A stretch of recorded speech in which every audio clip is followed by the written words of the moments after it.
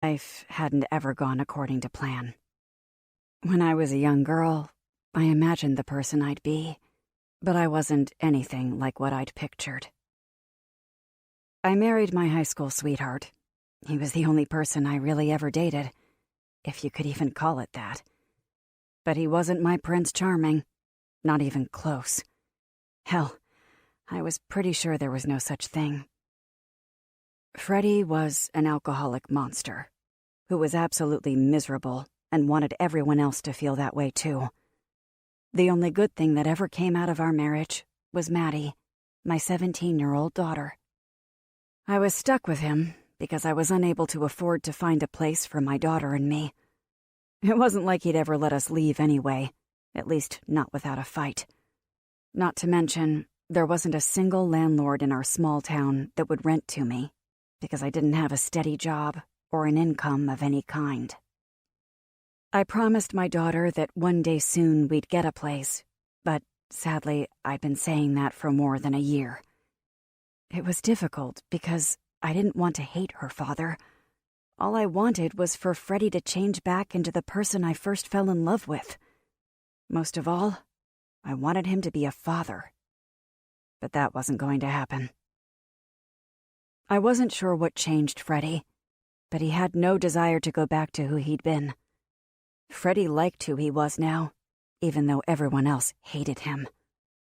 If that wasn't bad enough, my mother had been diagnosed with breast cancer just under a year ago. It was bad. It was aggressive. They didn't give her long to live, but she was fighting her losing battle like a champion. It hadn't been more than 10 minutes since Freddie had left for work. The house was quiet, peaceful, but the walls were stained with bad memories that constantly haunted me. I chugged down my mug of black coffee like it was the last time I'd ever drink it. What I really felt like doing was slipping back into my pajamas and sliding back into my warm, cozy bed. A knock at the door interrupted my scrolling through the news on my phone. Shootings, politics, drunk drivers. Same news, different day. "Miss Kit!" My elderly neighbor shouted at the glass of the front door. Her nose was nearly pressed right up against the dirty pane. "Miss Kit, are you home?" I chugged down the last of my coffee and drew in a breath as I pushed myself away from the small, scratched-up round table. It was one of the first pieces of furniture Freddie and I had bought together. I quickly pasted on a smile and opened the door. "Good morning, Mrs. Wheaton," I said. My teeth felt like they were turning into hard kernels of corn as the breeze blew into the house, drying out my mouth. "Is there something I can help you with?" I already had a good guess why she was at my door. "Oh, dear. You won't believe what happened again, but Maxwell Lewis has climbed into your big tree again. He won't come down, even for his favorite treats," Mrs. Wheaton said, rubbing her dry, scratchy hands together. I glanced toward the tree over her small, sagging shoulder. "If it wouldn't be too much trouble, I could really use your help. You're just so good at convincing him to come down."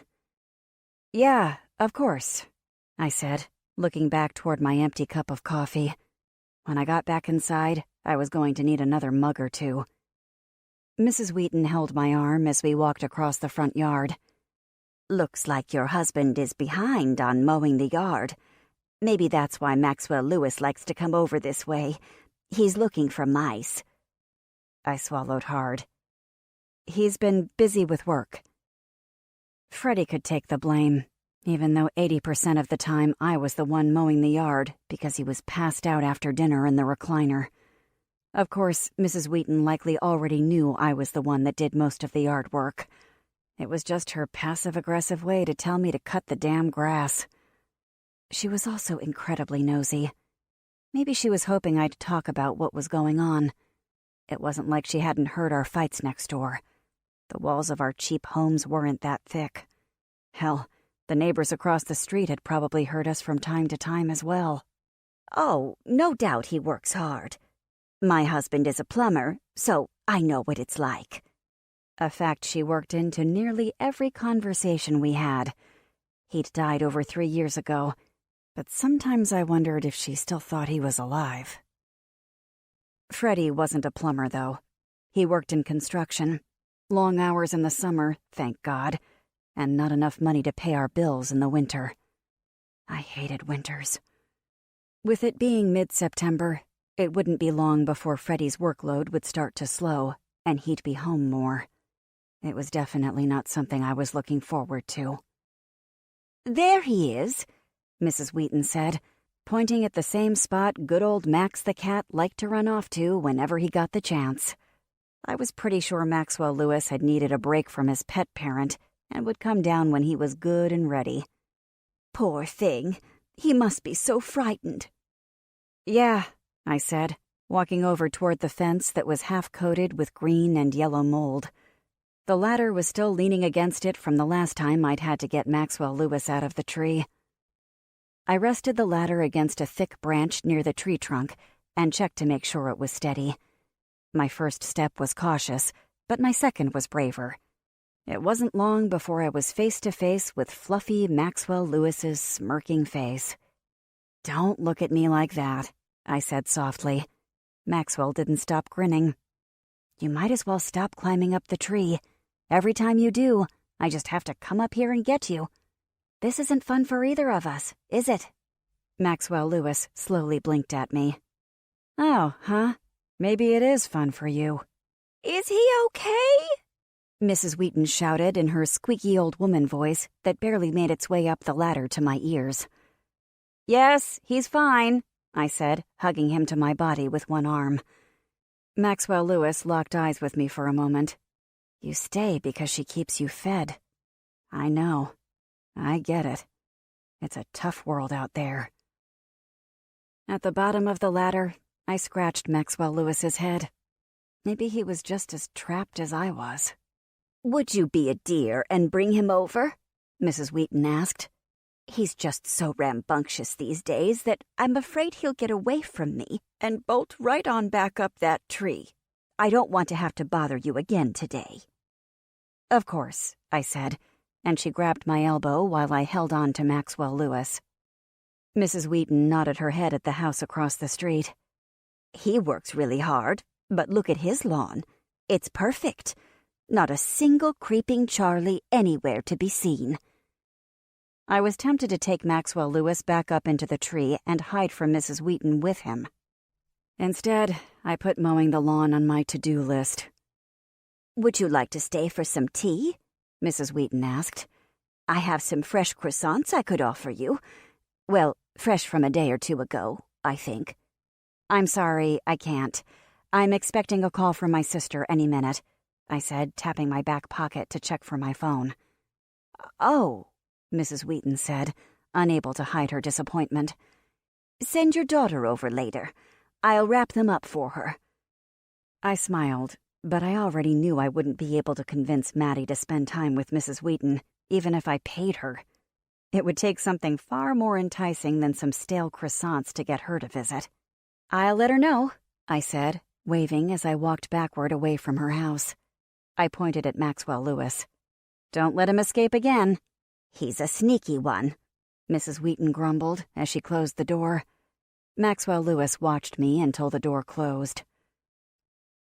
As I made my way back home to search through the want ads for the 33rd week in a row, my palms started to sweat. It wasn't because I knew the jobs hadn't changed in our small town. They never did. It was because I was worried about the phone call I was waiting for from my sister. I suddenly had appreciated the distraction Mrs. Wheaton had given me.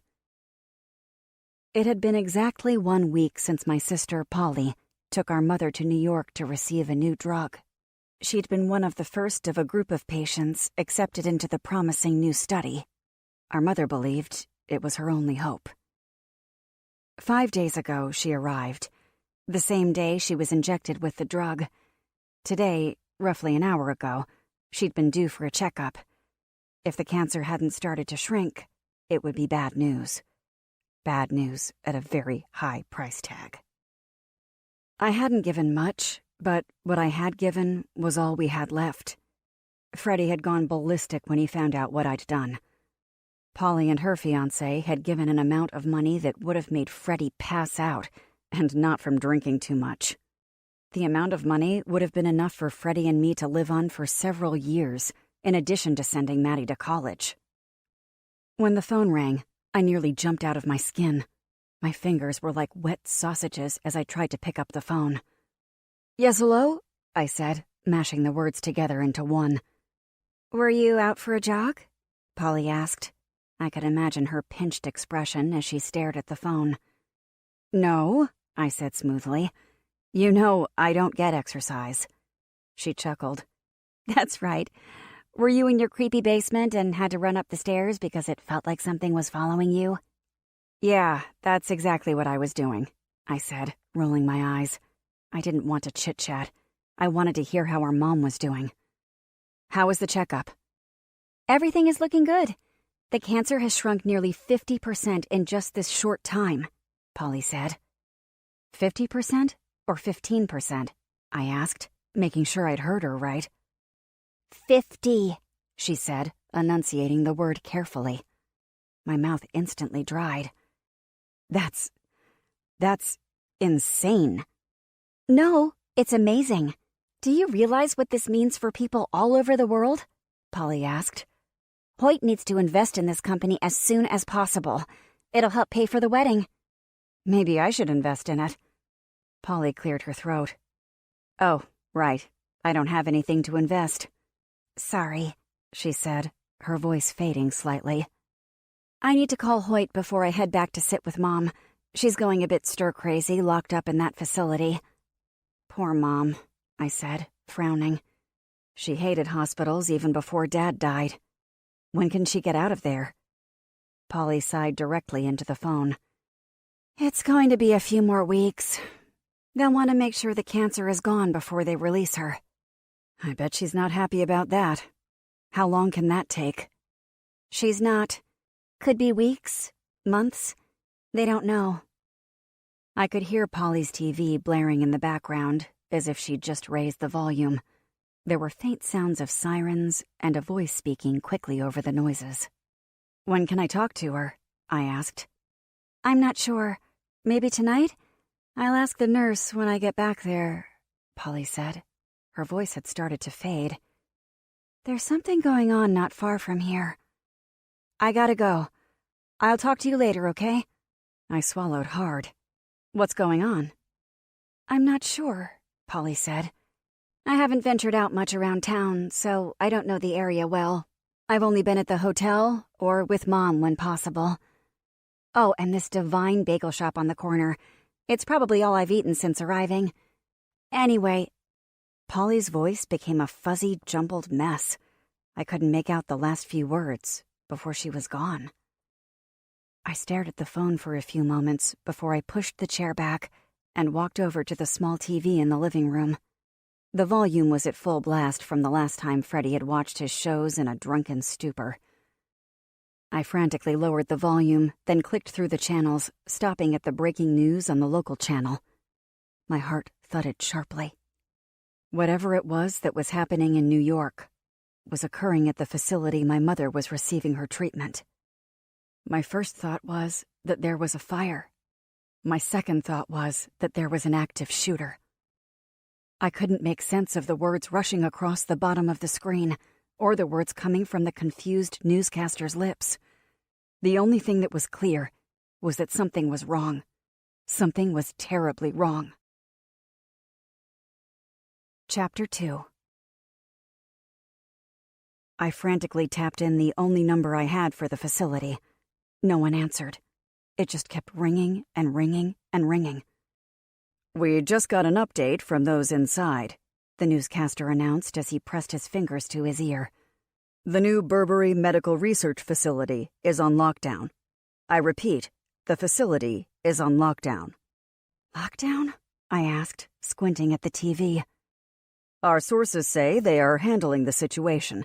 There are no further updates at this time," the smooth-faced man said, before repeating the same things he'd said since I'd turned on the TV.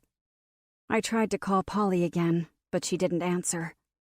I stood there with my arms crossed as I stared at the TV, feeling absolutely helpless. worried, frightened.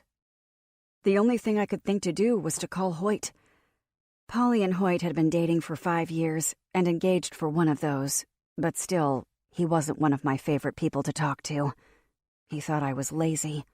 I thought he was a self-centered, conceited asshole. He always had this look on his face, as if he knew all my secrets, and that he thought he was better than I was.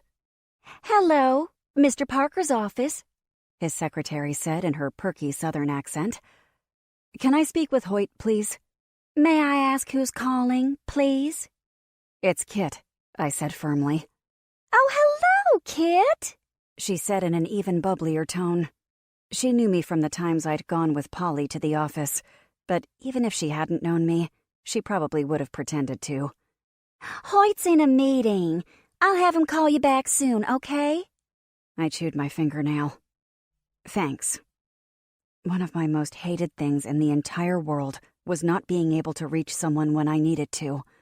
I had nightmares about it. And here I was, unable to reach anyone. It wasn't so much a worry about Hoyt, because I already knew it was unlikely he'd call me back after getting the message. He might call Polly to respond, though, and that was all I wanted.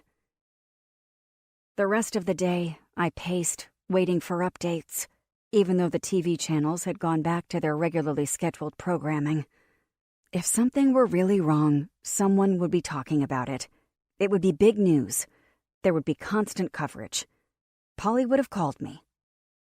The front door squeaked as it opened, and I heard the familiar sound of Maddie's backpack dropping to the floor. She didn't say anything before walking down the hall and closing her bedroom door. Things between Maddie and I were currently in a strange place. I loved her more than life itself, but she didn't understand why we were still living with her dad. She'd heard every fight we'd ever had since she was 5. I could still remember when she was 7 years old and asked with tears streaming down her face if we could go live with Grandma. I should have been stronger, but I didn't have the money to move out. It was hard because even though Freddie didn't act like it, he was still her father. I wanted things to be better between them, even if he wouldn't ever go back to being the man I married. Maddie couldn't wait until she turned 18 in a few months because she planned to move out. She didn't have money or a job, but she was determined. Grandma would help her. At least, that's what she told me one night when we hadn't been getting along. I knocked on her door. "How was school today?" "Fine," she shouted through the thin wood. "Can I get you anything? A snack? Soda?" I could hear her groan. "I'm on the phone, Mom. We can talk later, okay?" "Yeah, sure. No problem." "Okay, now walk away from the door." I sighed as I went back to stand in front of the TV. Nothing new. I tried to call Polly again, but still she didn't answer. My stomach was twisted into a tight knot. My feet padded back and forth along the already worn carpet. It felt like spiders were crawling all over my body underneath my clothing, and no matter how hard I tried, I couldn't brush them away. Anxiety was rippling through my body, growing and growing into the waves of a perfect storm. I couldn't just sit in the house waiting, but I didn't have a choice.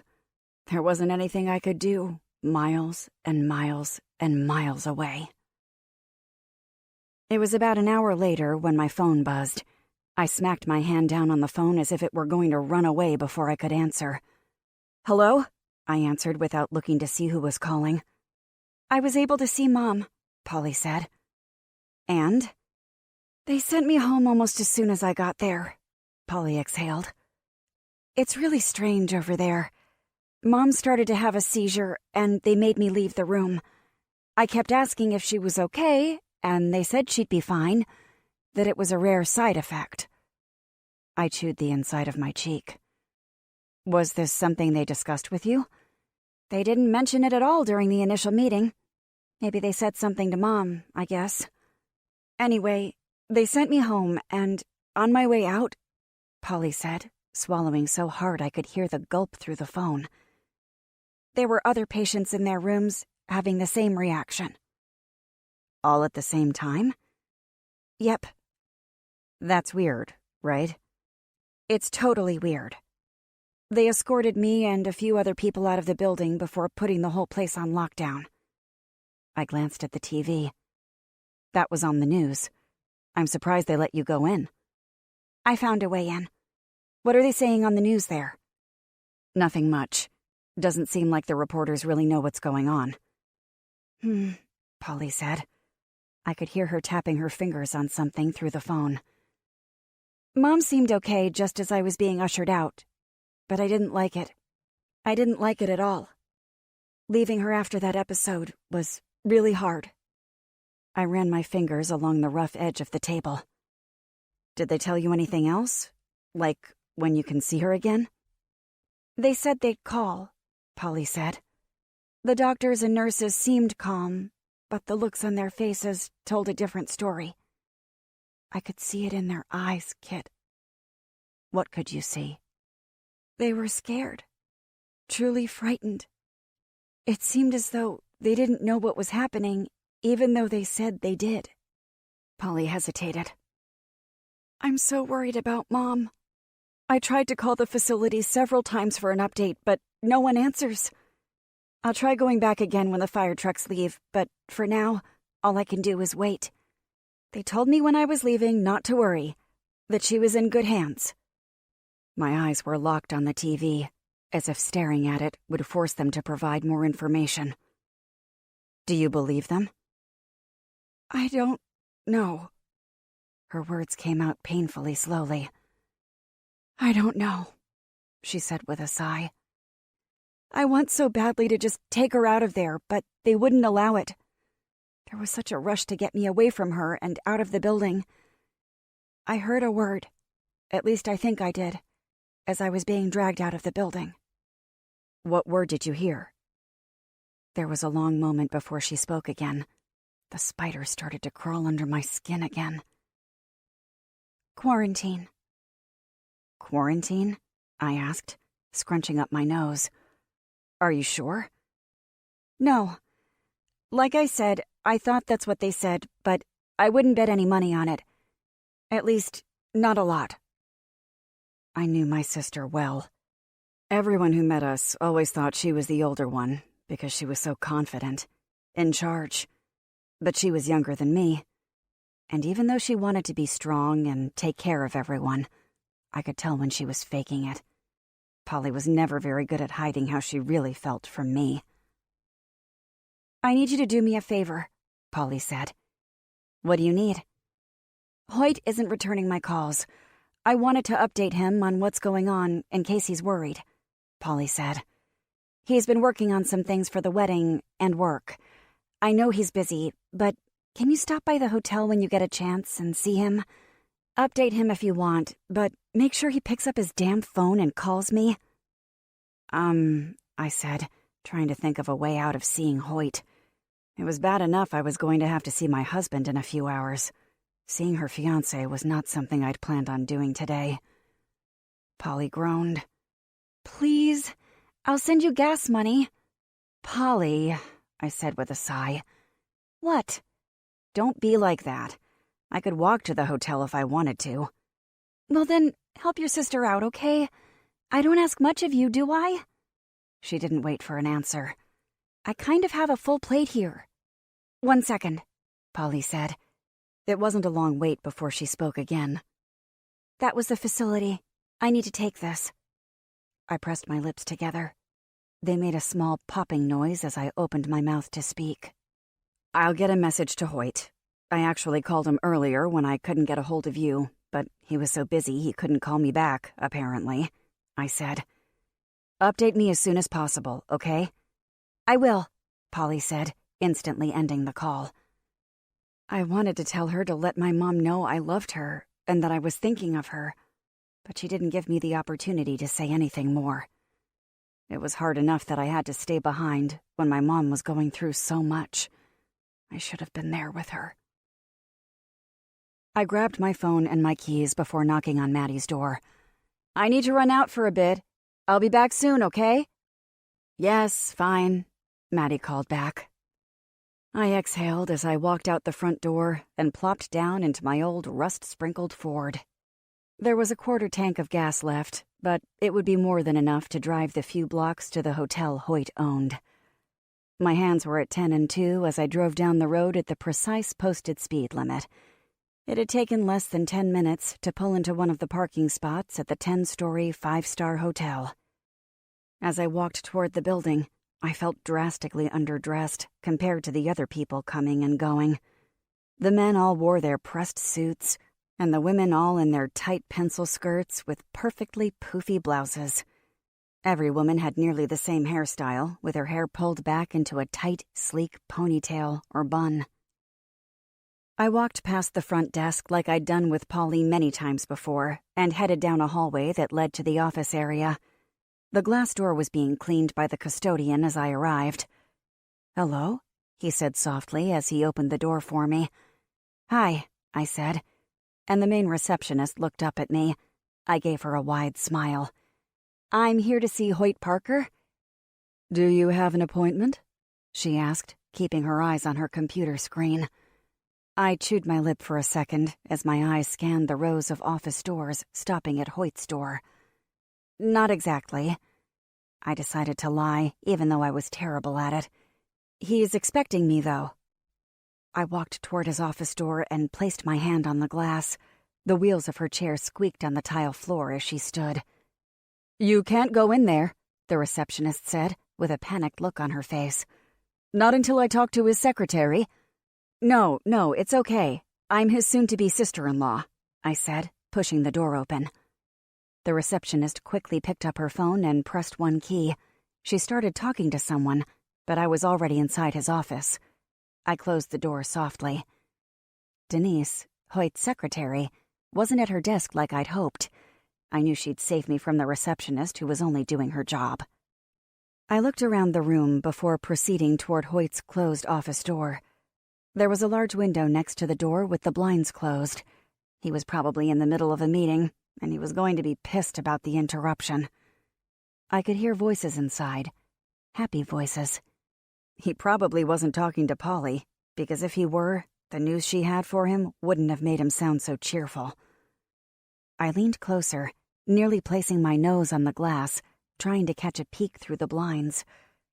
What I saw was enough to cause me to audibly gasp. I was frozen solid. My phone rang, shattering me into 1,000 little pieces. Hoyt turned toward the window.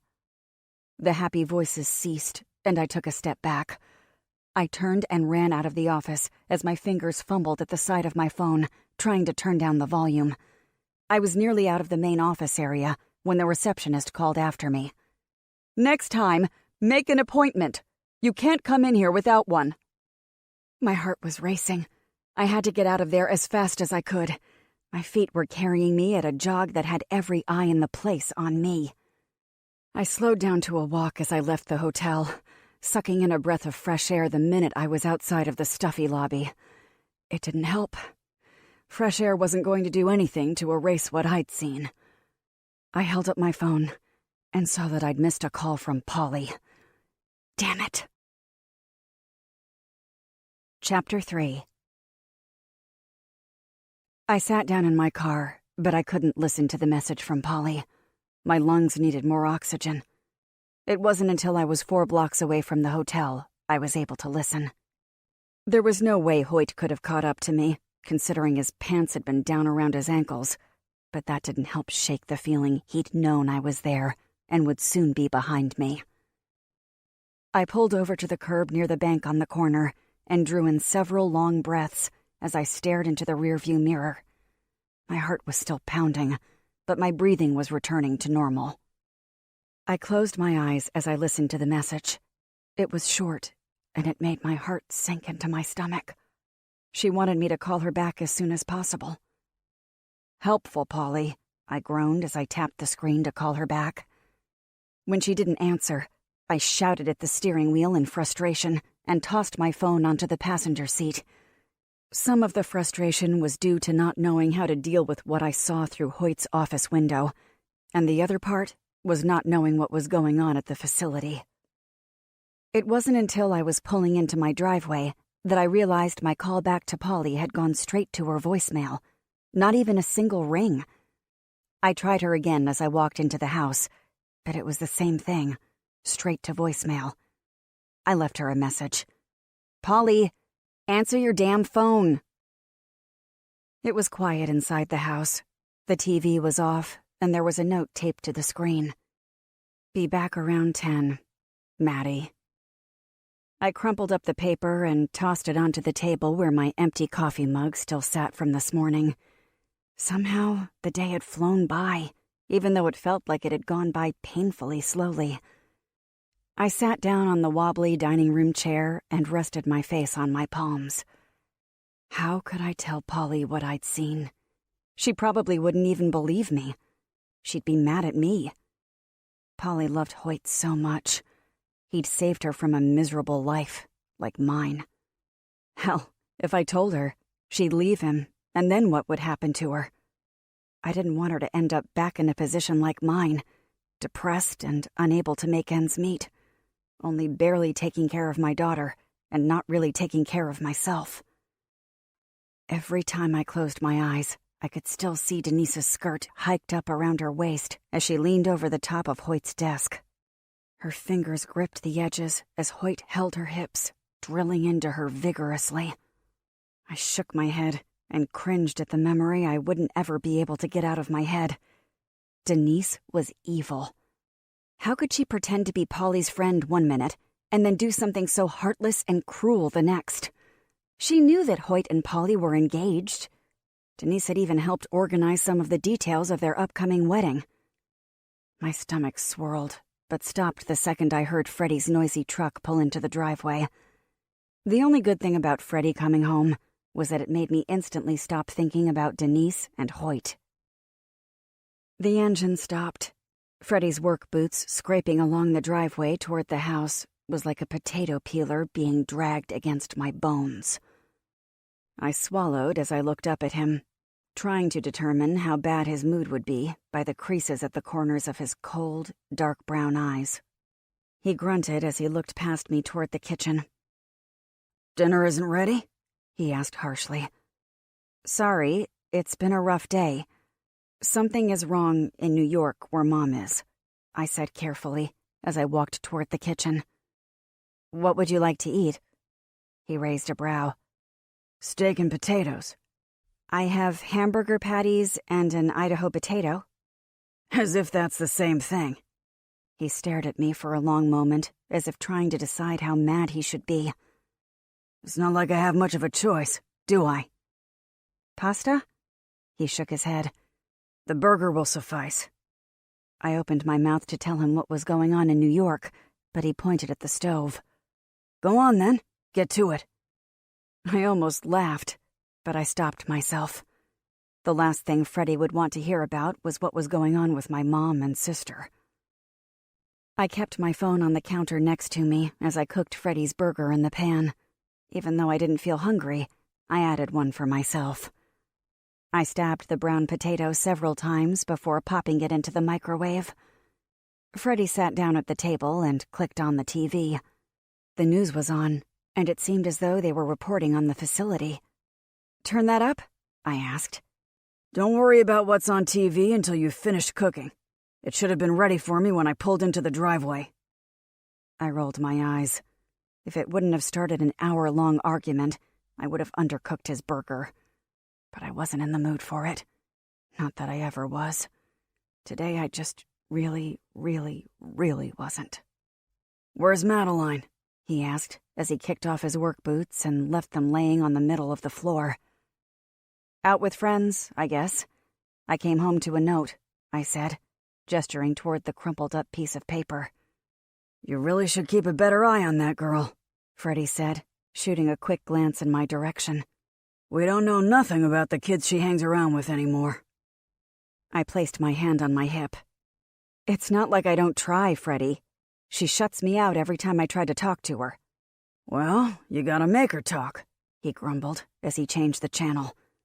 "Take her phone away or something. You let her walk all over you. That's the problem. She knows you'll let her get away with it, too." I hated to admit it, but he wasn't wrong. What I couldn't say was that it was partly due to the fact that the less time she spent around the two of us, the better it would be for her. Maddie needed to have normal friends and have healthy relationships so she didn't make the same mistakes I did. She didn't need to stay home and be around her drunk father, who yelled for entertainment. I plated his food and set it down gently on the table in front of him. I slid my own burger across the table from him. "You gotta clutch that thing everywhere you go?" Freddie glared at me. "It's dinner now. Put that damn thing away." "I'm waiting for a call from Polly to update me." "She won't call during dinner time. Put it away." I looked away from him and tucked it into my back pocket so I could feel it vibrate if she called. There was no way I was going to miss another call from Polly, not with everything that was going on. I took a bite of my burger, and when I looked up, I noticed Freddie's eyes on me. He started to drum his fingers on the table. "What's wrong?" I asked. "Aren't you forgetting something?" I shook my head, and he tapped the table at the empty spot next to his plate. How could I have been so careless to have forgotten his drink? I pushed myself away from the table, and he smiled. "That's right," Freddie said with a chuckle that boiled my blood. I hated that I couldn't tell him to get it himself. It never was worth the fight. Never. For now, it was just easier to please him, at least until I could figure out a way to get out of my living hell. I mixed his vodka with a splash of cranberry juice and set it down on the table. He didn't even mutter a thank you. And of course, I hadn't expected one. "So, what's going on with your mom?" he said, swallowing down a large bite of potato. I was so shocked he asked. I stopped chewing for several seconds. I hastily swallowed down the bite and put my hands down on the table. "I'm not exactly sure," I said, shaking my head. "Polly was there with her, and they made her leave. I guess Mom had a seizure or something, too." "They made her leave because she had a seizure?" Freddie snorted. "All that money, just to make her worse." "Well, we don't know she's worse," I said. "In fact, the cancer supposedly had shrunk 50%. He nodded. "Guess at least she's at a place that can take care of her. Polly wouldn't have known what to do if that happened at home." "If it would have even happened here." "What do you mean?" Freddie asked, scraping his plate clean. "It could have been the treatment," I said with a shrug.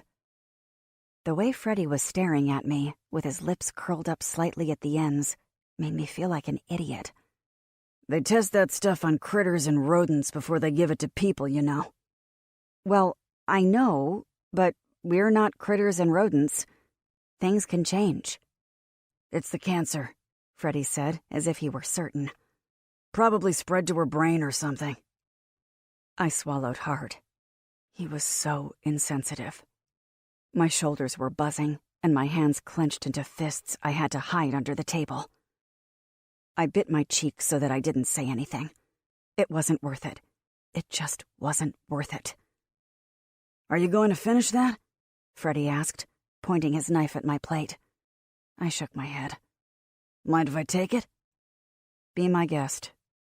He stabbed the burger steak and dropped it down onto his plate. "All you need to do is cut out something from every meal, and maybe you'll be able to fit back into those jeans you wore before you had Madeline." Fire surged through my body. Luckily, my phone buzzed. I stood and drew in a slow breath. "Excuse me, I need to use the bathroom." Freddie held out his palm as if he were a genie granting my final wish. Jerk. Chapter 4. I closed the door softly and swiped to accept the call. "What's going on?" "It's bad, Kit," Polly said. "It's really bad." I could tell she was shaken. It sounded as if she'd been crying. Perhaps she'd somehow found out about what Hoyt had done, and her heart was broken. "What's bad?" I asked. "What are they saying on the news? Have you been watching?" Polly asked. "Freddie won't let me," I said. My heart started to pound hard inside my chest. "What's going on?" Polly gasped. "Oh my God," she whispered. There's someone at my door. Are you at the hotel? I am, she whispered. They said not to leave, not to answer the doors. I'm so scared, Kit. My hands started to shake so much, I wasn't sure if I could hold the phone. It felt weak. I probably should have eaten more throughout the day because I was starting to feel lightheaded. You're scaring me, I said. Is Mom okay? No, Polly said, sucking in a cry. She's gone. They're all gone. What are you talking about? My voice squeaked at the end of my sentence. I felt like I was about to pass out, even though I had no idea what she was talking about. Polly's fear was seeping through the phone and into my body.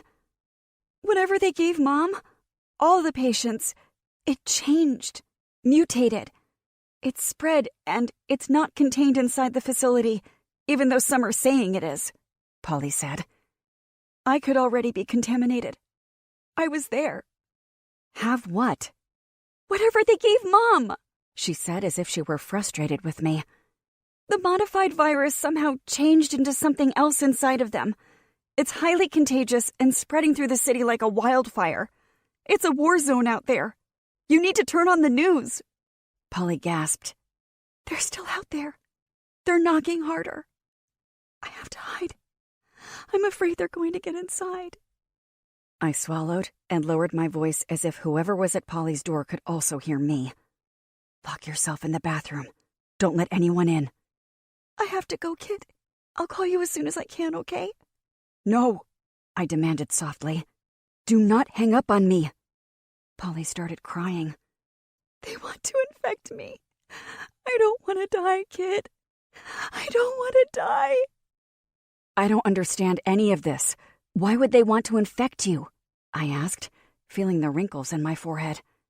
Whatever is inside them is making them do it. They're not themselves. It's taken them over, Polly said, stuttering with nearly every word. It's so bad. You have to believe me. Listen, Kit, you have to act fast. It'll find its way to you before you know it. We're hundreds of miles away. They'll contain it, I said, chewing my cheek. Won't they? Polly sniffed. They didn't. They can't. Go into town and buy all the food and water you can, and anything else you might need that you can get your hands on. Candles, gas, medicine. Do you have a first aid kit? I don't think so. Kit, listen to me. You have to go now. If this gets out on the news, everyone is going to panic. There will be competition for the supplies. It'll be chaos. Why isn't all this on the news yet? There was a long pause. Polly? I whispered. Are you still there? Yes. I think they left, Polly said.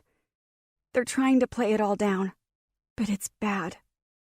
I don't have much food and water here. There are sirens and lights flashing all over the city. I can hear screams and cries out there from everywhere. People begging for help.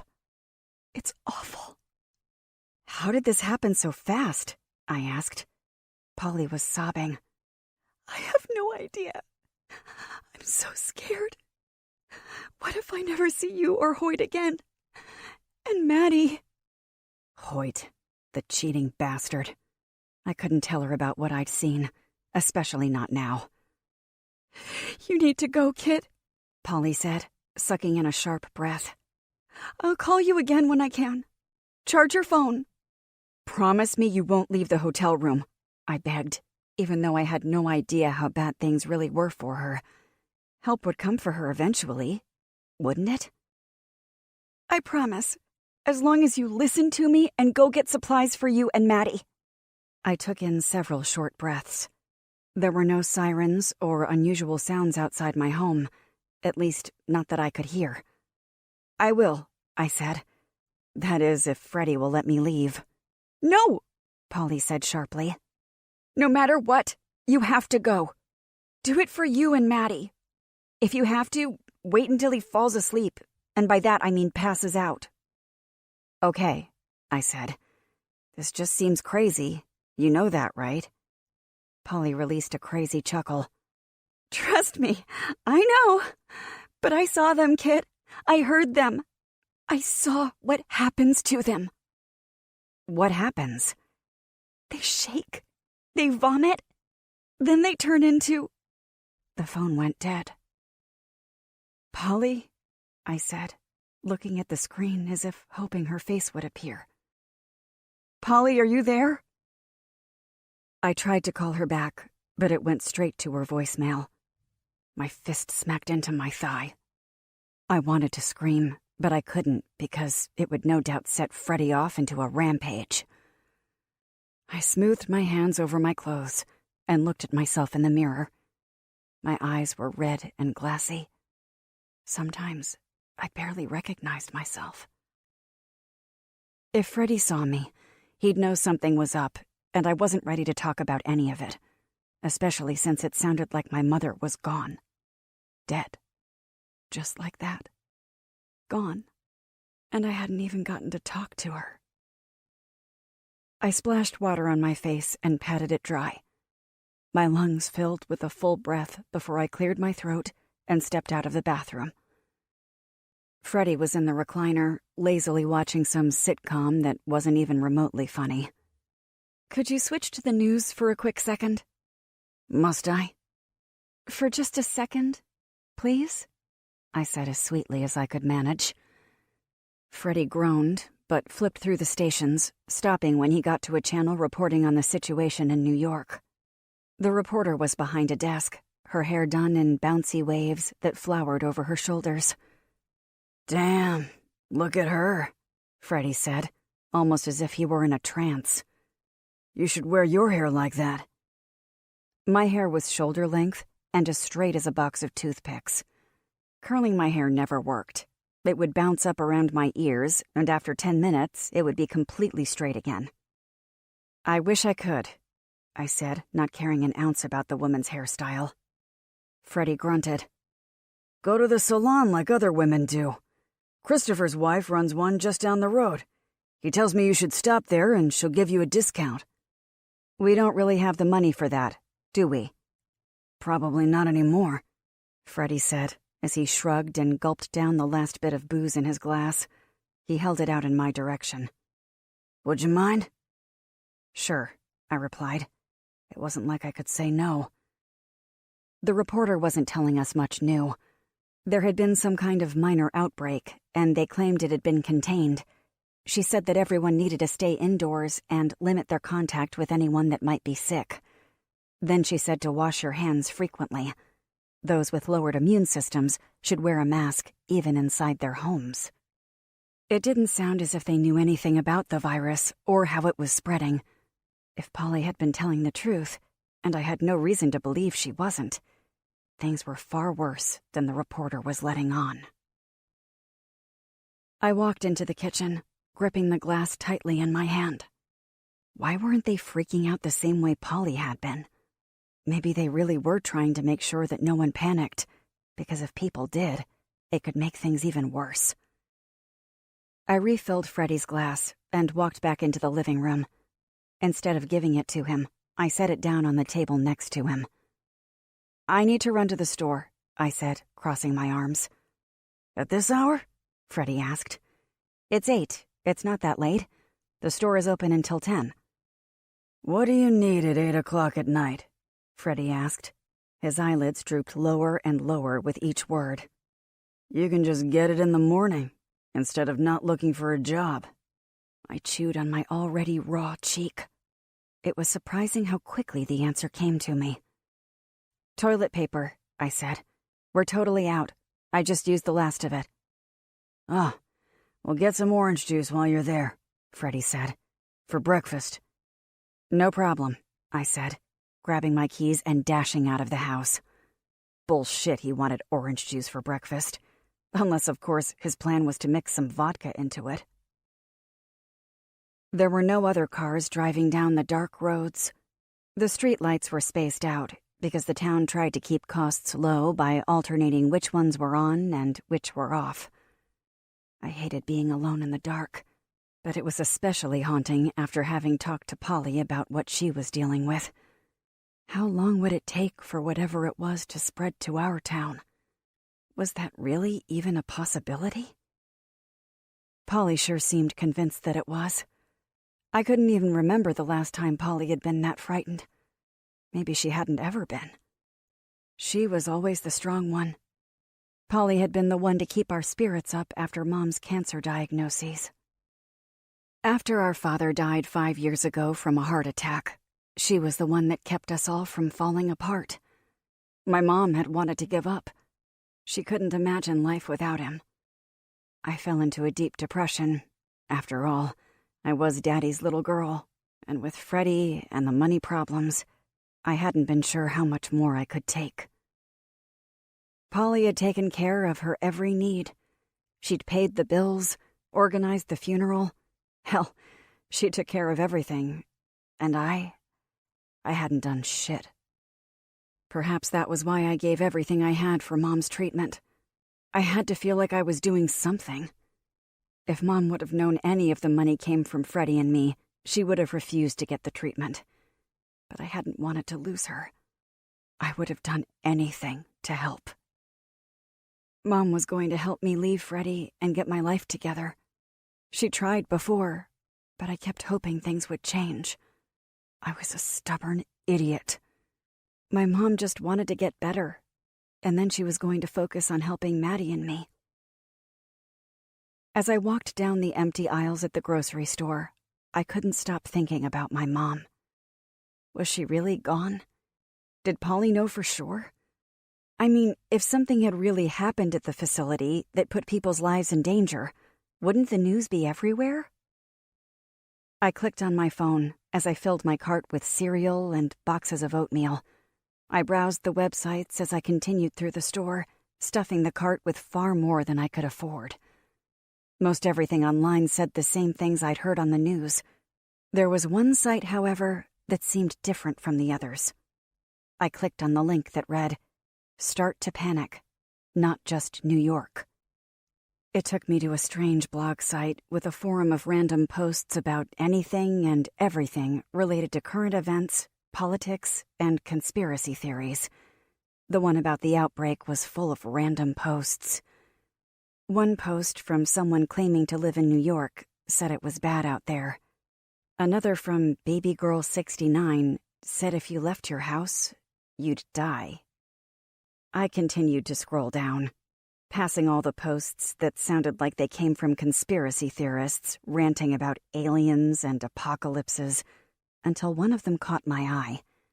It was a post about the facility and that the media was covering up what was really going on.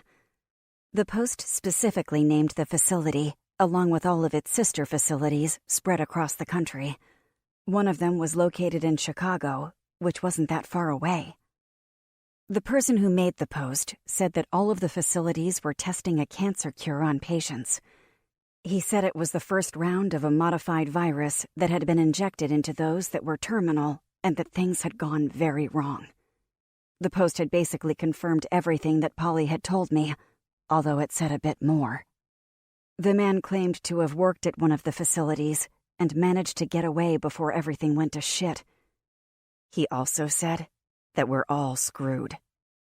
After the cure was injected, it changed, mutated. Those who'd received the drug got better before things took a turn and eventually became contagious. First, tumors would shrink, and then the seizures would start. Shortly after, horrible bouts of vomiting would take over. It would seem like a normal side effect, but eventually, the patient would begin to vomit green bile. When it turned red, the patient was considered contagious. If you were still with them when their eyes bulged and turned crimson, it was too late for you, and you should probably blow your brains out. After that, several folks were calling him a troll and telling him to get lost. I continued to scroll down, hoping to find more posts from him, but there wasn't anything else. The post was enough to freak me out. A chill ran over my body, and I turned off my phone to quickly finish my shopping. My cart was overflowing when I got to the cashier. She chewed her gum as she blinked at me. "This is a lot for me to ring up," she said, glancing at the clock. "Sorry," I said, forcing a smile. "We're closing soon?" I widened my eyes and clapped my hands together. Then we better get started. I sent Maddie a quick text as I waited for the cashier to scan some of the items. When it didn't feel like her and the bagger were working fast enough, I stuffed my phone into my back pocket and helped pack the bags. Neither of them complained about the extra help. After I packed everything into my car, I checked my phone again. Nothing from Maddie or Polly.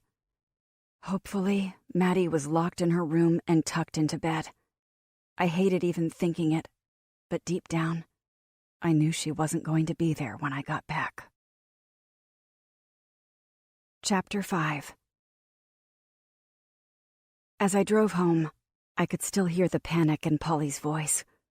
Whatever was happening out there was serious, and she was frightened and alone. If what I read was accurate, and it was happening all over the country, it could reach us sooner than Polly had guessed. Perhaps it was already in our little town, making its way from person to person. I gripped the steering wheel and pressed down on the accelerator. I stared at the road as if it were the enemy. The houses passed by in a blur, making the familiar surroundings seem strange, unfamiliar. If Maddie wasn't home when I got there, I was going to lose my shit. I couldn't help but think it was all some kind of a joke, or something that would be explained in the morning. It just didn't make sense. The car jerked in the driveway as I stepped hard on the brake. I shifted into park and got out of the car. A chill ran down my spine as I looked around the empty neighborhood. Everyone was inside their homes, going about their nightly routines as usual. The house across the street, with the perfectly mowed lawn, had one light on. I could tell he was inside watching TV by the changing colors on the wall.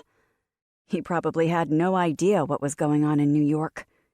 Mrs. Wheaton was probably clueless, too. She was probably already in bed, with her cats curled up at her feet. It wasn't like I could go door to door and tell everyone what Polly had told me. They'd all laugh and slam the door in my face. Hell, I wasn't even sure how I was going to stop Freddie from going to work in the morning. My feet softly tapped the cracked driveway as I walked to the back seat to grab as many of the bags as I could carry. I kicked the door closed and walked into the house, passing Freddie, who was snoring in the chair, with his hand still wrapped around the glass of what appeared to be just pure vodka. I set the bags on the table and walked back through the living room toward Maddie's room. There weren't any sounds coming through the door. My stomach sank as I brought my knuckles to the thin wood. "Maddie?" I said softly as I knocked. "Are you in there?" Freddie snorted. "She's not back yet." "Damn it," I muttered. She was supposed to be back by now. Freddie coughed, took a drink, and shifted in the chair before falling back asleep. I attempted to call Maddie, but she didn't answer. "Madeline Jane Easton, you call me back as soon as you hear this message," I scolded through the phone. After I hung up, I tried Polly again, but she didn't answer either. Before I headed out for the rest of the groceries, I checked the TV for any updates. I flipped through nearly every channel, but there wasn't anything new updating me as to the current situation. It was the first time I wished we had cable TV. I had bought so many groceries and supplies that I ran out of places to put everything. Every time I went down into our creepy basement to store some of the extra stuff, I was afraid the creaking stairs would wake Freddie. He was already going to freak out when he saw the credit card statement when it arrived. And worst of all, he'd be even more upset that I hadn't bothered to restock the liquor cabinet. I stood at the kitchen sink, first rinsing and then filling a glass of water. My eyes were focused on the darkness outside the window. The only thing I could see was the dimly lit house across the street. I sighed as I soundlessly walked to the table and sat down. The glass made a just barely audible sound as I placed it on the table. I flipped my phone around in my hand. The feeling of helplessness crawled up my back like a weed rapidly growing out of control. Maddie should have been back nearly 45 minutes ago. And Polly? What could I do about Polly? The sounds of a noisy pickup truck rumbled down the road. At the end of the road, it slowed, and the exhaust popped as it took off and drove away. The light on the table next to Freddie was weakly lighting the living room. It was the kind of darkness that would generally put me to sleep, but tonight was different. I wouldn't be getting any sleep until Maddie walked through the front door, and even then, I wasn't sure I'd be able to rest. I chewed my fingernail as I turned on the phone and scrolled through various websites looking for more information. The facility's website was still online, with its bright green logo of several leaves entwined with a heart. My heart stopped for several beats when the lights and the TV turned off at the same time. Freddie didn't wake. The only light in the room now came from my cell phone. What the hell? I stood and looked out the window. The entire neighborhood had been swallowed by darkness. I used my phone to light the way to the cabinet under the sink where we kept our flashlight and candles. It was a good thing that I remembered to buy batteries and more candles. I lit one of the bigger candles and placed it on the table. In one hand, I had my phone, and in the other, I had the flashlight. "Freddie?" I said softly as I gently touched his shoulder. "Freddie? Wake up." He groaned and flapped his hand at me. "I think something is wrong," I said as I tried to find that website I'd discovered earlier where people were discussing what was going on. It seemed to have vanished completely. The temperature in the room seemed to drop at least 10 degrees. I drew in a breath and tried to call Maddie again. I gasped when she answered. "Mom?" Her voice was shaky. She didn't sound like her usual self. "Where are you?" I demanded. "I think I'm going to stay at Elias's house tonight." I swallowed hard. "Who the hell is Elias?" "Never mind. Just tell me where you are and I'll come pick you up." "Stay home, Mom," Maddie said. "It's weird outside." "Maddie?" I said her name slowly as my heart dropped. "Where are you?" There was a long pause. For a second, I was worried she'd hung up the phone. "I'm in Chicago, Mom. I'm sorry I left. I thought we'd be back in time, but when we were about to leave the city, things got weird." A tear leaked out of the corner of my eye. "What got weird?" "There are a lot of sirens and police everywhere. We were told to get inside and stay inside." "Who told you that?" I asked. "The police," Maddie said, with a deep sniff. "Elias was trying to bring me home. I swear. I'll sleep on his couch." I pressed my hand to my mouth. "Give me his address." "They won't let you into the city," Maddie said. Not even a full second passed before she let out a soft scream that sounded as if it had been muffled by her hand. "Tell me what's going on," I said, squeezing the phone as if it might slip out of my hand like a wet bar of soap. It's fine, she said, her breaths coming at her rapidly. Maddie needed to calm down. "The lights just went out. It just spooked me is all." I drew in a breath to calm myself. If my voice was panicked, she'd sense it, and it could make things worse. Maddie suffered with asthma for her entire life. But it wasn't just that. She'd also hyperventilate and even pass out if things got out of control. Anxiety, panic, stress, and even excitement could trigger an attack. "Are they back on?" I asked. "No," Maddie said. "Elias is lighting candles." I sighed as I pressed my palm to my forehead. "Maddie, you have to tell me where you are." "I don't want you to come here," Maddie said. "Elias will bring me home in the morning." "Text me your address, and I'll come get you in the morning. But you have to promise me one thing," I said. Promises. "Mom," she groaned as if she knew what I was going to say. Her voice was quieter. "We've only been dating like a month." I waved my hand in the air as if a swarm of mosquitoes suddenly descended on me. "Not that. Well, that too, but promise me you won't leave his place. Stay inside. Can you promise me that?" "I guess," Maddie said. Confusion coated her words. Don't think the police would allow it anyway. Better safe than sorry, right? You said they told you to stay inside. I don't know what's going on, but I know you shouldn't leave, no matter what. My hands were shaking uncontrollably, even though I tried to keep my voice steady. It was hard to take in the fact that I wouldn't be seeing Maddie, and with whatever was going on outside, that thought terrified me. And call me every hour on the hour, I added. What if I'm sleeping? Maddie asked. Set your alarm. Maddie groaned. I don't want to do that. I'll keep you updated as often as I can, though, okay? If I message you, you reply. Got it? Yes, Mom. I will. Fear shook her words. I'm sorry I didn't tell you where I was going. Let's not worry about that now. Remember to text me Elias's address as soon as we hang up. Maddie exhaled a shaky breath. I will, Mom. Love you. I love you too. It was hard to hang up. In fact, it was quite possibly the most difficult thing I ever had to do. Chapter 6. Lightning cracked loudly just as I was falling asleep at the kitchen table with my face resting on my closed fist.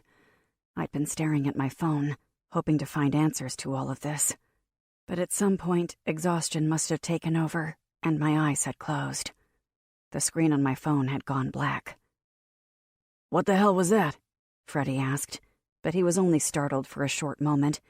He shifted in the chair and almost instantly fell back asleep. Rain slapped the windows as the wind whistled outside. Everything was still dark, much darker than usual. And even though I was with Freddie, I couldn't have felt more alone. I realized that without power, I wouldn't be able to charge my phone. The shrinking power bar was causing a sickening panic that turned whatever little bit of food and drink was in my stomach into an odd cement. I wrote down the address Maddie had sent, along with all the other important information and numbers I had on my phone. Everything from contacts to the information the facility and Polly had given me. With a sigh, I tucked it into my back pocket for safekeeping. Thunder rumbled the earth below my feet, and I shivered, even though it wasn't cold. Time was moving slowly. It was only a few minutes after midnight. I ran my hands up and down my goosebumped arms. My fingers trembled uncontrollably. It felt like I should be doing something, rather than sitting around waiting. I quickly checked a news website, but my phone wouldn't load the page. The same thing happened with the second site I tried, and then the third. Not a single website would load. It was like the entire internet had vanished.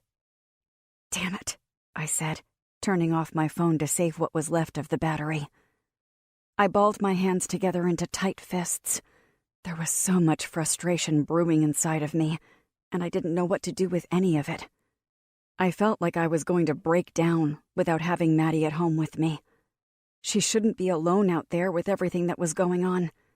Maddie should be home with me. For the love of God, I didn't even know who she was with. For all I knew, he was some kind of drug addict or a serial killer. Maddie wasn't supposed to just run off with strangers. We lived in a small town where we knew a lot of the kids Maddie went to school with, but when she made new friends, she was supposed to introduce us to them. I was supposed to be provided with parents' names and phone numbers. It had been a rule ever since Maddie turned 13 and started spending more time outside of the house. I guess now that she was almost an adult, she thought she no longer needed to follow the rules Freddie and I had made for her. Maybe she'd be safer in Chicago, stuck inside an apartment too afraid to leave. It wasn't like anyone in our small little town would do anything to protect the citizens. I sighed as I pressed my palms to my face. This all had to be some kind of bad dream. The gentle knock at the front door stiffened me. For a moment, I wasn't sure if I'd heard it, but when it happened again, I quickly stood, but my feet didn't move. My eyes landed on Freddie. Worry kicked me into action, and my feet moved.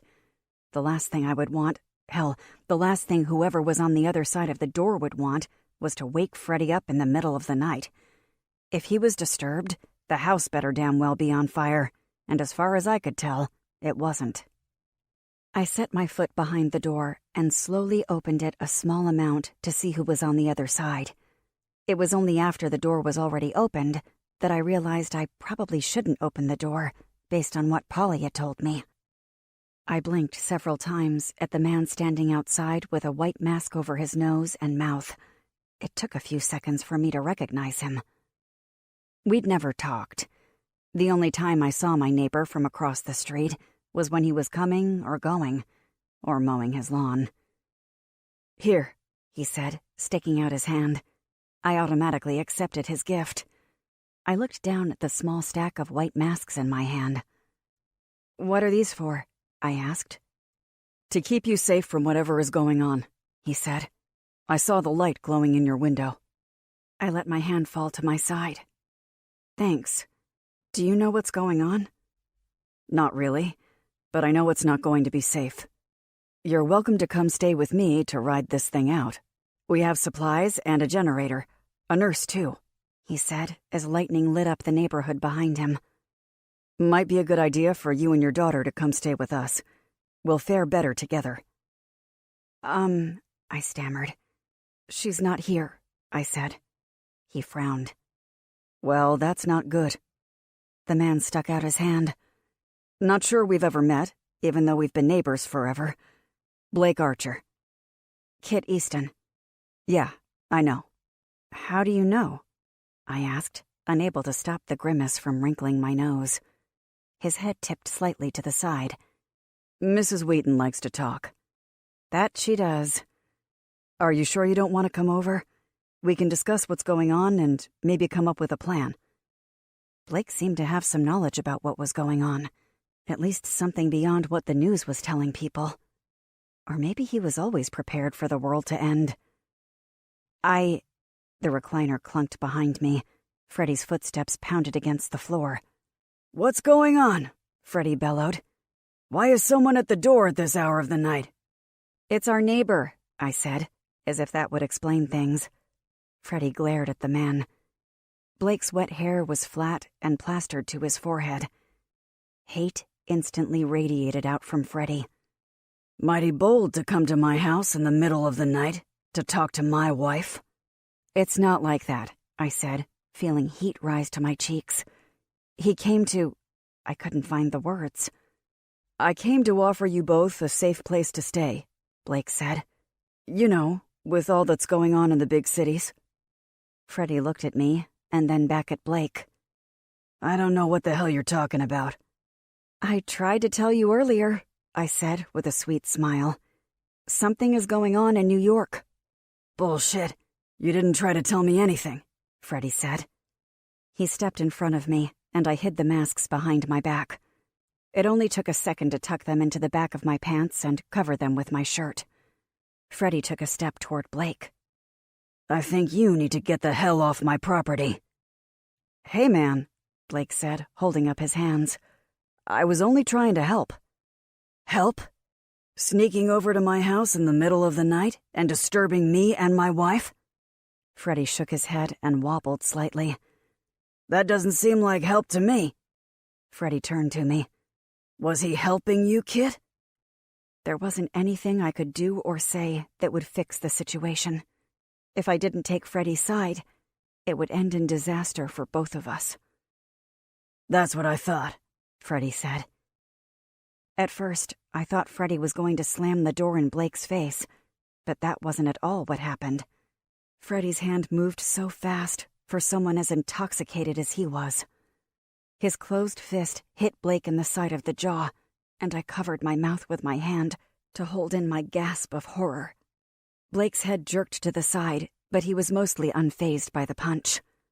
"Freddie!" I said, but he was already outside of the house, shoving Blake down the sidewalk. Rain poured down on them as thunder shook the earth below our feet.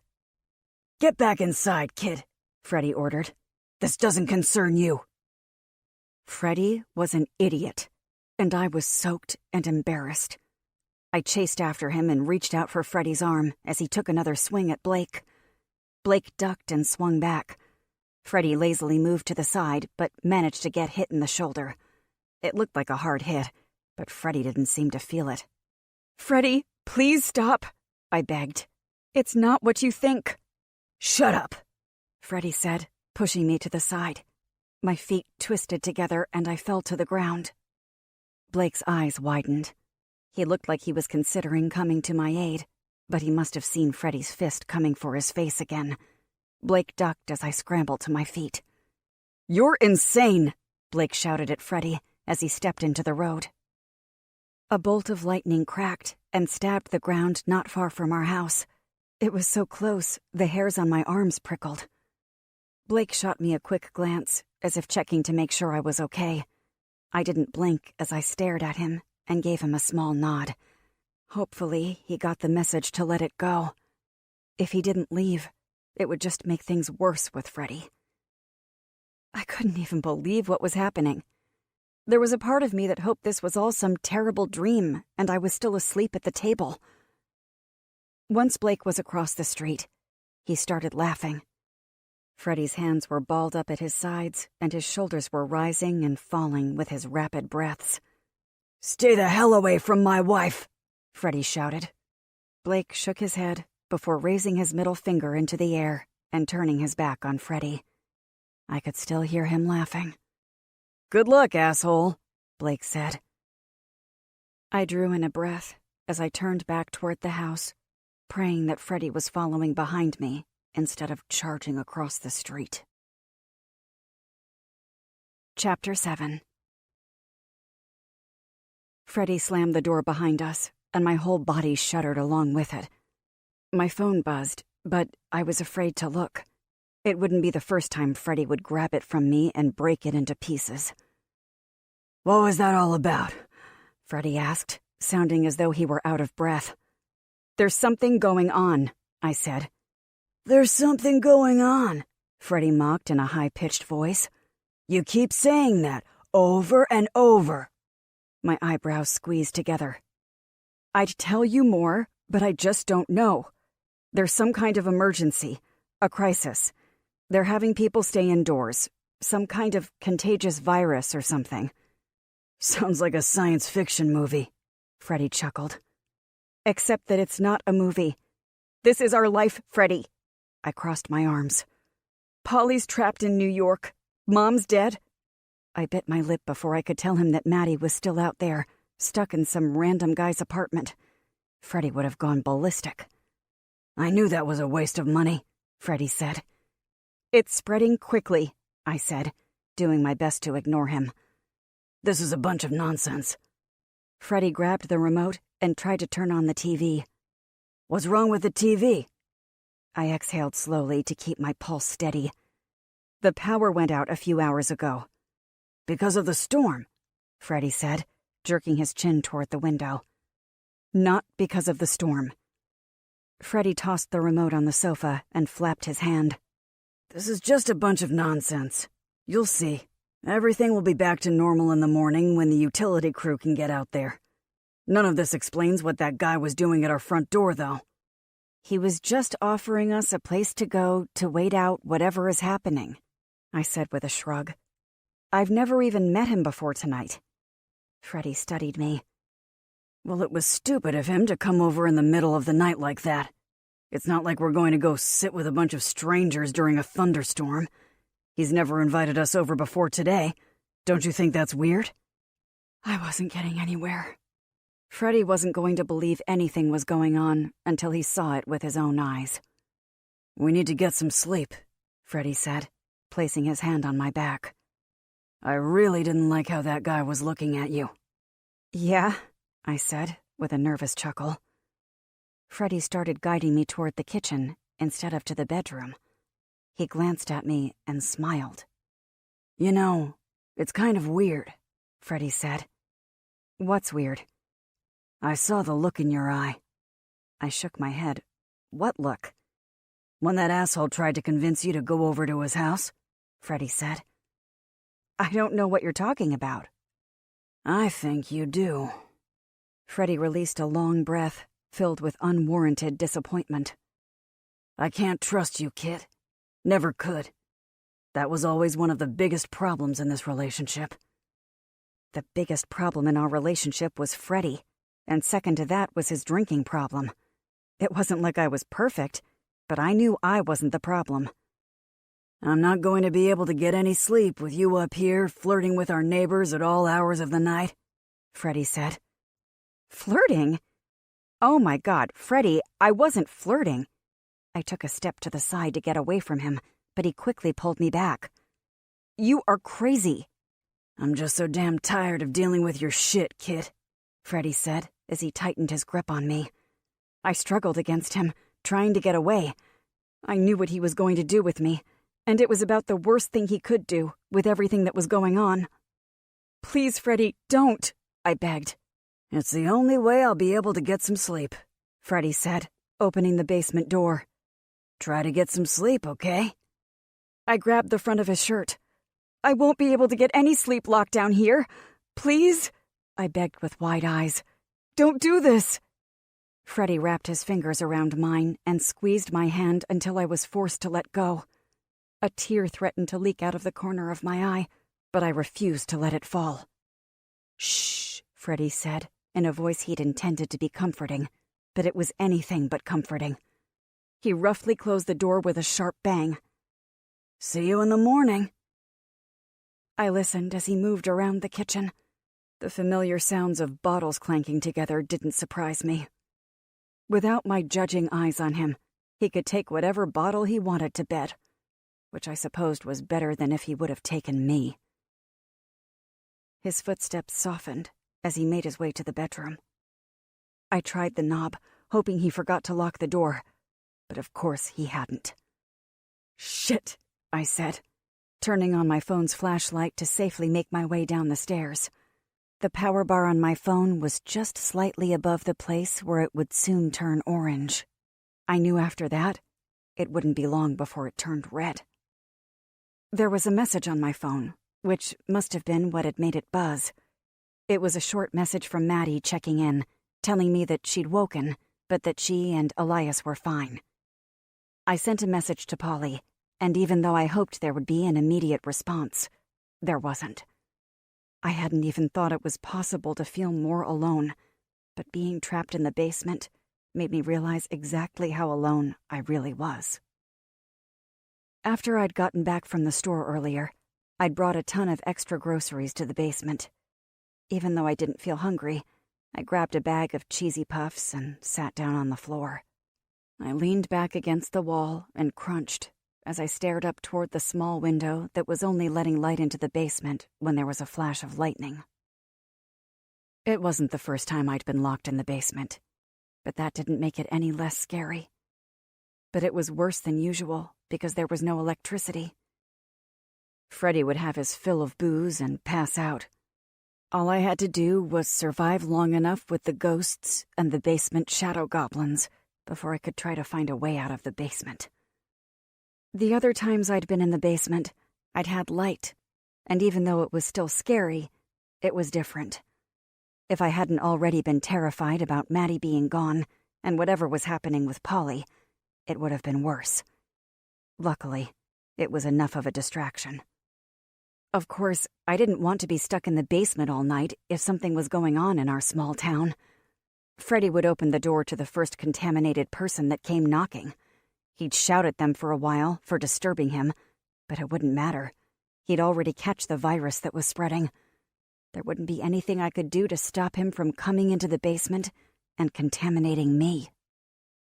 My mind might have been overreacting, but then again, maybe it wasn't. Either way, I couldn't let that happen. I had to protect myself so that I could get out there and get to Maddie. I powered on my phone to check the time. 2 hours had passed since Blake had come to the door, and even though I'd powered down my phone, it wouldn't be long before the power bar would turn red. I quickly tapped in a message to Maddie, demanding that no matter what, she doesn't leave Elias's apartment until I get there. The second message I sent was to tell her about the battery on my phone, and that I loved her. A few seconds after I'd clicked send, my phone buzzed. Tears filled my eyes at her message. She promised she'd wait, and she loved me too. I looked at the small window again and drew in a breath. I straightened my spine as I picked up the hammer. Chapter 8. I stood on an old chair and peered out of the dirty window. Lightning lit the neighbor's house. The windows had been boarded up, and even though I couldn't see any light inside, I knew Blake was in his home. "Stupid Freddy," I muttered. I climbed back down to the concrete, almost falling when lightning cracked and thunder violently shook the earth. In the basement, alone, it felt like the storm was raging inside my body. And really, in a way, it was. There had been enough light that I'd been able to spot Freddy's flashlight sitting on the edge of the sink. He must have used it the last time he fixed the washing machine, refusing to pay a professional to come and take a look.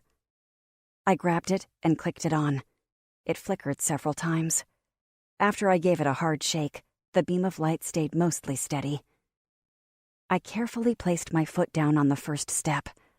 It creaked as I shifted my weight forward.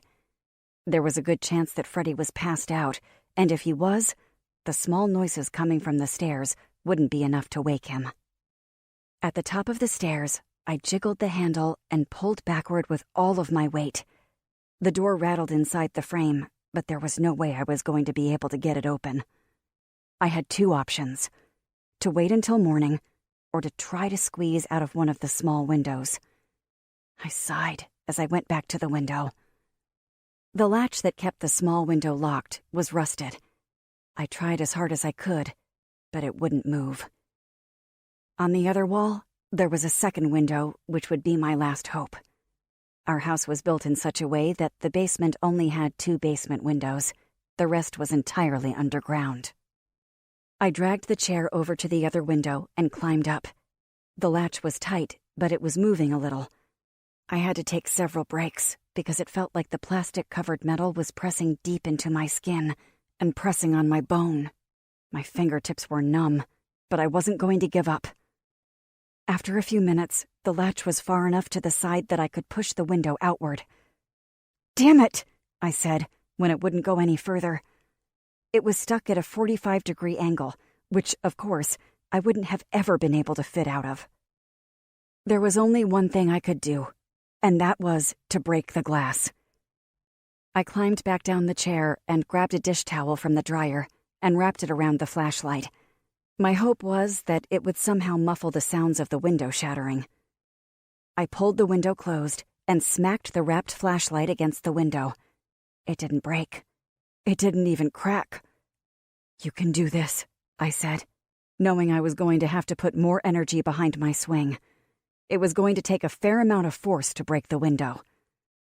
I steadied my feet and swung like a baseball player stepping up to the plate, desperation needing to hit one out of the park.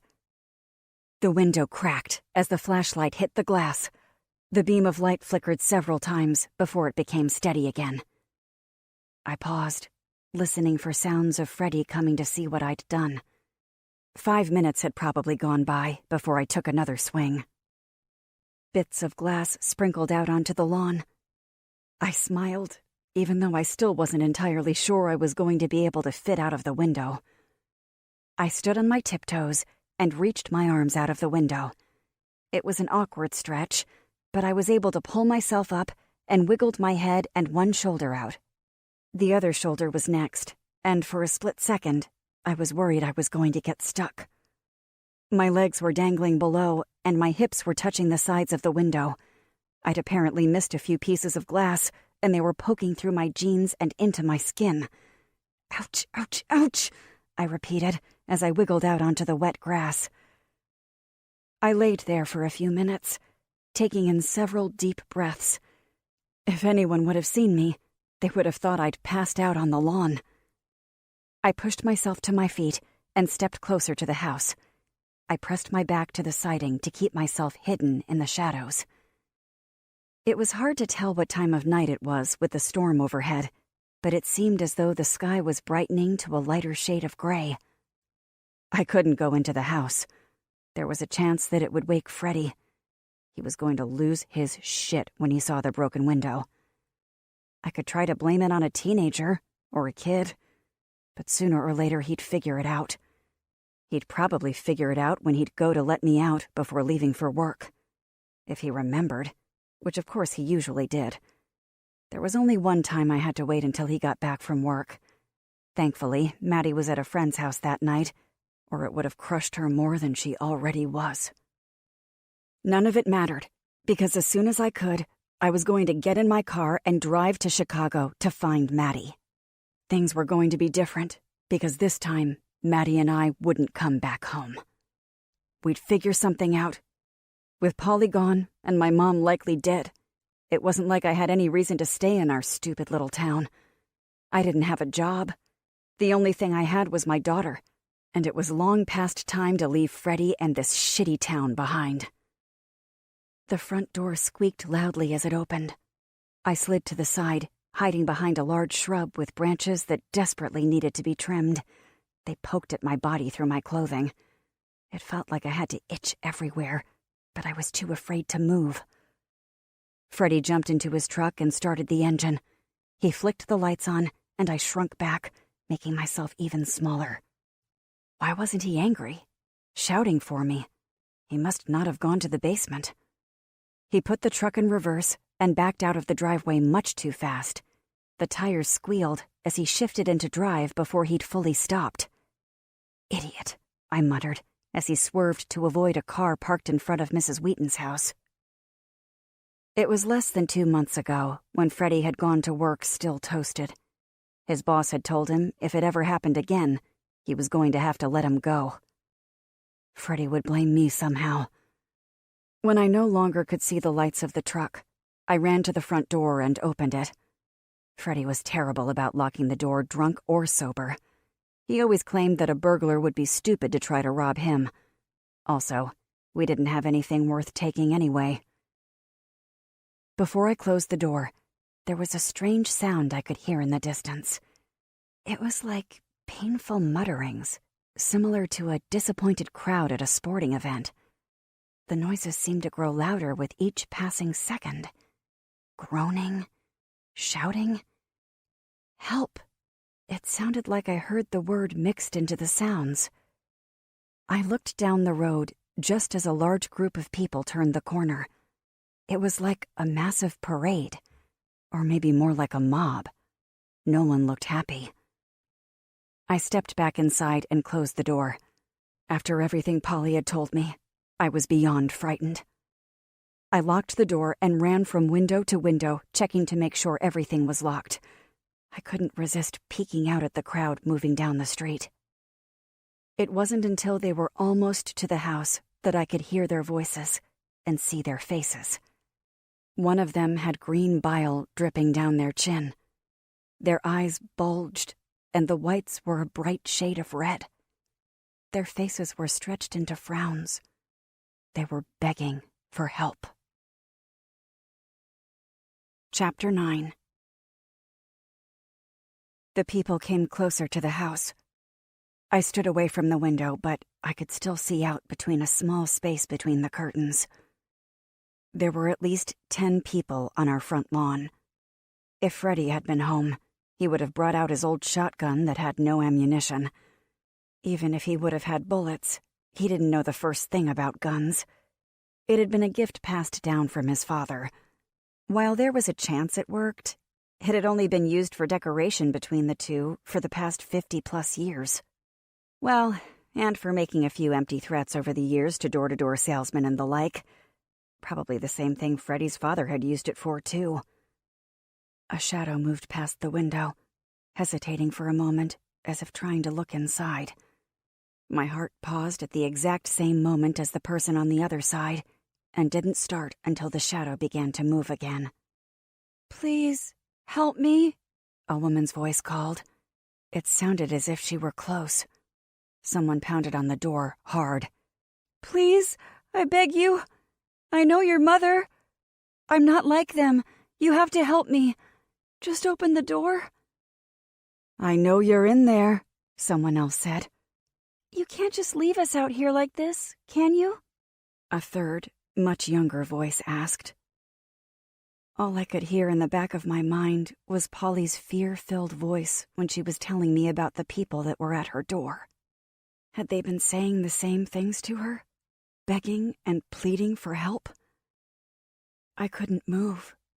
I was afraid if I shifted my weight even slightly, the floorboards would creak, and they'd tear down the thin walls to get to me. It was a terrible feeling to sit there doing nothing while people begged for help. I had to remind myself over and over there wasn't anything I could do for them anyway. Attempting to help wouldn't do any good, and I needed to do whatever it took to make sure I could get Maddie when this all died down. She was all that mattered. But ignoring people in need wasn't how I'd been raised. It was hard to fight the urge to help people who were begging to be saved. I covered my mouth with my shaking hand, mostly to hold my mouth closed. I was on the verge of breaking down into uncontrollable sobbing, and I couldn't let that happen. I had to do something I wasn't used to doing. I needed to be strong. It felt like it took forever, but their voices started to fade. The faint light gray shadows in the windows disappeared, but still, I couldn't move. At least, I hadn't been able to move my feet until I'd heard Freddie's truck noisily coming down the road. "Damn it, Freddie," I muttered. I carefully peeled back the curtain as he pulled into the driveway. I wasn't exactly sure what was worse, the contagious people who were going door to door, or Freddie back from work early. The engine shut off, and Freddie slammed the truck door. I peered out the window, watching as he turned toward the house. Instantly, I could tell something was wrong. I yanked one of the masks Blake had given me down over my nose and mouth. There wasn't anything I could do to stop Freddie from getting inside the house, considering his keys were hanging off his finger. A stream of curses flowed out of his mouth as he walked toward the front door. His steps were heavy and oddly paced. I opened the door, and Freddie cocked his head to the side. "Shit," Freddie said. "I forgot." "Freddie," I said, trying to keep my tone calm, "you need to get back inside your truck. Look over there," I said, pointing at the people down the road. "It's for your own safety." I glanced again over my shoulder to see if the crowd had noticed us. Thankfully, they were distracted by the other houses. "Hell no. I'm not getting into my truck. What the fuck are you wearing that stupid thing on your face for?" Freddie's eyes locked onto the crowd as if he'd only first noticed them, even though he had to have driven by them. "What are those idiots doing anyway?" "I don't know how many times I need to tell you this," I said, shaking my head. "Something bad has happened, all over." Freddie held up a finger and I snapped my mouth shut. He turned toward the shrubs and vomited violently. "Oh my God," I said. Shit, are you sick?" He shook his head. After a long moment, he turned toward me with puke coating his chin. "Just drank too much is all," he said. Freddie rarely talked about how much he drank. It was even weirder that I couldn't recall the last time drinking too much had made Freddie puke. His eyes were wide, and the whites were a shade of pink that seemed to be getting darker as I watched them. I held up my palms. "Don't come near me." "How did you get out of the basement anyway?" he asked. Vomiting seemed to help sober him up rather quickly. "Please get back into the truck," I begged. Freddie smiled, but then he started shaking so much he fell to the ground. His whole body shook and contorted in ways I'd never seen a human body move before. His body stopped, and he reached out his hand to me. There was a look of confusion stretched across his face. "Kid," he groaned, "something's not right with me." "I've been trying to tell you about it," I said, as my eyes centered on his set of keys. They were a foot away from his left hand. I took a step, but he reached out and snatched them up before I could take them. He started to get to his feet. I had to try something to stop him from getting inside. "Wait out here," I said. "I'll call for an ambulance." "Don't you dare. I need to get to bed and sleep. Guess I didn't get enough rest last night," Freddie said. "That's not a good idea." I shook my head. "You should sleep it off in the truck." "I'm not sleeping in my truck." Freddie pointed to the mess he made. Hose this down. I spun on my heel and ran back inside the house. My hand shook as I slammed the door closed and locked it behind me. I looked around for something heavy to place in front of the door, but there wasn't anything except the small, ratty sofa I wouldn't be able to move on my own. I leaned back against the door, firmly planting my feet on the ground. It wasn't going to be enough to keep him outside, but I had to try. I should have gotten inside my car and drove off into the country, but now I was stuck. Freddie's keys clanked against the doorknob. It seemed as if he were having trouble inserting the key inside the lock. I hoped and prayed he'd give up, but of course he didn't. He kept wiggling the keys as he shouted at me through the door. I couldn't move from my spot to check what was happening outside. The group of people had to have heard him screaming down the block. "Go away, Freddie," I said. His fist slammed against the door. "Just let me in. I'm not mad you're out of the basement. I'm not even mad you won't let me in. I just want to lay down." "I can't do that. I can't let you in." "Let me inside, or I swear to God I'll fucking kill you, kid," Freddie said. It sounded like his voice came from a dark place deep inside him. A voice I'd never heard before, and I'd seen Freddie at all of his darkest times. The key slipped into the lock, and Freddie chuckled with joy. I pressed all my weight back and squeezed my eyes shut. "You again?" Freddie said. "Get the fuck off my property." Who was he talking to? One of the people with the sickness? "I think you should leave," a voice said. Who was talking to him? "This is my house. You're the one trespassing. You need to leave before I kick your ass again," Freddie said in a voice filled with boiling rage. He was further from the door. I could tell by the sound of his voice. "Don't take another step," the voice warned. Freddie wasn't going to listen. I knew that even though I was unable to look out the window. When a shot rang out, I froze. Chapter 10. The thud of something heavy falling to the ground chilled my bones. I knew without looking what had made the sound, even though it wasn't like anything I'd ever heard before. Freddie's body. My breaths were short. The back of my neck felt numb. I squeaked at the gentle taps of a knuckle against the door. "Kid, it's Blake. Can I come in and talk to you for a minute?" It wasn't like I could leave him out there with the contagious people. I slowly opened the door. Our eyes slowly met. There wasn't any vomit on him, and his eyes weren't bulging out of his sockets. I was also ready to slam the door in his face, but considering he was armed, it probably wouldn't have done any good. If he wanted to get inside, he would. "I'm not sick," Blake said, pointing at the white mask covering half of his face. I didn't want to look down, but I couldn't stop my eyes from landing on Freddie's body. "Oh my God," I said, with a sharp gasp. My hands were shaking. "Oh dear God." The only other times I'd seen a dead body had been at my grandparents' funerals. This was much different, though. Blood was covering the sidewalk. His eyes, even though they didn't seem like his anymore, stared blankly toward his truck. Freddie was gone. Blake pulled me inside with him and closed the door. "Your asshole husband was contagious. I couldn't let him get to you." "You killed him," I muttered. "I didn't have a choice." I shook my head as I crossed my arms. My thoughts were a jumbled mess. "You should come stay with us," Blake said. "We'll be safer together." "I don't think that's a good idea." I couldn't stop thinking about how only seconds ago he'd pulled the trigger and killed my husband. "I'll be okay here. We have more than enough supplies," Blake said. I bit my cheek as I looked into his crystal blue eyes. "I'll be okay." "Okay," he said, holding up his hand.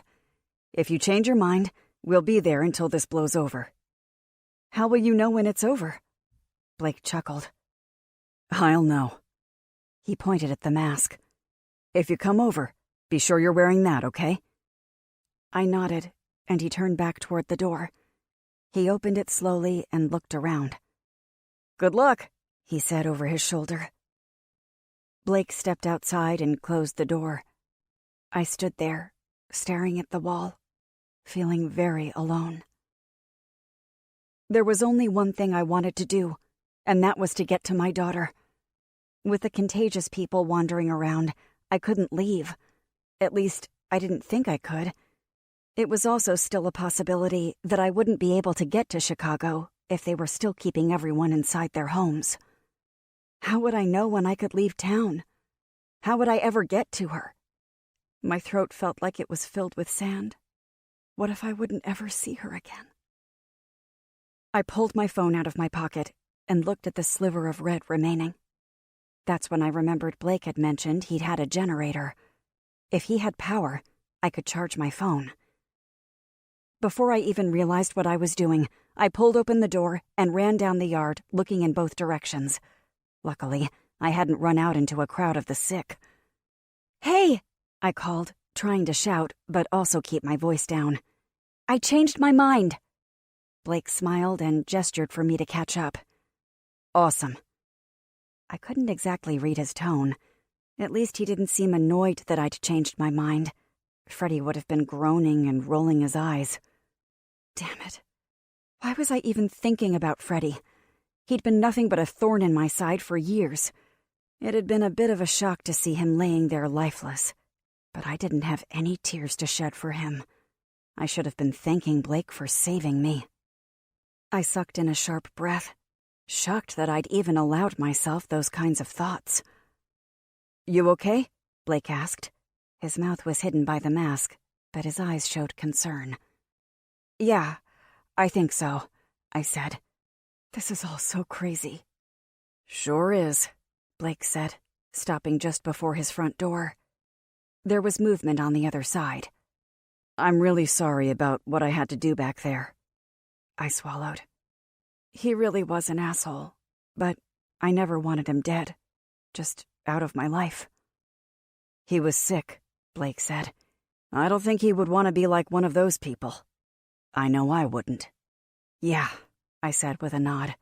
"He probably wouldn't." Blake cleared his throat. "Sometimes I could hear him across the street here. There were a lot of times I wanted to march over. He should have been picking on someone his own size."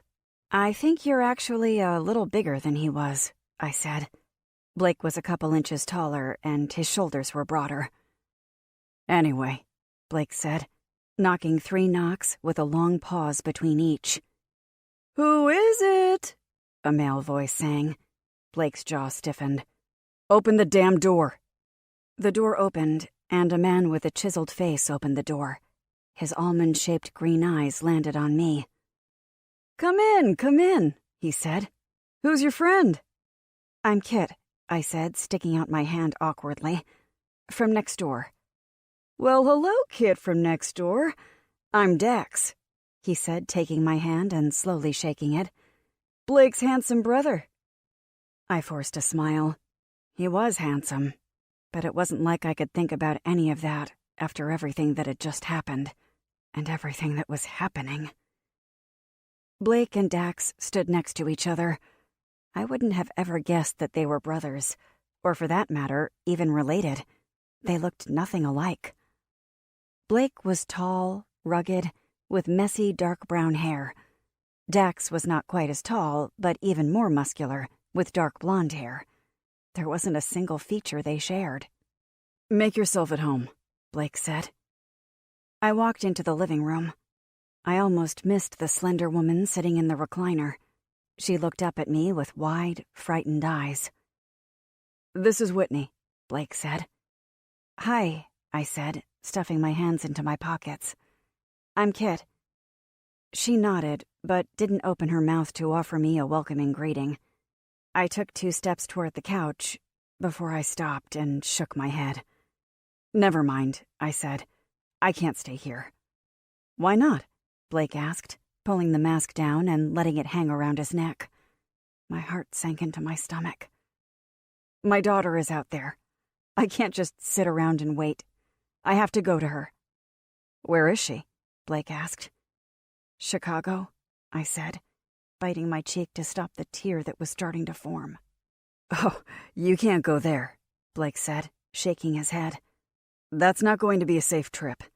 If you head there, you'll catch the sickness before you're halfway there." I shook my head. "You don't know that. It's not like there are going to be crowds of sick people wandering around in the country.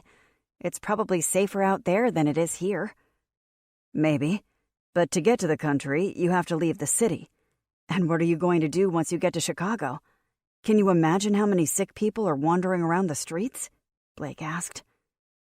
"Even with the mask on, you're not completely safe," Dax said. "I mean, maybe you are, but all those people, if they descend on you, it won't take them long to pull it off you." I touched the mask that was still covering my mouth. I drew in a breath as if it might be my last before pulling the mask over my head. "Things are probably 1,000 times worse in Chicago," Blake said. "You don't know that, though, do you?" I asked. Blake ignored my question. "All we can do is wait until this all passes. Those who are sick will die, and eventually it'll be safe to leave again." "How long will that take?" I asked. Blake shrugged. "A few weeks, maybe a month. But everything is going to be a lot different when it does."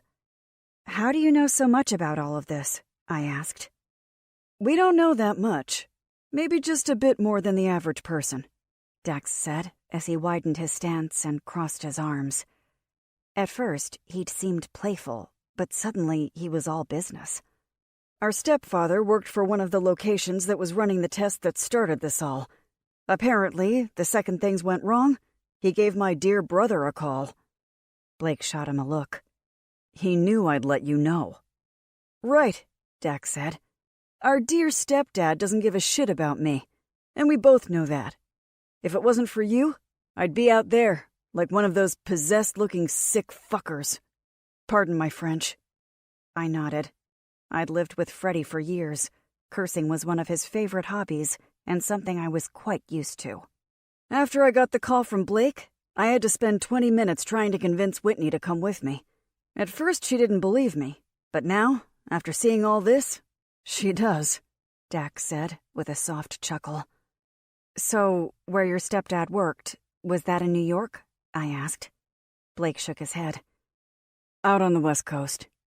"If they knew this was happening, why didn't they do more to stop it?" I asked. "It was too late," Blake said. "It spread from person to person so quickly. People were coming and going, not to mention that this drug they were testing was used all over the country, even in other countries." Blake shook his head as he looked down at his feet. It seemed as though he was struggling to find words. He sighed. "When I talked to our dad—" "Stepdad," Dax said, holding up an index finger. It was like he wanted to make sure I understood it wasn't their biological father. "When he called," Blake said, keeping his eyes glued to mine, "he was sure he was contaminated. He said he wouldn't have long. They tried to contain it, but it was a futile effort. Those were his words. He said the same thing was happening in Chicago, New York, London, and a few other places I can't recall." Dax's head was bobbing along to each city. "It's not good." "How did it get there so fast?" I asked. "I imagine someone from Chicago came here," Blake said. "Our dad, stepdad," Dax interrupted. Blake glared at him. "He told you," Dax said. Blake's eyes darkened, and the veins in his neck popped outward. "What?" Blake rolled his eyes. "He told us what to watch out for. He also said that eventually it would die out." "Yeah, once there was no one left to spread it to," Dax said, shaking his head. "My sister was in New York. She told me a bit of what was going on. It's been hours since I've heard from her. I'm afraid she won't survive," I said, digging my fingernails into my palms. Blake nodded. "Sorry. If she stays inside and is prepared, she'll be okay." "But what if she wasn't even a little prepared? She was in a hotel," I said, swallowing down the hard lump that had formed in the back of my throat. "She was out on the streets when it first started." "Oh," Blake said. He didn't have to say anything more. The single word had said it all. He didn't think her chances were good. There is always a possibility that some are naturally immune to whatever this is. He was only trying to make me feel better. Unfortunately, it was a wasted attempt because it hadn't worked. Blake gestured at the couch. Things are going to be a lot different. Even after this is all finished, our world is going to be completely changed. I could live in a changed world, but only if I had Maddie with me. I exhaled slowly. All I know is that I have to get to my daughter, I said. When this is over, I'll help you, Blake offered.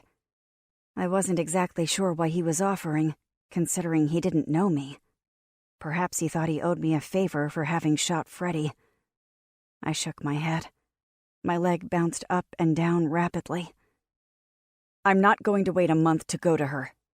I'm not even sure I can wait a day. Chapter 11.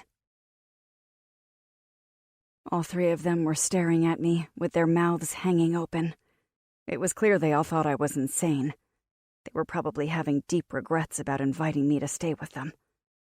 She's only 17, I said, as I fought back the tears. She needs me. I'm all she has. I can't leave her out there alone. There was a long, incredibly uncomfortable moment before Dax spoke. Where is she? Chicago? Hadn't I said that already? I couldn't remember. My thoughts were so disorganized. I just couldn't think straight after everything that had happened. It almost seemed as though I was trapped inside a dream, but I knew that I wasn't. But where specifically? Dax asked. I swallowed hard. In an apartment with her boyfriend? I frowned. I didn't even know she had a boyfriend. Sorry, I have no idea why I just told you that. I hugged myself and sighed. Is she downtown? Blake asked. I have the address, but I'm not exactly sure where she is, I said, feeling like I was the worst mother of all time. They all probably thought so too. I have to get to her. Blake rubbed his whiskery chin. He started to pace, and after a few steps, looked up at me. If you go out there now, something could happen to you, and then you won't be able to get to her. You have to be smart about this, Blake advised. When was the last time you spoke to her? Last night, I said. Phone? Blake asked. I nodded. It's almost out of battery. Okay. Blake stopped pacing and held out his hand. I stared at it, unsure of what he wanted from me. Let's charge your phone. I have a generator. You can try to send her another message. I took out my phone and handed it to him. He took it from my hand and walked past me, lightly brushing his arm against mine. I followed him as if I was afraid to let my phone out of my sight. He unplugged a phone and set it down on the counter. When he plugged mine into the charger, the screen lit up, and I saw that I had missed a message.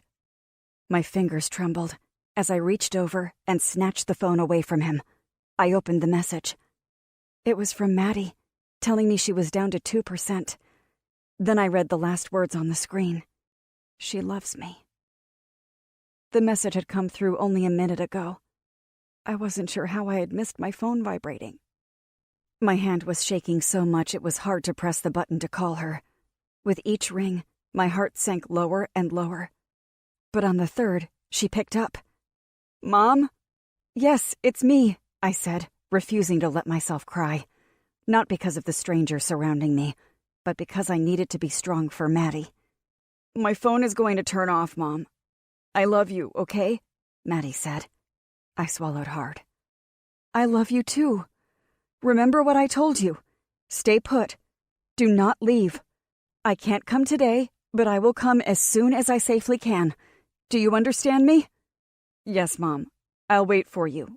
I won't leave. There are still people wandering around the streets. We can hear them all day and all night, calling out for help, Maddie said with a deep sniff. 1%. I will come for you. I promise you. Nothing will stop me. My jaw stiffened. Nothing. I know, Mom. Please don't take too long, okay? I'm scared. I shouldn't have come here. Someone in the background said something. It sounded like a male voice telling her that he'll take care of her. Don't worry about that. Just stay there. Don't leave. I have food and water, and we'll get through this together. We're rationing what we have, Maddie said. What about Aunt Polly and Grandma? Are they okay? I'm not sure. I could tell she was crying. Maddie, we'll do what we can for Aunt Polly and Grandma after we get together. We'll figure it out, okay? No response. Maddie? Still nothing. I twisted my head to look at the screen at just the moment the phone beeped. I knew I'd lost the call. Maddie's phone was out of power, and I wouldn't be able to reach her again. I slammed my phone down on the counter. Damn it! A hand slid onto my shoulder, and I jumped back. Blake held up his hand. Sorry. No, I said, releasing a long breath. It's just that... You don't have to explain, Blake said. I understand. This has to be incredibly difficult for you. Do you understand? I asked sharply. Do you have kids? Blake shook his head. Then, I don't think you can understand. I turned away from him, placing my hands on his counter. My head fell down, and my eyes closed. His footsteps were soft as he left me alone in his kitchen. He was kind to even invite me to stay with him, and I repaid him by being a jerk to him. My shoulders sank, and my legs felt weak. It was almost as if they weren't strong enough to hold up my entire body. I sucked in a breath as I grabbed my phone and tapped to call Polly. It went straight to her voicemail. I'm not sure you'll get this message, but if you do, I want you to know I love you, I said, as I drew in a sharp breath. Stay safe. I wanted to tell her to wait for me too, but going to New York wasn't an option. In fact, I hadn't even thought about it until this moment. Even if I could find a way there, how would I ever find her? I hoped that one day I'd see my sister again, but somewhere deep inside, I knew exactly how unlikely it was. Hell, I didn't even know if she'd survived everything that was going on. Maybe it was better if she hadn't. I hated even thinking it, but it would have killed her to find out that Hoyt had cheated on her. It wasn't something I would have been able to keep from her forever. I was glad, though, that I hadn't told her over the phone what I'd seen in Hoyt's office. I covered my mouth with my hand, unable to hold it together any longer. I gasped when I heard footsteps behind me. A muscle in my neck tightened as I turned sharply. Are you okay? Dax asked. I cleared my throat. Yeah, I said, stopping abruptly. My head shook side to side. No. I'm done lying. I'm done trying to say the right things so that no one gets upset or angry or whatever. The truth is no, I'm not okay. Is there anything I can do to help? Dax asked. I stared at him with narrowed eyes. It was like I didn't understand what he was saying. No, I said, shaking my head. There isn't anything anyone can do. We're all screwed. Maybe, Dax said. But maybe not. You have someone to fight for. If any of us make it, it'll be you. I don't have anyone or anything to fight for. It's just me, fighting for my own life. Seems selfish, doesn't it? I twisted my fingers together as I stared into his eyes. No, I said, shaking my head. It's not selfish. It is, Dax said, his lips curling up at the corners. But I'm going to do something that's probably crazy or stupid, he said with a laugh. No, it's both. It's crazy and stupid. I'm going to help you get to your daughter. You don't have to do that, I said. It wasn't like I knew Dax or anything about him. He chuckled. I've seen that look before. More than once, in fact. You're worried I'm a serial killer or something, aren't you? Maybe, I said, unable to smile. I looked down, afraid to meet his eyes. I could feel that his were still on me. "It's just that I don't know anything about you. Getting to my daughter is my job, and I wouldn't want you taking any risks to help me." Dax leaned in closer. I could smell his brisk, woodsy scent. "I'm not the kind of guy that can sit inside these four walls for very long. You'll be doing me a favor." "Why should I do you any favors?" I said, cocking my head to the side. The confidence and charisma Dax had was oozing out of the corners of his eyes. "Why not?" His smile grew bigger. "At least tell me you'll think about it." "Okay," I said with a nod. "I'll think about it." "Good," Dax said. "You'd like having me around." "Why is that?" He raised a brow. "Because I'm a good cook. I can make anything taste good." "Is that what you did for a living?" I asked. "Nah," Dax said. "It's more of a hobby. I had to cook for myself from a young age, so I guess I got pretty good at it over the years." I drew in a breath, and my shoulders relaxed. "No one can use a microwave like I do." "Microwaves are going to be a thing of the past," Dax said, jabbing his thumb into his chest. "That's why you're going to want me around." "Why do you want this so badly?" I asked. "You don't know anything about me. Maybe I'm the one that's a serial killer." "You aren't a serial killer," Dax said. "How can you be so sure?" Dax shrugged. "I'm good at reading people." "Oh, yeah? What kind of person do you think I am?" "Scared? Smart? Worried?" he said. I rolled my eyes. "That's everyone right now." "I think you were those things before," Dax said, his expression changing to something more serious. He cleared his throat and looked away from me. It seemed as though he'd seen that his words had struck a nerve. "Maybe we were all those things before, too. Anyway, I'm going to make some food." "Oh," I said, realizing his smile had faded. "Right." He shot me a quick smile over his shoulder. "See you around?" "Yeah," I said, smiling back before turning to leave the kitchen. As I walked toward the living room, I could hear whispers. I stepped into the room, and they both immediately stopped talking. It felt like I had interrupted something. Whitney stuffed her nose in a book, and Blake turned toward the window. "Everything okay?" Blake asked without looking at me. "Not really," I said. "Sorry to hear that," Blake said. "She's going to wait, right?" I nodded. "You'll get to her," Blake said. "You just have to be smart about it." I wished I felt as confident about it as Blake and his brother seemed to be, but I wasn't. There wasn't anything that would stop me from trying, but the truth was, Dax was right about me. I was scared and worried. The one thing that was missing was the smart. I didn't know how to be smart about any of this. But Blake was absolutely right. I had to be smart about it, because I had to get to her. Failure wasn't an option. Chapter 12. All four of us sat at the dining room table, eating in silence. The only sounds were from our forks clinking on the plates and the soft sips of drinking our beverages. Whitney had a glass of wine, and Blake and Dax each had a beer. I was happy with a glass of ice-cold water. The last thing I felt like drinking was alcohol. In fact, I couldn't even remember the last time I'd had anything alcoholic. Freddie had always drunk enough for the both of us. "When the perishables are gone, we'll stop running the generator all day," Blake said, before taking a bite of his steak. After everything, my appetite was nearly non-existent.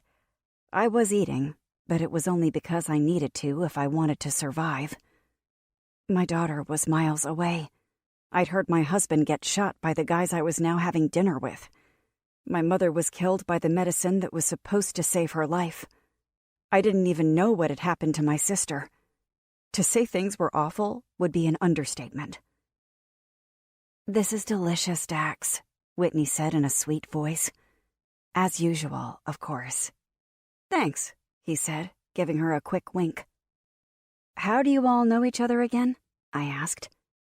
Whitney looked down her nose at me for a split second before shoveling a piece of steak into her mouth. She stared at the hunk of meat as if it were the most interesting thing she'd seen in years. "We were neighbors growing up," Dax said, holding his knife just above his steak as he gazed at Whitney. Perhaps he thought she was acting peculiar, too. "We've all known each other our whole lives." "How do you know Blake?" Whitney asked, stabbing a piece of steak with her fork. It was the smallest piece of meat, but she chewed it at least 50 times. "Oh," I said, setting down my utensils. "We don't really know each other." Whitney met my eyes. This time, she held my gaze. "Then why are you here?" My mouth dropped open, and I shook my head. I had no idea what I was doing there. "I don't know," I said, getting to my feet. The napkin on my lap dropped to the floor, and I didn't bother to pick it up. "I shouldn't be here." Blake's chair squeaked as he pushed it back from the table. "She's here because I invited her into my home. If you have a problem with that, you know where the door is." "I didn't say I had a problem with it," Whitney said with a half shrug. "I was simply curious. Like, if you don't really know her, how do we know that we're safe with her?" "I've lived across the street from her ever since I moved into this house," Blake said. "And you two haven't ever met?" Whitney asked. I swallowed hard. "We kept to ourselves." "You don't need to explain yourself to her," Blake said with a scowl that was entirely directed at Whitney. "This is my home. The more of us there are on our side, the better. Jesus, Whitney, you should know better." "You don't have to be a jerk," she said, lowering her eyes. Blake sighed. "I'm sorry. It's just that I don't like you harassing my guest." "I wasn't harassing her. We need to be sure we're safe, right? Well, I don't know her, so I was just trying to get to know her better," Whitney said. Dax and Blake exchanged a look. "Please," Blake said, gesturing at my chair. "Have a seat." Blake wiped his hands on his napkin before throwing it onto his plate. "We're all going to have to work together. Trust one another. All hell is broken loose. The world is chaos. The more people we have on our side, the safer we'll be. I will not tolerate anything but kindness in my house." Blake sounded fatherly with his speech, and I felt like I was intruding on their family. I would have been fine sitting in my house trying to figure out how I was going to get Maddie all by myself. After a few long moments of silence passed, Dax opened his mouth. "That was a bit harsh, don't you think?" "Mind your own business," Blake said, pointing a finger at Dax. The veins and tendons in Blake's neck protruded. It looked like the one closest to his throat on the left was about to burst, until his eyes landed on mine. His shoulders relaxed, but his body was still tense. Blake stood and walked away from the table. "Sorry about that," Dax said, looking around to make sure Blake wasn't in hearing distance. "He's been going through some shit." "It's okay," I said. "We all go through shit, right? It's just that I really think I'll be fine at home." "No," Dax said. "Blake is 100% correct. You should stay." "Yeah," Whitney quickly added. "I don't mean to be all, bitchy and stuff. These guys are like my brothers, so I feel very protective of them." Dax leaned back in his chair. "Last year, Blake's ex-wife was killed by a drunk driver. He hasn't gotten over it. In fact, he blames himself. He's not usually an asshole." "I didn't even know he had been married," I said, thinking about the few times I'd seen Blake outside. It hadn't been often, mostly just doing yard work, but I never recalled seeing a woman. Dax nodded. "They'd been separated for some time before the actual divorce. He wanted kids, she didn't. It was a shitstorm from the moment they met, to be honest with you. I don't think he ever stopped trying to make the marriage work. God only knows why." There was a thud below the table, and Dax winced. He glared at Whitney. "Oh." I wanted to ask more about it, but also I didn't want to pry. It wasn't any of my business anyway. "If you think Blake is an asshole, you should have met my husband," I muttered. My now deceased husband. Dax and Whitney stared at me. It seemed they weren't sure how to respond. "It's okay. I wanted a divorce," I said, chewing my lip for a second. This was actually easier. "Well, okay then," Dax said with a chuckle. "We all have baggage. Isn't that right, Whitney?" She stared at him for a long moment. "Yeah, right." "Well, this was fun," Whitney said, picking up her plate and then Blake's. "I guess I'll do the dishes since you cooked." "You're a doll," Dax said, leaning back in his chair and crossing his arms. "Are you finished?" Whitney asked, looking down at my plate. I shook my head. "Not quite. Thanks, though." "If you take too long, you'll have to clean it yourself," Whitney said. "Not a problem," I said with a tight-lipped smile. After she left the room, Dax leaned forward. "Sorry you had to be here for all that. Our family is complicated." "Most families are, aren't they?" I asked, taking another bite. "She doesn't like me much, though." "Whitney? Yeah, try not to take it personally." Dax drummed his fingers quickly on the tabletop. "She doesn't really like anyone. Well, like 99% of people. Whitney is good at finding faults in people." "Seems like she likes you and Blake just fine." "We're the only ones. Everyone else has something wrong with them." Dax smiled. "What she doesn't realize, though, is that Blake and I are just as awful as everyone else." I raised a brow, and he chuckled. "That sounds bad, huh?" Dax asked. "A little. We're not any better or any worse than anyone else. Blake and I are human, too." Dax stood and pointed at my plate. "You better hurry and finish that, or you'll be doing your own dishes." It was my turn to laugh. "Oh, please. I've been doing everyone's dishes for years. What's one more?" He left the room, and after I finished my meal, Whitney wasn't in the kitchen. A sink full of dirty water was waiting for me. There was a scrub brush and a towel sitting next to the sink. I cleaned my plate, dried it, and looked through the cabinets, looking for where to put the clean plate. Blake's cabinets were neat and perfectly organized. There were 4 plates, 4 bowls, and 4 mugs. They all matched, unlike the packed cabinets at home, which were stacked with random plates with different patterns and in various sizes. He also didn't have stacks of plastic storage containers without matching lids ready to fall down on me. I softly closed the cabinet and made my way to the living room. Blake was staring out the window, and Whitney was reading a book. Dax's eyes were narrowed as he studied something on his phone. "Any news?" I asked, and Dax's eyes flicked up, locking onto mine. He shook his head. "Sites aren't loading, and the few that do are old news. Doesn't stop me from looking, though. Should try a radio instead of that stupid phone," Blake said. "I wouldn't know the first thing about using it," Dax said with a shrug. Blake exhaled. "There wasn't anything, last I checked." "What if we're all that's left?" Whitney said, looking up from her book. "It's a big world out there," Blake said. "There will be other survivors. Whether or not we want to run into them will be the question." "Helpful," Whitney said, frowning. Blake turned back to the window. He didn't care about sugarcoating anything. It seemed as though he was all out of sugar, which was perfectly fine with me, because I was too. There had only been a few minutes of silence before a gunshot rang out. Seconds later, the screams. Chapter 13. The screams iced the blood pumping rapidly through my veins. It sounded like people were begging for their lives. "What's going on?" Dax asked, stepping up behind his brother. "I have no idea," Blake said. "Nothing I can see." "Probably looters," Dax said. Whitney's knuckles were white as she gripped the armrests. "Looters begging for their lives?" "Maybe," Dax said. The sounds of gunshots didn't ease.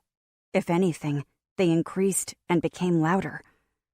Whitney stood up and started shaking her fists at her sides as she walked around the living room aimlessly. She stopped. Her eyes were red, But it wasn't like the redness I'd seen in the eyes of the wandering sick. She was on the verge of crying. "This is it. This is the end," Whitney said. "When Dax told me what was going on, I knew this moment would come." "Calm down," Blake said. "I'm not going to calm down. Listen to what's going on out there." Whitney pointed her fingers like they were guns. "Bang, bang, bang. Don't you hear that?" "Of course I do. But that doesn't mean they're coming here." Blake stared at her. Whitney huffed. "Maybe not this time, but maybe next time. Or when they come looking for loot in your house. Then what? How are you going to stop a gang of looters?" "We're armed," Blake said dryly. "Oh, well, then I have no idea what I'm worried about," Whitney said, throwing her hands in the air. Blake glanced at me before returning his gaze toward the window. "Kit, do you know how to shoot?" I shook my head. "Sorry, no. I wish I did." When I was 10, my father had wanted to teach me, but my mom wouldn't allow it. She'd been worried I'd get hurt. Also, I hadn't wanted to go. I wanted to go hang out with my friends. I never thought I'd regret that decision. But here we were. "It's okay," Blake said. "She's just overreacting. We're going to be fine. Even if they get inside the house, I have a place we can hide. Like a panic room, but not quite as good." Whitney snorted as she wiped a crescent shape with her finger under her nose. "Yeah, because people don't think to check basements." "Jesus," Blake groaned. "Follow me." He took a quick look out of the window before leading us into the kitchen. Blake stopped at the rug in front of the sink. He kneeled down and rolled the carpet out of the way. The floor under the carpet looked a bit cleaner than the rest, but other than that, I wasn't sure what we were supposed to see. "What are we looking at?" Whitney groaned. Blake ignored her and stuck his finger in a small crack that had been cut through the flooring. He pulled back on a piece of the linoleum and opened a small, hatch-like door in the floor. "What the hell?" Dax asked with a laugh. "How long has this been here?" "A couple years," Blake said. "It's nothing fancy. I was working on it myself." "Guess this is why you were always too busy to go have a drink with your brother when I was in town," Dax said. "Yeah, that's it exactly," Blake said, closing the small door and covering it back up with the rug. "Hopefully, we won't need to go down there." Whitney blinked her eyes rapidly. "If you're down there, how are you going to put the carpet back over the door?" Blake rolled his eyes. "Are you kidding me?" "No," Whitney said, placing her hands on her hips. Blake rolled back the rug and attached the edge to a nearly invisible piece of Velcro. He opened and closed the door several times to show her how the rug would fall back into place. "Even if they look under the rug, they won't see the handle," Blake said. "What were you building this for?" Dax asked. "It's almost like you knew this was going to happen." "You know how Dad was always telling us to be prepared?" Blake asked as he stood. Dax shook his head. "He never once told me that. Also, Stepdad. He told me about the shelter he was having built in his backyard. Flew me out there to see it one summer. Guess I wanted one too," Blake said, staring at the wall. "Mostly, I did it just to keep myself busy." "Did he know this was going to happen?" Dax asked, as his eyebrows squeezed together, forming a thick caterpillar shape low on his forehead. "No," Blake said, looking down at the carpet. He adjusted it, even though it was perfectly in place. "How could he know that?" Dax shrugged before shoving his hands into his pockets. "Seems odd to me that the man working at the place that started all this was also kind of prepared for all of this to happen." "Hardly," Blake said.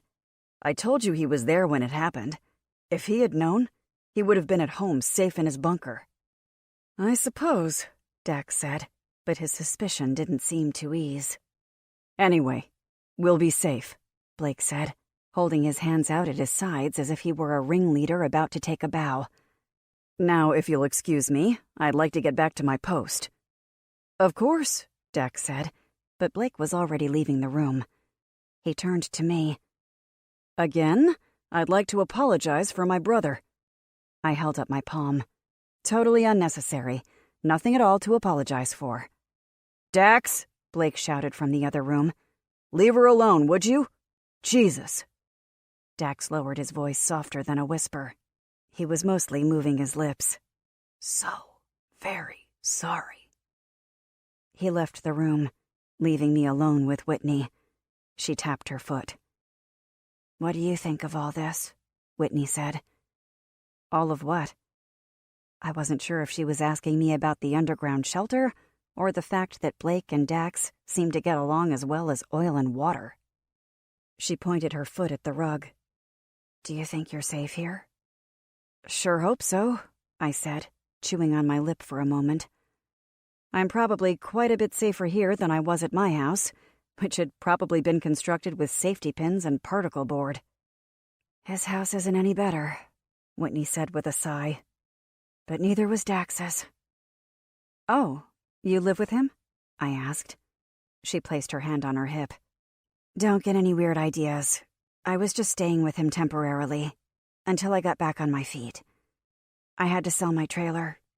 Hell, I was down to my last penny. It wasn't like I wanted to live with him. It was my last option.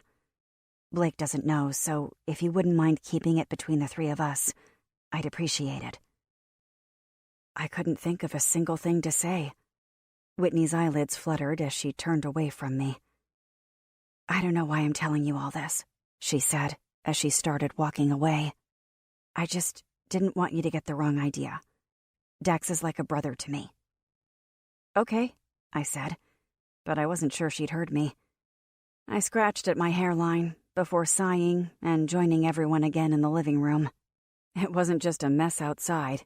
It was a mess inside, too. "I have quite a bit of supplies at my house," I said, breaking the silence. "Maybe we should gather them before the looters come this way." "That's not a great idea," Blake said, shaking his head. "We're going to just have to let it all go." "It's a lot of stuff," I said, twisting my fingers together. Blake flicked a glance at me over his shoulder. "Maybe if you had said something earlier, we could have done something about it, but now, with those gunshots, it's a dangerous idea." "Oh," I mumbled. "Well, I didn't know I was really going to be staying here."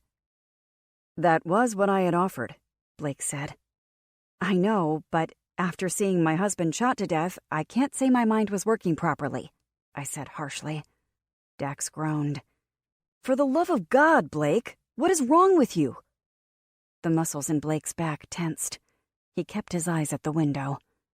"I'm trying to do the best I can for everyone inside this house. It's simply not safe." "Maybe it's not safe at the moment, but I think we should get it. It's not going to hurt to have more stuff here," Dax said. "You said yourself we don't know how long we're going to have to stay inside." "We can always get it later," Blake said. "Unless it gets taken by someone else," Dax argued. I swallowed, hoping to ease the dryness at the back of my throat. "It's bad enough I'm here eating all your food. Let me contribute." "I have more than enough for everyone," Blake said. "In fact, we could take in a few more people and still be okay." "We're not going to, though, right?" Whitney asked with wide eyes. "Blake, just think about it. The more we have, the better it'll be. Her house is just across the street. We can come up with a plan," Dax said, looking into Blake's eyes as if trying to reach a different part of him, somewhere deep within. "You might have enough for now, but it's not going to last forever. And if there are people out there looting and stockpiling, there won't be anything left when the time comes to look. It's better that we have it than whoever is out there." Whitney gasped. "I just had a terrible thought." Blake shook his head and waited for her to elaborate. "What if those things, the people with the sickness," Whitney said as she started to rub her palms together. "What if they can eat to stay alive and continue to spread the disease forever and ever?" "No," Blake said with a smirk. "They aren't smart enough to do that." "How can you be so sure?" Dax asked. "Is there something our stepdad told you that he didn't tell anyone else?" Blake glared at him. "Of course not. It just seems a little far-fetched, don't you think?" "It all seems far-fetched, yet it's happening," Dax said. Blake finally seemed to be listening, Or thinking things over, at least. When it's safe, we'll get Kit's supplies. There might be a little risk involved, but it's the smart thing to do, and deep down you know it. I don't know that at all, Blake said, but the muscles in his face were relaxing. I could see that he was considering it. Come on, Blake. They aren't going to be out there looting all day, Dax said. Blake groaned. What about the sick that are still wandering about? We haven't seen any since this morning. That doesn't mean they aren't out there. Dax pressed his index finger into his palm. We can be smart about this. You know we can do it. Ugh, fine, Blake growled. For the record, I think it's a stupid idea. It's not, Dax said, crossing his arms. If we're doing this, Blake said, we're doing it my way. Dax grabbed his mask and took a step toward the door. Of course. Don't be an idiot, Blake said without moving. We're not going now. We'll go after a good night's rest, when the rest of the world is likely to be asleep. Early morning.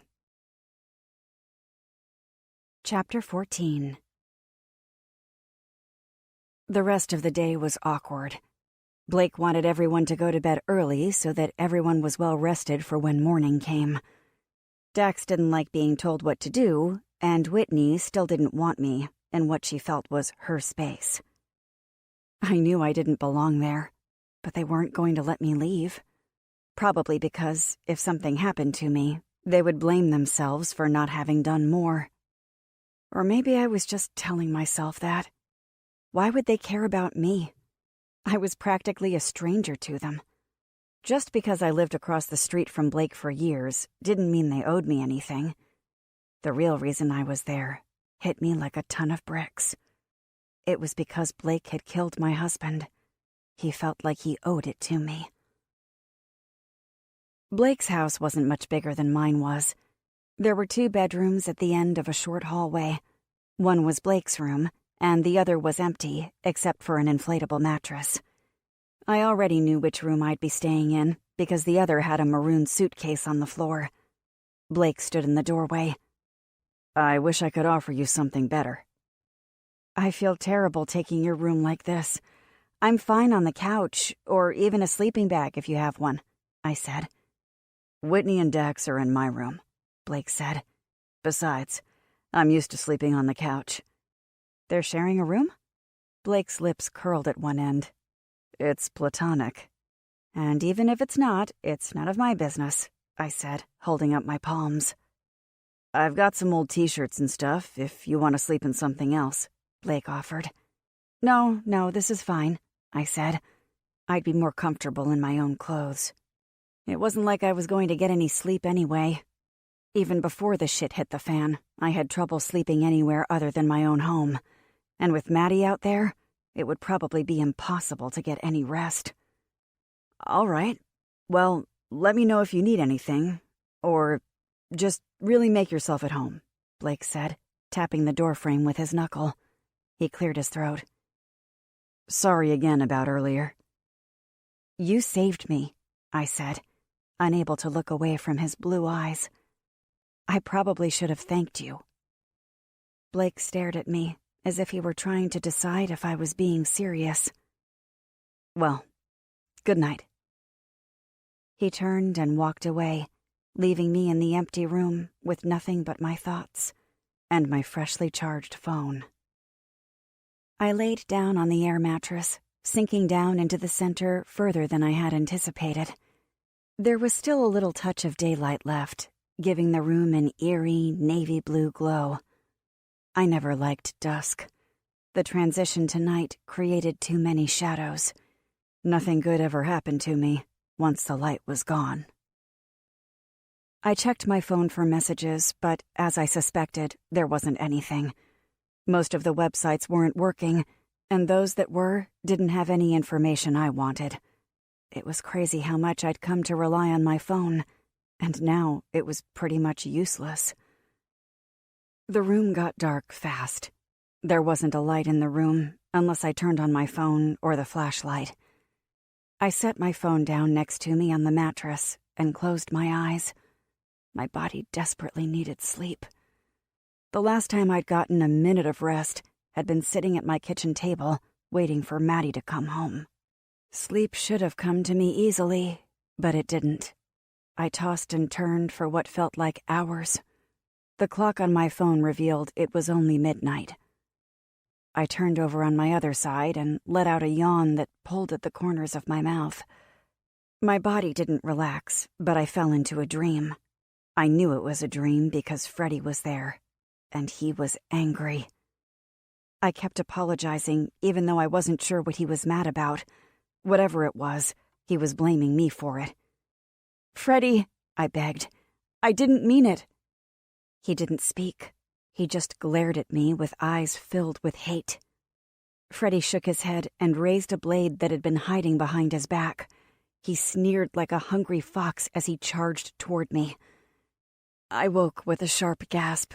My heart was racing in the darkness. I reached out in front of me as if trying to feel for the knife Freddie was about to plunge into my body. "Damn it," I mumbled as I pressed my fingertips to my temples. A nightmare.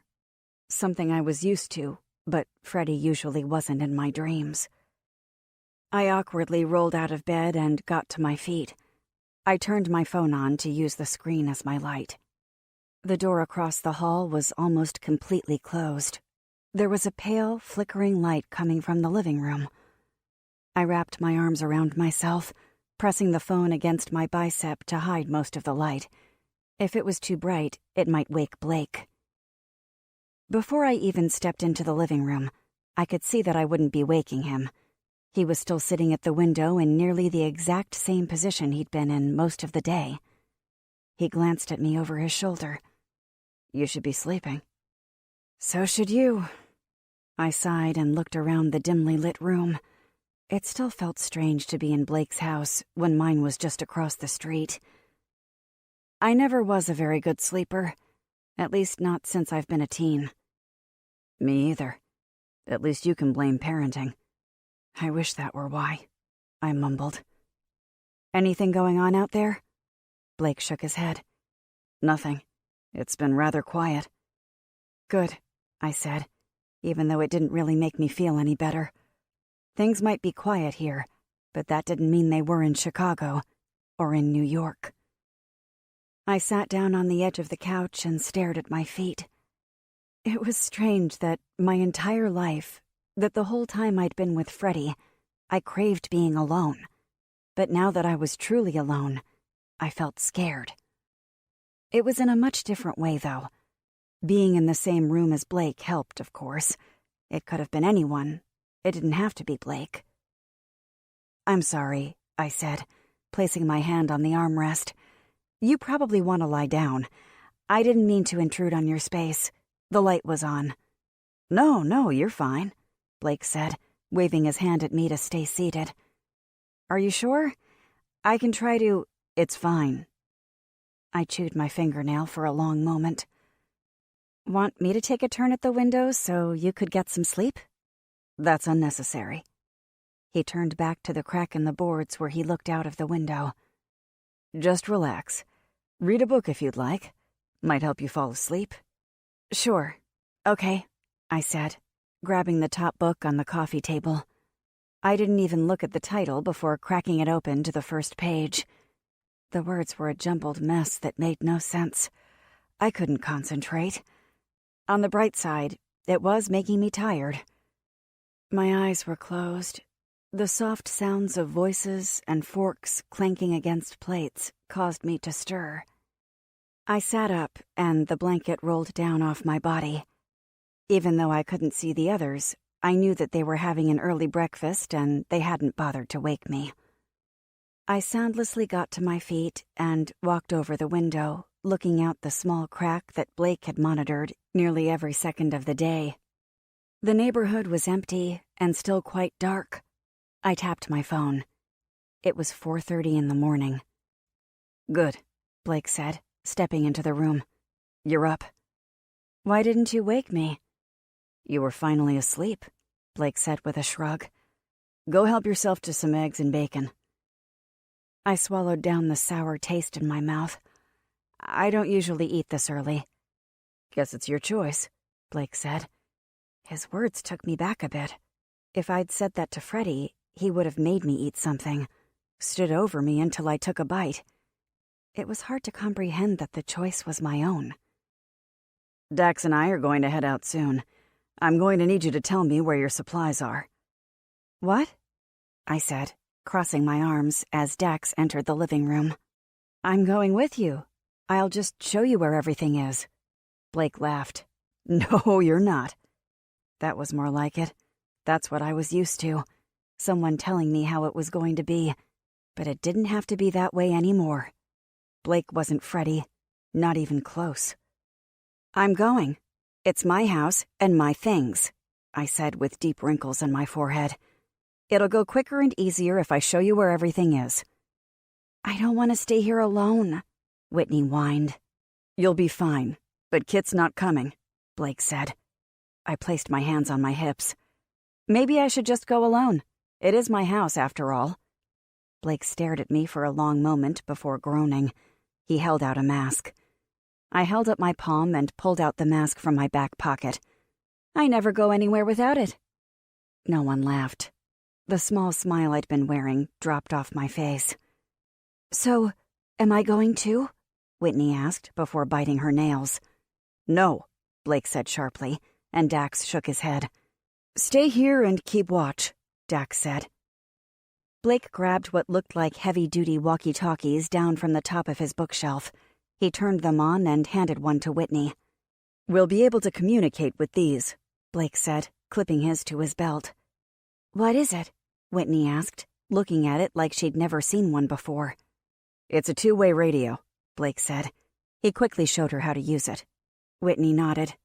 But what am I watching for exactly? Anything, Dax answered. Everything. If you see anyone out there, sick or not sick, let us know, Blake said. Okay, Whitney said with a small smile. Dax placed his hand on her shoulder. You'll do fine. Maybe you should stay with me, Whitney said. You'd do much better at this than I will. Whitney, Dax said, looking into her eyes. You can do this. You're safe inside the house. All you have to do is use your eyes. Okay, Whitney said, shaking her head. Blake and Dax exchanged a quick glance that Whitney hadn't seemed to notice, but I did. Blake ran his fingers through his hair. All right, he said with a deep exhale. Put your mask on. Let's go. Chapter 15. Blake checked his pistol before shoving it into the back of his pants. He opened the front door and carefully checked in every possible direction multiple times. He curled his finger for Dax and me to follow him out of the house. We jogged across the street and quickly stepped into the house. All three of us were breathing heavily, even though it hadn't been that far of a run. We're in, Blake said into the radio before clipping it back into place. Whitney mumbled something back that I couldn't understand.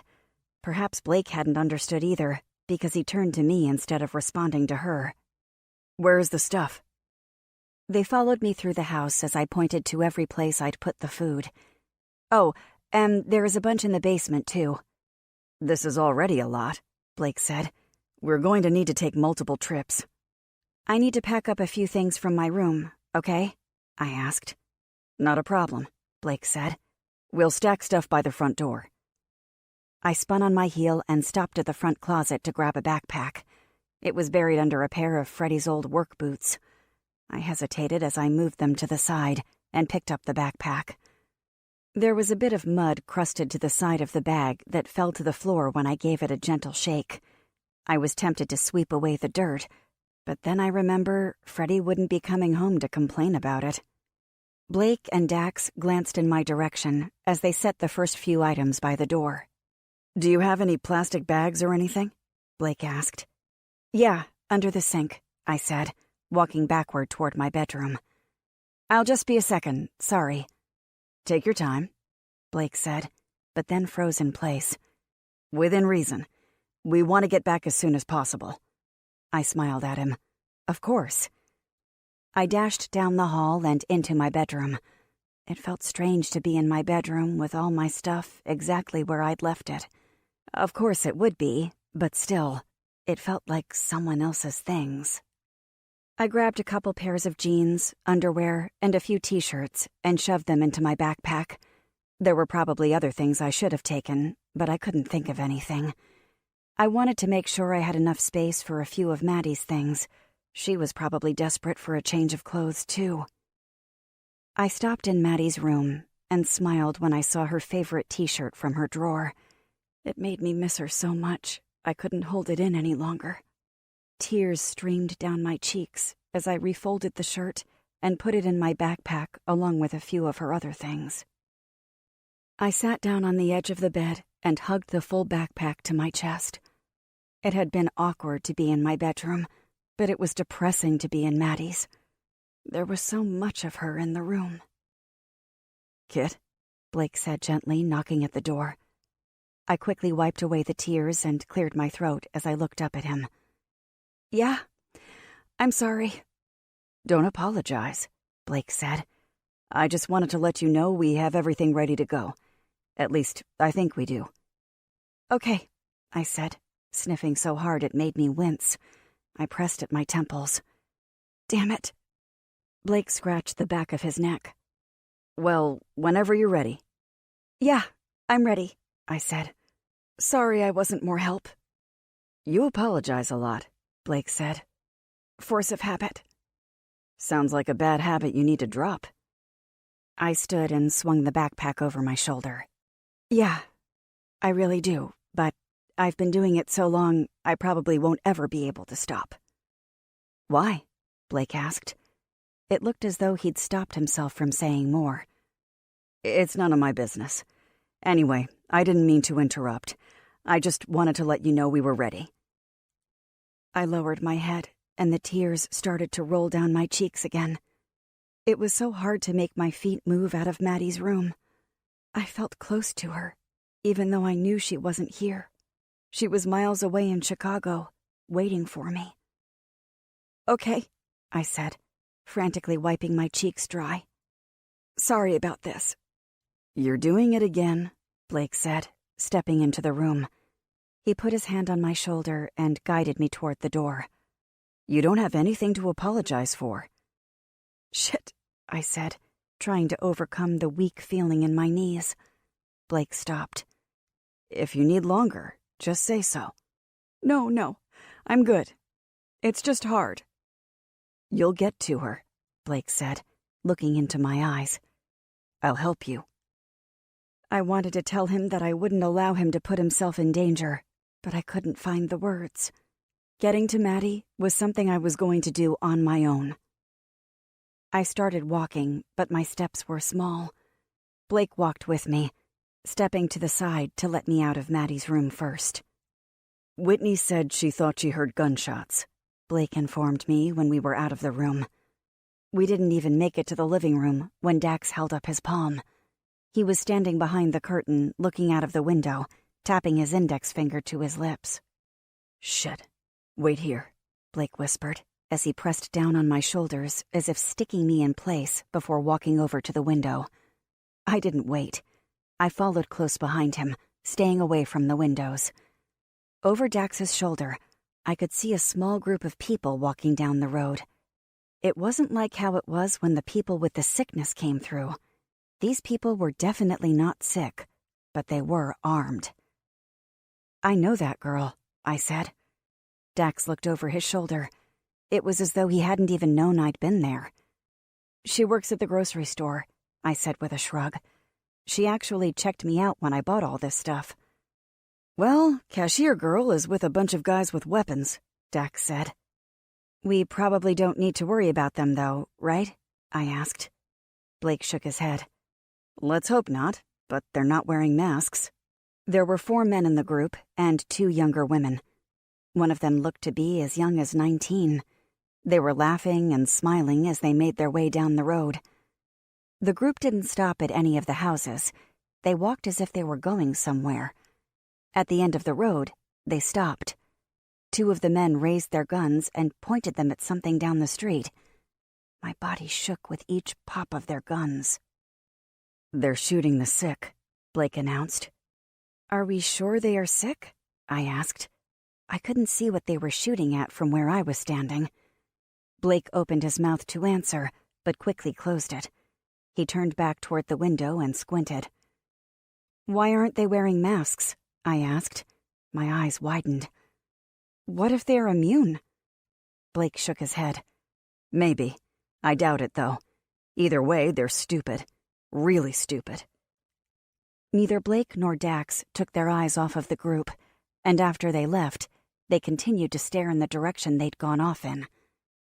Whitney's shaking voice cracked through across the radio. Are they gone? She sniffed. Are you coming back? Come back, please. I'm so scared here alone. I think I heard someone at the back door. Did you hear someone? Dax asked, rolling his eyes. It seemed as though he didn't believe her. I heard a noise, Whitney said. Blake sighed before pushing the button on the radio. We're on our way back. Thank God, she said. Blake shook his head before turning to Dax. Carry as much as you can so we can limit our trips. He turned to me. Is there anything else you need while you're here? I shook my head. There was probably more I would have liked to have, but my mind was blank. Dax and Blake threaded their arms through 4 bags on each side. I was only able to take 4, but I was able to open the door. Let's go, Blake said. Move quickly. Blake's house seemed as though it was much further away than it had been when we'd left. We moved quickly across the street. Whitney pulled the door open when we were several feet away. She stepped to the side, and Blake and Dax made it to the living room before setting the bags down in the middle of the room. Dax rubbed at his forearms. I think we can get the rest in 2 trips, Blake said. Whitney frowned and grabbed Blake's hand. Can't you take turns so someone can stay with me? It'll be quicker this way, Blake said. I don't want to be alone, Whitney whimpered. And someone should check the back to make sure someone isn't out there. Blake patted her hand before pulling away. I'll check. Maybe you should wait here, Dax said, glancing at Whitney. She was looking around nervously, and her eyes were red. Not because she'd caught the sickness, but because she'd been crying.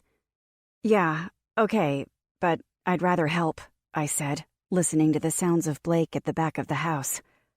He boarded up the back door, Dax informed me. You probably noticed that, though. I nodded. Just keep her company, Dax said, before joining Blake at the front door. Whitney whispered something to him as she shot me a look. He smiled at her, but she didn't return it. She locked the door as they left and walked over to the window where Blake usually sat. The windows had been boarded so well, I couldn't see anything. Can you see them? I asked. Yes, she replied. They're already on your lawn. They move fast without you, I guess. Oh, sorry, I said, gripping the straps of the backpack tighter. Whitney didn't need to know I'd grabbed a few things before having a breakdown in my daughter's bedroom. She wouldn't have even cared if she had known. Here they come, she said, flapping her hand at the door. Let them in when I say so. It wasn't even 30 seconds when she told me to open the door. I followed her orders, and Blake and Dax rushed inside and set down several more bags. Done? Whitney asked. Blake leaned forward, taking in several slow breaths. Not yet. How much is there? Whitney asked. Another trip? Dax said. Maybe 2, Blake corrected. This is hard on the old arms. Whitney smiled. You're not old. 38 isn't young, Dax teased.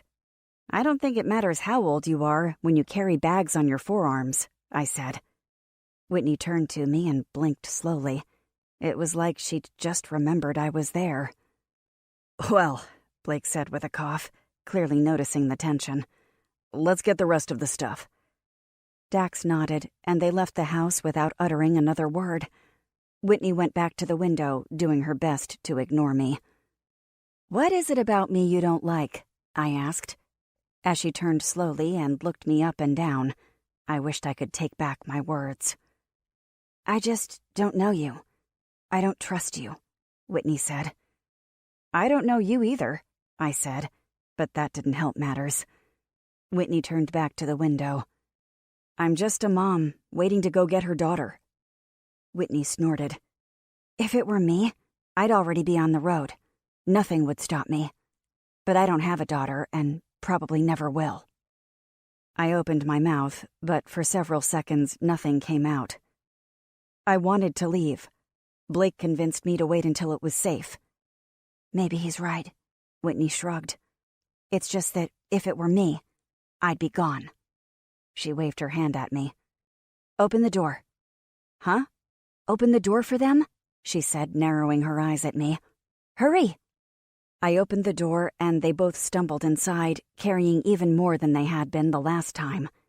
Dax dropped his bags at the door and looked up at me.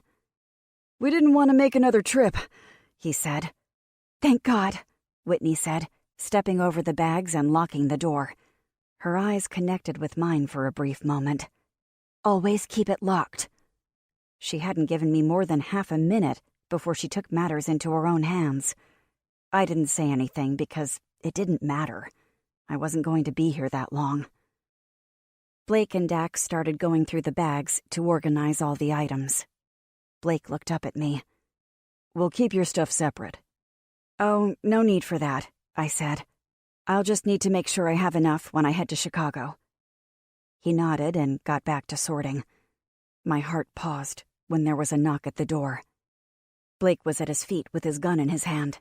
He looked at each of us as if doing roll call. Shit. Chapter 16.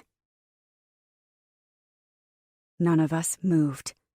A chill moved up my spine, and it seemed as though we were all frozen in place. Dax's eyes were darting around as if he were trying to decide if he'd actually heard someone knock. Whitney's hand was pressed tightly to her mouth. Her entire body was shaking, as if there were a storm raging inside of her thin body. Hey! Whoever was on the other side of the door shouted as they knocked again. No use ignoring us. We know you're in there. Get off my property, Blake shouted through the door as he waved for the rest of us to move away from the door. Jeez, the guy on the other side of the door laughed. This is how we get treated when we come to offer our help? Blake glanced at us over his shoulder. We don't need help. Now leave. Or what? You'll call the cops? A different voice replied with a laugh. We're not sick, the first voice said, as if that would somehow get Blake to open the door. We just want to talk. Well then talk, Blake said. It would be easier if you opened the door, the voice said. Blake adjusted his grip on his gun. That's not going to happen. Fine, whatever, the voice said. We just wanted to offer our assistance during these difficult times. There are a few of us staying at the grocery store downtown. It's safe there. I appreciate the offer, Blake said, but I'll be declining. What about the rest of you in there? Will the other two be declining as well? The voice asked. They must have been watching us the entire time. They knew about Dax and me, but they didn't know about Whitney. They're staying, Blake replied. Can't you let them answer for themselves? Maybe they'd want to stay where it's completely safe, the voice said.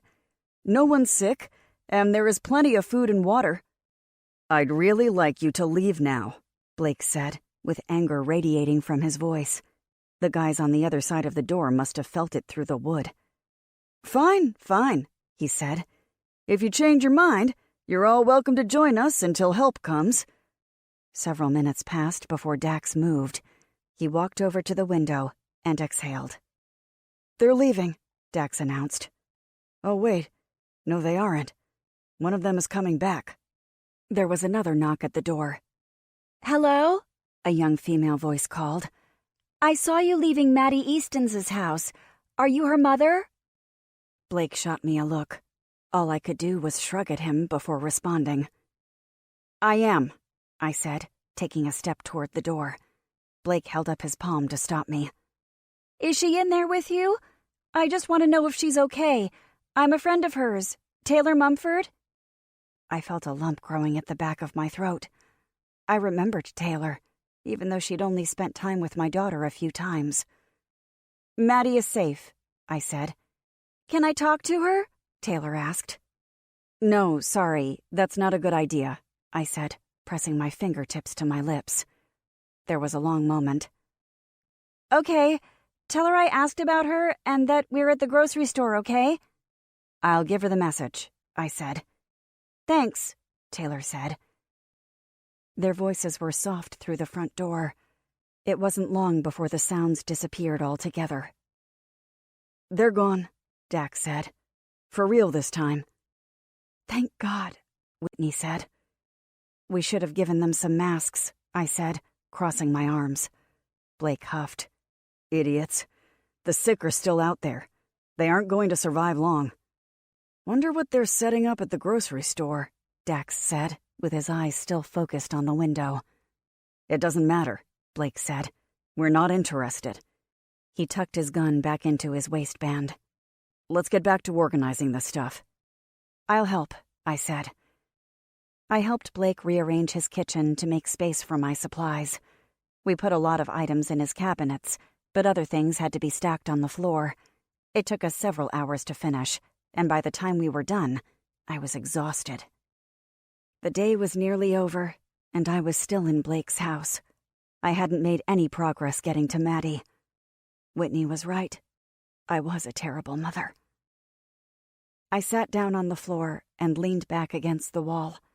Blake cocked his head to the side. I have several comfortable chairs.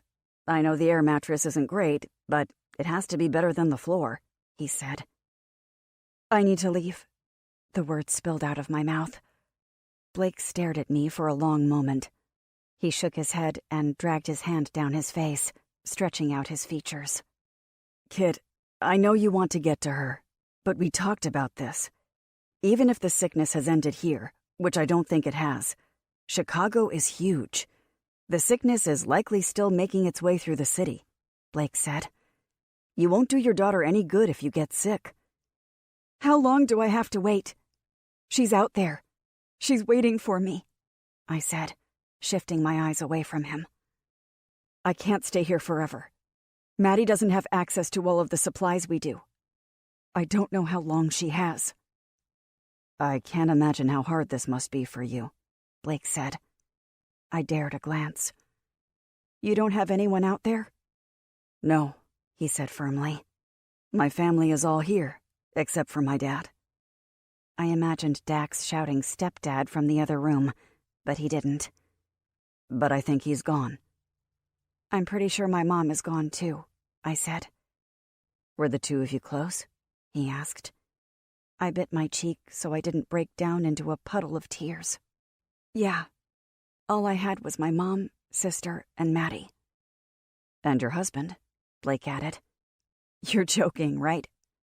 Maybe a little, Blake said with a small smile. I twisted my fingers together. Maddie and I had it rough over the years. He was a drunk, and he wasn't a fun drunk. I shook my head. I should have taken her away from here a long time ago. You did the best for her you could, Blake said. Did I, though? I asked. I was weak. I am weak. You're human, Blake said. All I know is that I need to get to her, I said, swallowing hard. She needs me, and I need her too. Blake nodded along with my words. What are you going to do once you find her? I'm not sure, I said, staring into his eyes, as if hoping the answer would present itself. I haven't thought that far ahead. We can come back here, Blake said. What do you mean by we? I asked. Blake raised a brow. I'm not letting you go out there on your own. And I'm not letting you put yourself at risk. Why are you so afraid to accept help? Blake asked. I can help you get your daughter. You need to stay here and take care of your family, I said. Blake chuckled. Dex doesn't need me to take care of him. Whitney needs you, I said, pressing my palms against the tops of my thighs. Blake didn't know that Dax had already offered to help me get to Maddie. There was a slim chance he'd be able to convince him to stay back with Whitney. They can take care of each other, Blake groaned. Why do you think I need someone to take care of me? He shook his head. I just want to help. It would be impossible for me to let you walk away. You don't even know me, I said a bit too harshly. It doesn't matter. I know you now, Blake said. Can I talk you out of this? I asked. Blake crossed his arms. Not a chance. You guys aren't going to leave without us, Dax said, stepping into the kitchen with his arms crossed. We'll all go. Together. Chapter 17. Blake and Dax bickered for a long while. I couldn't say anything to stop them from going with me to find Maddie. Blake was trying to tell Dax he needed to wait here with Whitney. Dax was telling him there was no way he could do that. By the time they finished talking, it was settled that we'd all be going. Blake was going to drive. He had a black SUV in the garage he barely ever used. They'd be able to pack with supplies, and it would be more reliable than my car. Buried in Blake and Dax's conversation, I learned that the SUV had been something Blake had bought for his ex-wife. Some kind of attempt at reconciliation, or so it sounded. She'd died before she even got a chance to drive it. Tomorrow? I asked as I got to my feet. Why not now?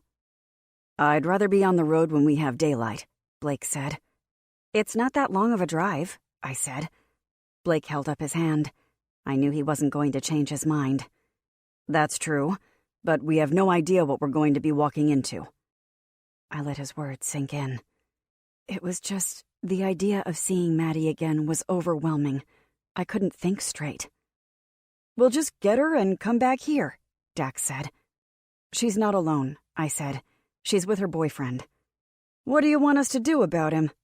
Dax asked with a sheepish grin. I narrowed my eyes at him. We'll have to bring him back with us. What if he doesn't want to? Dax asked. That's his choice, I guess. I shrugged. And what if your daughter won't leave his side? Dax asked, and Blake glared at him from across the kitchen. What? It's a fair question.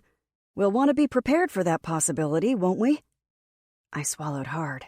My jaw felt stiff. Maddie is coming with me, no matter what. Dax nodded before flicking a sneer at Blake. Footsteps tapped in the other room. Whitney popped her head into the kitchen. The three of us stopped talking and looked down as if we were guilty of stealing her last cookie. "What's going on in here?" Whitney said, throwing her finger behind her and pointing at the window. "A group of sick just walked by." "How many?" Blake asked. "3," Whitney replied. "They're gone now, so it's okay." Blake ran his hand through his hair as he walked out of the kitchen. Whitney looked back and forth between Dax and me. "What were you guys talking about?" she asked, her eyes stopping on Dax. "I'm not sure how to tell you this, but we're heading out tomorrow," Dax said. There was a strange and quite fake smile on her face. "What do you mean by that?" "We're all going to Chicago," Dax said. No we're not," Whitney said, turning her stare on me. "That would be stupid." "That's what I told them," I said, making my way out of the kitchen. I had to squeeze past Whitney to leave the room, and of course, she didn't budge in the slightest. But they wouldn't listen to me. Hopefully, you can talk some sense into them. Whitney grabbed my arm before I could leave. "This is about your daughter, isn't it?" "I'm going to get her," I said, pulling my arm free. "Your words from earlier inspired me to get moving." "You had to beg them to go with you? You couldn't just have, I don't know, left on your own in the middle of the night?" Whitney said, looking down her nose at me. "I didn't beg them," I said, keeping my voice calm, something I was used to doing from dealing with Freddie. "In fact, I told them I didn't want any help." Whitney snorted. "This is ridiculous. Who are you, anyway?" She threw her hands into the air. "I can't believe this. I can't fucking believe this." Dax placed his hands on her shoulders. "Calm down. Let's go talk about this in private." "Calm down?" Whitney shouted. "You want me to calm down? I don't have to calm down when you guys are putting your lives in danger for this nobody." "Whitney," Dax said sharply. "what is wrong with you?" Her mouth dropped open. She blinked several times before storming out of the room. "Sorry about that," Dax said as he followed behind her. Not a problem, I muttered, because really it wasn't. Whitney was a bitch, to say the least, but in a way, I kind of understood. Who was I coming into her space? At the same time, I wasn't making Blake and Dax do anything for me. It was their idea to help. I sighed as I walked into the living room. The sounds of Dax and Whitney loudly arguing vibrated the walls. You know, I said as I stood there staring at Blake's back, you don't owe me anything. He turned and met my eyes. I didn't think that I did. If you're coming with me because of what happened with Freddie, you don't have to. I don't need anyone to take care of me, or help me, or any of that, I said. We all need help, Blake said, crossing his arms. And with what is going on outside, we all need it more than ever. We've been neighbors for quite some time, yet I don't think we've ever talked. Maybe a wave here and there, but nothing more than that, I said, holding up my hand. I'm not saying that's your fault. In fact, it's probably mine because I keep to myself. It's just that I don't get it. Why do you want to help me out of all the people who need help? Whitney, she's like your family, right? Well, stay here and help her. She needs it. Blake drew in a slow, deep breath. Whitney hasn't grown up because all Dax and I have ever done is take care of her. She relies on us. Well, then stay with her, I said. I'll talk to Dax about staying with her, Blake said. But I don't think he's going to change his mind. To tell the truth, I think he's losing his mind being trapped inside my house. He never was very good about staying in one place for very long, or with the same woman. Oh, I said, feeling awkward about his last sentence. It wasn't something I needed to know. She already hates me. Blake looked down. I'll talk to both of them. Can you keep watch? Sure, I guess, I said. Blake stood and gestured at the chair by the window. It's been quiet, but let me know if you see anyone.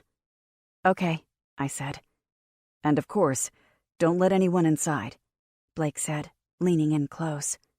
His masculine, woodsy scent filled my lungs so deeply I almost sighed. I let out a quick breath. I won't. Blake left the room, and I waited over an hour for him to return. When he came out, he looked absolutely exhausted. It's under control, Blake said with both hands extended out to his sides. But she still hates me, right? I asked, already knowing the answer. She doesn't hate you, but I don't think you're her favorite person, Blake said with a half smile. She just needs to get to know you. I nodded, but I didn't get off his chair. We all need to get to know each other.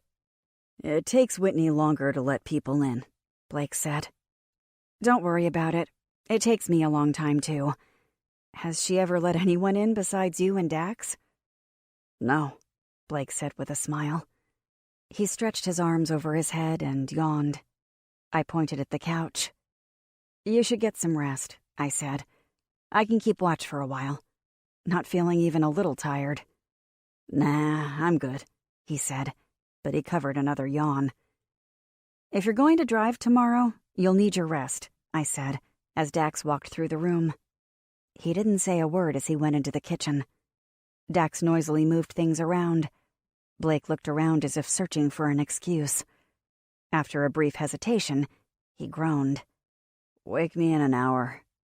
An hour isn't enough sleep, I said, as something in the kitchen crashed to the floor. Sorry, Dax shouted.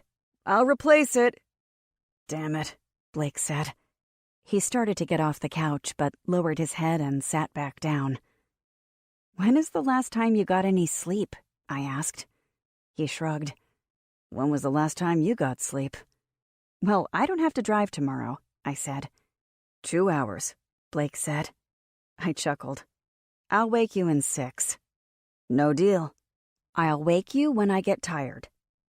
Blake crossed his arms and laid down. His eyes were closed. I've set my internal clock. See you in an hour. Chapter 18. It was around 3:30 in the morning when Blake woke up abruptly. He coughed and spurted as he sat up and looked around the room. Sweat dripped down the sides of his face. "She's dead. Oh, God," Blake gasped. "Who's dead?" I asked. He looked at me, but it was like I was made out of glass, and he was looking right through me. It was like I wasn't even there. Blake blinked several times. "Are you okay?" I asked. Blake wiped away the sweat at his temples and worked to control his breathing. Yeah, I'm fine." He looked around the room again as if double-checking where he was. "Nightmare." "Do those happen a lot?" I asked. Blake raked his fingers back and forth through his hair. "Enough. Maybe too much. Did Dax finish packing everything for the trip?" "A couple hours ago," I said. "Did he bring everything out to the garage?" I chewed my lip. "I think so, but I'm not sure." "I'll check, and then you can get some shut-eye." He got up and stretched his arms over his head. His shirt raised, revealing his smooth six-pack in the dimly lit room. I quickly looked back toward the window, feeling a touch awkward about staring at his body. It wasn't like me to stare. Having been married to Freddie for as long as I had been, I was used to claiming I had a lot of headaches. And truthfully, Freddie gave me a lot of headaches. I cleared my throat and shook the thoughts from my head. Blake came back into the room and stood behind me. He was so close, I could feel the warmth radiating out from his body.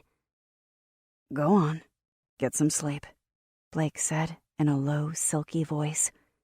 He placed his hand on my shoulder, and I shivered. "The sun will be up in a couple hours." I popped up out of the chair. "Okay, good night." "Good night," he said in a deep, quiet voice that was like hot chocolate during a snowstorm. The chair squeaked slightly as he lowered himself down to take his post at the window. "Hey," he called after me. "Not going to sleep on the couch tonight?" "Oh, I stammered, thinking of nothing but how I needed my own space. Was going to try the air mattress tonight." His head bobbed. I left the living room, taking in a long breath as I stepped into the bedroom. I closed the door and leaned back against it, trying to stop my thoughts. There was only one thing I needed to focus on, and that was getting to my daughter. In a few hours, we'd be on the road. I couldn't wait to wrap my arms around her. I flopped down on the bed and closed my eyes. Even though I knew she wouldn't message me, I gripped my phone tightly, as if it were somehow a connection to Maddie. I was exhausted, and sleep found me easily. It didn't hang around long. I was awake just before the sun peeked over the horizon. There was a yellowish tinge touching the curtains. I got out of the bed and looked out of the window. The world was the same as always, except that I knew it wasn't. Everything was completely different.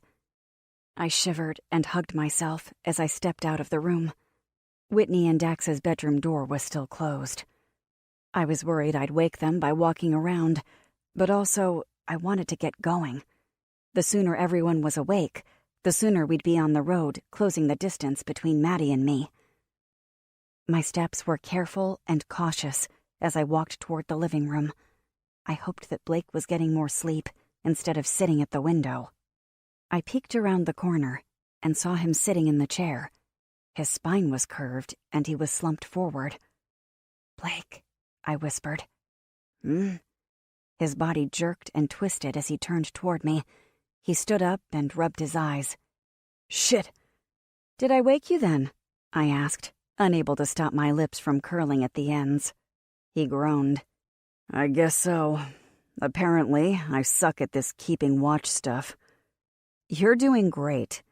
But seriously, you fell asleep sitting down? How does one do that?" "I'm not sure," he said, smiling back at me. "I was mostly awake. I just drifted a bit. You should know I'm a light sleeper. Anything would have woken me." "Why should I know that?" He shrugged. "So you can be quieter when you enter a room."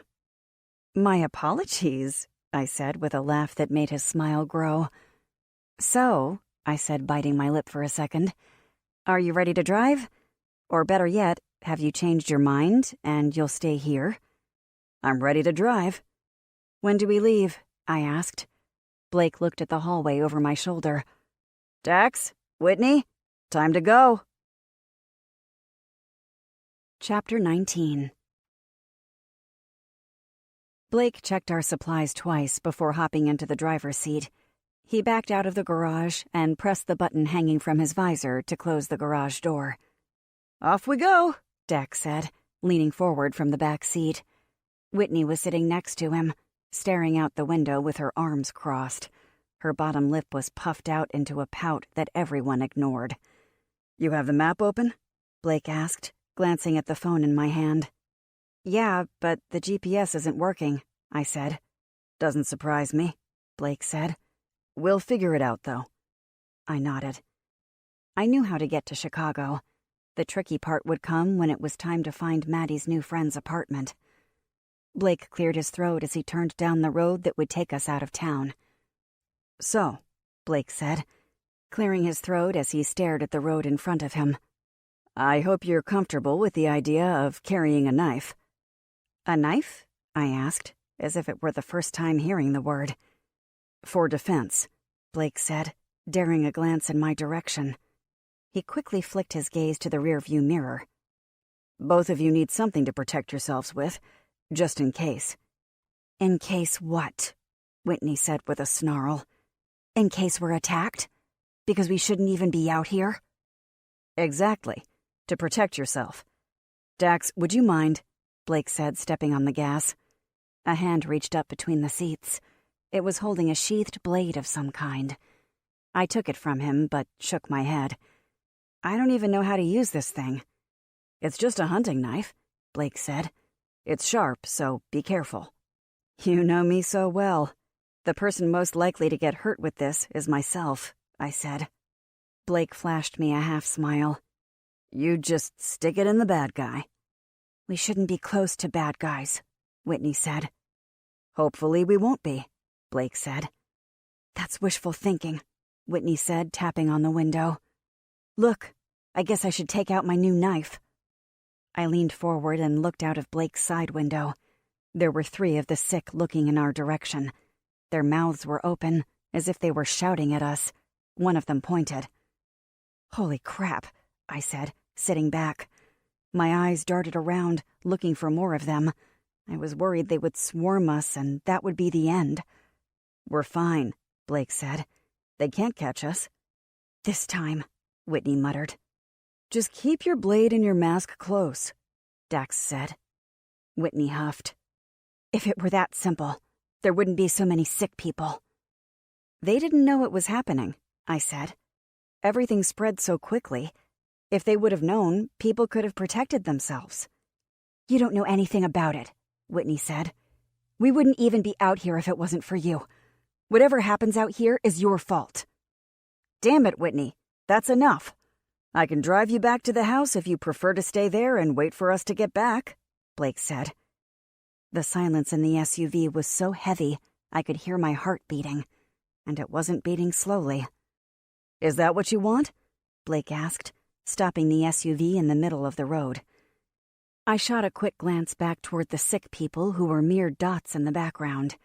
It chilled my bones that they were still making their way toward us. Blake! Whitney whined. Do you want to go back? He said, staring into the rearview mirror. There was a brief hesitation. No, just drive, please. I don't want to hear another complaint, Blake said, stepping on the gas.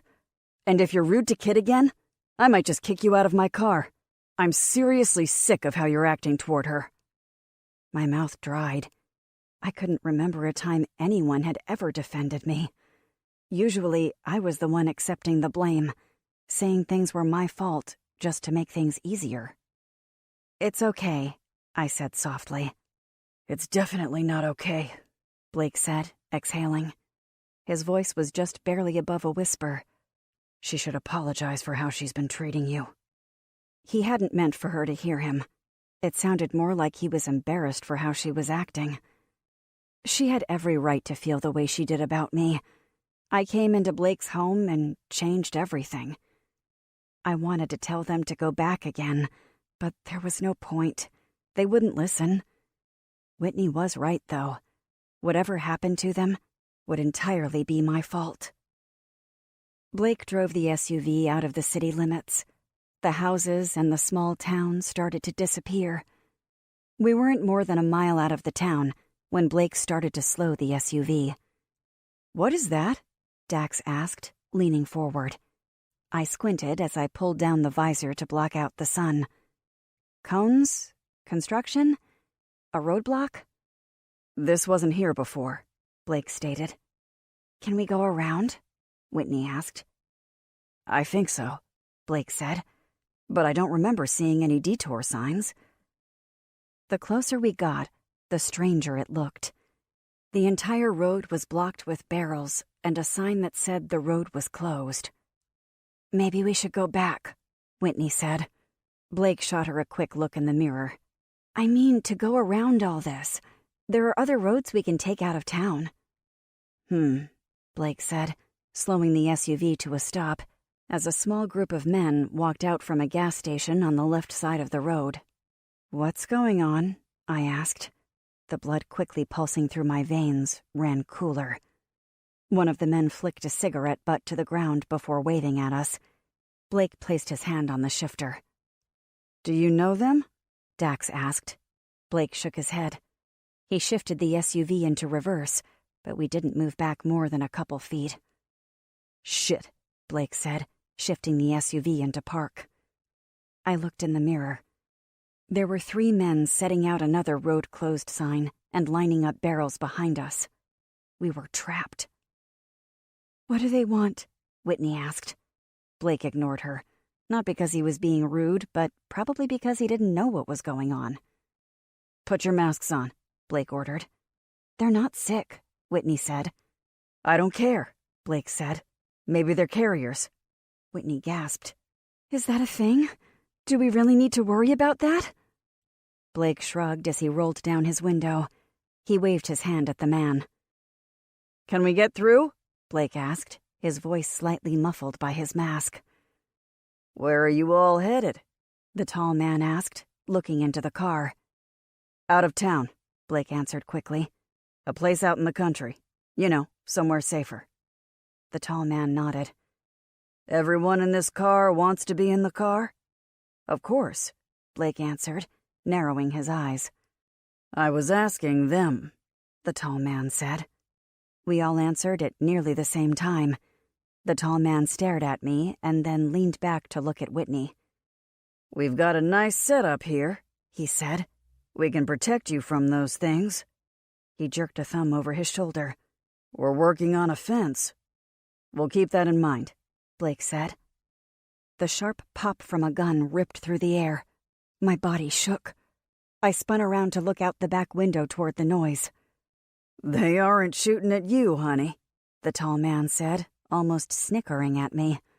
He gave a thumbs up to someone near the barricade behind us. "He was shooting at one of those things. You haven't been around much, have you? Did this guy have you locked up in a basement or something?" He laughed, but I could see the seriousness in his eyes. I wanted to tell him that Blake was the one to save me from the man who got a thrill from locking me in the basement, but I decided not to mention it. "No, just not used to people getting shot," I said.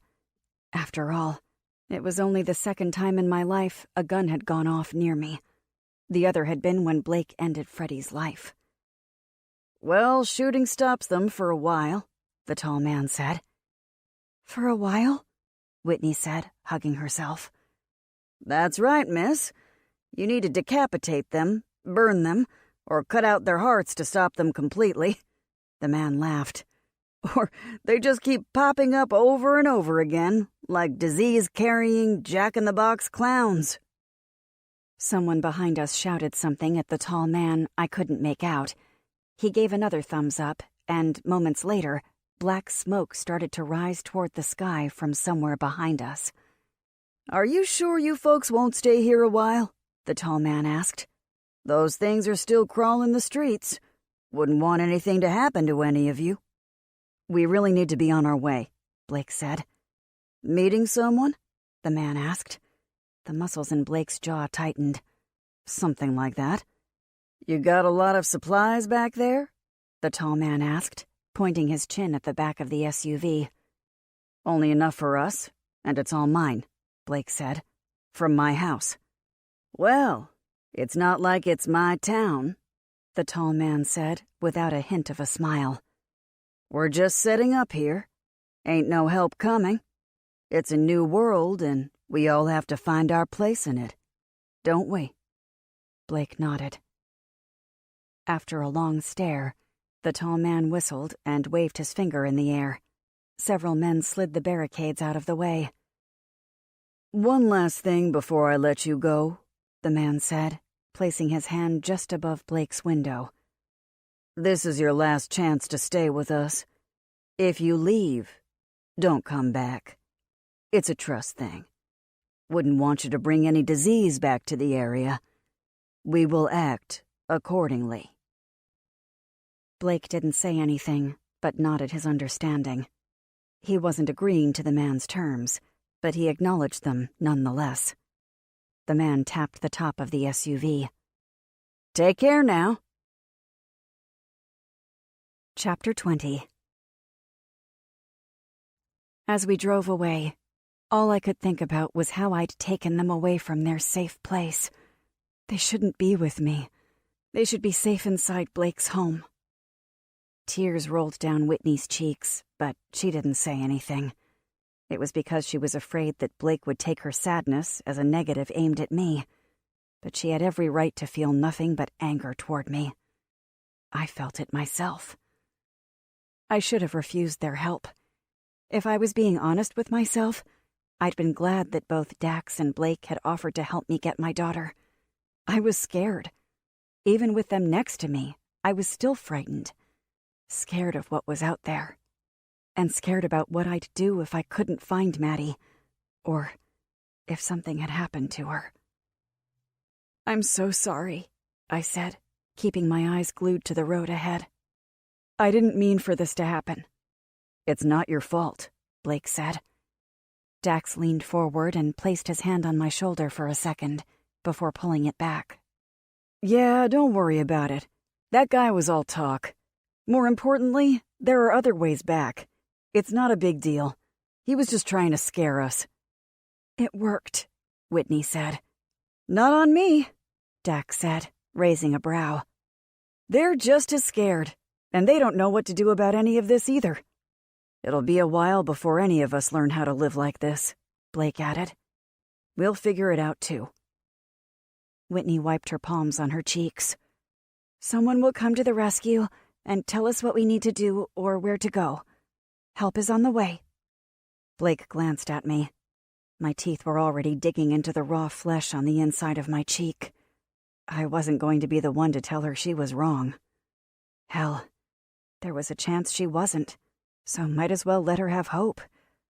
But somewhere deep down inside of me, I knew there was no help out there for any of us. The countryside zipped by quickly. I was almost positive that Blake wasn't going anywhere near the posted speed limit, and there really was no reason to. There were no laws, other than those people chose to obey. No laws. No one to make sure people did the right thing. It was a terrifying thought. Every few miles, there was a wandering sick person. They'd look at us and start to follow behind, but they were too slow to even come close to us. But that didn't stop them from trying. It was chilling to see them shouting to us, their mouths moving and their arms waving. It was like there was a part of them that was still human, but really all they wanted was to spread their sickness. Their blood-red eyes were haunting. The vomit-stained clothes they were wearing made my stomach swirl. Even though they looked like they were in desperate need of help, there wasn't a single doubt in my mind that they were sick. With how fast Blake was driving, it wasn't long before the city came into view. My fingers felt cold, and my heart drummed inside my chest. "Let me know where I need to go," Blake said. I turned my phone on, which only was at 50% power.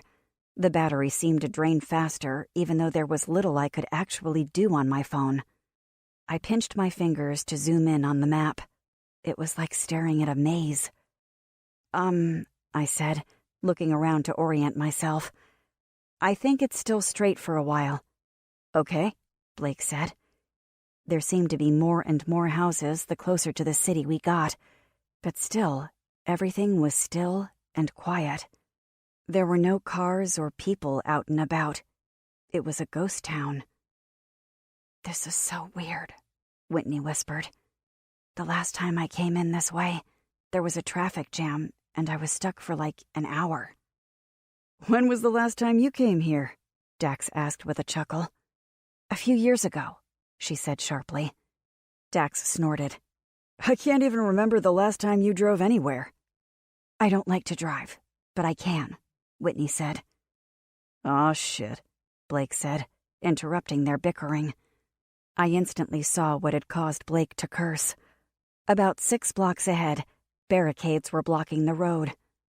"Is it those guys again?" Whitney asked. "That's not possible," Blake said. "These look more official. Something the city had put up." "But no one is here," I said, even though I knew I was stating the obvious. Whitney shifted in her seat. "That's because everyone is dead." "Probably not everyone," Dax said. "Helpful," Whitney huffed. Blake pulled the SUV to a stop about 10 feet away from the barricade. He drew in a breath and pulled his mask up over his nose and mouth. Dax placed his hand on Blake's shoulder when he reached over to open the door. Dax pulled on his mask. "I'll get it," Dax said as he sucked in a breath. "Everyone have their masks on?" "Are you afraid the disease is just going to drift inside the SUV?" Whitney asked. "Anything is possible," Dax said, checking to make sure we were all protected before he opened the door. He walked quickly over the barricade. His eyes darted around in every direction as he grabbed the big wood and metal barrier and dragged it off the road. "Are we the first people to come this way since everything happened?" Whitney asked. "Seems that way," Blake answered as he waved for Dax to return to the SUV. "That can't be good," Whitney said softly. Dax didn't come back to the SUV. Instead, he turned away from us and stared at one of the buildings. "What is he doing?" Blake asked. He pounded on the windshield. "Hey, get back inside the car!" It didn't seem as though Dax had heard him. If he had, he was ignoring Blake. "Oh my God," Whitney gasped as she leaned between the seats. She was pointing at something between the houses. "Does he see them?" I looked down at the gun in his shaking hand. "I think he does." "Get back in the fucking car!" Blake shouted at him through the window. "Beep the horn," Whitney demanded. Blake shook his head. "Could bring more of them." "Well, we can't just let him stand out there like that," Whitney said. I reached for the door handle. Blake reached over and grabbed my hand. "Don't even think about it," Blake said as he rolled down the window an inch. "Get in the car, Dax!" Dax turned around as if he'd been startled. He looked at us for a moment as if he hadn't even remembered we were there. He turned away from the approaching sick people and back toward the SUV. Dax held up his gun and shook his head. He opened the door and dove inside. Blake started to drive away before Dax closed the door. "Please help us," one of the sick said, before the snap of the door cut off their mostly normal-sounding voice. The pain and dread dried my mouth. "They sound so normal," I said, trying not to look into their red eyes as we passed by. "What the hell were you doing?" Blake asked, his eyebrows squeezed together as he looked back at him in the rearview mirror. Dax looked away.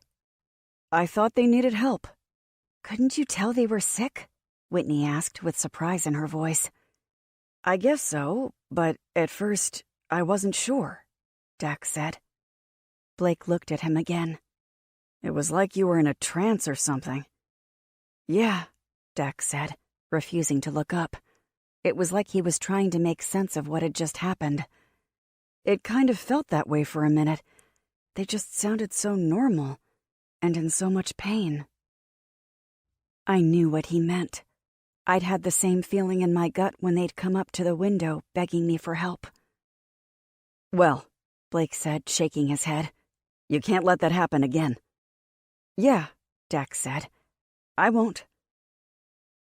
Silence filled the car for the next several blocks. My own breathing sounded distractingly noisy. I looked back and forth from the map on my screen to the passing street signs.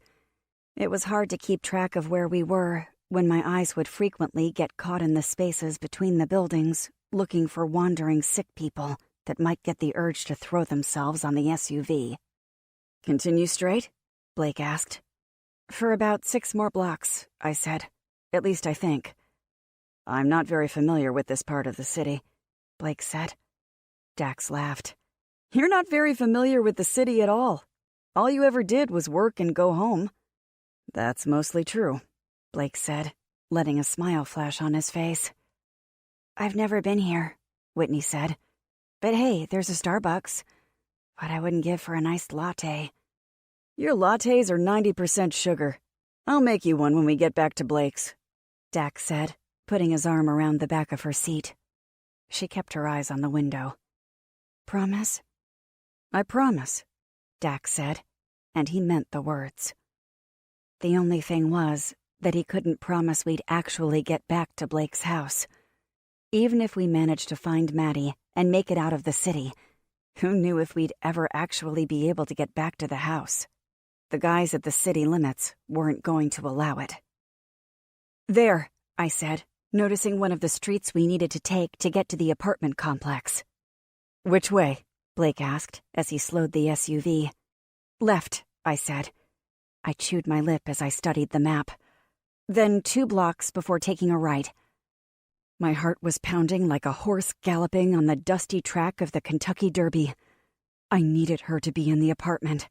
I needed to see her again, or I didn't know what I'd do. There was no way I could go on living without her. Absolutely no way. Maddie was my heart, and without her, there would be no beating. Chapter 21. Blake stopped the car in front of the red brick apartment building. It was 8 stories tall and only as wide as 2 houses smashed together. There was some kind of green ivy growing up the side of the building, and black, oily stains from I couldn't even guess what on the front of the building. "Are you sure this is it?" Blake asked. The SUV was in park, but the engine was still running. "It's the address Maddie gave me," I said, looking up at the building. "4th floor." I sucked in a quick breath. "You guys wait here." Blake laughed. "There is no way in hell I'm letting you go alone." He turned to Dax. "You two wait here." "Okay," Whitney said. "But hurry." "Are you kidding?" Dax asked. "We stay together." Whitney rolled her eyes, but she kept her mouth shut. Deep down, she probably didn't want to get separated from Blake either. "We go in, we get your daughter, and we leave," Blake said, staring at the front door of the apartment building. "No problem," Dax said with a half grin. I nodded and placed my hand on the door handle. Blake grabbed my arm before I could pull the door open. "Ready?" I asked. "Got your knife?" Blake asked. "Yes," I said. Blake exhaled slowly. "Ready to use it if you need to?" "I don't know," I said as my brow wrinkled. "I sure hope so." "Me too," Blake said. "If we run into any of the sick, don't look at them. Understand?" "Understood," Dax said. Whitney and I both nodded. My palms were sweating. Hopefully I wouldn't need to use the knife because I was afraid it might just slide right out of my hand. Blake's shoulders rose with his inhale. He reached over and adjusted my mask. We exchanged a quick look. The air in the SUV seemed to change. Blake checked both of his mirrors and looked out of every window before he opened his door an inch. The squeaking of the door pulled on my nerves, and my body tensed. "Let's go," Blake said. Before I was even able to fully open my door, he was on the other side of the SUV waiting for us to exit. I followed him up the small flight of stairs and into the building. I shuddered when the door closed behind us. My hand shook as I placed it on my chest and felt my racing heart. "Keep your masks on," Blake advised. I hadn't even considered removing it. I'm sure none of us did. I did, however, check my back pocket to make sure the extra mask I tucked away for Maddie was still there. When I felt the roughness of the fabric against my fingertips, I didn't relax, not even a little. There was a row of buzzers with the apartment numbers listed beside them.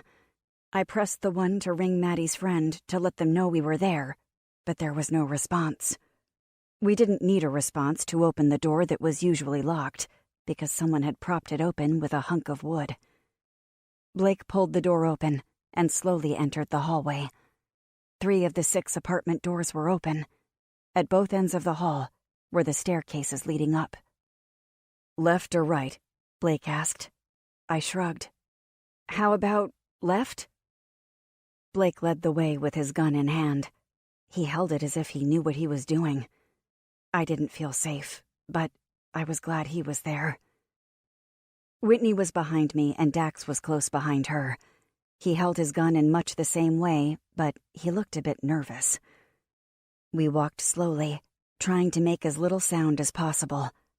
Something rustled inside one of the apartments behind us, and Whitney grabbed my arm, digging her fingertips into my muscle. "Stay back!" Dax shouted. "Oh, please don't shoot," an older woman with silvery hair said, holding up her hands.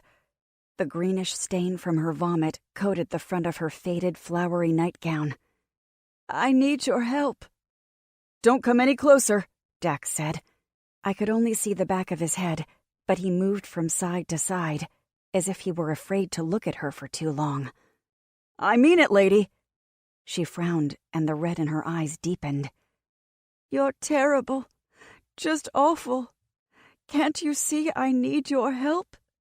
"Damn it, Blake," Dax said, daring a quick look over his shoulder. "What do we do? I can't shoot an old lady." "She's not an old lady anymore," Blake said, but he didn't raise his gun and shoot her either. "Let's go. 4th floor?" When I didn't answer right away, he shook me. "Kit, 4th floor?" "Yes, the 4th floor," I answered in a shaky voice. Blake grabbed my hand and pulled me along. I looked over my shoulder at the woman. Her eyes locked with mine for a second too long. "Help me," she said. Her lips seemed to move slowly. It was as if everything around us had disappeared.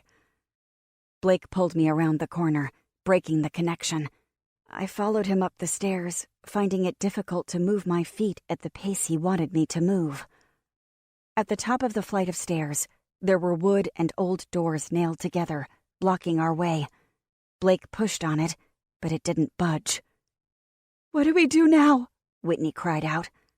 "Help us!" another voice called out from below. The voice was that of a male. "How many of them are there?" I asked. Blake pushed and kicked at the wood. He hit the man-made wall with his fist and pushed past Whitney and me. "We're going to have to do this," he said quietly to Dax. "You ready?" "I think so," Dax said. "You have to be," Blake said, as he sucked in a breath that caused his shoulders to rise. "They aren't like us anymore. Just remember that." Dax shook his head. "You've done this before. I haven't." "Once," Blake reminded him. It hit me that Freddie had been his first. Blake tapped me on the hand. "Your knife." I nodded and tried to fill my eyes with confidence. "I'm ready." It was mostly a lie. I wasn't anywhere near ready to plunge a blade into someone that, for the most part, looked just like us. They talked, they walked, they stood there begging for help as if they didn't understand what was happening to them. A noise at the wall behind me forced me to turn. A small, thin strip of wood had been moved to the side. "You're not Deacon," the man said, looking at me through the opening. "No, please, can you let us inside?" I asked. "You don't look sick," the guy said, squinting at me. My eyes widened. "No, we're not sick, but there are people behind us that are. Please, Can you let us inside?" "I can't do that," the guy said. I pointed at my mask. "Look, we're not sick. We're protected." "Well," the guy said, looking over his shoulder, "I'll probably get shot in the arm for this, but fine. Come in." He slid a square of wood to the side, which was only an inch or two wide enough for us to crawl through. The guy closed the opening and locked it into place. "Thank you so much," I said, keeping my mask on. "You saved our lives." "What are you folks doing here?" he asked. I looked around and noticed a similar door constructed at the top of the stairs. The second floor, for some reason, had been sectioned off from the rest of the building. I said, unsure of how to respond to the man staring at me. I didn't know him, and the way he was looking at me made me nervous. I didn't really want to tell him about my young daughter, although maybe he already knew about her. "We're just looking for a place to hole up for a bit," Blake said. "Didn't know the place was taken." "Or infested," Dax added. The man laughed at Dax's choice of words. "That's a good one. The first floor is infested. Those damn things keep coming back, no matter how many times we shoot them." "You have to decapitate them," Whitney said with a shrug. "Or cut out their hearts." "Ooh, that's cold," the man said with a chuckle. His face turned dark. "I'm sorry to say we don't have space, so you can't stay here. In fact, if Deacon gets back while you're still here, it's not going to be good for any of us." "It's not going to be good for you either way," a 20-something with pigtails said, stepping out from one of the rooms. She popped her hip into the man's side. "I'm going to tell Deacon you let them in." The man laughed. She smiled at him, and like a switch and flip, he stopped laughing and wrapped his fingers around her neck. He grabbed her like she was a flimsy doll and threw her against the wall.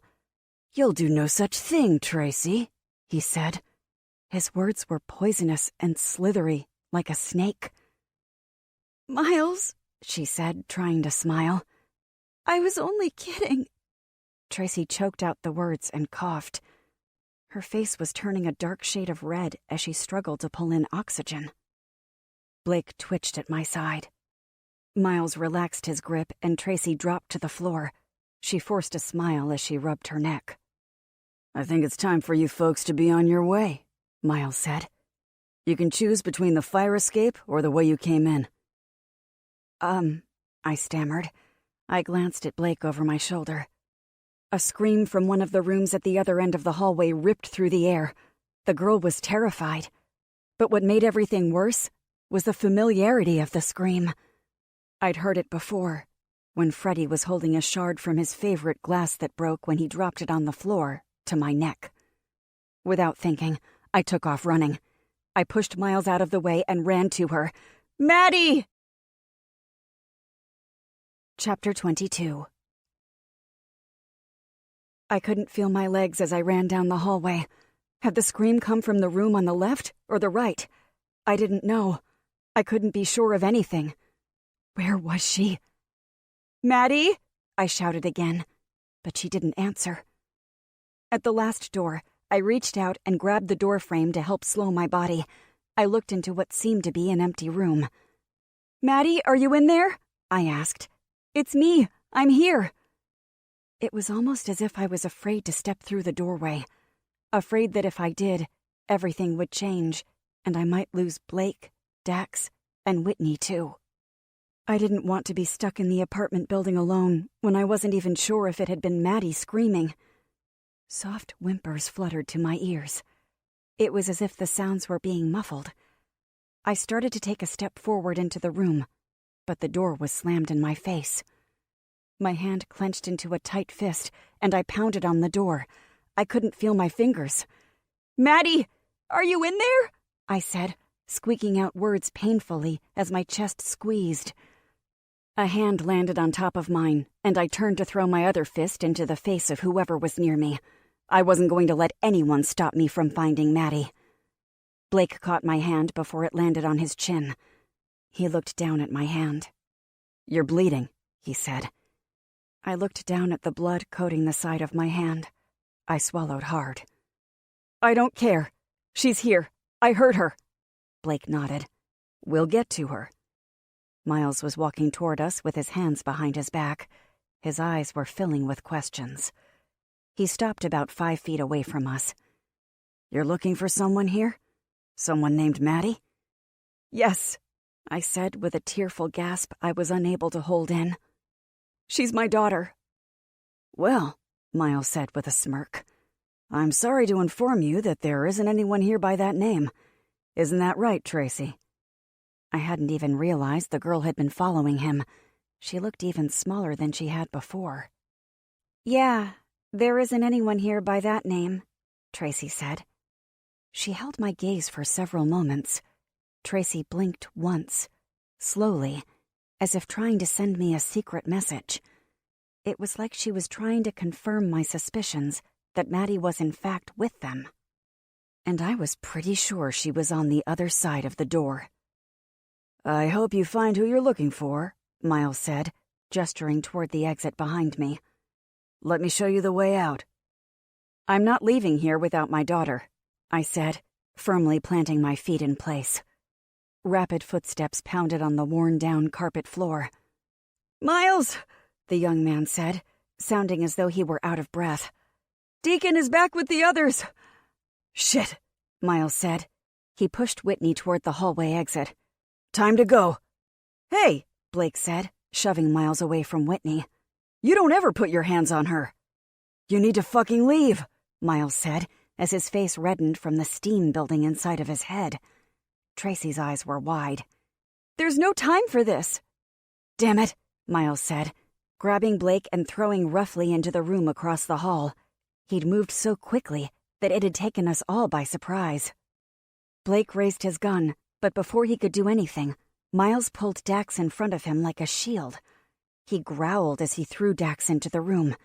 Dax stumbled and landed on top of Blake.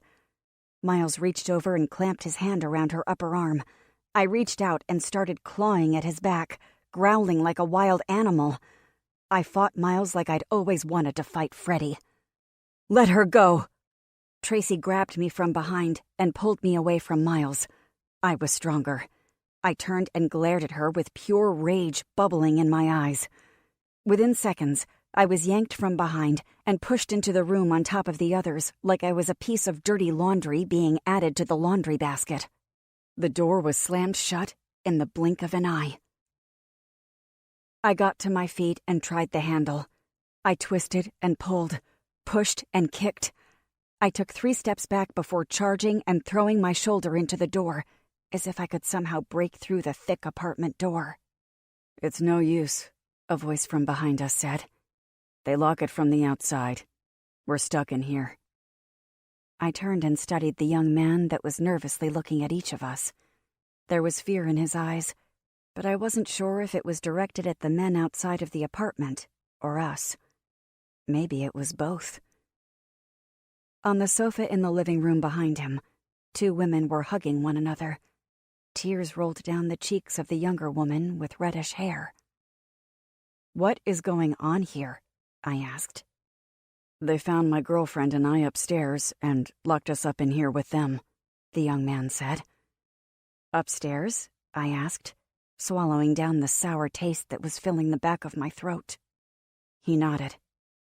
"That's Lila from the 3rd floor, and Bethany. This is her apartment. I'm Elias from the 4th floor." "Elias?" I said in a raspy voice that was threatening to stop working. "That's my daughter in the other room, isn't it? Maddie Easton. Do you know her? What are they doing to her?" "You don't want to know," the woman Elias had called Bethany said. My mouth felt like it was coated with sand. I turned toward the door and started pounding again, harder and harder. "Let us out of here!" I screamed. "Maddie is a fighter," Elias said. "Why are you here?"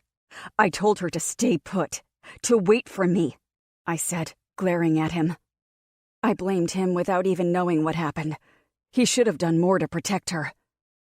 "They have guns," Elias said defensively.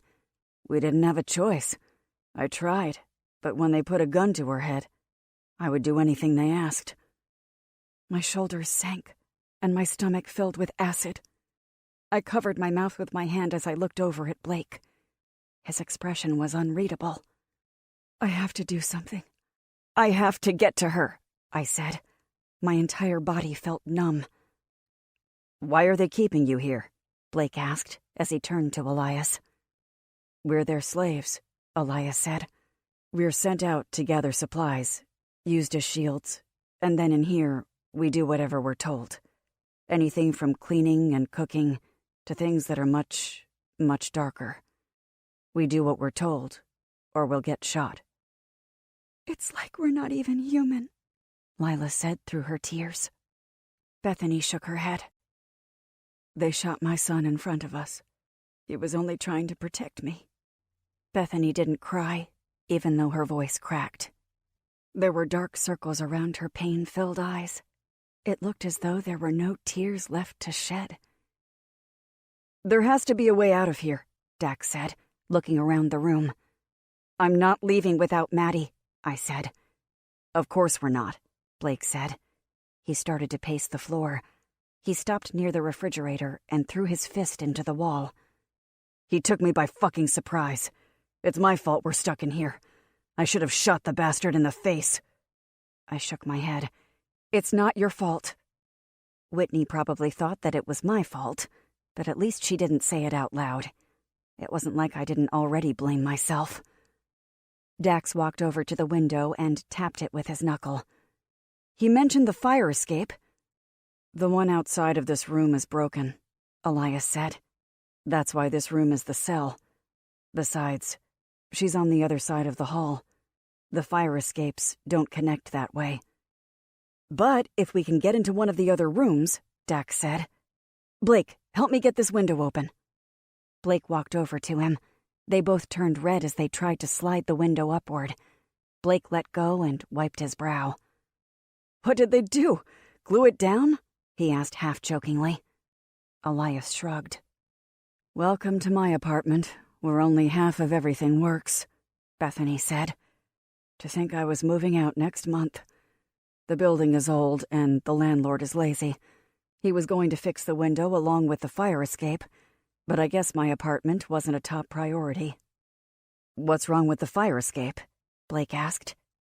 "There is no ladder down. One day it just fell off," Bethany said. "Almost took out a homeless man when it crashed to the ground." Dax and Blake exchanged a glance before stepping back up to the window. They grunted and growled, but it wouldn't budge. "Why not just break it?" I asked. Blake glanced over at Bethany. She blinked several times before offering him a shrug. "They'll hear it break," Lila said. "If they do, maybe they'll come to see what's going on," Dax said, holding up his gun. "This time, we'll be ready." "There's more of them," Lila said, staring at her feet. "I don't want to die." Dax smiled at her. "They probably have terrible aim, but just in case, you could hide in the bedroom." Blake placed his hands on his hips and stared at the window. After a long moment, he looked over at Bethany. "Got anything heavy?" Chapter 23. The glass shattered, and the tiny bits sprinkled to the floor. Dax was kneeling behind the kitchen island with his gun aimed at the front door. The others were hiding in the bedroom. Blake and Dax had both tried to convince me to join them, but there was no way I was going to just sit there and wait. "Doesn't seem like they're coming," Dax said. Blake stuck his head out of the window and looked around. "You should both wait here." "Not happening," I said stubbornly. "I'll go through and unlock the door," Blake said. "It'll be easier and quicker if it's just me." Dax shook his head. "I can't let you do that." "I should do it," I said, as I walked over to the window. My breaths were hectic, and my fingers shook as I leaned forward. "They're not even connected." "I can make it across," Blake said confidently. "It's like 6 feet between them," I said. Blake shook his head. "It's like 4, and there is a ledge." There was a thin ridge of bricks that circled around the building. "That's not a ledge." "Kit," Blake said, looking into my eyes. "Let me do this. I can do this." I don't know how many times I have to say this, but you don't owe this to me. If this is about what happened to my husband, this has nothing to do with your husband. It has to do with getting you and the others out of here safely." Blake climbed out of the window and placed his hand on the rusty railing. 2 minutes. I'll unlock the door in 2 minutes. My heart thudded as he swung his leg over the railing. "Blake," I said, reaching out for him. My fingertips grabbed the fabric of his shirt. There was a strange feeling in the pit of my stomach. "You don't have to do this." Blake swung his other leg over, and his shirt fell away from my fingers. He steadied himself and smiled. "I know, but I'm going to do it." He placed the toe of his shoe on the narrow ridge and moved quickly as he swung himself over to the neighboring fire escape. I didn't pull in a breath until his legs were safely on the other side. "See?" he said, bowing slightly, as if he were a magician that had performed a great trick. Seriousness washed over his face, and he pulled the gun out of his waistband. His voice was mostly carried to me by the wind. "Go to the door and wait for me to unlock it." I nodded, and he disappeared into the building. "He's in," I announced, and Dax's shoulders relaxed slightly. "Now we wait," Dax said. "Just don't shoot him if he opens the door," I said. Dax chuckled nervously. "I'll try not to, but my nerves are shot. I might flinch." "Maybe you should put that thing down then," I said. "I won't shoot him," Dax said, meeting my eyes. I nodded. There were sounds in the hallway, but I couldn't be sure who or where they were coming from. Seconds later, there was a snap at the door, and it popped open. Blake stepped in, and I threw my arms around him like we were long-lost friends meeting again after years of being separated. He squeezed me back, but quickly let one of his arms fall away. My cheeks felt warm, and my insides fluttered. "We have to move fast," Blake said. "They're down the hall having some kind of meeting. Not sure how much time we have." I could see over his shoulder that the door across the hall was still closed. "How are we going to get her?" "I have an idea," Blake said, gesturing toward the hammer sitting on the table near the broken window. "Grab the hammer." "Let's go," Blake said, jerking his chin toward the hall. Bethany stood, but Lila didn't let go of her arm. She clung to her like a girl holding her favorite dolly. "I think we're going to stay," Bethany said. Blake stared at her for a long moment. "Are you sure?" "I'm not ready to face those things out there, and neither is Lila. We've been out there before with Deacon, and we're both lucky to still be alive," Bethany said. "For now, it's just easier to do what they tell us to do." Blake shook his head and sighed. "I'm sure we can find somewhere safer for you." "I appreciate it, but we'll pass," Bethany said, holding up her palm. "Well, good luck to you," Blake said with a nod. "And to you all as well," Bethany said, lowering herself back down on the sofa. Blake took my hand and gave it a quick squeeze. "Ready?" "Ready," I said, and before I knew it, we were across the hallway, sliding into the room next to the one Maddie was in. Blake closed the door after everyone was inside and locked it from the inside. He led us straight to the window. "Hammer," Blake said, reaching backward. "What are you doing in here?" said a heavy and quite hairy shirtless man. "More importantly, who the hell are you?" "Just passing through," Blake said. The heavy man's eyes darkened. "The hell you are." He charged toward Blake like a sumo wrestler in the 500-yard dash. Dax held up his gun, but the man tripped on the corner of a rug under the dining room table and fell toward the ground. On his way to the scuffed linoleum floor, he smacked his head on the corner of one of the wooden chairs.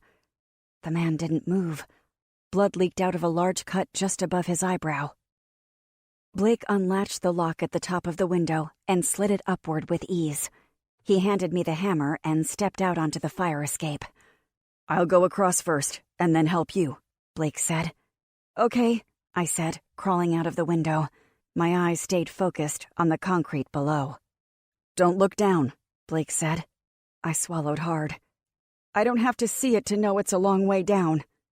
"You'll be fine," Blake said as he swung his leg over the railing. He pulled himself across like an acrobat that was performing a trick for the millionth time. Blake stretched out his hand to me. "Look at me." I locked my eyes with his, but it didn't help. At least, not much. It didn't matter if I was looking at the ground or not if I fell. Either way, I was going to, at a minimum, break my legs if I hit the concrete. A quick swinging motion got me to the other side. I reached out for the railing, but Blake caught my waist and held me. I stared into his eyes for a moment and felt something I didn't quite understand. "Climb over," he said. "Right," I said, taking the hammer out of the back of my pants. Whitney was more than halfway over when I smashed the hammer into the window. I could feel their eyes on me. "We weren't ready," Blake said, grabbing the hammer out of my hand. "You can catch up," I said. "I'm going to save my daughter." He grabbed my arm, but I jerked away from him easily since he was still helping Whitney across the fire escapes. I ducked my head and crawled into the apartment. I looked around the empty living room. There were empty beer cans and trash scattered everywhere. It was like I'd walked into my living room after one of Freddie's weekend-long benders. The bathroom door was open, but the door that I presumed led to the bedroom was closed. I twisted the knob and pushed open the door. My eyes instantly connected with Maddie's wide, tear-filled eyes. The beating of my heart felt as though it had moved up into my throat. "Maddie!" I said, dashing across the floor. She couldn't respond. There was a piece of silver duct tape over her mouth. Maddie winced as I pulled it off her face. "Mom," she said, as her body jerked an inch toward me. "My hands are tied. He's going to be back soon." "Who's going to be back?" I asked. "I don't even know his name," she said. "We call him Sir." She looked at something over my shoulder. "Who's that?" My head whipped around as Blake approached. He reached down and pulled the knife from my hip. Maddie cringed away from him. "This is Blake," I said, placing my hands on her shoulders. "He drove me here." Blake held up his hand without the knife. "I'm going to cut you free, okay?" "Okay," she said, unable to take her eyes off him. "You look familiar." "He's our neighbor," I said. "Where's Dad?" Maddie asked. I forced a smile. "Let's talk about that later. First, we need to worry about getting you out of here." "Okay," she said, rubbing her wrists the second they popped free from the plastic ties that had been far too tight. "Did they hurt you?" I asked, as I helped her to her feet. "They pushed us. They hit us. And for some of the girls, they did other stuff," Maddie said. I swallowed hard, biting my cheek so tears didn't leak out of the corners of my eyes. "You?" "No," Maddie said, her hands shaking. "They were waiting until I turned 18. Like it was going to be some big special event." "Well, we don't need to worry about any of that anymore," I said, wrapping my arm around her shoulder. "We're going to get you out of here." Blake nodded and led us out of the bedroom. The others were standing by the window, staring at us as we emerged. "Maddie," Elias said, rushing to her. He embraced her and planted a long kiss on her lips. "I was afraid I wouldn't see you again." "I know the feeling," she said, smiling at him as she gazed into his eyes. Damn it, she had it bad. "No one might ever see us again if we don't get out of here," Dax said, sticking his hand out toward Maddie. "I'm Dax." Maddie stared at his hand for a second before taking it. "Hello?" "Let's worry about the introductions later," Blake said. The sound of a key being inserted into the lock cut through the awkwardness in the room. Blake raised his hand and pointed his gun at the door. "Out the window. Go." "Hey!" a bearded man said, standing in the open doorway. "What are you doing in here?" "Shit!" Dax said as he started to help Maddie out of the window. Maddie grabbed his arm and met my eyes. "Mom?" "It's okay, Maddie," I said as she stepped out onto the fire escape. "We're going down." Whitney was more than halfway through the window when the man shouted to someone down the hall. "Go, go, go!" Blake said, placing his hand on my back. It sounded like 100 horses were running down the hallway, making their way toward us. "Stop them!" someone shouted, seconds before a bullet ripped through the air. It had felt as though the bullet had been close. So close, in fact, I looked down to make sure I hadn't been hit. Blake shot back as Dax pushed me through the window. Dax looked into my eyes. "Get them to the SUV." "Okay," I said, feeling a tightening in my chest. "Just go," Dax said. "We're coming, right behind you." Another bullet cracked through the unbroken window several inches from where we were. Elias rolled out of the window as I got the ladder down to fall. "Climb down," I said, but Maddie was already moving. Whitney was anxiously bouncing in place, waiting for there to be enough space for her to follow. Elias was lying down on the metal fire escape. I shook him vigorously. "Let's go," I said, but his body didn't respond. "Elias?" I rolled him over, and his eyes were open. He didn't blink. His eyes were focused on something in the clouds above. "Elias?" I said again, but I knew he was gone. There was nothing.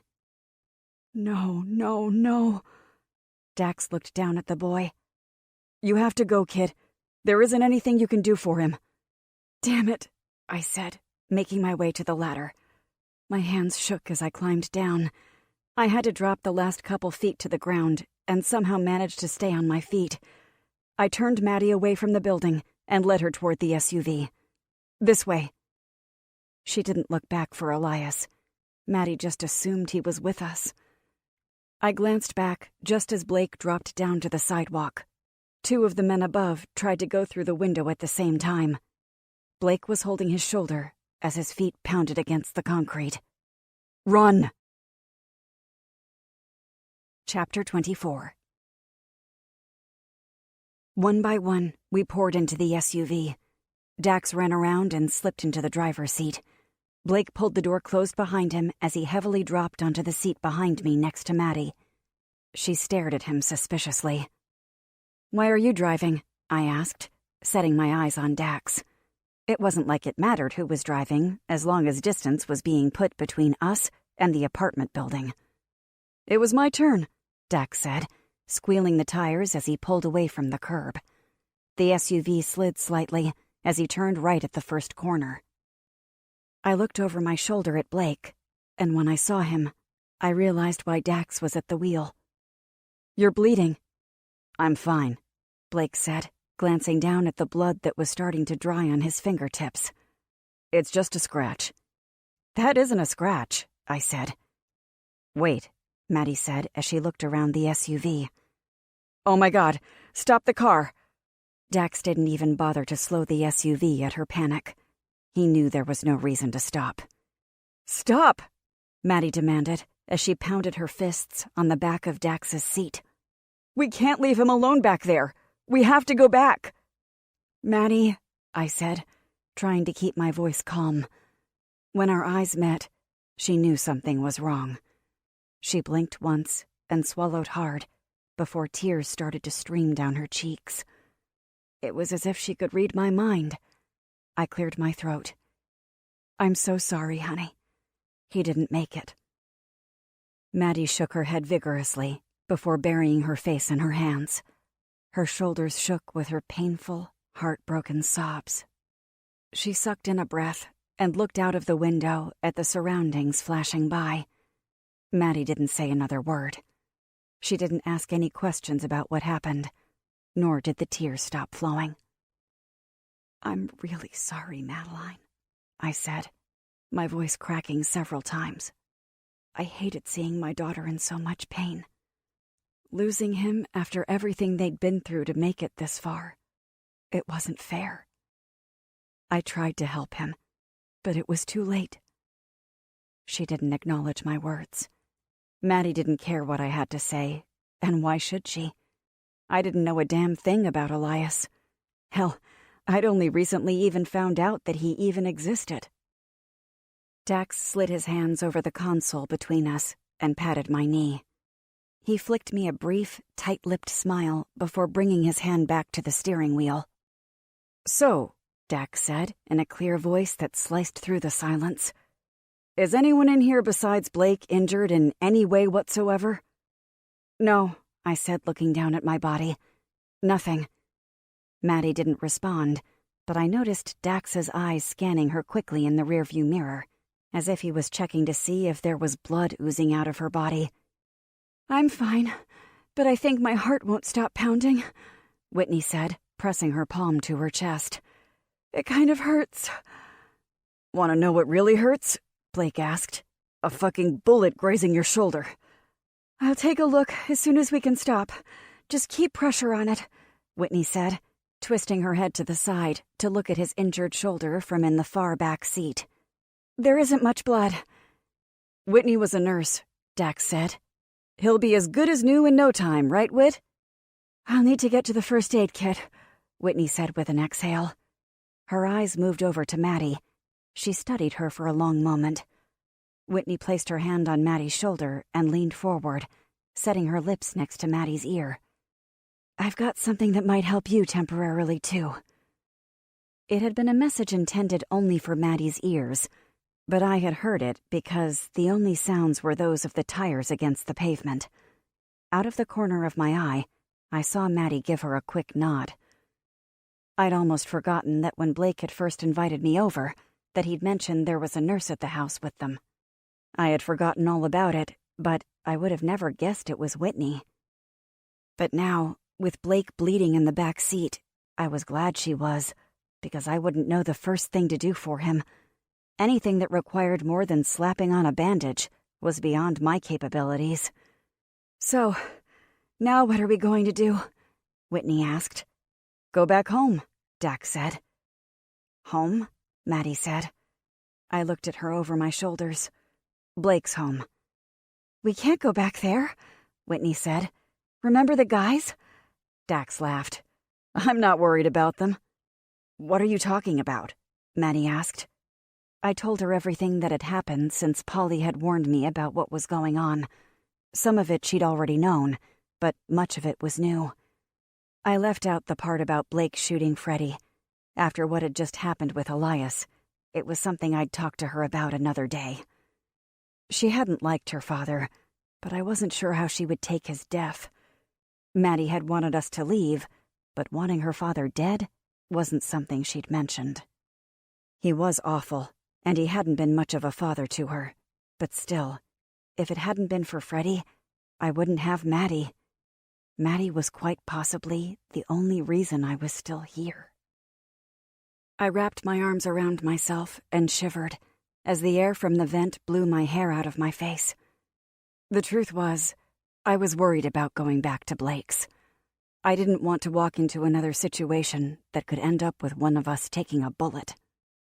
There had been more than enough gunfire in the last 24 hours to last me a lifetime. I'd be fine never being near a gun ever again. Dax sped down the city roads. It felt like it took an hour to find our way out of the city and back to the highway.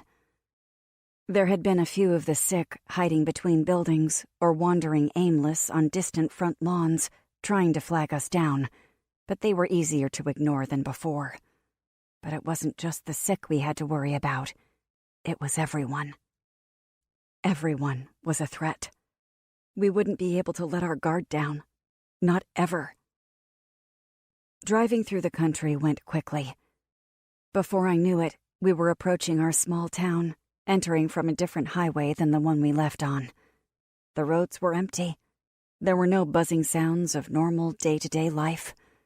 The world was silent, except for the engine of the SUV. I wasn't sure if I loved or hated the silence. I wasn't sure if there was anything to like at all anymore. Dax drove the SUV into Blake's garage and cut the engine.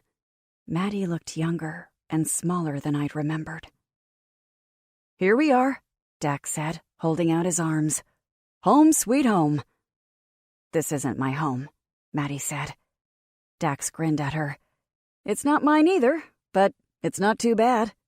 A little small and kind of stuffy, but it's better than being out there with those things.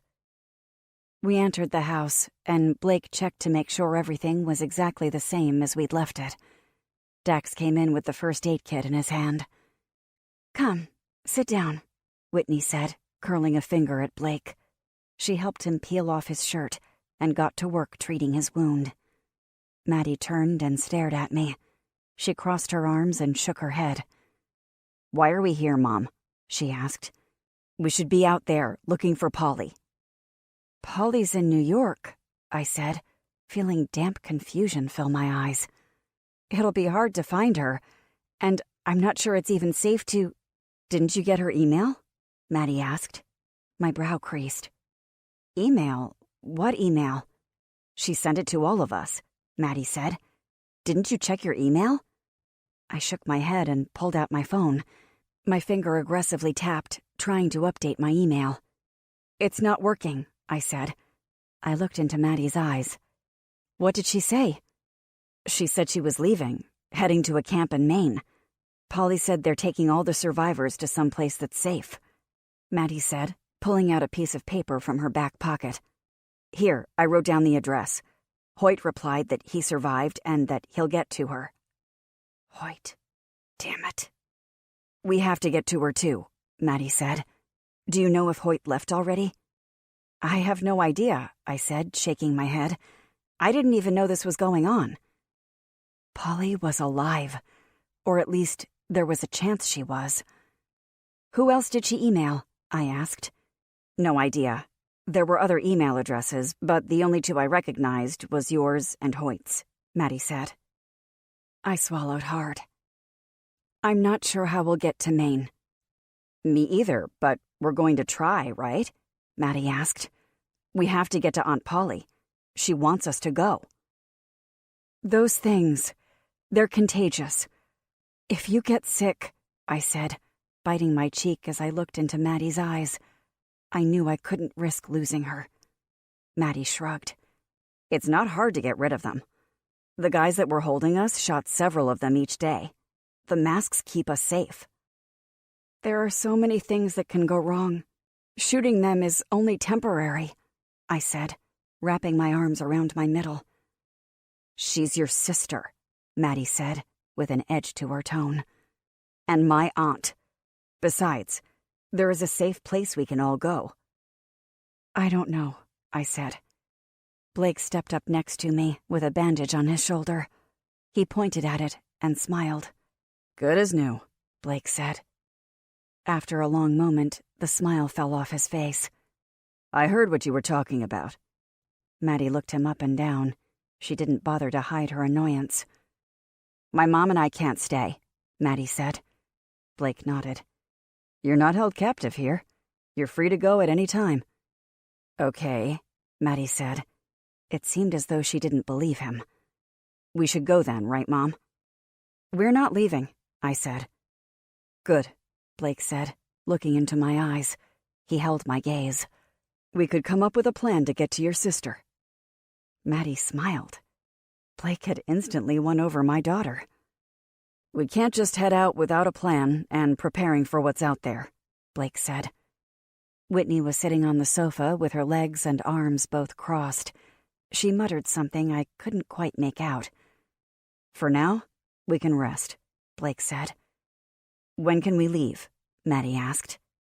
"When we're all ready, mentally and physically," Blake said, cocking his head to the side. "Want to see the room your mom's been staying in?" Maddie looked unsure, but nodded after I gave her a reassuring smile. "Okay," Maddie said, covering a yawn. We'd been gone so long, night was creeping upon us. It wasn't just Maddie that was tired. "I'll make us something to eat," Dax said from behind us. Blake gestured for Maddie to follow him. She did, but I could see her apprehension. Trust wasn't something that came easy to either Maddie or me, and what she'd gone through had probably only made things worse. I exhaled and walked over to the window. I looked out between the boards and saw one of the sick pacing back and forth on the front lawn. It wasn't until the red-eyed man turned toward Blake's house I saw something that made me take a quick step back. "What is it?" Whitney said, placing her hands on my shoulders. I hadn't even heard her get up. She looked at me with concern. "Are you okay?" "I'm fine," I said, swallowing hard. Maybe getting away from here isn't a terrible idea. We're safe here, Whitney said. We should wait here and go to your sister when this is all over. I chewed the inside of my cheek. It wouldn't make any difference to Whitney if I told her that my dead husband was pacing on the front lawn, as if he were waiting for Maddie and me to come home. The guys at the city limits had told us how to get rid of the sick once and for all. A sigh escaped from between my lips as I pulled out the knife I'd been carrying. I twisted it around in my hand as I stared at the boarded-up window as if I could see right through it. I was going to have to tell Maddie what happened to her father sooner rather than later. "We're going to Maine," I said, looking into Whitney's eyes. "We'll go alone. I won't put you, Dax, and Blake through any of that again." Whitney nodded her appreciation. "When will you go?" she asked. "A few days, maybe a week, tops," I said. Blake was right about needing to rest and prepare. I won't take anything that wasn't already mine with me. "Fair enough," Whitney said. "What car will you take?" I sucked in a quick breath. "My truck." It had been Freddie's, but he wasn't going to be needing it. Even though it would guzzle through gas, it was newer and better than my old car. Rest, preparation, and a few other things I'd have to take care of before we could leave, but I could do it. Maddie and I could get to Polly, to the safe zone they'd set up in Maine.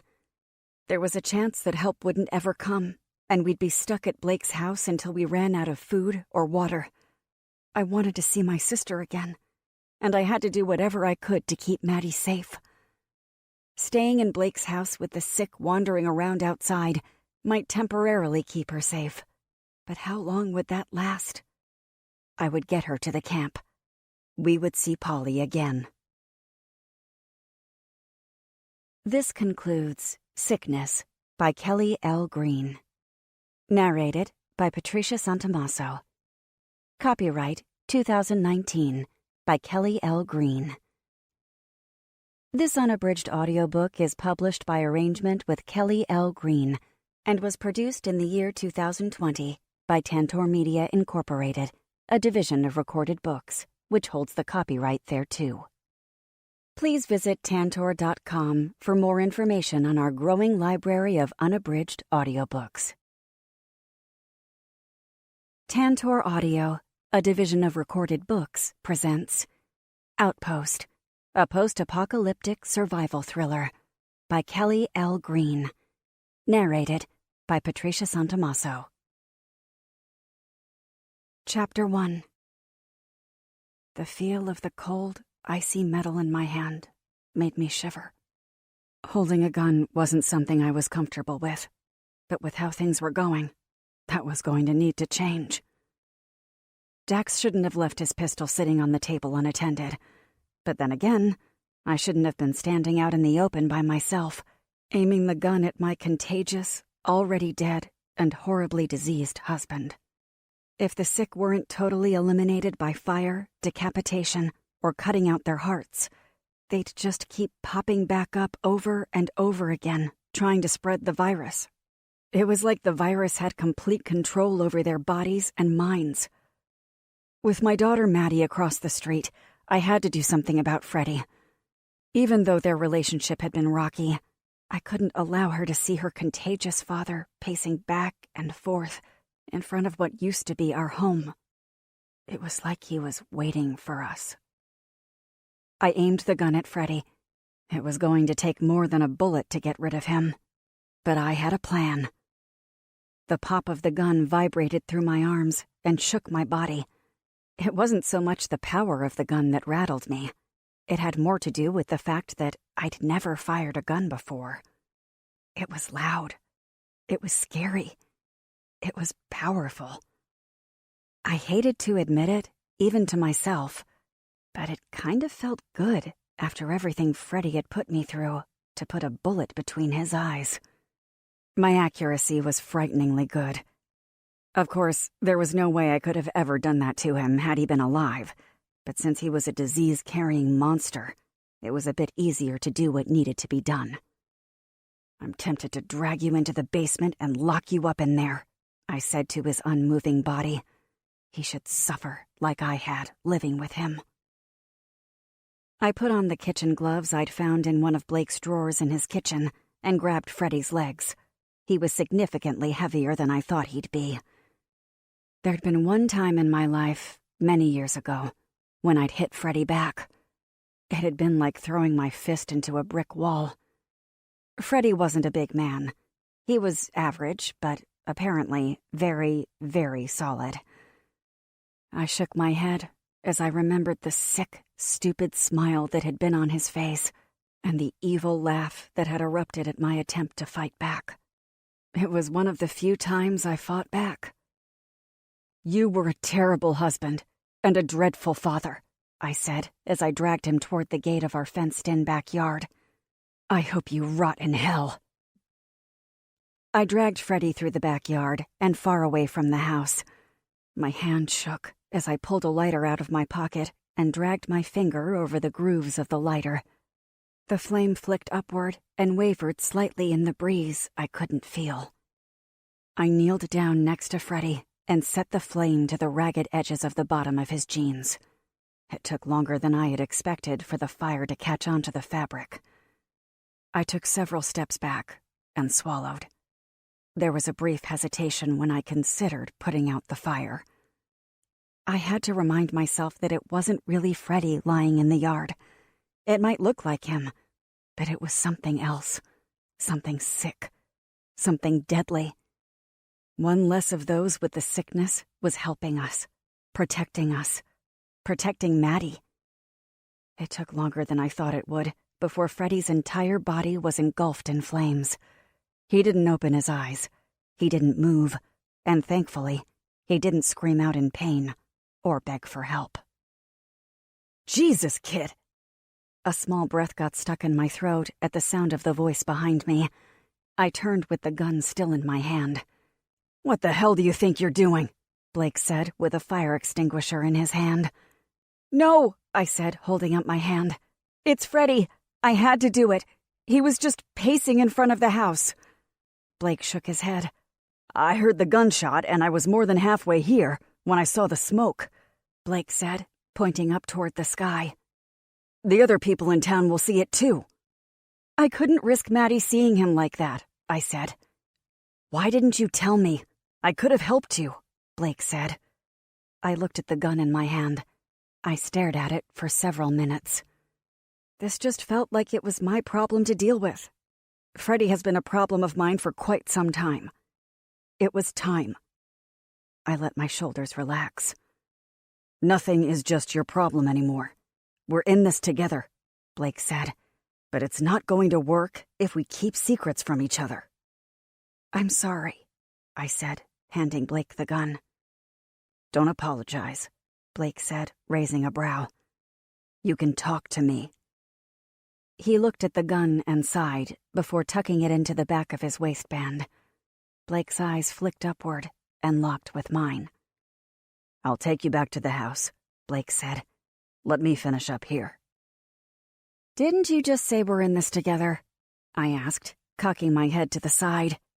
"I'm not leaving here until I know he's not going to spring back up and start pacing in front of the house again." Blake jerked his chin toward the flaming mass on the ground. "It won't be much longer." Freddie was melting away. The skin on his face was dripping off his bones. His torso, arms, and legs looked like an odd-shaped balloon with a small leak. He was deflating. I didn't feel relieved.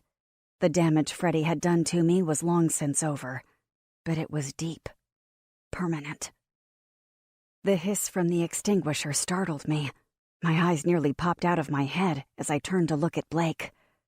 "Why?" I blurted. "He's gone," Blake said. "There's nothing left. He won't be back." "Are you sure?" I asked. "How can we know that?" Blake shrugged. "I guess there is no way to know for sure, but I think he's gone for good." I crossed my arms and nodded. "Okay." "Are you?" Blake asked, narrowing his eyes at me. "Yeah," I said. "I think so. It's hard to believe this isn't all a bad dream, and I'm going to wake up back in my normal nightmare.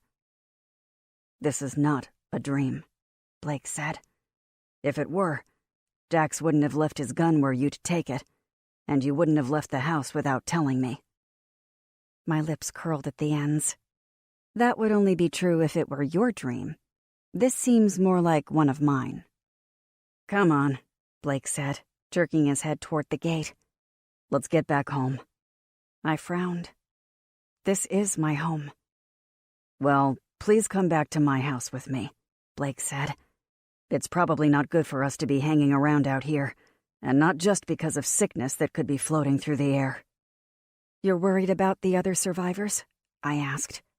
It wasn't that I wasn't also worried. I wanted to know why he was concerned. Yes, Blake said. They aren't being smart.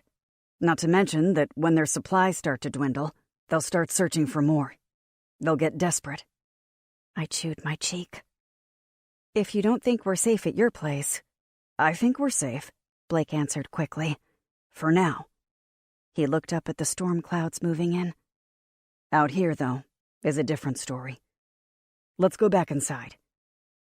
I nodded and walked toward the front yard. Blake was close behind. The gate squeaked as I pushed it open. Blake grabbed my hand and pulled me back behind the fence. Did you hear that? Blake asked. Hear what? Shh, he said, tapping his finger to his lips aggressively. I listened, but I didn't hear anything except the extremely distant rumble of thunder. Or what I was hearing wasn't thunder at all. The sound grew louder. It was an engine coming from what sounded like a rather large vehicle. Blake placed his hand on my shoulder. Stay down. Chapter 2. Blake and I were crouched down low to the ground. We kept ourselves hidden behind the fence, out of sight. I leaned forward, pressing my face to the rough wood peeking out between the boards, watching to see if the vehicles would come down the road. I couldn't see anything. The clouds moved quickly across the sky, blocking out the sun. There was still enough light to see our surroundings, but the shadows that were created chilled me down to the bone. The vehicle was close, but it seemed as though it had stopped somewhere down the road. It wasn't getting louder, nor was it getting quieter. It felt like the truck was vibrating the earth under my feet. Blake turned slowly and looked at me. Then his neck twisted a bit more as he glanced at the yard behind us. It was like he was checking to make sure the remnants of Freddy were still where we'd left them, and that he hadn't risen. "Should we go inside?" I whispered. Blake pulled in a long breath. His eyes moved along the ground, stopping at the back door. It seemed as though he was mentally counting the steps it would take to get us inside. He nodded and gestured for me to lead the way. Blake followed me closely. I glanced back at him frequently to make sure he was still there. I was afraid of losing him, even in the 15 steps to the back door. He was holding the gun, and his eyes darted around, even though he couldn't see anything beyond the fence. Blake didn't know how often I checked for him over my shoulder because he was too busy checking over his own. I dug in my pocket and pulled out my set of keys. My fingers shook as I fumbled around, looking for the correct one. It took only a few seconds, but it felt like hours had gone by. I slowly opened the door, jerking slightly at the squeak it always made at the halfway point. I winced at the sharp sound and stepped inside the house. Blake slipped in behind me and closed the door in one silent but swift movement. He turned the lock and exhaled. "Stay away from the windows, in case they're out there wandering around." "Who? The sick or someone else?" I asked with a nod. "Maybe both," Blake answered. "What do you think they're doing out there?" I asked. Blake stared at the window from several feet away. "No idea." A gunshot split the air. Blake grabbed me and tackled me to the floor. We landed hard. His body was mostly on top of mine, protectively. The sound was close, perhaps just a few houses away. "No!" The voice sliced through the air, but it was instantly followed by another shot. Moments later, the engine roared. It wasn't long until we couldn't hear anything except for the rain violently pounding the roof. Blake didn't move, but I suddenly became very aware of how close he was to me.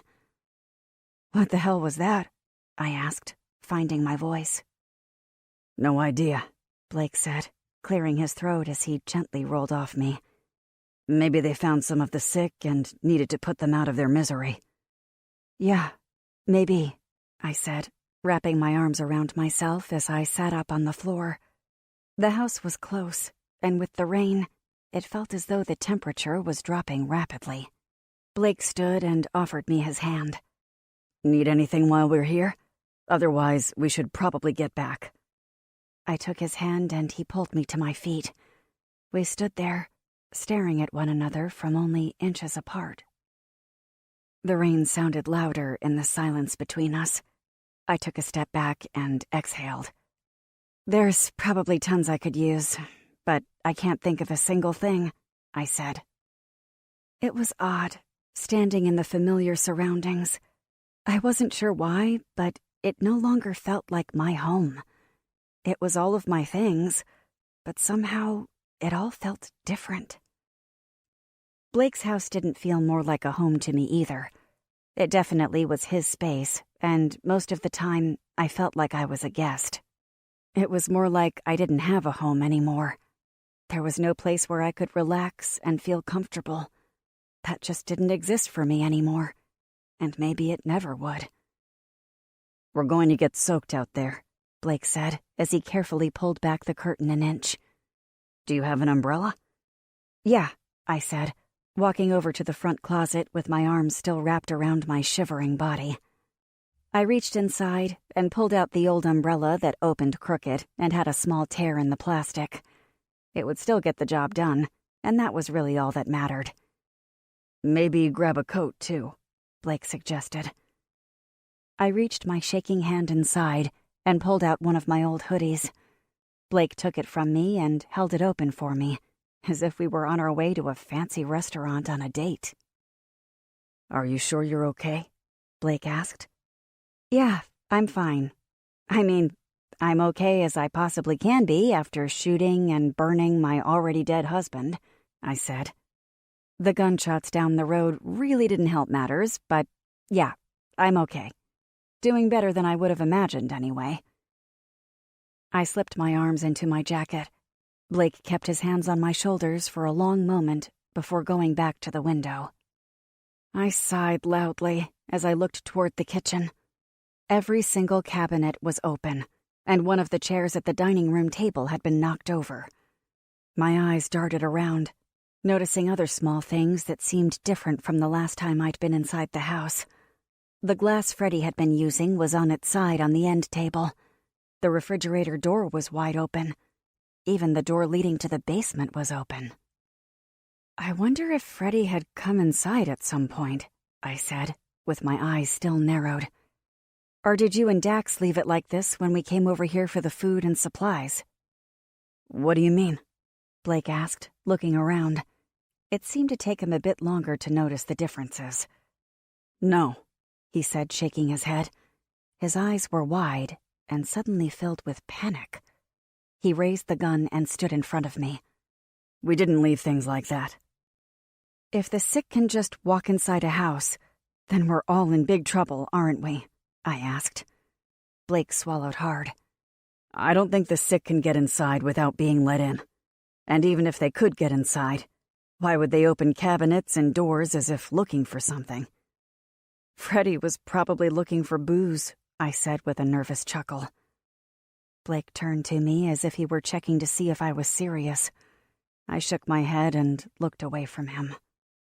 "He would have known where it was," Blake said matter-of-factly. "Unless you hid it from him." "I didn't. Would he remember, though? Do the sick remember things?" I asked, even though my mind went right to when I first saw Freddie pacing in front of the house. "They must know to some extent. Otherwise, why would Freddie have lingered here? He could have been out there, looting liquor stores and spreading the sickness at the same time." Blake's shoulders dropped, and he ran his fingers through his hair. "I have no idea about any of this, but we need to get out of here." I squeezed myself tighter. My voice was softer than a whisper. "You don't think they're still here, do you?" "No, probably not. But that doesn't mean they won't come back," Blake said. "How did they even get inside?" I asked. "The doors were locked." Blake pointed at the front door. "Well, it's not locked now." "Oh my God," I said, slapping my hand over my mouth. "What is it?" Blake asked with concern. "I broke the basement window. That's how they got in," I said. "Freddie locked me down there the night everything happened. I broke the window. It's my fault someone came in here." Blake stared at me. "He locked you in the basement?" "Oh," I said, feeling the heat rising to my cheeks. I was embarrassed. It was the first time I'd ever told anyone what kinds of things Freddie had done to me. I'd never even given the details to Polly or my mom. Sure, they knew things were bad, but they didn't know exactly how bad. "Did he do that a lot?" Blake asked softly. "Oh, no," I said, as if that somehow would make it better. "Only a handful of times when he was extremely intoxicated." My throat dried. Why was I making excuses for dead Freddie? "Jesus, kid, I'm so sorry," Blake said as he looked down at his feet. His eyes flicked up. "If I would have known, I would have done something." "You couldn't have known," I said, wishing I wouldn't have let it slip that Freddie had locked me in the basement. It probably changed how Blake saw me. "Let's get out of here." Blake nodded as he reached out for my hand. He pulled me to the window and didn't let go while he looked in every possible direction. "I don't know how safe we really are in this town," Blake said. "I don't know either," I said. "We might not be able to stay here," Blake said. My mouth dropped open. What other choice is there? "I'm not sure," Blake said. "I shouldn't have mentioned it. You have enough on your mind." He led me to the door and squeezed my hand before he opened it. "The umbrella," I said, reaching for where it was propped up against the wall. Blake tugged me back. "Forget it. We're going to run." Chapter 3. I still had my hoodie on when we sat down for dinner.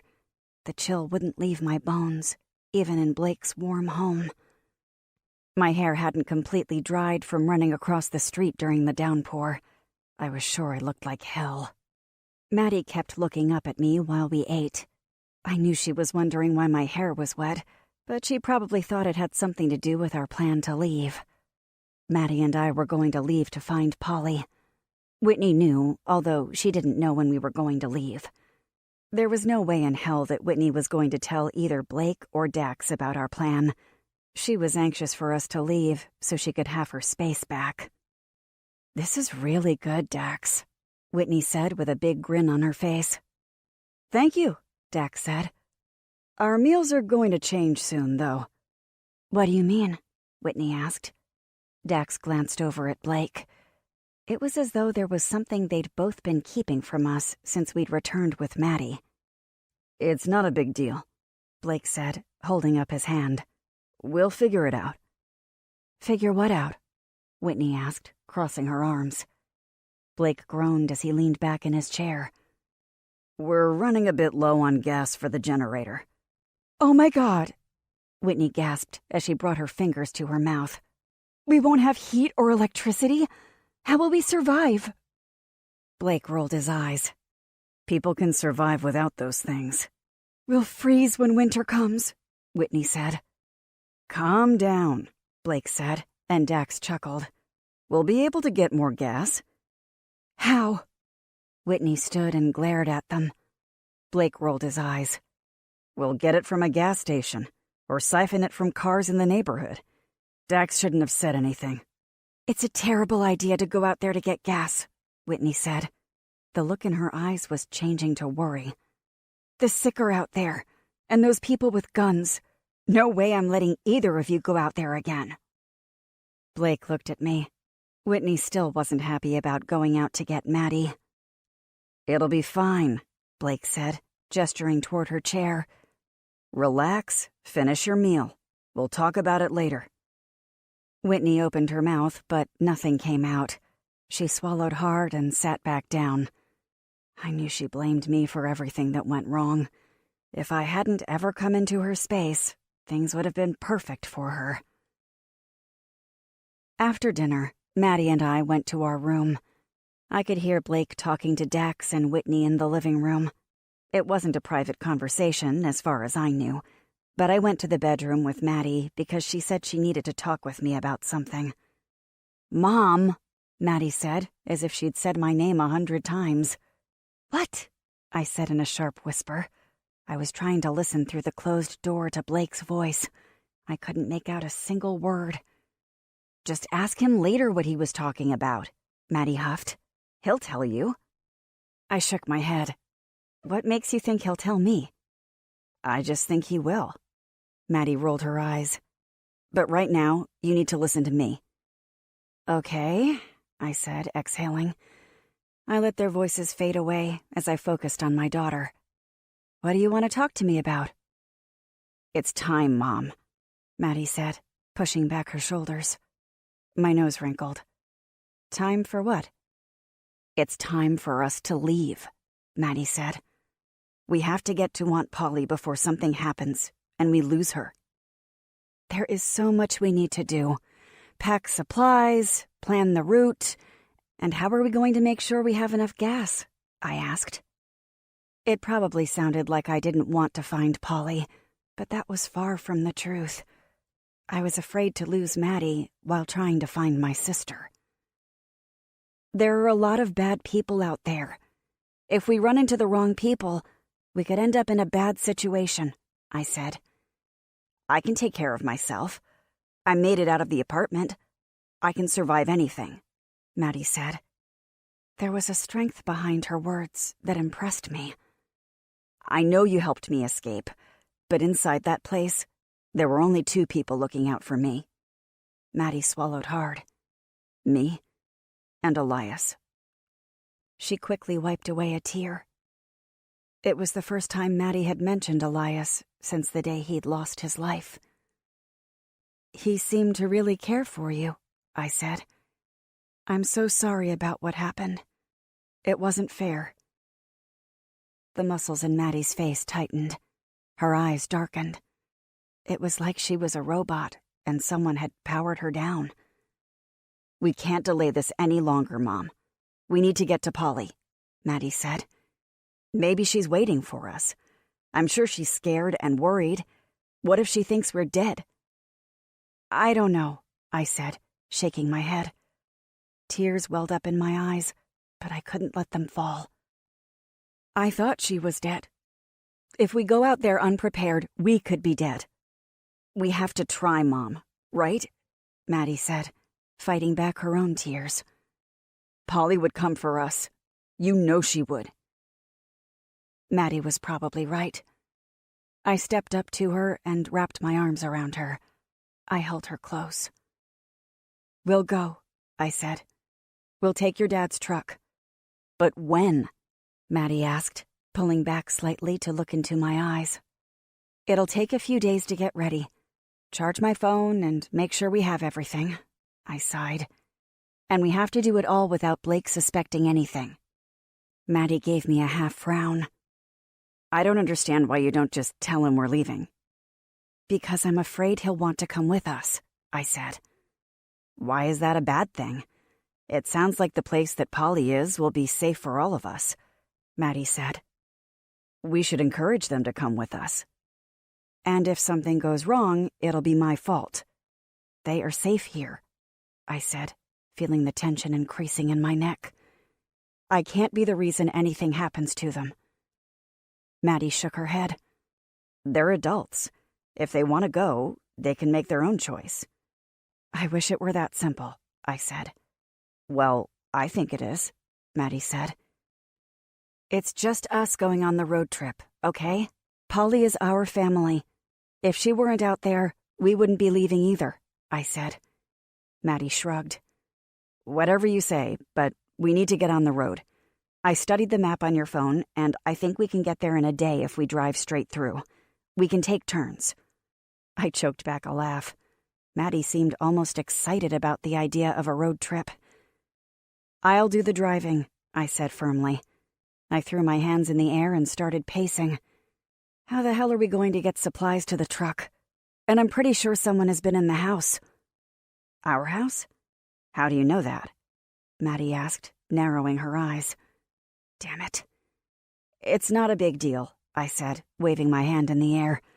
"I went there to get a few things, and things were different. It was obvious someone had been inside."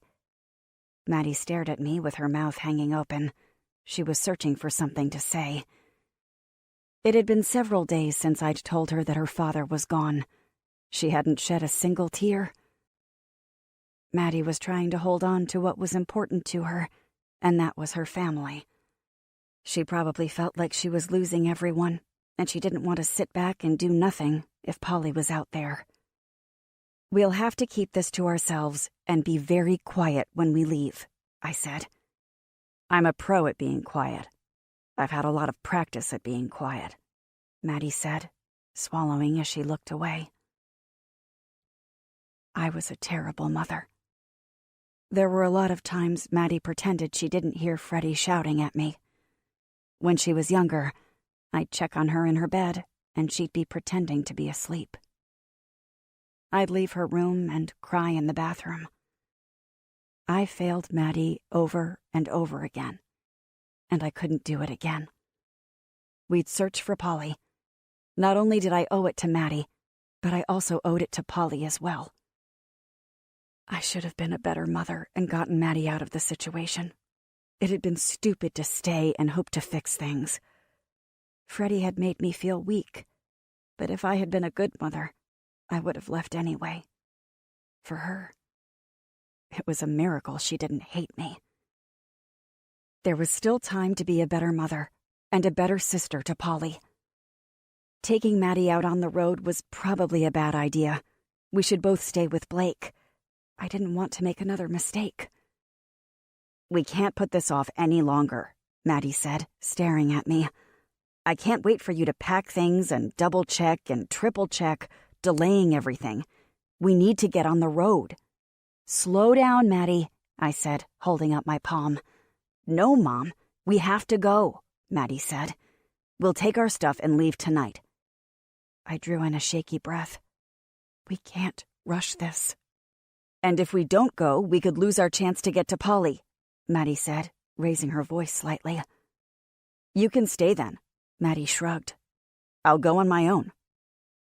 "I just don't want to do the wrong thing," I said, twisting my fingers together. Maddie's lips formed a thin, straight line. "It's time to do something, though, Mom. And this time, we're leaving."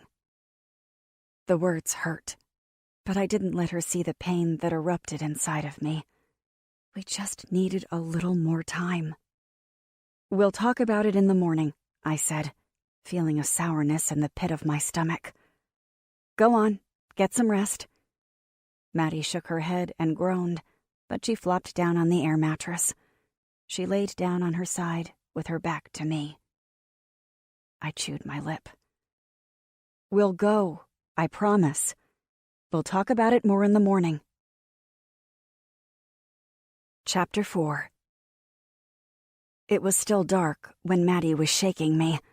My eyes popped open and I stared at her in the dark room. The muscles in her face were tensed like stretched rubber bands.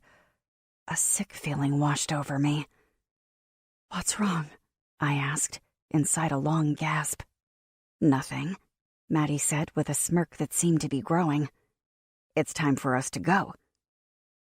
I was suddenly wide awake. "Maddie, go back to sleep." "I won't. If you don't want to go, I'll go without you," Maddie said stubbornly. "I'll go get Aunt Polly by myself if I have to." "No, you will not," I said in a firm motherly tone that used to work well. I could see in her eyes that it wasn't quite as effective as it once was. "Want to make a bet? This will be a lot easier for both of us if we do it together," Maddie said. "But if I have to do it alone, I will." I sat up, and the bed squished down almost to the floor. Maddie, please go back to sleep. We're just not ready. We need to plan this out better. No, I'm not tired. We'll get ready, Maddie said, pushing her shoulders back. We have several hours before anyone wakes up. It's not like we need a lot. Blake's probably still up watching at the window. It's what he does day and night. He's not, Maddie said, cocking her head to the side. I've already checked. He's out cold on the couch. It's the perfect night to leave. Maddie walked over to the bedroom door, and I hastily got to my feet. I reached out and grabbed her hand, holding it tightly in mine. If we go digging around for supplies in the kitchen, it'll wake him, I said. We need more time to plan this out better. We don't have time for all that, Maddie said in a loud whisper. She pushed her shoulders back. It's already been too long. Are you coming with me or not? I could tell there was no way I was going to be able to convince her to put things off any longer. And maybe she was right about leaving. The only thing was that I didn't think we could get out of the house without waking Blake. If he caught us leaving, he'd stop us. It would put an end to Maddie's plans, at least temporarily. Though there was a chance that Blake would be all for the idea, and he'd want to drive us to Maine to find Polly. After all, he did seem unsure of our safety here in town. But I didn't want that to happen. Well, Maddie asked, what's it going to be, Mom? Are you coming or not? I swallowed hard. Of course I'm going with you. There is no way in hell I'm going to let you go out there alone. Good, Maddie said, crossing her arms the same way she did when she was 5, and she managed to get her way about one thing or another. Put our things in the backpack, and let's go. I shook my head, but I did as she ordered. Maddie shouldn't be the one leading our adventure, but she was determined. If it had been left up to me, maybe we wouldn't have ever left. Not because I didn't want to see Polly again. I definitely did. But because I was a terrible leader, and frequently indecisive. No thanks to Freddie. Should we stop and get more stuff from home? Maddie asked. I'm not sure if that's a good idea, I said, even though I'd locked the doors when Blake and I had left. If who'd ever gotten into the house had used the broken basement window, they could definitely do it again. They could be hiding in the house at that very moment. When it was time to go across the street, we were going to go straight into the truck and drive off. We were already taking a big enough risk to go to Polly that we weren't going to add any additional risks to the mix. Maddie opened the door and disappeared from the room. I slipped on my shoes, flung the backpack over my shoulder, and followed her. I couldn't resist taking a peek into the living room at Blake. Maddie was right. Blake was out, exhausted. Maddie was already in the kitchen, silently packing things into a plastic bag she'd found. I reached out and grabbed her hand as she started to put a box into the bag. Not that, I said. We only take what I brought over from our house. Okay, Maddie said, and I relaxed my grip. What's ours? I showed her where Dax and Blake had put the stuff we'd brought over from the house. Maddie's eyes were wide. Are you sure all this was ours? Maddie asked. Yeah, I said, raising a brow. I did a little shopping before this all happened. You did? Why? I chewed on my cheek for a moment. Because Polly warned me that something was wrong. She told me to stock up. It's a good thing I listened to her, because she was right. Where did you get the money for all this? Maddie asked. Credit card, I whispered. Dad would blow a nut if he knew. Can you imagine his face if he saw the statement? For a brief moment, my eyes popped with fear. I'd rather not imagine it. We don't have to worry any longer, Mom, Maddie said. You don't have to be afraid. Trust me, I have enough to be afraid of the way it is, I said.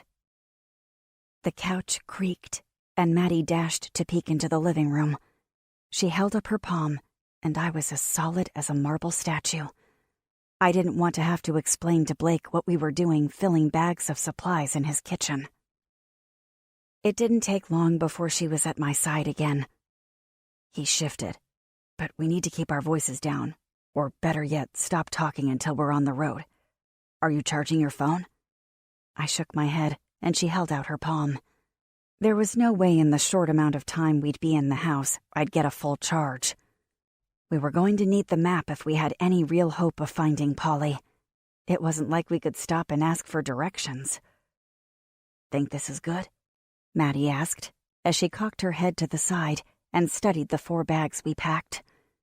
Should be enough to get us there, don't you think? Maddie, I said with a sigh, I have absolutely no idea. Going out there is a risk. I know that, Maddie said, but we don't have a choice. Maybe pack more water. I nodded and shoved a few extra bottles inside the already stuffed bags. Maddie unplugged my phone and tapped the screen. 89%, she said as she handed me the phone. Just keep it off as much as possible. I know, I said. Maddie smirked as she picked up 2 of the bags. Do you have the keys? Yes. Your phone? Yes, you just gave it to me. Maddie groaned. Just wanted to check things off the list. What list? I asked, raising a brow. The one in my head. She looked down at her hands. We have food and water. Is there anything else we need? A gun, I said, biting my lip. Maddie's eyes widened and nearly glowed in the darkness of the room. Steal one? No, we're not taking their guns, I said. It's just, we should have one. What about that one Dad had from Grandpa? Doesn't work. I stared at the knife on the counter. It was the one Blake had given me to use when we'd gone to find Maddie. I sighed, and my stomach swirled. It didn't feel right, but I grabbed it because I had a daughter to protect. Blake would understand when he noticed it was gone. Ready? Maddie asked. I nodded. She smiled, but I could see the nerves twitching the corners of her lips ever so slightly. Her face was brave for the most part, but I could recognize any time she was nervous. Mothers can always tell. Maddie tightened her grip on the bags. Let's do this. Chapter 5. We walked through the living room, not making a single sound. It made me think of all the times I'd sneaked past Freddie when he was passed out in the recliner. Each placement of my steps was careful, deliberate. Maddie did the same with her steps, maybe even quieter. It was like we were magically floating through the living room. My hand shook as I reached out to open the front door. I swallowed hard as the mental image of Freddie standing on the other side popped into my head. It wasn't possible. He wouldn't be there. Maddie jabbed her elbow into me, and I breathed slowly through my nose as I opened the door only enough to take a peek. It was still quite dark, but it seemed like the coast was clear. It would have been nice to have a flashlight, but it would have been taking a risk. Others could see the light. We stepped out of the house, and I locked the door from outside before closing it behind us. We were committed to the plan. There was no going back, at least not without waking everyone inside. Hopefully, we weren't forgetting anything important. I felt like there were hundreds of eyes on us as we moved across the street. We weren't floating any longer. Instead, we sounded like a herd of elephants as our feet pounded against the paved road. I felt dizzy as my head moved around, trying to look in every direction at the same time. As far as I could tell, there wasn't anyone around. The night was still, calm and peaceful. It was hard to believe that we were in a new, dangerous world. The only sounds were those from the noisy crickets in the overgrown weed garden in front of our house. I set down the bags and quickly took out the keys from my pocket. My fingers tapped the little button to unlock the door, which, for all I knew, was already opened. The last time Freddie had been inside his truck, was when he came home that morning with the sickness. He'd been in a hurry to get inside the house. Locking his truck doors probably hadn't even crossed his mind. "Wait," I said, grabbing Maddie's arm roughly as she reached over to open the driver's side door. "Geez, Mom, what are you doing?" Maddie's voice was harsh and jagged, like a piece of broken glass. "Your dad was sick inside the truck." Maddie rolled her eyes. "Do we have a choice with what we take?" "We could take the car," I said. "I don't want you to get sick." "Will we even make it out of the state with your car?" Maddie asked. I shook my head. "Just don't take your mask off, okay?" "I don't even think the sickness works like that. It seems like it's person-to-person contact, or fluids or something, not just being in the same space," Maddie said. "What makes you think that?" "I don't know. It's just what I heard them saying back at the apartment." I sighed. "Well, they don't know. We don't know. No one knows. If we could catch it from being in the same space as the sick, I'd probably already have it," Maddie said. "There were so many sick people inside the apartment. I'd been in rooms where the sick had been eliminated. Elias had been 2 feet from one of them, and he was worried he'd get sick, but he didn't." "Eliminated," I said, shaking my head. "Yes, eliminated." I sighed. "Guess there's no nice way to put it." "Anyway, they have to touch you or, like, spit on you or something," Maddie said. "We'll be fine sitting in the truck." "Fine," I said, giving in, even though I didn't want to. It also wasn't ideal to stand there in the open, arguing about what to do. "But I want you to keep your mask on for the time being." Maddie rolled her eyes, but opened the truck door. She shoved the bags inside before crawling into the truck and sitting down on the passenger seat. Maddie flapped her hand at me to hurry. I lifted my bags into the truck and slid them over so I'd have enough room to drive. My heart raced as I wrapped my fingers around the steering wheel. A strange range of emotions ran through me. Freddie would hate the idea of me driving his truck. My lips curled at the end as I turned the key. The truck rumbled to life, and I exhaled. "Ready?" I asked, glancing over at Maddie. "Very ready," Maddie said, smiling back at me. I nodded as I drew in a breath and reached up to adjust the rearview mirror. A scream seeped out from between my lips at the shadow standing behind the truck. Chapter 6. "Mom," Maddie said, reaching over to grab my arm. She looked as terrified as I felt. "There's someone behind us," I said, frozen in place. Maddie gasped. "Put it in reverse and just go." "I can't do that." "If they're sick, you'll be putting them out of their misery." "And if they're not sick?" Maddie shrugged. "They'll jump out of the way." I looked in the mirror again. It was too dark to tell who was standing there. I just hoped it wasn't a crispy Freddie. The person moved their hands to their hips. It was a swift movement that seemed unlikely of one of the sick to do. "Kid," the voice said, and my body shuddered. "What the hell do you think you're doing?" It took a second, but I recognized the voice. Blake. "Guess we're not as quiet as we think," Maddie said, slouching down in her seat. "Turn off the truck," Blake said. I glanced at Maddie, but she kept her eyes down. I knew she was going to be disappointed, but I turned the key and killed the engine. "Sorry," I muttered. Blake's arms fell to his sides, and he walked over to the driver's side. He opened the truck door and stared at me. "What is this about?" he asked. His eyes moved from mine to Maddie to the bags in the middle seat. "We didn't take any of your stuff," Maddie said. "So what do you care what we do?" "What are you going to do?" Blake asked, setting his eyes back on me. Maddie groaned loudly. "We're going to get Aunt Polly." Blake looked back and forth between Maddie and I. "Let's go back inside and talk about this."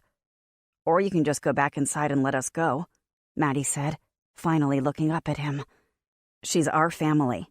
We're going one way or another, so you might as well just let us leave." Kit, can we talk about this?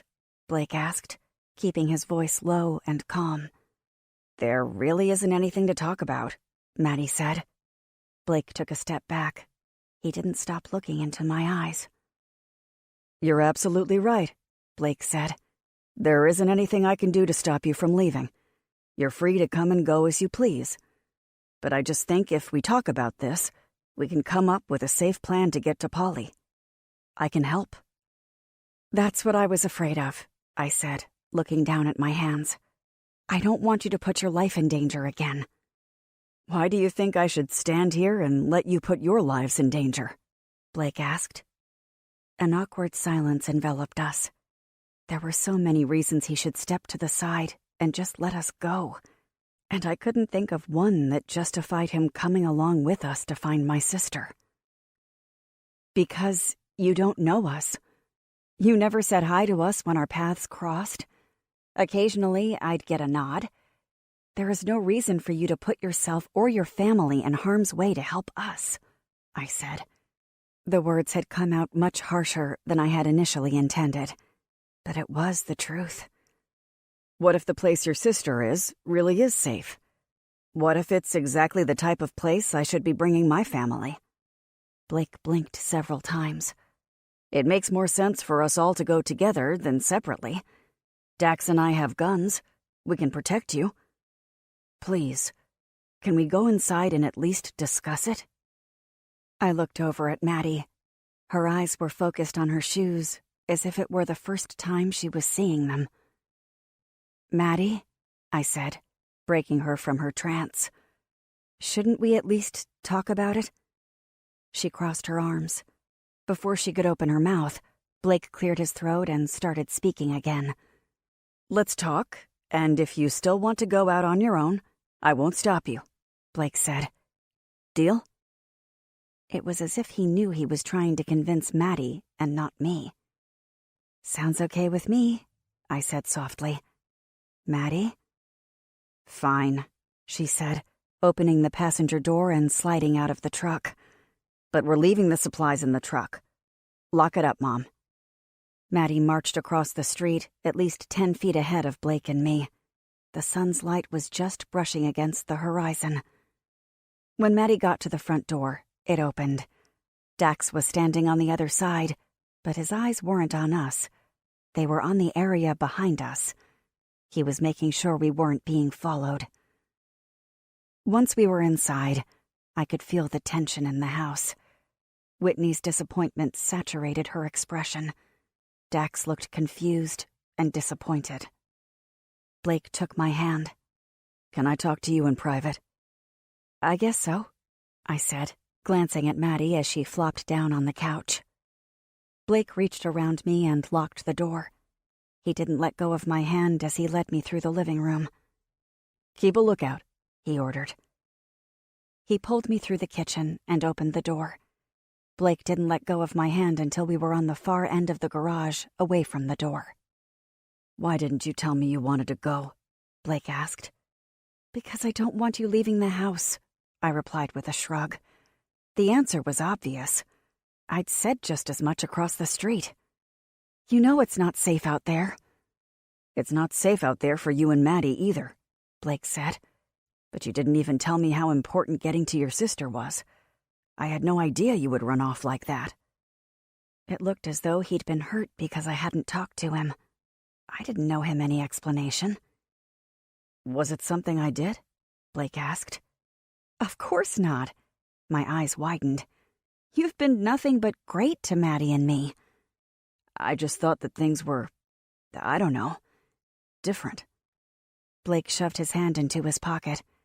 That we'd communicate about stuff. I guess I thought we were on the same page with all of this. I sighed, but my shoulders tensed. I don't know what page I'm on. Maddie wants to get to Polly, and I don't want to lose her. She'll go with or without me. She's made that very clear. She's a teenager. I'm not sure she grasps the severity of the situation, Blake said. Hell, I'm a grown man and I don't think I fully grasp it. How can we? All I know is that I have to get Maddie to Maine, or die trying, I said. What if something happens to her out there? Blake asked. He swallowed hard. Or what if something happens to you? Our eyes connected. I felt my cheeks warm.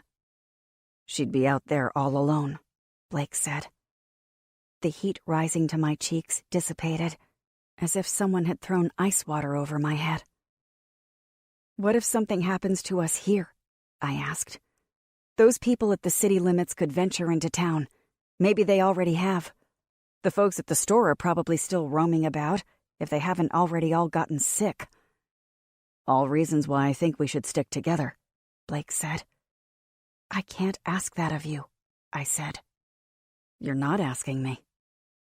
My teeth dug into the flesh of my cheek. Whitney won't allow it. She's not in charge of me, Blake said. Whitney is more like a little sister, annoying and demanding, but that's all it is. She'll throw a fit, I said, and she'll blame me. I can handle Whitney, Blake said. I'll explain to her that I don't know how safe we are here in town. Eventually, people will be looking for supplies. They'll want what we have. People will go too far. What if this place in Maine is the real deal? I shrugged. I have no idea. All we have is an address. It could be worse. God only knows what's out there. But if it's better, it's exactly the kind of place Whitney needs, Blake said.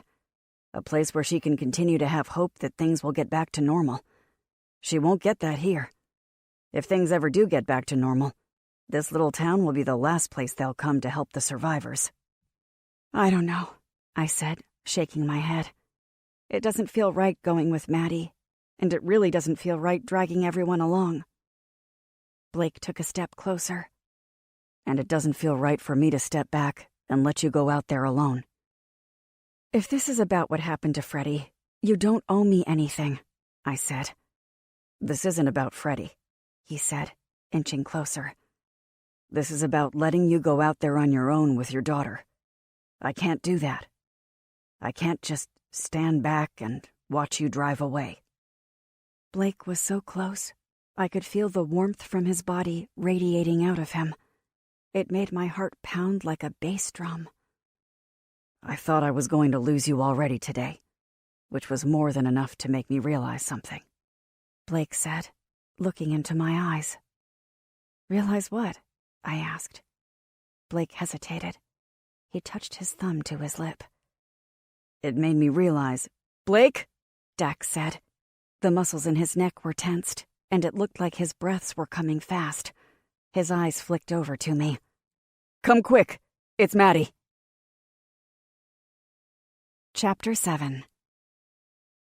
I pushed past Blake and ran through the house. In the living room, Maddie was sitting on the couch, leaning forward with her head down between her knees. Whitney was next to her, rubbing her back as she whispered to her. What's going on? Blake's voice boomed. She's fine, Whitney said. She just got a little lightheaded. Maddie looked up at me.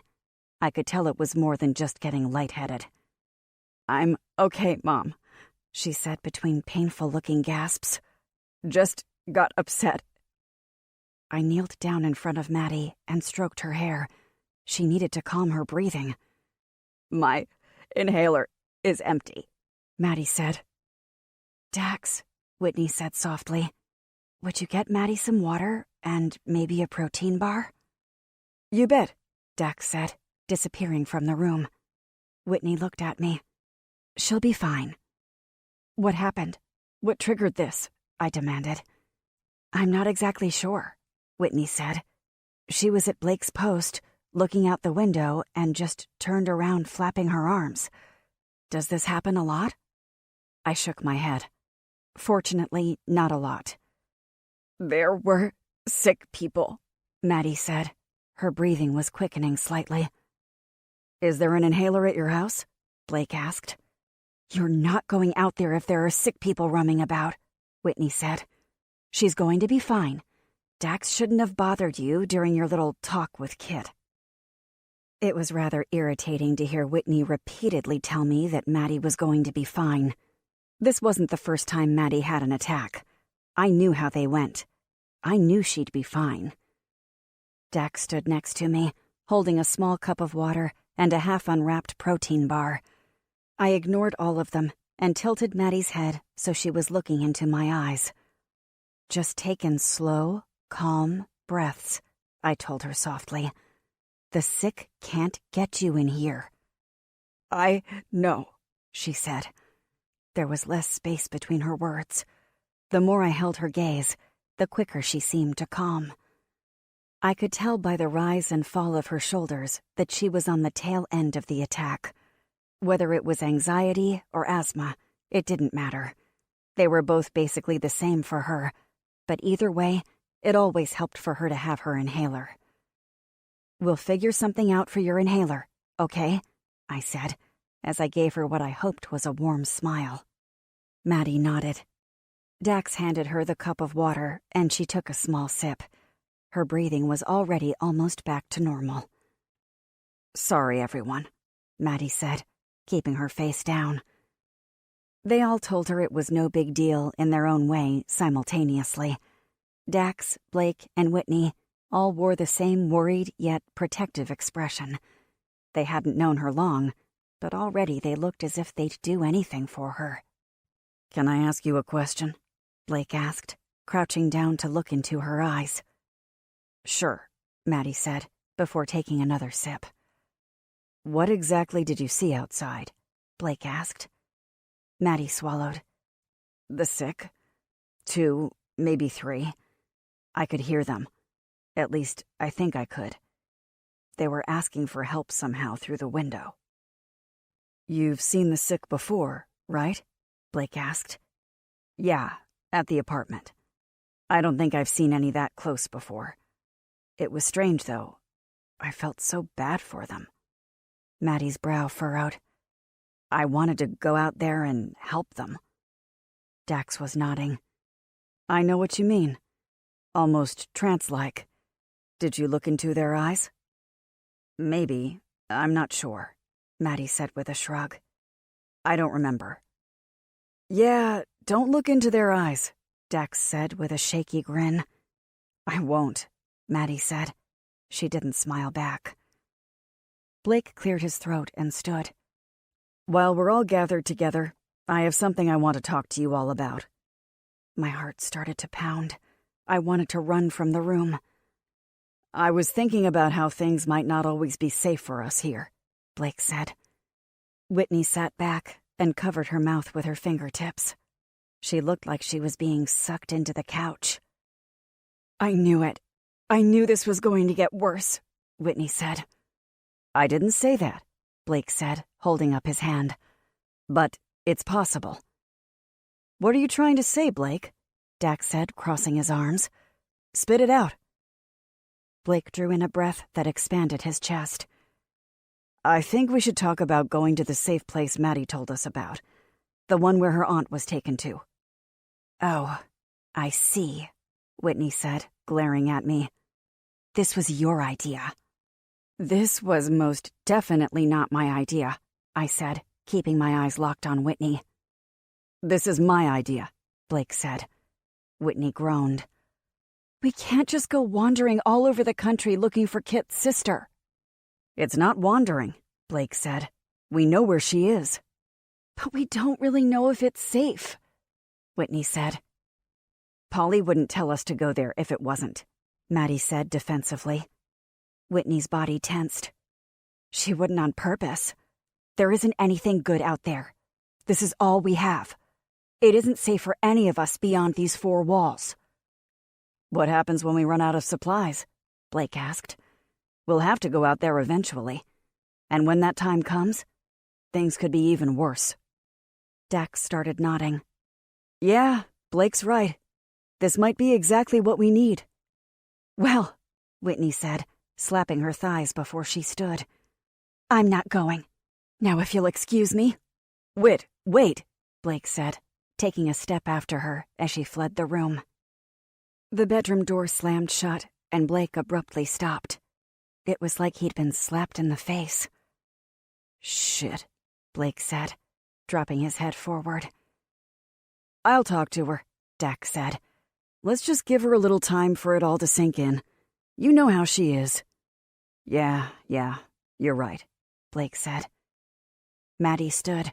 Her hands were on her hips.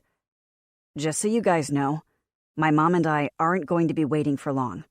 We want to leave by the end of the day." "You don't want to travel at night," Blake said. "Why not?" Maddie asked. "It's worse out there," Blake said, but his words lacked confidence. Maddie snorted. "What makes you think it's worse out there at night? Might be that all the bad, non-sick people will be sleeping, and all we'd have to worry about were the sick." "It's harder to see at night," Blake said. "The sick aren't going to catch up to a moving vehicle. Maybe we should only travel at night," Maddie said, crossing her arms over her chest stubbornly. Dax covered the small smile that started to creep up on his lips. "She's not wrong," he said, raising a brow. "It's not like we can sit here forever." "Well, we do have enough supplies to last quite a while," Blake said. "Whose side are you on?" Dax asked with a snicker. "I don't know. I don't know the right thing to do," Blake said. Dax shook his head. "You never do." "What's that supposed to mean?" Blake roared. Dax held up his hands and walked out of the room without another word. He left Blake standing there, fuming. Blake's breaths came quickly. "I'm going to start packing stuff. We'll take my SUV. It'll be better on gas than the truck." And with that, Blake left the room. Maddie and I stared at the space where he stood. Neither of us said a word for a long while. "We should just leave," Maddie said, but she dropped back down on the couch and slumped forward with a sigh. "All our stuff is across the street. I don't think anyone would even know if we just walked out of here right now." "It would be smarter to travel all together," I said, frowning. "I just hate making them take that risk." "Well, you're not making them," Maddie said. "Blake wants to go, and Dax too." I sat down next to Maddie. "What if this is the wrong thing to do?" "What if staying is the wrong thing?" Maddie asked. "We can't know. But you know we have to try. For Polly. What they do is their own business." I sighed loudly as I buried my face in my hands. It was like I was waiting for a sign. "I guess we might as well help Blake," I said, dropping my hands down to my thighs. My palms burned as I rubbed them back and forth on the fabric of my jeans. I started to stand, and Maddie grabbed my elbow. Her eyes were round. "What is it?" I asked. "What are we going to do about an inhaler?" Maddie asked. "I mean, I think I'll be okay without it, but I know you'd feel better if we had one with us just in case." I patted her hand. "We'll figure something out. Maybe Blake or Dax has an idea. Whitney's a nurse. She might even have a suggestion as to where we could pick some up." "The pharmacy," Maddie said, squinting. "Maybe, but I don't think we can risk going into town," I said, forcing a smile. "Try not to worry about it for now. We'll figure it out after we figure out what's going on." Maddie nodded. Together, we walked into the kitchen. "Can we help?" I asked, as Blake worked quickly to pack a bag. "Sure," Blake said without looking up. "Just do what you did in the middle of the night several more times." I looked down at my feet, feeling heat rising to my cheeks. "Sorry about that." "I'll go get the bags from your truck," Blake said, ignoring my apology. "Can I get the keys?" I wanted to tell him that it wasn't safe for him to go alone, but the words wouldn't find their way out of my mouth. I reached into my pocket and grabbed the keys. He held out his palm. The keys clinked and clanked as I dropped them down into his hand. He curled his finger for Maddie and me to follow him. She glanced at me, but started after him. "What's going on?" she asked.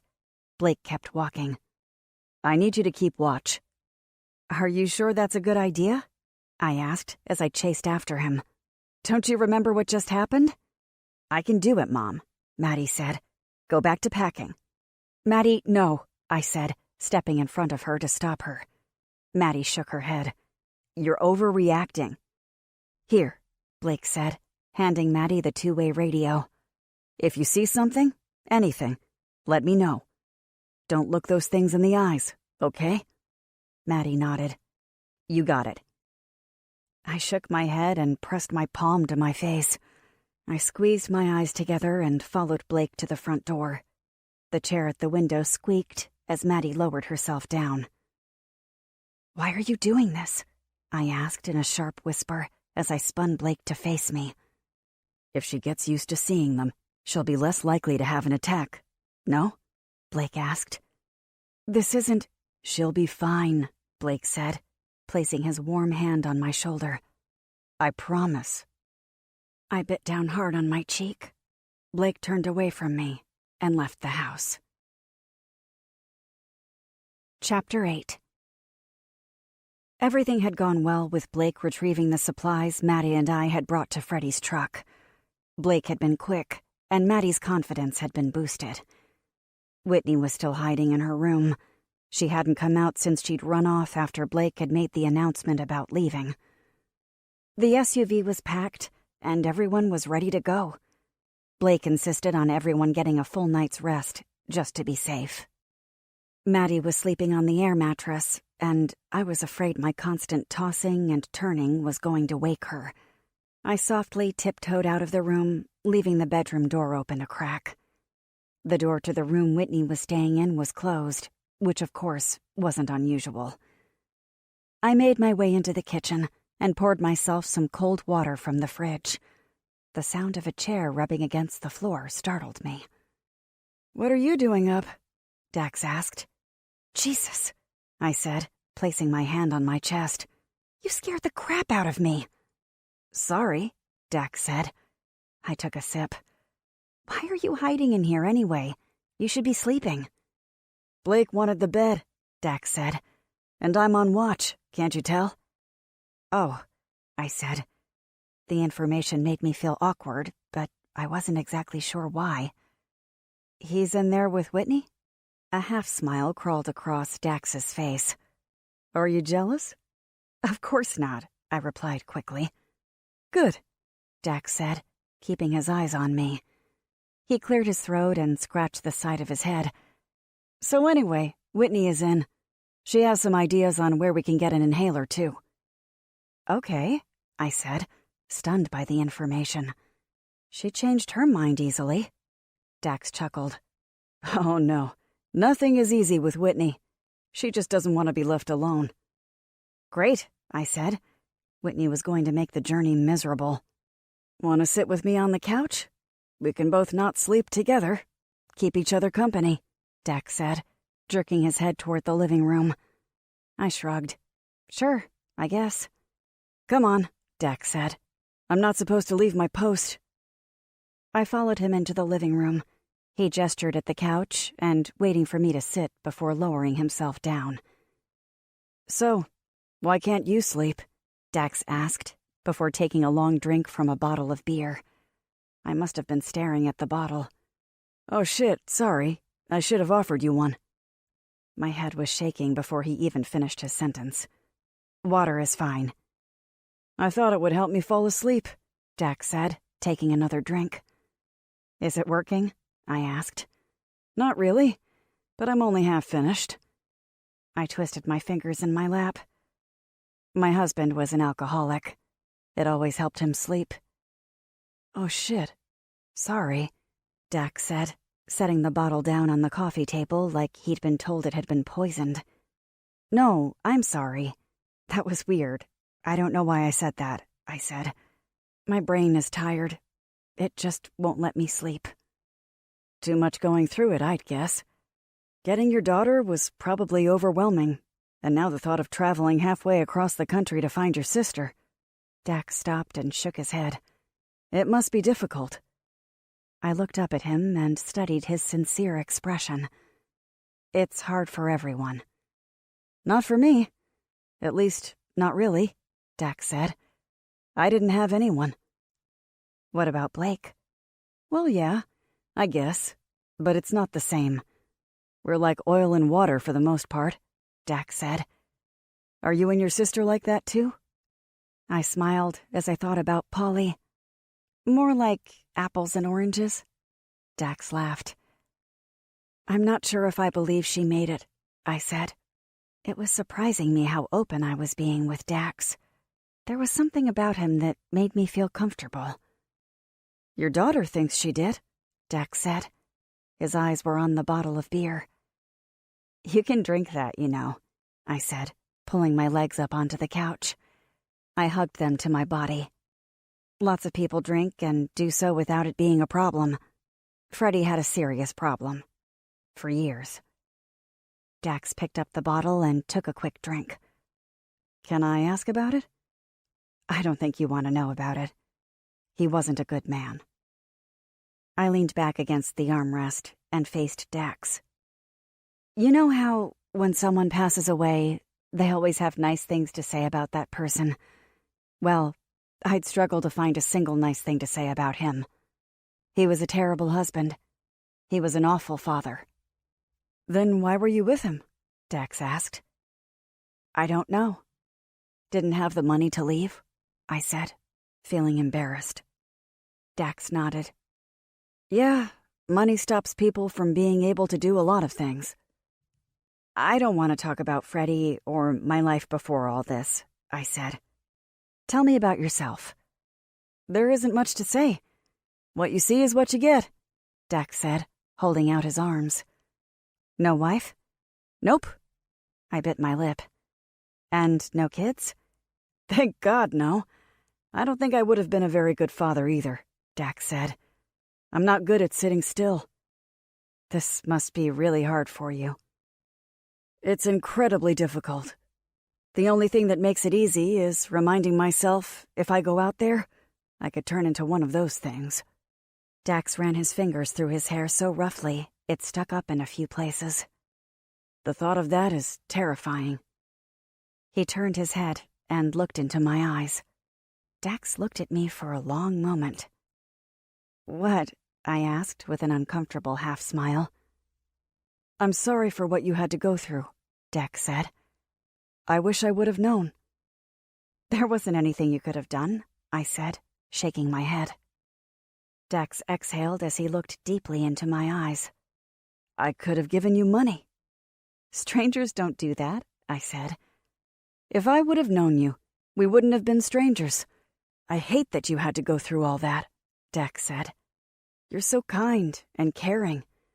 I'm not sure I've ever met someone like you before. I couldn't hold in my laugh. Me? I'm nothing special. Is that what your husband told you?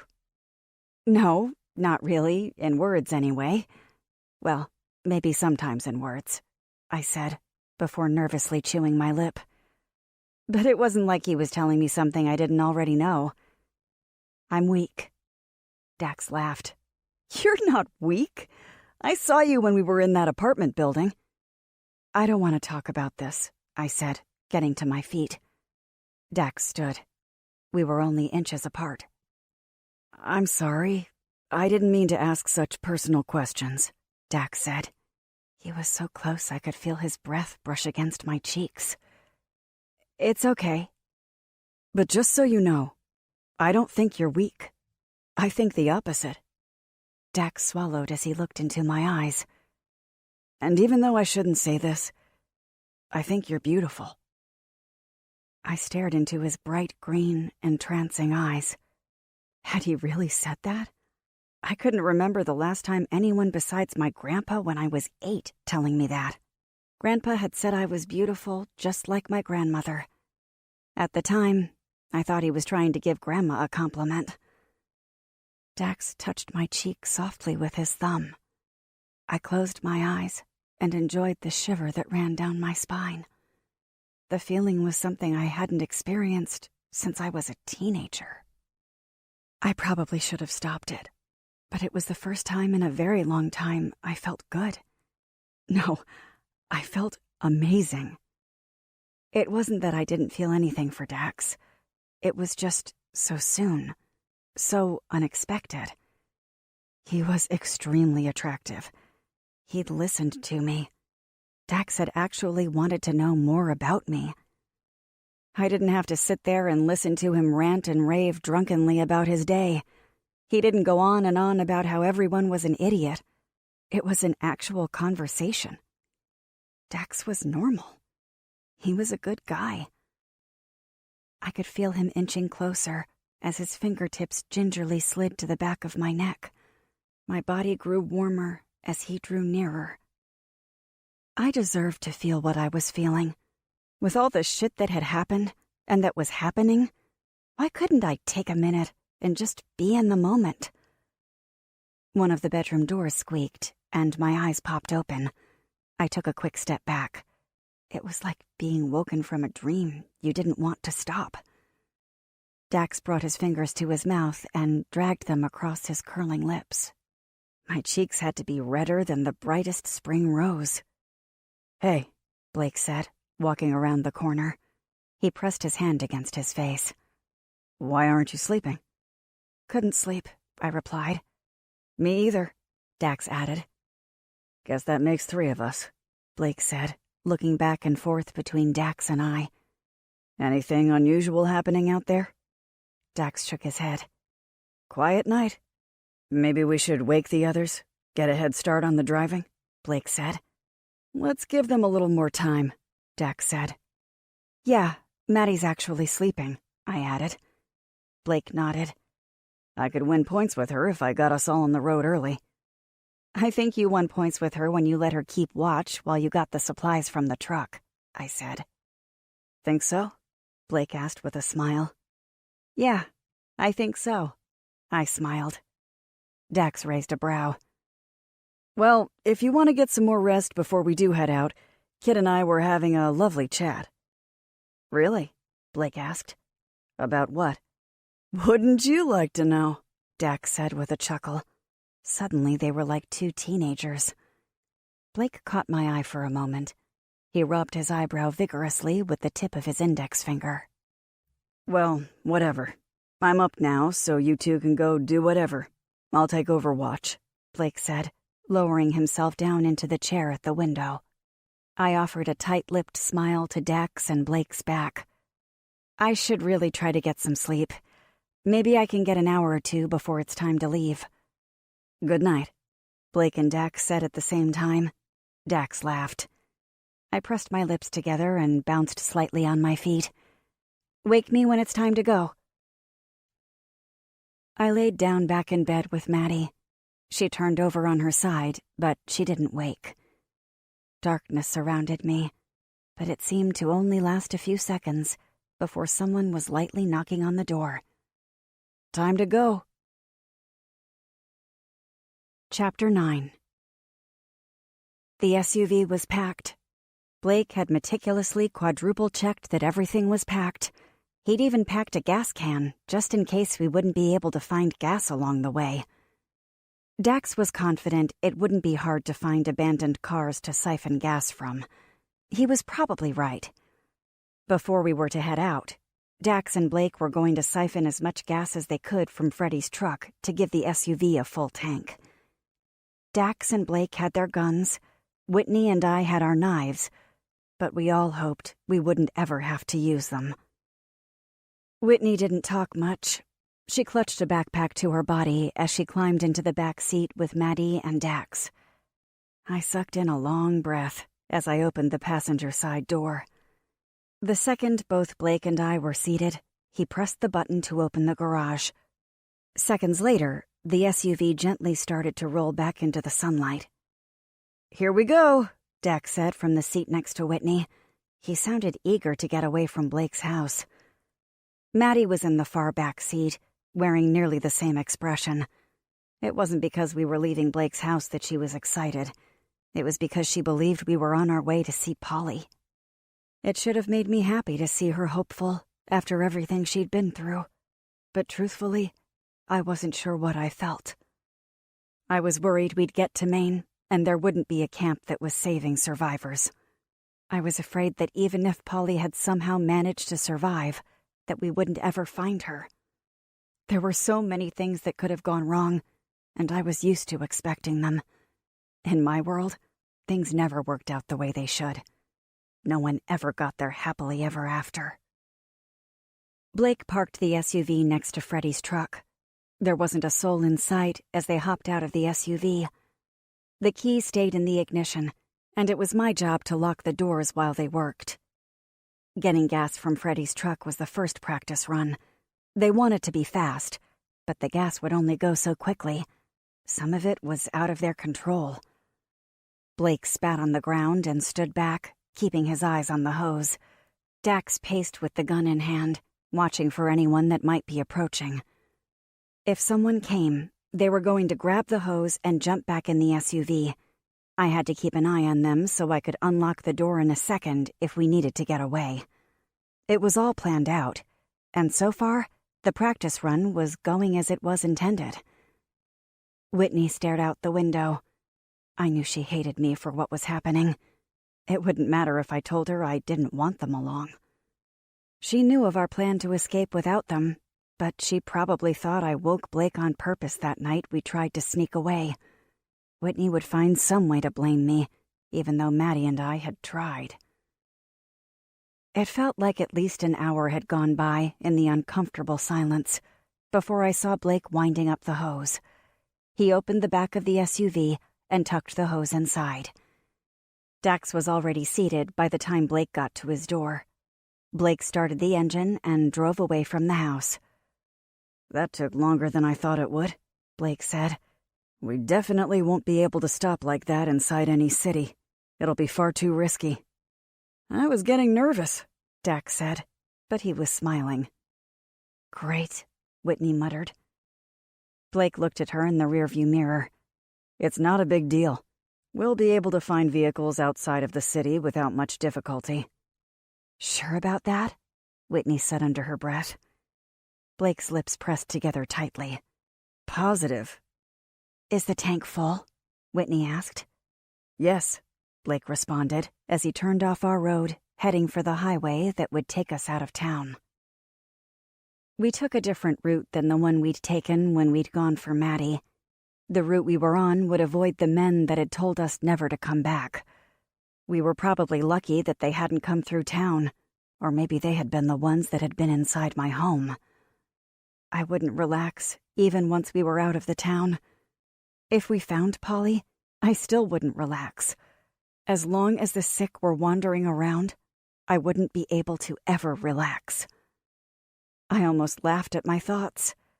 Even before everything had gone to hell, I hadn't relaxed. Relaxation wasn't a word in my vocabulary. I don't think it ever had been. "There's one of them," Maddie said, tapping at the window. I leaned forward and looked out of Blake's window. About 20 feet away, there was a man. His mouth was hanging open, and his eyes were crimson. There was no doubt in my mind he was sick. The man's lips started moving as he waved his arms at us. Blake waved his hand in front of my face. "Remember not to look at them," Blake said. "I know," I said, but I had looked into his eyes. Had I felt like I'd been in a trance? I didn't think so. Maybe it needed to be longer than a quick glance. "This is such a mistake," Whitney said, hugging herself. I could feel the anger radiating out of Blake. He kept his mouth closed. Maybe it was because he had doubts. Maybe Whitney was right, and this was a mistake for all of us. "Which way do I go?" Blake asked, glancing in the rearview mirror. For a second, I thought he was asking me, but it wasn't like he needed directions to get out of the city. "Whitney," he said louder. "Which way?" "What are we doing?" I asked. "We're going to get Maddie some inhalers," Blake said. "Whitney has a few ideas." I twisted my neck to look at her. There wasn't anything I could do about the look of surprise on my face. "You do?" I asked. She kept her eyes focused on the scenery. "I guess there is no patient confidentiality anymore, right? Hopefully, we can find the right houses. Be glad it's a small town." "She mentioned a place or two just out of town. Should be safe to look around," Blake said. "At least, I hope it will be."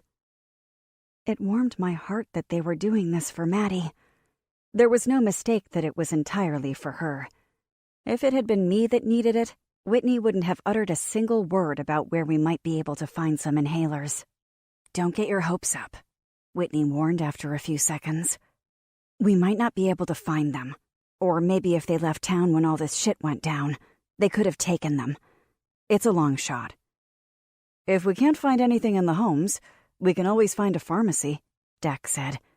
I'll run in and run out. Maybe there isn't anything left, Blake said. Someone could have raided the pharmacies.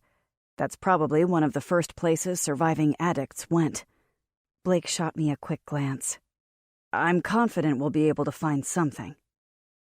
I wasn't extremely worried. Maddie was good at keeping herself calm and avoiding things that would trigger her attacks. Of course, that wasn't 100% perfect, but she was self-aware. She could manage her attacks somewhat, but occasionally she needed her inhaler. We weren't far out of the city when Whitney told Blake to make a right. She leaned forward and peered out the front window. I'm not sure which house, she said, narrowing her eyes. We could just try them all, Dax said. I looked around the area, trying to see if I'd spot any of the sick wandering around. There wasn't a soul in sight. The whole area seemed as though it had been abandoned long ago. This one, I think, Whitney said, pointing at one of the houses on the right. Lori Taylor was a hypochondriac for the most part, but her asthma was real. What if she's still in there, hiding from the sick? Maddie asked. Then she won't be happy with me, Whitney said. But she lives alone. We don't have much to worry about. Unless, of course, she's sick, Maddie added. Blake turned into the driveway and parked the car. He grabbed his gun and turned halfway in his seat to face us. Dax and I are going in. Kid, I want you to sit in the driver's seat in case we need to get away, Blake said. Whitney started laughing. Will you even know what to get? I think so, Blake said. We'll just take everything, Dax said with a half smile. She might have a lot of meds that will come in handy if she was a hypochondriac. Except for that no one believed her about anything and rarely gave her anything, Whitney said. Anyway, I'm coming with you.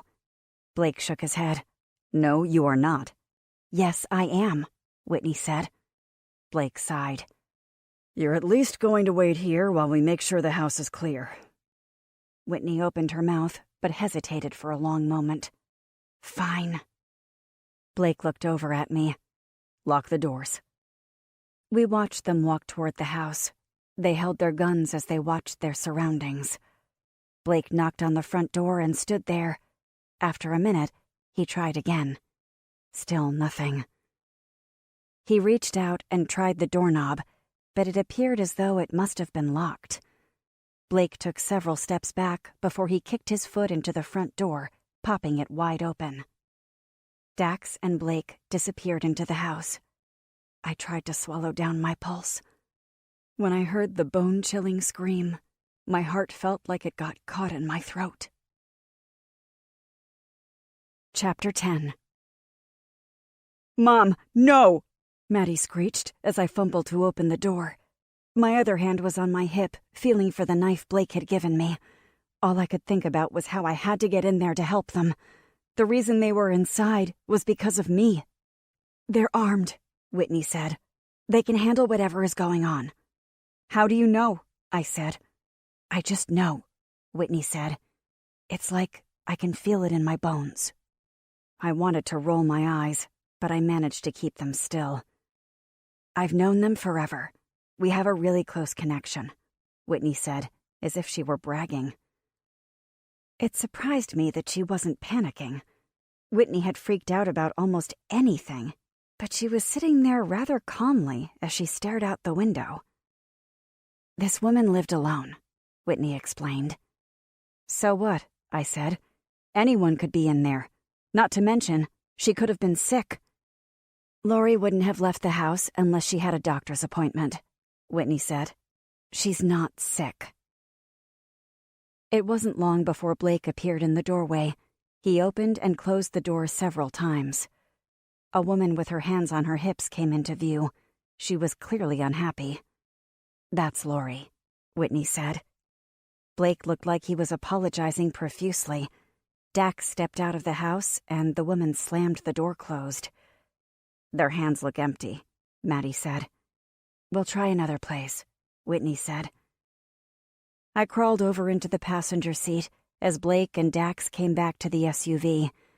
They still looked around at our surroundings as they approached, but they looked defeated. I pressed the button to unlock the doors. Blake slipped in behind the steering wheel and exhaled. I almost shot that woman, Blake said. Did she seem sick? Maddie asked. Blake shook his head. Not even a little. She was hiding and decided to jump out at us. 2 men with guns, and she had a broom. What is she doing in there? Whitney asked. Same thing we're doing. Trying to survive, Dax said. She's all alone. Poor thing, Whitney said. Blake snorted. Poor thing my ass. She struck him kind of hard with the broom, then hit him again for almost breaking her front door, Dax said, covering a chuckle. Blake shifted the SUV into reverse and got the car back on the road. All I did was ask if she had an inhaler she could spare. She called him a creep, asked if he'd been spying on her, Dax said, unable to hide his laughs any longer. It's really not all that funny, Blake said, flicking his eyes at Dax in the rearview mirror. She hits hard. Oh, I beg to differ. I think it's damn funny, Dax said, as he dug his hand into his front pocket. He pulled out an inhaler. You caused the perfect distraction. Dax, Whitney scolded, but her eyes crinkled at the corners. What if she needs that? Dax shook his head. She's got a few more in her bathroom. The woman is a medicine hoarder. She had prescriptions from 5 years ago. Let me see it, Whitney said, grabbing it from his hand. She studied it before handing it to Maddie. Well, I guess that's one thing that worked out in our favor. Me getting beat with a broom is what you call working out in our favor? Blake asked. Well, there weren't any sick, no one got killed, and we got what we came for, Whitney said. Honestly, I didn't expect it. I thought we'd all be sick by now, puking on each other, red eyes bulging out of our heads. We drove further away from the town. The surrounding houses became fewer. It wouldn't be long before we were in the country, and maybe I'd feel a tiny bit safer. I leaned back and set my eyes on the horizon out of the passenger window. We were driving down a road I'd been down hundreds of times. Polly had lived just outside, out of town, off of the highway, not long before she'd met Hoyt. Their relationship had moved quickly. It had only been about 5 months before she'd moved in with him. There was no doubt in my mind she'd been completely enthralled by his lifestyle. It wasn't anything like what Polly and I had been used to. Everyone had thought Hoyt was such a good guy. He was always bringing gifts. Maddie had even been fooled by him. I, on the other hand, knew guys like him before. It shouldn't have surprised me when I saw him in his office with Denise bent over his desk. Maybe it hadn't been surprise so much as it had been anger. I would have needed to tell Polly what I'd seen. She would have been pissed off at me, even though it wouldn't have lasted. Eventually, she would have forgiven me for being the messenger. At least there was one good thing with everything that had happened. Hoyt probably hadn't survived. I wouldn't ever have to tell Polly what I'd seen. My eyelids felt heavy. I let them close for only a second.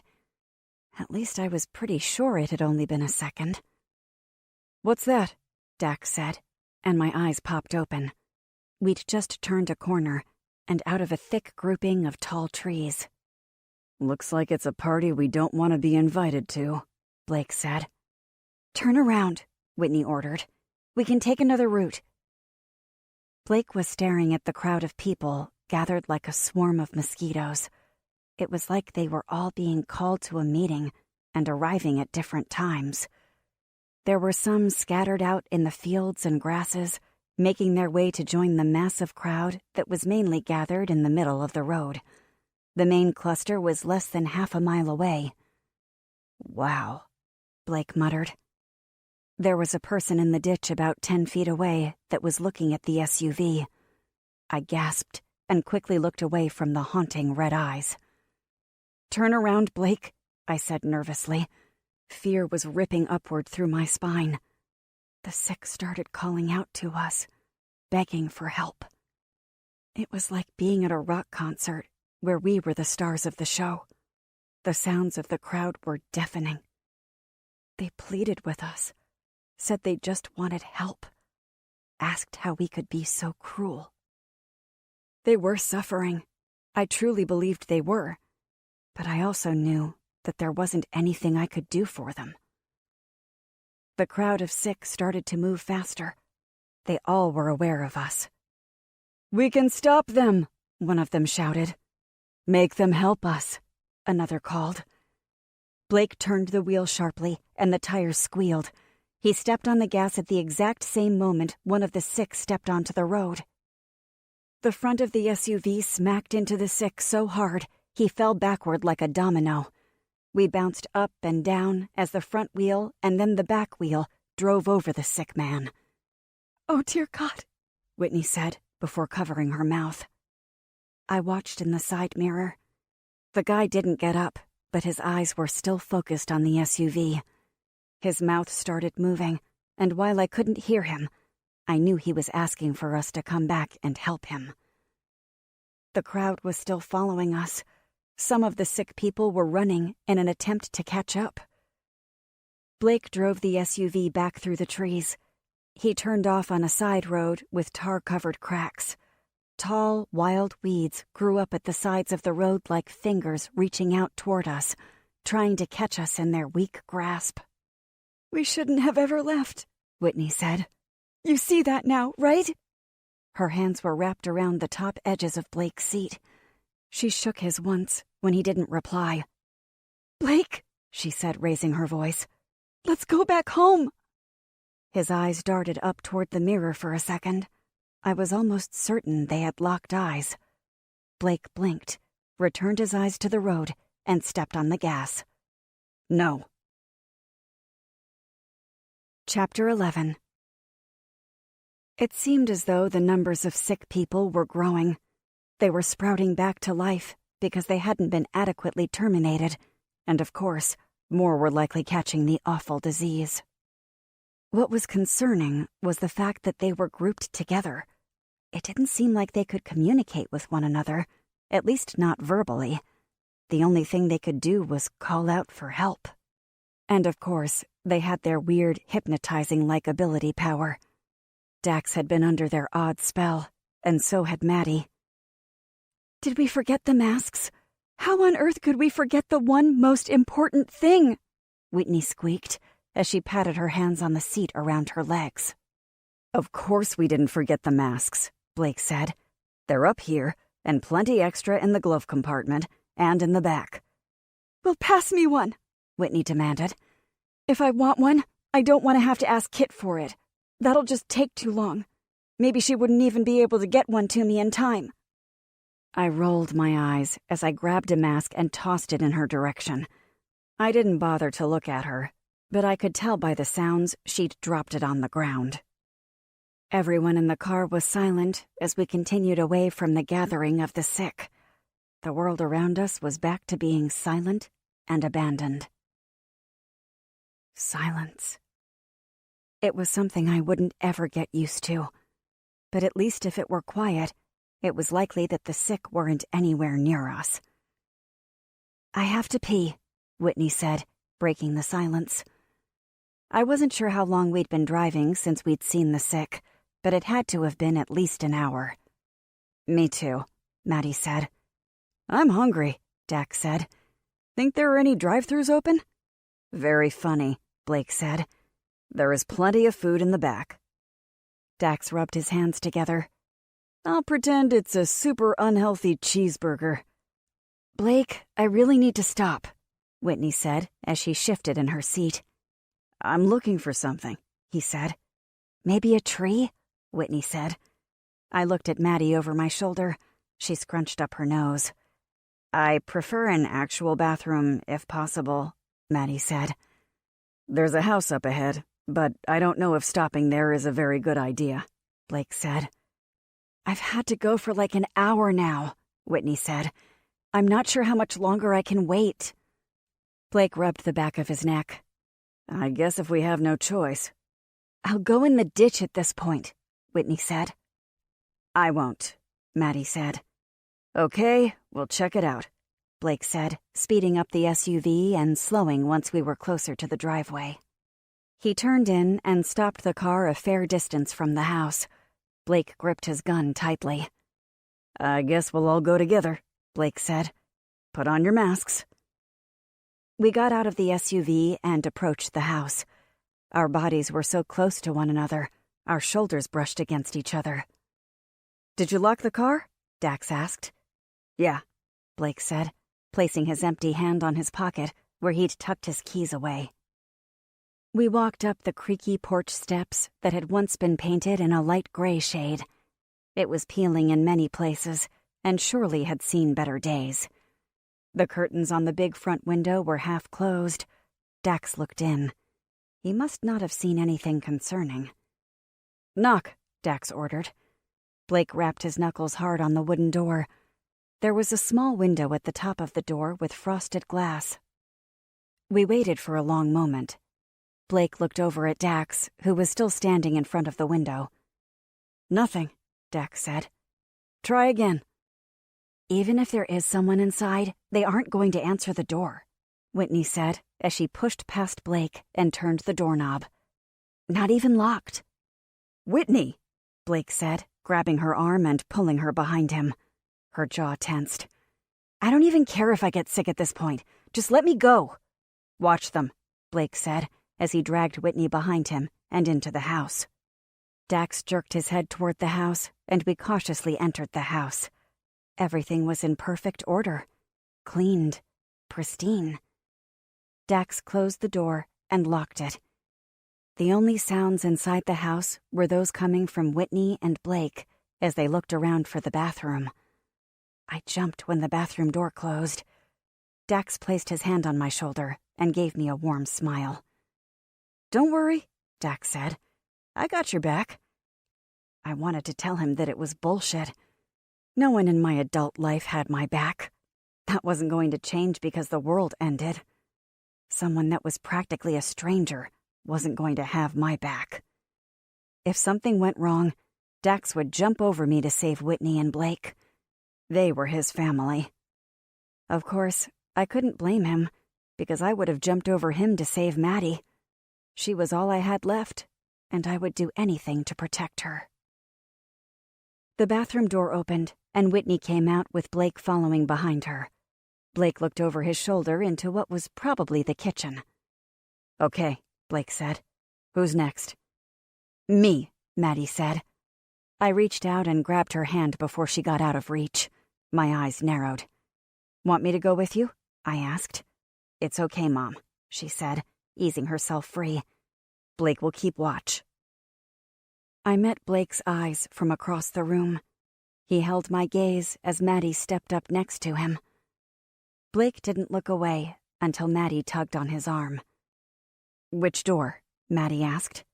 This way, Blake said with a quick gesture.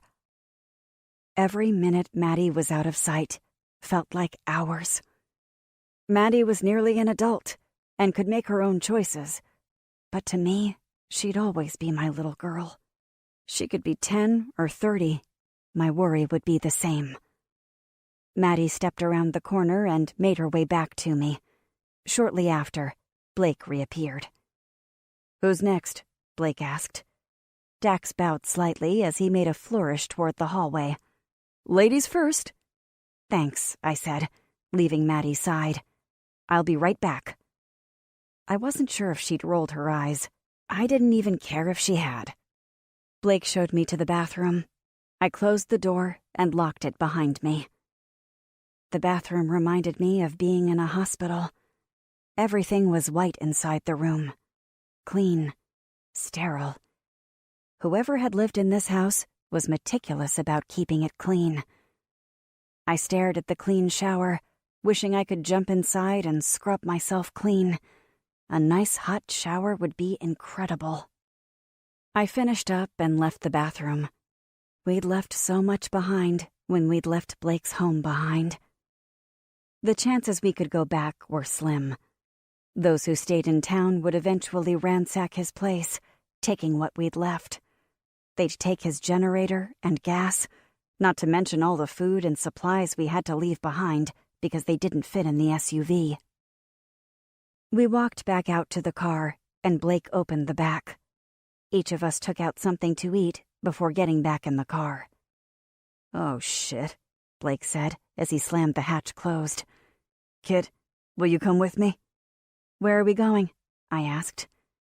"Just a quick check inside for anything that might be of use," Blake replied. "Dax, keep an eye on them. Lock the doors. We'll be back in 5. Dax nodded. "You got it, boss." I followed Blake back inside the home. We quickly looked through the bathroom and kitchen cabinets. There were several boxes of food and 2 unopened jars of peanut butter. "I think I'll take this blanket," I said, dragging my fingertips over a soft quilt that was draped over the back of the couch. "Maybe we'll need it. Someone might get cold in the car." "Sure," Blake said, "but I can always just turn the heat up." Blake set the boxes and peanut butter down on the couch. He placed his hands on his hips and looked around as if going through a mental checklist of things we should take with us. Blake sighed. "Everything okay?" I asked. "Yeah, I'm fine. Was just thinking about how I had to leave my house behind. It was pretty much the only thing I had to my name," Blake said. I bit my cheek hard as my eyebrows squeezed together painfully. "You shouldn't have left." "Oh no," he said, turning to look into my eyes.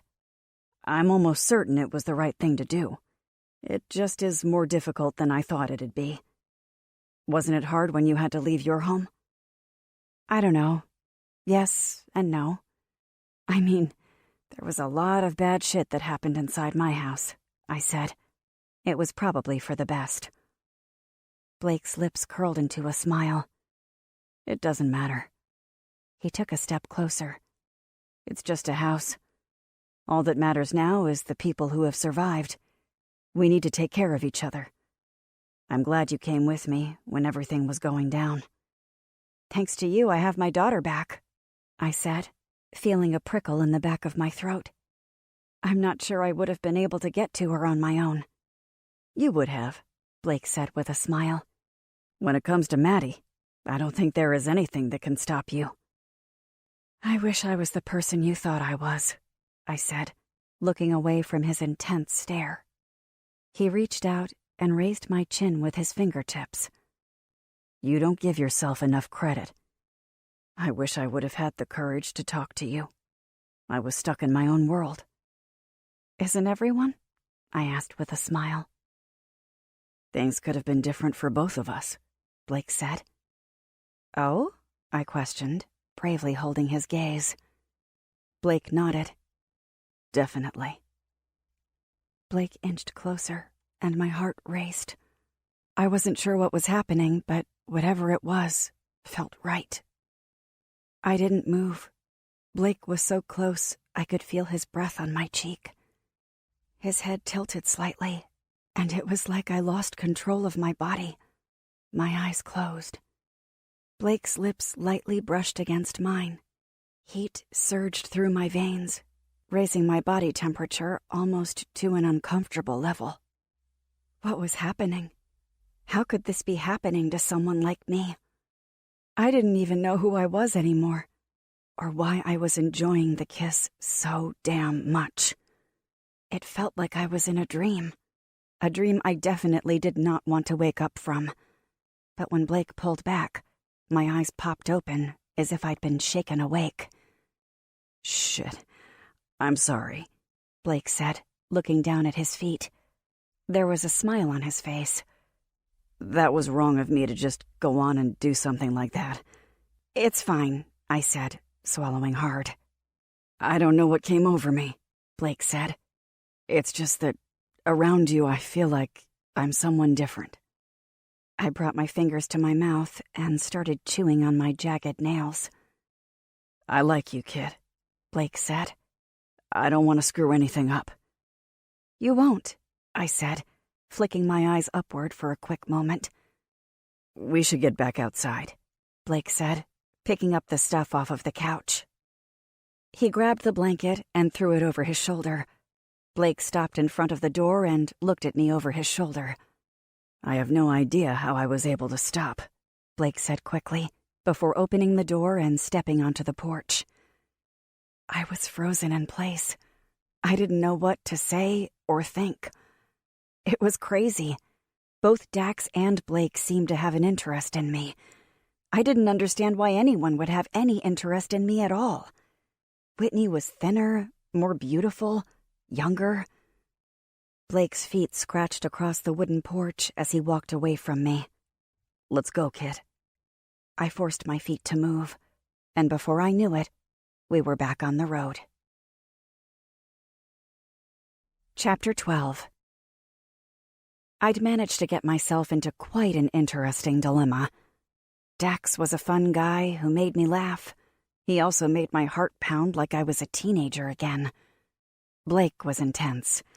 When I was near him, I felt stronger, better, like I could take on the world and actually have a chance at winning. Both men were absolutely gorgeous.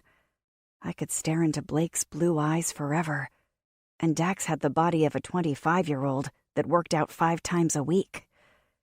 If Whitney ever found out that Blake and I had kissed, she'd strangle me in my sleep. Actually, she probably wouldn't wait for me to fall asleep. It was crazy that I had 2 men that were interested in me. Not only that, but to complicate things further, they were brothers. What the hell was I thinking? It wasn't like I could have either of them.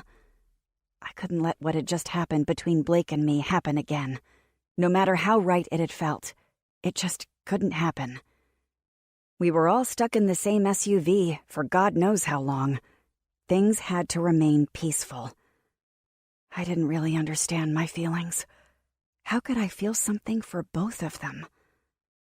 It probably had to do with the fact that I'd been with Freddie for so long. Both Dax and Blake had simply just been kind to me. Nothing more. Except it wasn't just that. If it had simply been kindness, Blake and I wouldn't have shared such a heated kiss. Whitney had wanted things to work out between her and Blake, but things hadn't ever lined up between them. Now that Blake's ex-wife was completely out of the picture, I couldn't be the one to stand in her way. Whitney would hate me even more than she already did, if that was possible. Throughout the day, we made a few stops.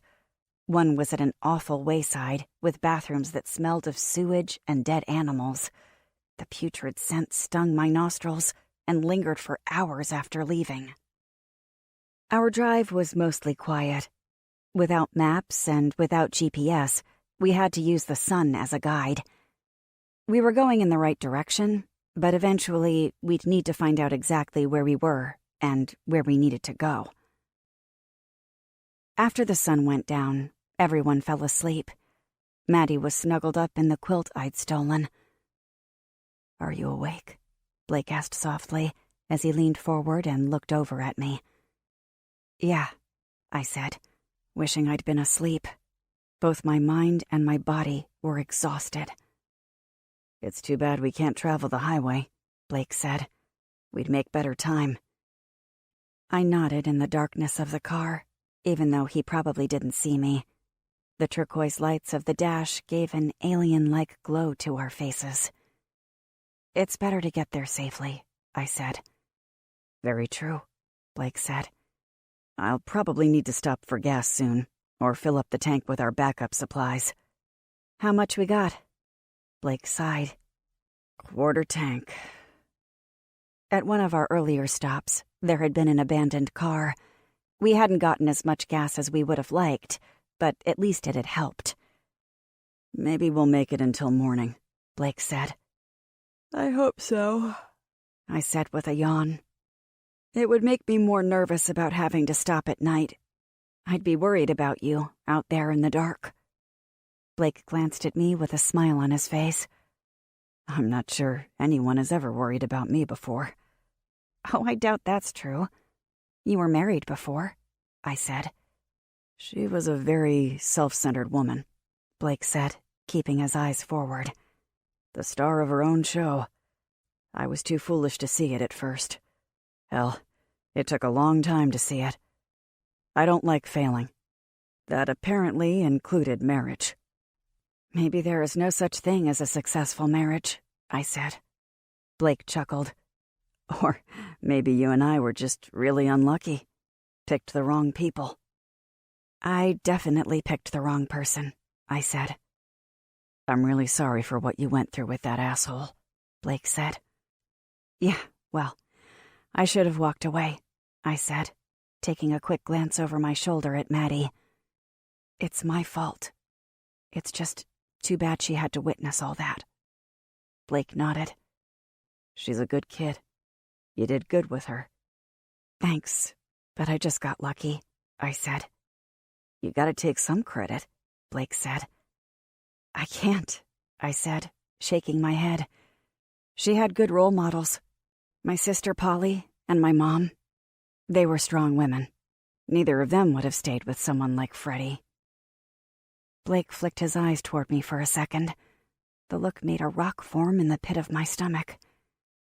You have no idea what they would have done in your shoes, Blake said. I yawned. Talking about Freddie was exhausting. Even though he was gone, he was still managing to find ways to drain my energy.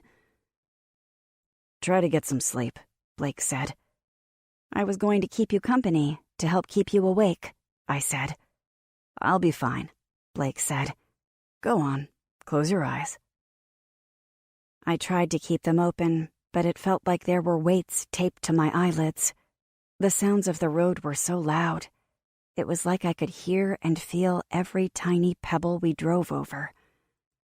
It had never been easy for me to fall asleep in a moving vehicle. Even when I was a child, I'd stay awake watching the stars as my parents drove through the night, bringing Polly and me on fabulous vacations. I started thinking about one of the vacations. My dad drove straight through the night to get us to Mount Rushmore. Polly and I had been bored out of our minds until we got to the hotel. We swam for hours, ate pizza on the beds, and watched movies that weren't intended for children. Our parents had looser rules when we were traveling. It probably had something to do with the fact they wanted to relax and have a good time, too. I felt like I was there. I was young again. Polly was giggling as she jumped from mattress to mattress. "Catch me, Kit! Catch me!" Polly said, bouncing like a baby bunny. I smiled at her as her ponytail bounced up and down. "You'll never catch me," Polly said. Suddenly, she stopped jumping. All the smiles dropped off her face, and she stared at me. "Give up, Kit. You'll never find me." My eyes popped open, and I gasped as I grabbed the armrest as if I'd been falling. I placed my hand on my chest as I tried to catch my breath. "You okay?" Blake asked. "Fine. Bad dream." I squinted at the shadows of the passing trees. I think it was bad anyway. I sighed loudly as I pressed my fingertips to my temples. "I just can't sleep while we're driving," I said. "Want me to stop for a bit?" Blake asked. He looked in the side mirror and then the rearview mirror. "I think it'll be fine." "Thanks, but we should keep moving," I said. "I'll fall asleep when I get tired enough." We kept traveling down the road. At times it felt like we were moving fast. So fast, it was hard to keep my eyes open. My body was fighting itself. I wanted to sleep, but I couldn't do it. My body wouldn't relax. I closed my eyes, and I saw Polly's face. She started screaming at me. It felt like she was inches from my face. I could feel the warmth of her breath, the faint scent of a minty mouthwash. Polly stopped screaming.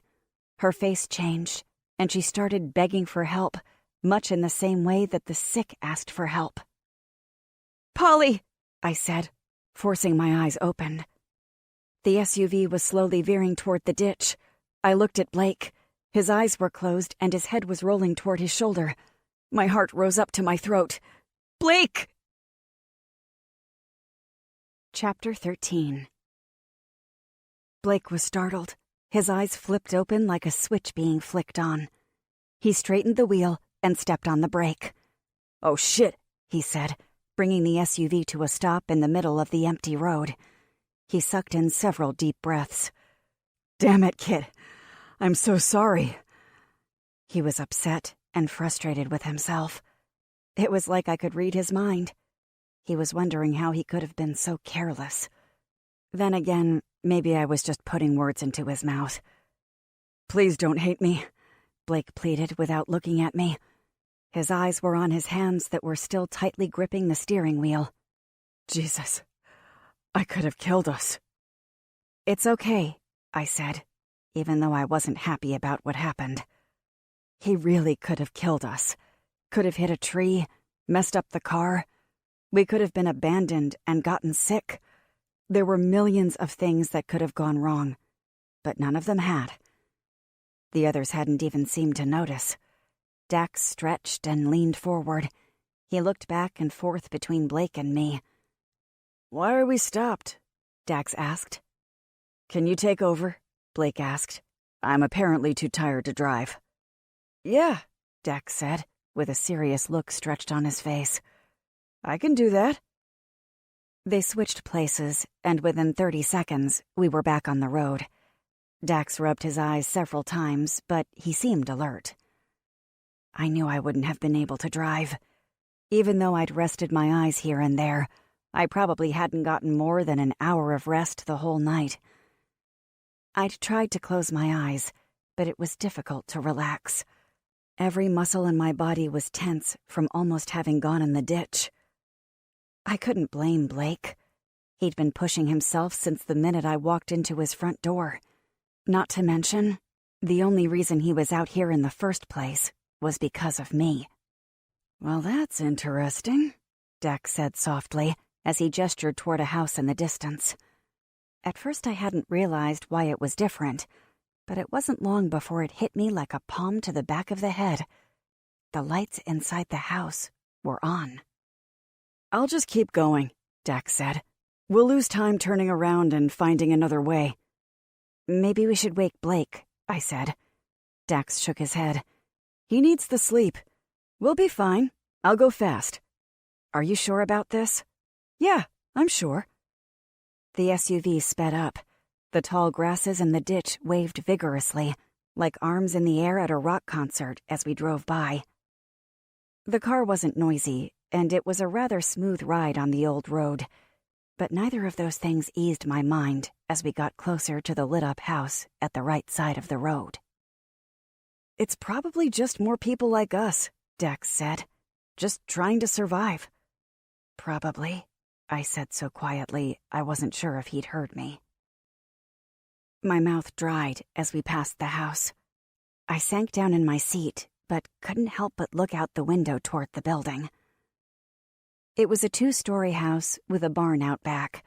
There was enough light coming from the window that it illuminated the tractor and 3 trucks parked in the gravel-covered driveway. As far as I could tell, there were no moving shadows inside, but that didn't mean there wasn't anyone in there. It was the middle of the night. Anyone inside was probably fast asleep. I stared at the clock as we drove. 10 minutes had slowly gone by since we'd driven past the farm with the lights on. The night seemed to take forever, and still, I couldn't sleep. My head rolled to the side, and my eyes blinked slowly. There were 2 distant lights glowing behind us, and they seemed to be growing with each passing second. "Dax," I said, twisting to look over my shoulder and out the back window. I wanted to make sure I'd really seen the lights, and it hadn't been some kind of dreamlike state. The lights were there, even closer than they had been. "Yeah," he said. "I see it." "A car?" "Think so. Well, more like a truck." Dax placed both hands firmly on the wheel. "Hey, Blake?" Blake groaned, but his eyes didn't open. "Wake up, Blake. We might have a situation," Dax said. "What's going on?" Blake asked, only slightly more alert. "I think we're being followed," Dax said. Blake looked out the back window. "Damn it." He shook his head. Maybe it's just a coincidence. I don't think so, Dax said. We passed a house back a few miles. It was all lit up. Think they might have seen us. Why didn't you go around? Blake growled. Is that what you would have done? Dax said sourly. The turquoise lights of the dash reflected in his wide eyes. As usual, I did the wrong thing. My fingers dug into my thighs. Maybe they're just curious. Yeah, curious to see what kinds of supplies we have, Blake said. I knew he was probably right. It hadn't taken them long to jump into their truck and chase us down. If it were innocent, they wouldn't have felt the need to come after us. If we're lucky, that's the worst they'll do to us, Blake said. Do we have to assume the worst? I asked. We do, Maddie said. Can we outrun them? I can try, Dax said, but I think we'll run out of gas before they do. I twisted my fingers together. Could turn the lights out, try to lose them. It'll be too dark to even see the road, Dax said. There wasn't any light from the moon due to the cloudy night. Without the moon or lights from a buzzing world, the night was horrifyingly dark. Dax likely would have struggled to keep the car on the road. Sorry, I said. Nothing to be sorry about, Dax said. They are really gaining on us, though. They must be going 75 miles per hour. Their headlights lit up the back of the car, giving it an eerie, pale yellow glow. What are you going to do, pal? Dax asked as he stared into the rearview mirror. What are you going to do? The driver must have been psychic, because he responded by driving inches away from the back bumper. He held his position for a long moment, until he decided to rev the engine. We jerked forward a bit as he tapped the SUV. That's it? Dax laughed. That was more than enough, Whitney whimpered as she hugged herself. The driver of the truck sped up and drove alongside of us. They weren't more than 4 inches away from the side of our vehicle. Back off, Dax said, gripping the wheel. Come on, man, give me some space here, Whitney screeched as they inched closer. They're going to hit us. The driver tapped the side of the SUV. Both Maddie and Whitney screamed. Blake shouted at the driver of the truck. Damn it, Dax said.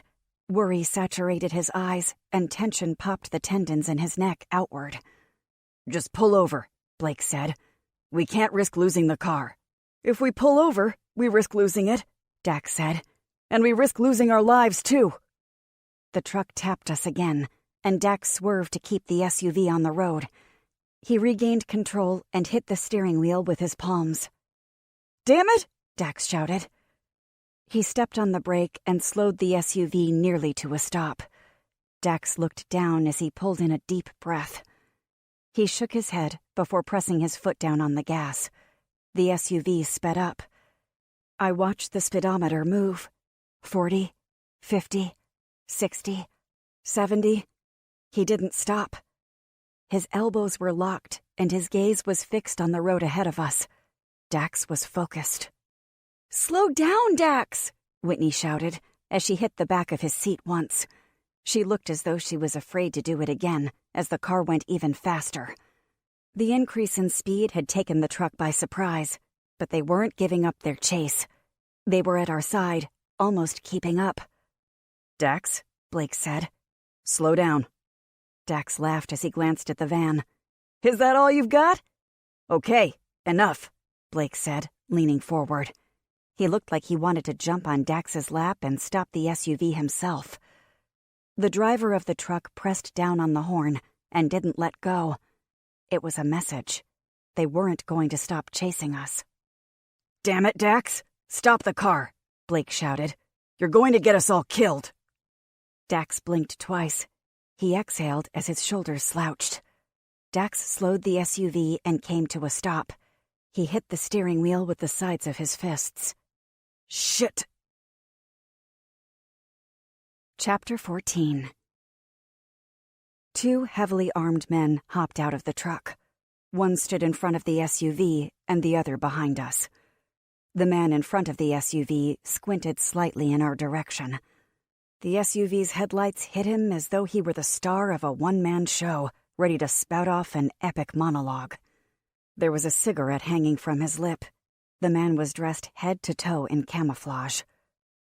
"These guys military?" Whitney asked. "I don't think so," Blake said, as a man approached Dax's window. He tapped on the glass with his knuckle. "Think they're farmers, or maybe hunters." "Don't hunters wear orange?" Maddie asked. Blake shrugged. Dax rolled the window down less than an inch. He waited for the long-bearded man on the other side of the window to speak. "Would you step out of your vehicle?" the man said. "Did I do something wrong, officer?" Dax said, his lips curled slightly. "Are you a comedian?" the man asked.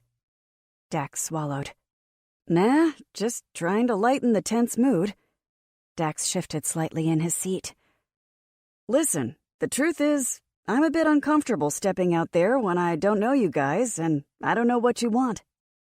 "This is our territory," the man said, as if what he'd said should have been obvious to us.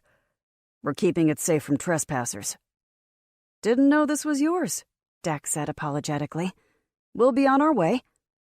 The man in front of the SUV didn't move, although I wasn't sure if he could even hear the conversation from where he stood. "I don't think so," the man at the window said, as he dragged his thumb through the long whiskers on his chin. "Step out of the vehicle, all of you." "Damn it," Dax muttered, as he tossed a glance over his shoulder at Blake. "Do we get out?" "It's run that guy over and get shot at, or do what he says," Blake said. "I guess we do as he says."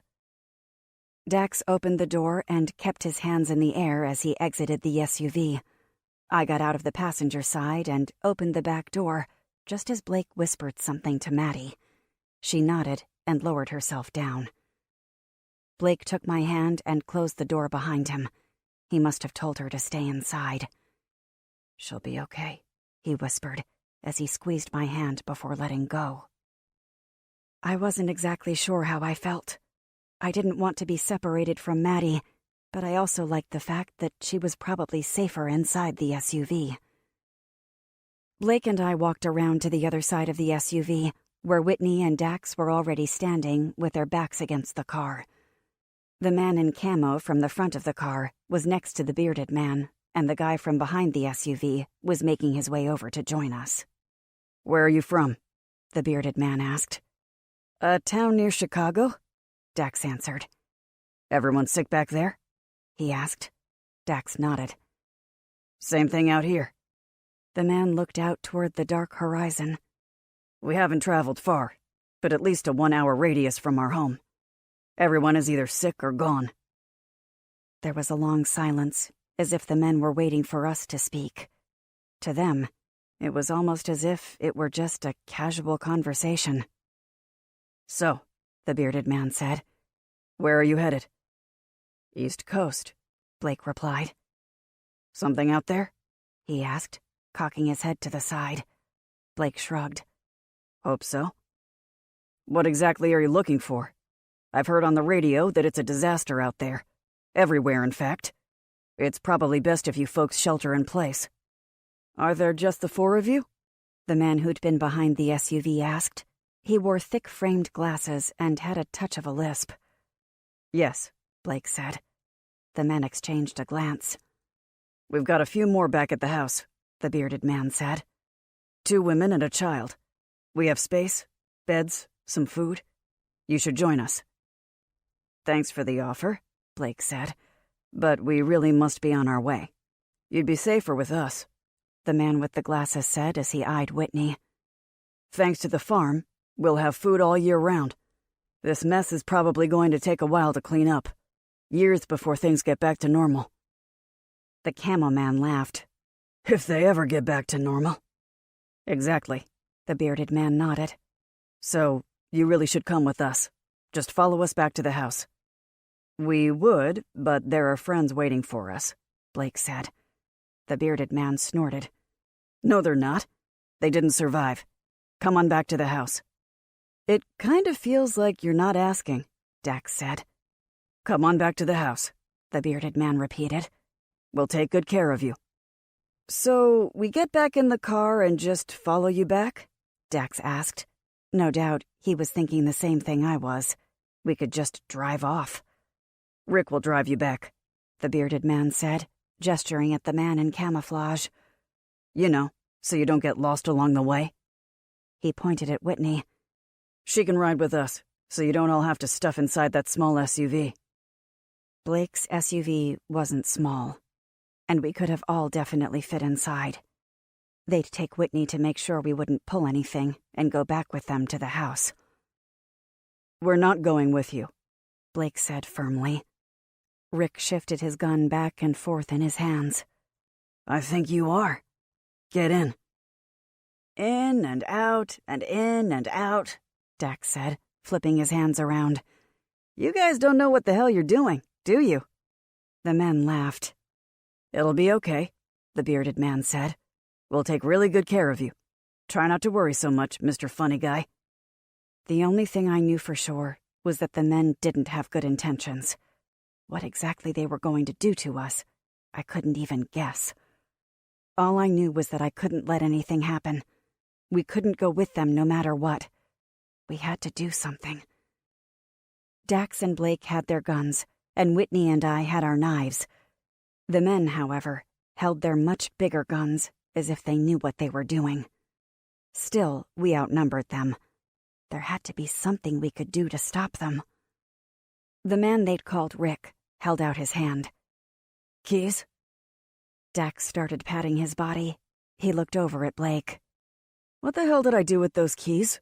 Dax said, appearing to be completely serious. Of course, I knew he wasn't. All right, Mr. Funny Guy, Rick said, aiming his gun at Dax. Nothing helps people remember things faster than having a gun aimed at them. Where did you get that data from? Dax asked. Rick took a quick step forward and pressed the barrel of the gun to Dax's shoulder. Dax almost immediately produced the keys. Well, look at that. It's true. Told you, Rick said. Well, you know how it is. Can't believe everything you hear. Sometimes you have to see it for yourself, I guess, Dax said.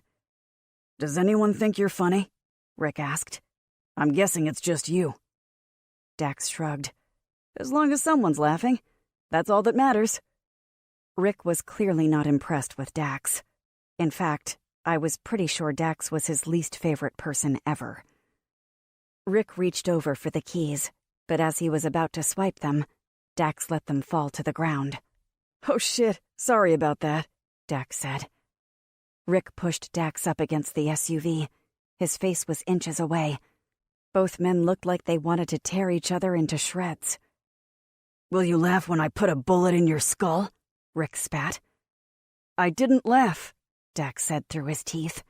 I dropped the keys.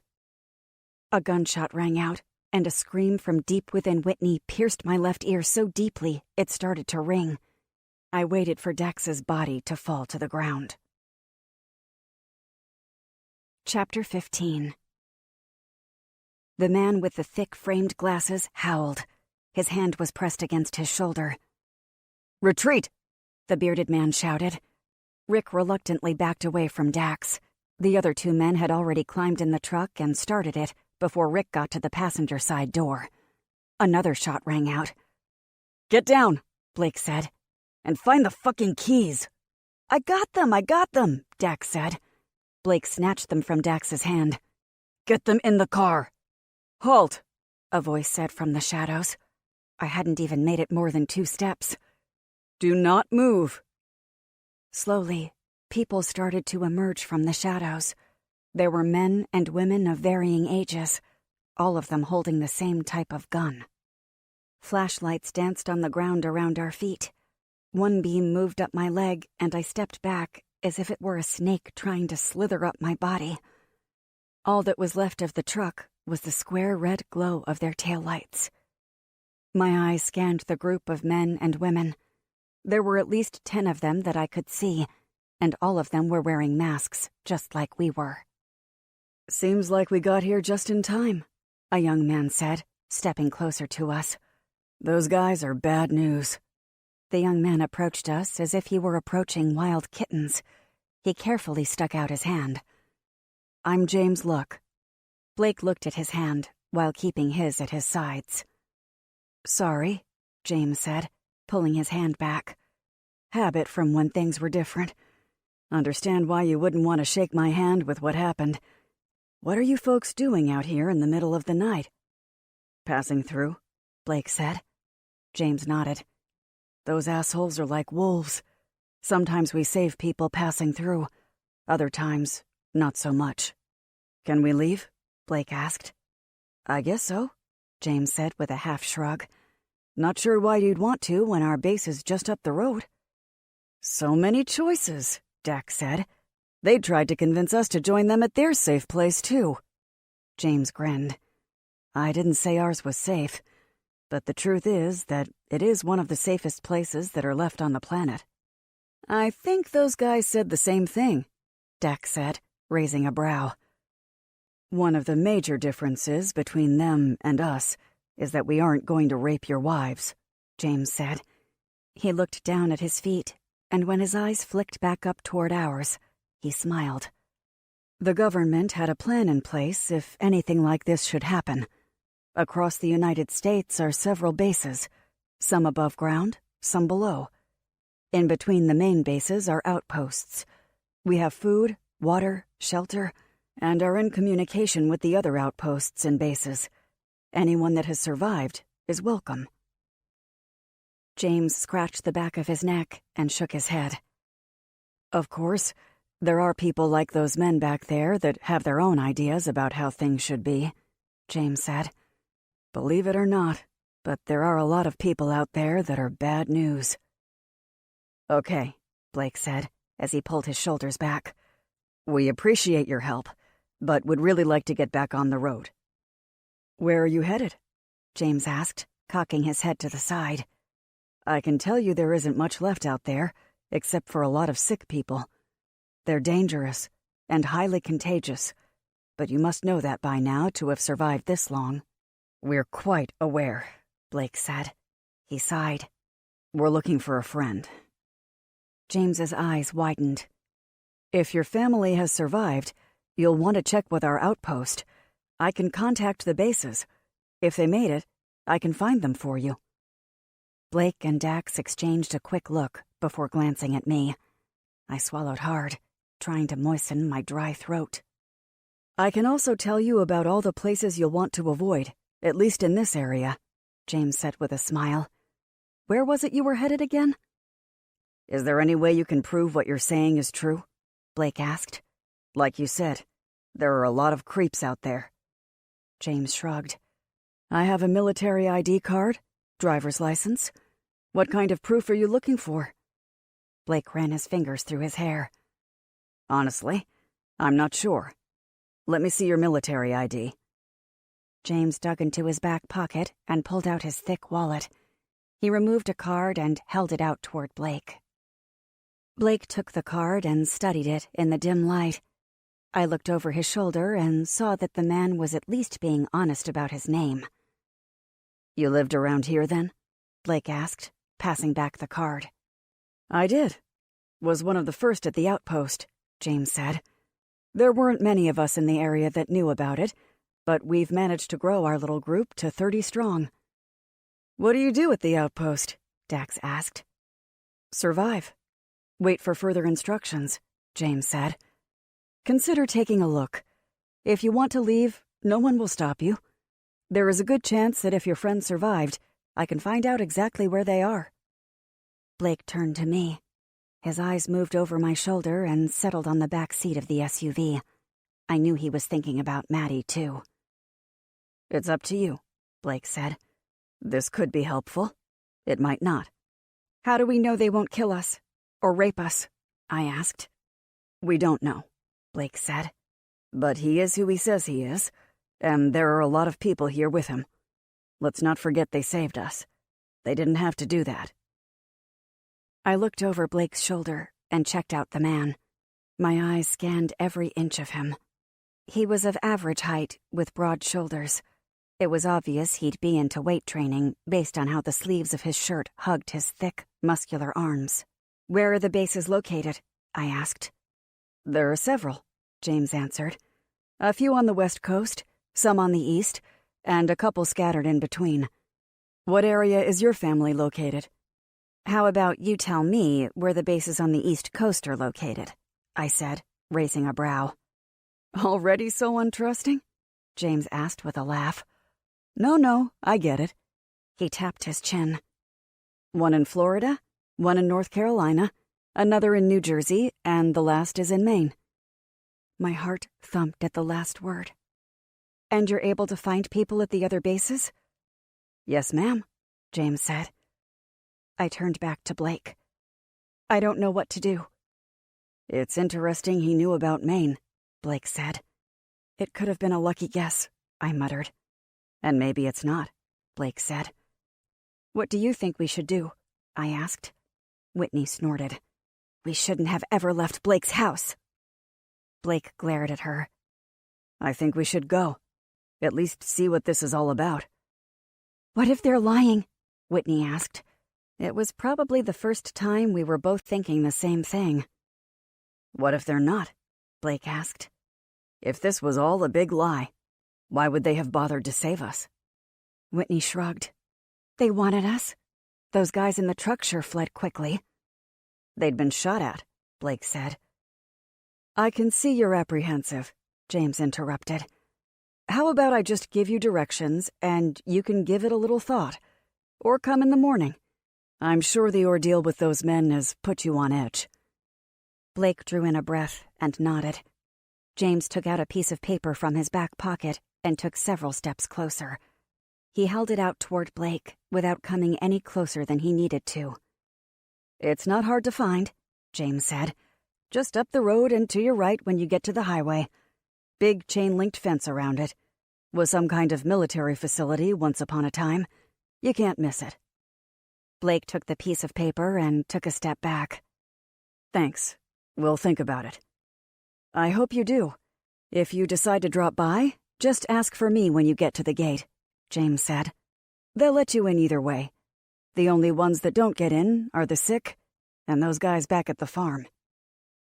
James gave us a little wave before the men and women with him started to disappear into the shadows one by one.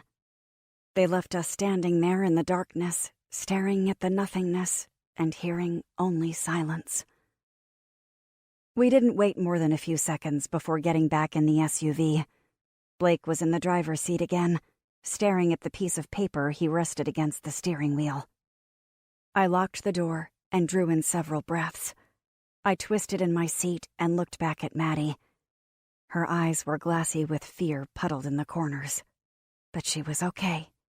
And I was okay. We were all okay. For now. I think this is for real, Blake said, still staring at the piece of paper. Dax leaned forward and looked at it over his shoulder. If we're taking a vote, I say we check it out. And I vote we go back to Blake's before things get worse, Whitney said, crossing her arms. If they can tell us if Polly is in Maine, I think we should go, Maddie said. I stared at her over my shoulder, and she shrugged. I heard everything they said. I nodded. That's 2 votes for going, Blake said. I don't know when we started taking votes, Whitney said. What do you think, Kit? Blake asked. I shook my head. What do you think? I think we could learn something, Blake said. But it's your sister. Every minute we're not driving is time we aren't getting closer to Maine. Maybe we could get a message to her, Mom, Maddie said excitedly. She doesn't even know we're alive. I buried my face into my hands. It was like I was waiting for the answer to appear on my palms. Nothing happened. There was no sign. No clear answer. I drew in a long breath that filled my lungs like birthday balloons. Fine.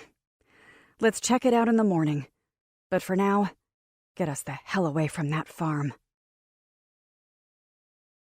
Chapter 16.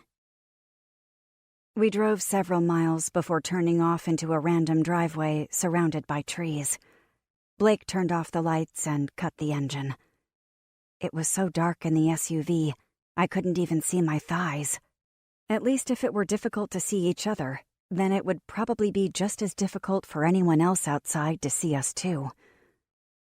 It wasn't long before morning came. The others had slept on and off, but my mind wouldn't let me fall asleep. My body ached. My brain was foggy. I was exhausted. And worst of all, we probably were only a quarter of the way to Maine, if even that.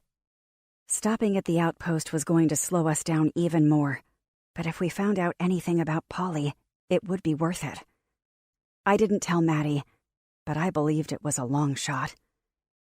Maddie still had hope, unlike me. There was no reason I should be the one to burst her bubble. She already knew the world was a terrible place, but having hope was one thing that made Maddie special. "Ready to go find this place?" Blake asked. "No time like the present," Dax said. James had been right. It was easy to find the outpost. There was a parking lot outside the chain-linked fence, but it was only about a quarter of the way filled. How did people find out about this place? Whitney asked. I shook my head. The same way Polly must have found out about the place in Maine.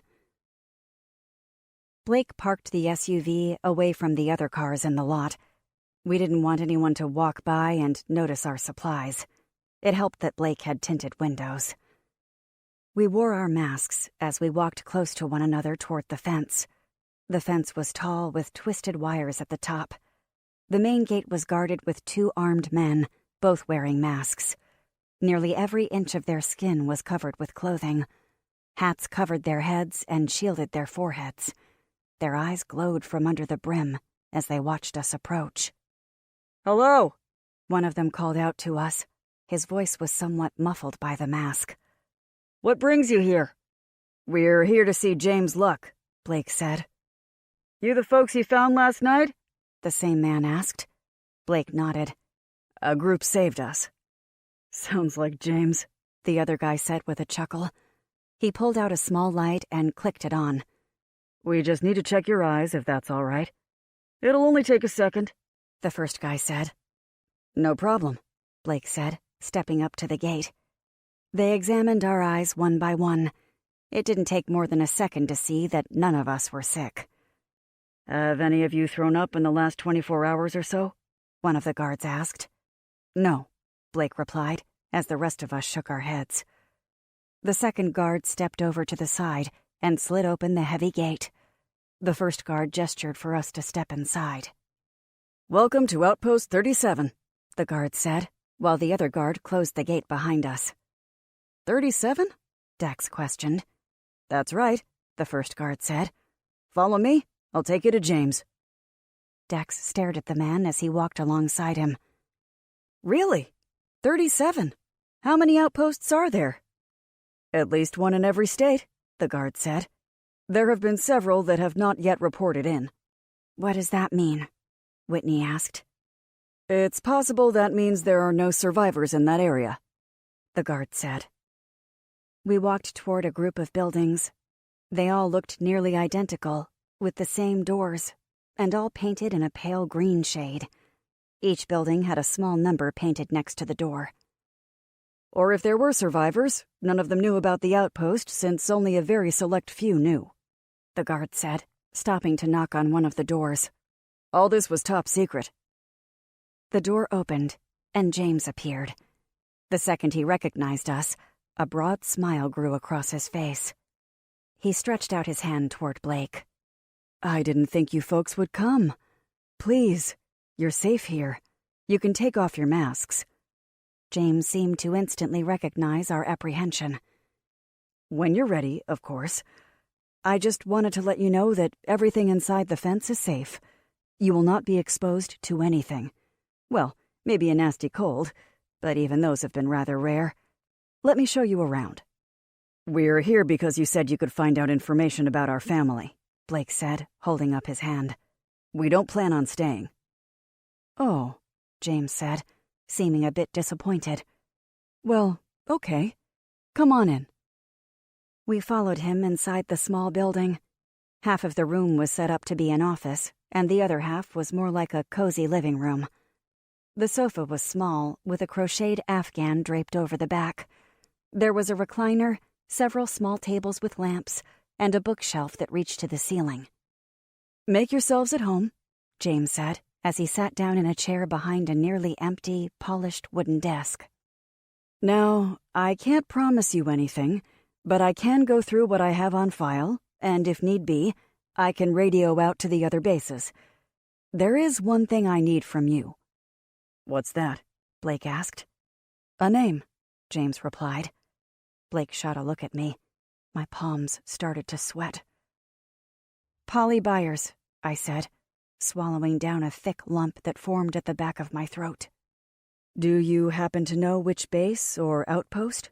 James asked, cocking his head to the side. "Not exactly," I said, glancing at Maddie. "The one in Maine?"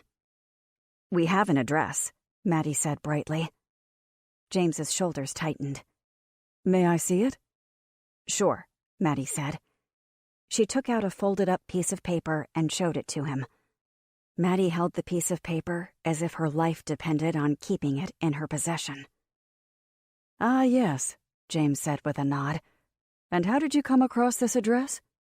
"My Aunt Polly emailed it," Maddie said. James's eyes widened. "Your phones are working?" "Not anymore," I said, as James pulled out a binder and turned on a computer. "Thankfully, we got it just in time." "The address is definitely the main base," James said. He drummed his fingers on the edge of his desk as he stared at the computer screen. "We have power here, but we conserve it as much as possible. When we come along and find new survivors, we update the database." James squinted as he scrolled the wheel on his mouse. The silence in the small room was disorienting. For a brief moment, I wasn't sure if I was really in this strange outpost or if I was still in the car, having a realistic dream. James snapped his laptop shut and opened the binder. It felt like someone was poking needles up and down my spine as I waited to hear about Polly. The minutes turned into hours. I looked across the room and met Blake's eyes. They'd been glued to me, and even when I locked my eyes with his, he didn't look away. The gaze was so intense that I had to avert my gaze first. What had been in his eyes? Fear? Concern? I wasn't sure. The temperature of my blood pulsing through my veins rose when James closed the binder. He looked up. His eyes moved over each one of us. "I'm afraid I have some bad news," James said. I covered my mouth with my hand. Maddie took several steps toward me and hugged my arm. "There is no record of a Polly Byers making it to the base in Maine," James said, with a sympathetic frown. "What does that mean?" Maddie asked. "Maybe she just got the address wrong? I know she was leaving with a group. They were headed to someplace safe." "Maybe it was another base?" I asked. James drew in a slow breath. "There is a record of her being picked up in New York." "So you do have a record of her?" I asked. "There is some documentation in the computer that shows she was picked up and routed toward Maine. The problem is, she never arrived," James said. "What does that mean?" Maddie said, pulling in a deep sniff. James looked down at his hands. He looked up again like a doctor about to reveal a horrible diagnosis. "What it likely means is that something happened to the vehicle that was transporting her," James said. "I can do some digging and try to find out more, but it's going to take some time." "What do we do, Mom?" Maddie asked. Her lip was quivering. She was doing her best not to break down. I wasn't even sure how I was holding it together, except for the fact that I was genuinely stunned. I shook my head. "I'm not sure right now." "You're welcome to stay here for the time being," James stood. "There is a possibility that she was rerouted to another base or an outpost. Maybe she hasn't arrived yet, or maybe her arrival simply hasn't been documented yet." James started to pace. He tucked his hands into his pockets as he stared at his feet. "I know it's hard not to think the worst. I lost nearly everyone I cared about. Everyone did. But there's always a chance that your friend is okay," James said. Your situation is a little different. Most people don't hear from their loved ones. Given what we know, there is a chance your friend Polly was simply lost in the shuffle. How often does something like that happen? Blake asked. That's a hard question to answer, considering it's not often people come here looking for other survivors in distant states, James said. All I can say right now is that there is a chance. James sighed as he pulled his hands out of his pockets and crossed his arms. The room felt cold. The skin on my arms prickled as I met James's eyes.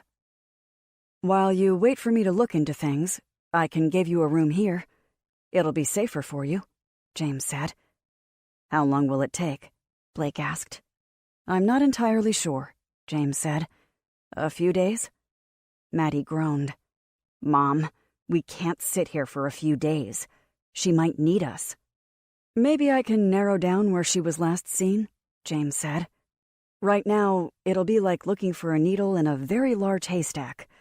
Stay. Let me do what I can to help you. What do you think? Blake asked, turning toward me. He didn't ask Dax or Whitney. He asked me, and I could tell that it infuriated Whitney. Polly was my sister, though, so it did make sense for him to consider what I wanted more than the others. It was up to Maddie and me what we wanted to do. What are you going to do if I can't locate her? James asked. Will you go back on the road? We haven't talked about that possibility, Blake admitted. It's safe here.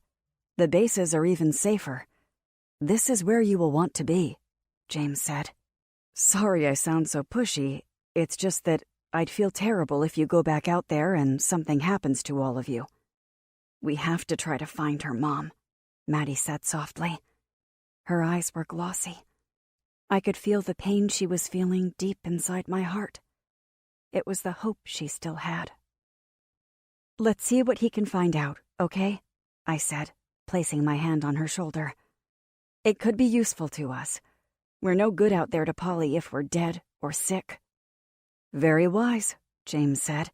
I couldn't have said it better myself. Let me show you where you'll be staying. Chapter 17. Our building wasn't far. We walked by 6 buildings, all of similar size, before James stopped at the one with the number 26 next to the door. James took out a key and opened the door. He gestured for us to enter, handing the key to me as I walked by him. Sorry it's not bigger, James said. The room was roughly the same size the one at James's building had been, but ours was different. There were 8 small cots lined up against the wall. An almost empty bookshelf was against the wall, and a sofa against the back wall near a closed door. But you do get your own bathroom, James said. He hesitated and then cleared his throat. Well, let me show you around, and then I'll get right to work on seeing what I can find out about your friend. We followed him out of what apparently was our new home. James weaved through the buildings, pointing out the cafeteria, the supply shed, and the recreational room. At the far back of the fenced-in area, there was a small garden, but all I saw was dead leaves and weeds. They'll work on that more in spring, James explained, when he saw my pinched expression. We have a ton of supplies stocked and get deliveries often. Food and water aren't a concern. If you're hungry, help yourself to anything in the supply building, or you're free to wait for the prepared meals at 8, noon, and 5. You're not rationing food? Blake asked. There is a sign-out sheet, James said. Write down what you take and how much.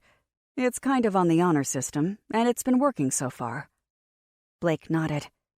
Essentially, what James was saying was that if suddenly tons of food went missing, he'd blame us.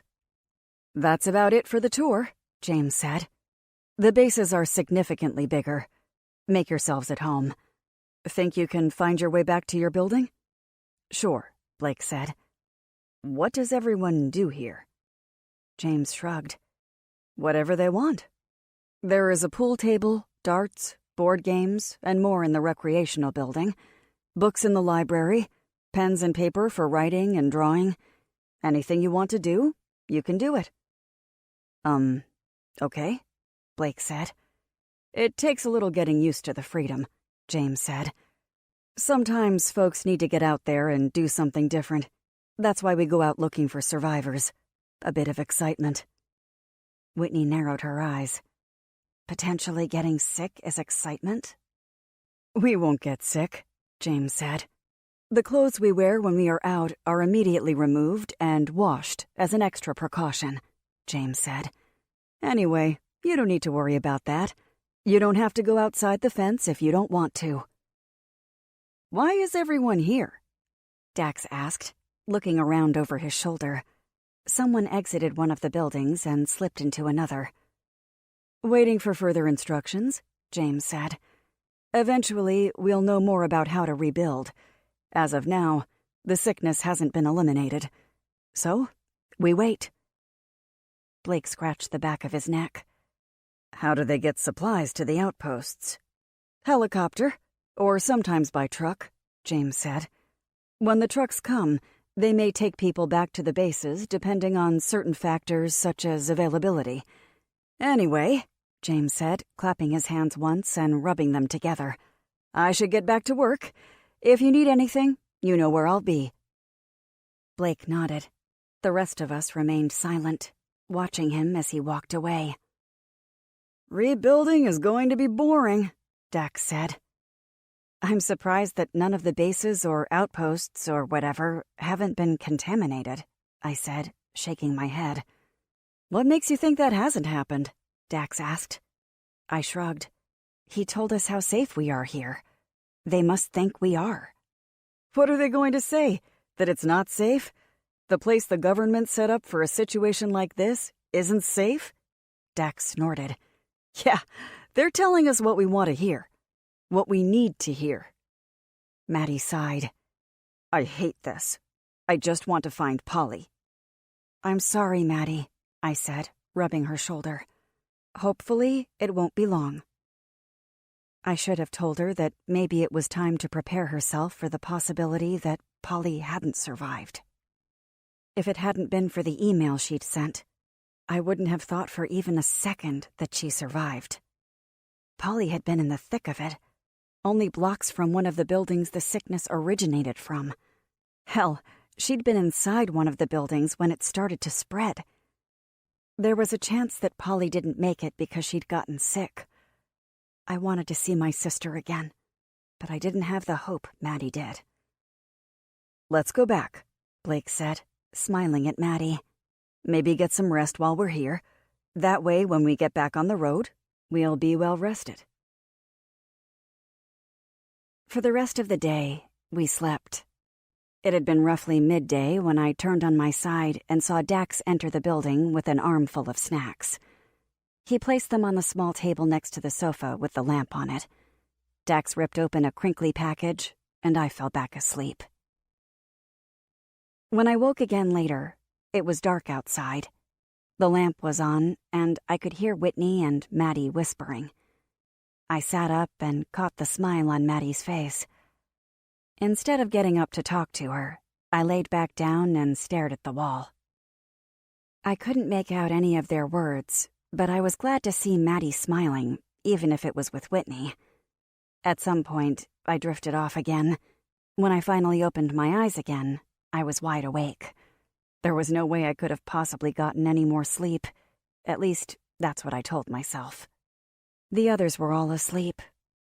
I soundlessly swung my legs over the side of the cot, trying to be quiet. The second I lifted my weight off the flat mattress, it creaked noisily. I reached my arms over my head and stretched. My fingertips were only a few inches from touching the ceiling. A yawn stretched my jaw. I walked over to the table with food and picked out one of the fruity snack bars. I didn't even feel hungry. There was too much stress and worry for me to have an appetite of any kind. Of course, I knew I had to eat. It took forever, but morning finally came. One by one, the others woke and grabbed a snack. There was an analog clock on the wall, and the moment it was 8 o'clock, a loud bell-like noise rang out. It was breakfast time. Chapter 18. After a short discussion, we decided to go to breakfast. I hoped that we'd run into James and maybe he'd have information on Polly. We walked to the cafeteria together in a big group. Everyone we walked by gave us a smile, although they still seemed apprehensive. Maddie was at my side with her arms crossed like a shield in front of her body. I hated all the eyes on me. It was like how I felt every time I started a new job. "Good morning," a woman in a long tan skirt said. "You must be new here." "Indeed," Blake said with a tight, forced smile. "James said we could have breakfast here." "That's right," the woman smiled. "Every morning. Don't be late or you'll miss the good stuff." She winked and curled her finger for us to follow. The woman stopped in front of a stack of multicolored trays. "I'm Lois. I'm here every day," Lois said, clasping her hands together. She pointed at the stack of trays. "Well, go on and grab yourself a tray. Get in line and get yourself some warm breakfast. Sit anywhere you like and enjoy." There was a small line forming at the front of the counter. It was just like the cafeteria at Maddie's school, and something told me the food would be similar too. We moved through the line, and my stomach rumbled, even though there weren't a lot of choices. There was oatmeal, mandarin oranges from a can, pancakes, syrup, and best of all, coffee. We filled our plates and sat together. None of us talked because we were too busy stuffing our faces. I closed my eyes as I took a long sip of the lukewarm coffee. When I opened my eyes, Blake was smiling at me. He was about to say something, but his eyes moved towards something over my shoulder. "Kid, is that you?" The voice was like a potato peeler on my bones. "And Maddie? Holy shit!" I pasted on a polite smile, but Maddie's was authentic. "Hoyt," I said, as Maddie jumped out of her seat and wrapped her arms around him. He smiled as he squeezed her back. "Hey, kid, it's good to see you. It's good to see both of you." I couldn't say the same for him, but of course, he didn't know what I'd seen. "I can't help but think I'm dreaming," Hoyt said as he let go of Maddie. "How did you guys find this place?" "Just by chance," I said. "How long have you been here?" "A while now," Hoyt said. "I didn't know what we should do, but we happened to see a sign on a telephone pole and decided to check it out. We were hungry and thirsty. Thankfully, we weren't sick, though." "We?" I asked, cocking my head to the side. Hoyt pointed to the food line. "Denise made it, too. Isn't that great?" "Oh, you two were together when everything happened?" I asked, wanting to slap the cheating bastard across the face. "Yeah," Hoyt said, narrowing his eyes slightly. "Had you gotten in touch with Polly?" I asked. Hoyt frowned. "Just an email. Same as all of you received." "I see," I said, biting the inside of my cheek. "We were on our way to find her." Hoyt was an asshole. "We were going out there to find Polly, while he shacked up at Outpost 37 with his mistress. Didn't know if she was alive or dead, but he was here having a bed to sleep in and warm meals and coffee. Frickin' coffee." "Well, it's so good to see you guys," Hoyt said, looking over my shoulder at Blake. "I see you've made some friends. Where's Freddie?" "Freddie didn't make it."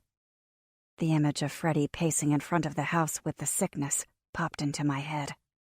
"Sorry to hear that," Hoyt said, but he wasn't sorry. No one liked Freddie. Hoyt stuck out his hand toward Dax. "I'm Hoyt Parker. Was going to be Kit's brother-in-law." Dax shook his hand. "Dax Archer." Hoyt nodded. He waited for more information, but Dax sat back down. "And you are?" Hoyt asked, shifting his attention to Blake. "Blake Archer." The men shook hands firmly. "I lived across the street from Kit. We helped each other out a bit after the sickness spread through town." "I see," Hoyt said. He looked at Whitney last. His eyes brightened. "And you?" "Whitney," she said, blinking far too much. Family friend of the Archers. So, you all just got together and survived, huh? Hoyt asked. I pressed my lips together. Yep, that about sums it up. There was no need to mention everything else that happened. It wasn't like he'd care that we had to rescue Maddie from an apartment in Chicago and could have died in the process. Well, like I said, I'm Hoyt Parker, used to own the best hotel in town. That lovely woman walking this way was my secretary, Denise. It's good to meet you all. Kid? Denise said as if she'd drank all the coffee that was left at the outpost. What are you doing here? I shrugged. I guess this is the place to be if you want to survive. It is, she said, setting down her tray and wrapping her arms around my shoulders. I am so sorry about your mom and Polly. Thanks, I said, stepping back. I needed to put space between the two of us before I tackled her to the ground. She knew Hoyt had been engaged, yet that didn't stop her from bending over Hoyt's desk and hiking up her skirt. She didn't give a shit about Polly or my mom. If Maddie hadn't been standing there with us, I might have handled things differently. Denise stood next to Hoyt. Both of them wore the same smile, the kind that they probably wore in the office because they had their little secret that no one else knew about. There was an awkward silence that was broken like a glass window being hit by a rock when Denise slapped her hands together. I'm famished, Denise said, setting down. Don't mind me. She delicately spooned the oatmeal into her mouth. Meanwhile, my body was threatening to throw back up my breakfast at the sight of both of them. There is a chance that Polly is still out there, I said, turning to look at Hoyt. I hope she is, Hoyt said. It would be amazing if we could all be together. I really miss her. Denise loudly swallowed down a bite and wiped her mouth with a brown napkin. She was so sweet. She is sweet, I said. Maddie stared at me, her eyebrows squeezed together first with concern, then confusion. She knew something was up, but thankfully didn't ask me about it in front of everyone. Hopefully, she wouldn't ask me about it at all. You guys should join us, Hoyt said. We're going to head to the rec building next. Yes, can we, Mom? Maddie asked. Sure, I said. That's great, Hoyt beamed. It's really great you guys are here. Blake cleared his throat. Does everyone mostly keep to themselves around here? Yeah, Hoyt said, bobbing his head. I think we're all still adjusting to everything. Quite likely, Blake said. Blake, Dax, and Hoyt started talking about their lives before the sickness. I wouldn't have guessed the three of them would have anything to talk about, but apparently they got along. Neither Blake nor Dax knew much about Hoyt. I didn't know much about him either, other than things Polly told me.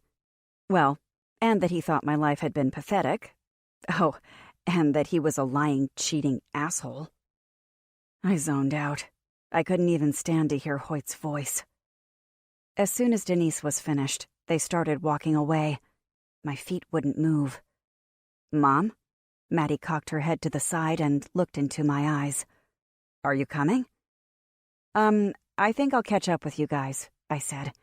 Don't think breakfast settled right. Probably ate too much.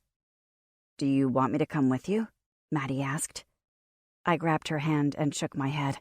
I'll be fine. Go on, have fun. Are you sure? She asked. She seemed a bit uncomfortable to leave my side, but I knew Dax, Blake, and Whitney would keep an eye on her. Yes, I'm sure. I gave her a quick hug and headed toward our building. The more distance I put between Hoyt and me, the better I felt. Just being near him made me feel like I needed a shower. I laid down on my cot and stared at the ceiling. If we had to stay at the outpost, I was going to have to find a way to deal with my Hoyt problem. Confronting Hoyt was probably the only solution. I wasn't a confrontational person, but I couldn't stand there with him thinking I was a fool. There was a soft knock at the door, and I popped up. I quickly got to my feet and dashed to the door. Maybe it was James. Maybe he'd found Polly. I pulled the door open, and Dax flashed me a half-smile that warmed my body. He raised a brow and stepped inside the building. "You locked the door," Dax said. "Oh," I said, forgetting that Blake currently had the key. We'd decided not to lock the door since nothing in the building was ours. The only time we'd need the door locked was when we were inside the building. "I wasn't expecting anyone back so soon," I said. I'd wanted my space, but it wasn't bothering me that Dax had come to the building. In fact, the company was actually welcomed because it took my mind off of Hoyt. "I wanted to check on you," Dax said. "Seemed like something was bothering you when you left." I huffed. Something was bothering me. Something is bothering me. "Are you sick?" Dax asked. "Not exactly, although it does make me feel sick." Dax shook his head. "I'm not following." "It's Hoyt," I said. "I can't stand that guy." "Wow," Dax said with wide eyes. There wasn't seriousness in them, and his tone was mildly sarcastic. "You're an amazing actress. I so could not tell." "You're kidding, right?" Dax nodded. "Right." "He's just one of those guys," I said. "I can see that," Dax said. "Wait, what do you mean? Am I one of those guys?" "No." I bit my lip. "You are most definitely not one of those guys. He just thinks he's the greatest, that his shit doesn't stink. He thinks everyone is below him." Dax nodded. "Oh yeah, he does seem like one of those guys. It's not just that, though, is it? I mean, there are a lot of guys like that. What makes this one rattle your nerves more?" "He was engaged to my sister Polly," I said with a sigh. "That woman with him, Denise, his secretary?" Yeah, she's not just his secretary, though." Dax's eyebrows squeezed together. "What else is she?" His brows suddenly relaxed. "They're sleeping together?" "I saw them together just before all this happened. My sister was trapped in New York with the disease, and he had Denise bent over his desk." I swallowed down the sourness at the back of my throat. "She knows he's engaged." "She sounds awful, too," Dax said. "Yes, they both are. And now we're stuck here with them," I said. "Well, it's not like we have to see them that much," Dax said. "We can hide inside, like most everyone else seems to be doing." I scratched violently at the back of my neck. It felt like a family of creepy crawlies were making their way down my spine. "Maddie doesn't know about any of this," I said. "I don't want to tell her. She's so happy to see the idiot." "Why don't you want her to know?" Dax asked. "She can handle it." "I know she can, but she's dealt with a lot lately," I said, lowering my head. "She doesn't need anything else right now." Dax took a step closer. "You shouldn't let it get to you. Karma will get him." "After living with Freddie, karma is not something I believe in." Dax chuckled. He walked behind me and placed his hands on my shoulders. "You know what you need," Dax said, digging his fingertips into the muscles of my upper back. My eyes closed and my arms softened. "What do I need?" "You need to sit down and relax," Dax said as he guided me toward the couch. "Clear your mind." "That sounds amazing," I said, "but I have no idea how to relax." My mind hadn't been clear in years. I wasn't even sure I knew what it was like to have a clear mind. Dax's hands were like magic. My mind was clearing, but not completely. I thought about Dax's hands all over my body. I wanted an escape. My head rolled back, and I sighed. "Feels good?" Dax whispered into my ear. His warm breath brushed against my skin. "Yes," I said breathlessly. "How about this?" Dax asked as he brushed his lips across my neck just below my ear. "How does that feel?" I let out a long exhale. "Amazing." His mouth didn't stop, and my heart pounded frantically against my chest with desire. I needed this escape. I deserved this escape. Chapter 19. I turned, and our lips hungrily found each other. His kiss was mind-numbingly amazing. I forgot what I wanted to forget about. All I could think about was Dax, and how it felt like I was floating when his hands moved over my body. Dax pulled back for a second and hopped over the back of the couch. He was over me, looking into my eyes for a quick moment before he pressed his lips to mine again. "Is this really happening?" he asked. I could feel his lips as they curled into a slight smile. "I think it is," I said, unable to stop my own smile from forming. "I dreamed about this moment," Dax admitted. "I never thought it would be more than that. A dream." I pulled him back to me and kissed him. The talking was distracting. All I wanted was to focus on his touch, his kiss. His hand slid behind on my neck, and a shiver moved down my spine. The skin on my arms prickled pleasantly. My fingertips grazed his hard chest, and my breath hitched. Dax was all muscle. He was so different from what I was used to, and it excited me beyond words. Dax was suddenly like a drug. I couldn't get enough. I gripped his shirt and pulled his body against mine. His hand slid down over my shoulder and curved around my breast. My breaths came at me quicker. I reached down, gripping the hem of Dax's shirt. I pulled it upward, clumsily trying to remove it. Dax pulled away from me and hastily ripped off his shirt. The silkiness of his skin was almost as fascinating as the movement of his muscles under his tight skin. I clung to him as I wrapped my legs around him. He pressed himself hard against me, and I could feel exactly how badly he wanted me, too. The only thing stopping things from going further was the clothes we were still wearing. Dax kissed down my neck as his thumb glided over my breast. My whole body tensed at the pleasure that rippled through my veins. I loved how I felt with Dax. It was freeing, almost powerful, and for once, I felt as though I was in control. Dax's hand moved down to the button on my jeans and popped it open. He pulled back slightly to look into my eyes. It was like he was looking for permission. My lips parted and my eyes closed as I grabbed his hand and slid it inside my pants. A deep groan rumbled within him. Dax expertly worked his fingers. I melted into the couch and forgot about everything. It was the first time I allowed myself pleasure for the sake of it. I didn't know who I was, and I didn't care.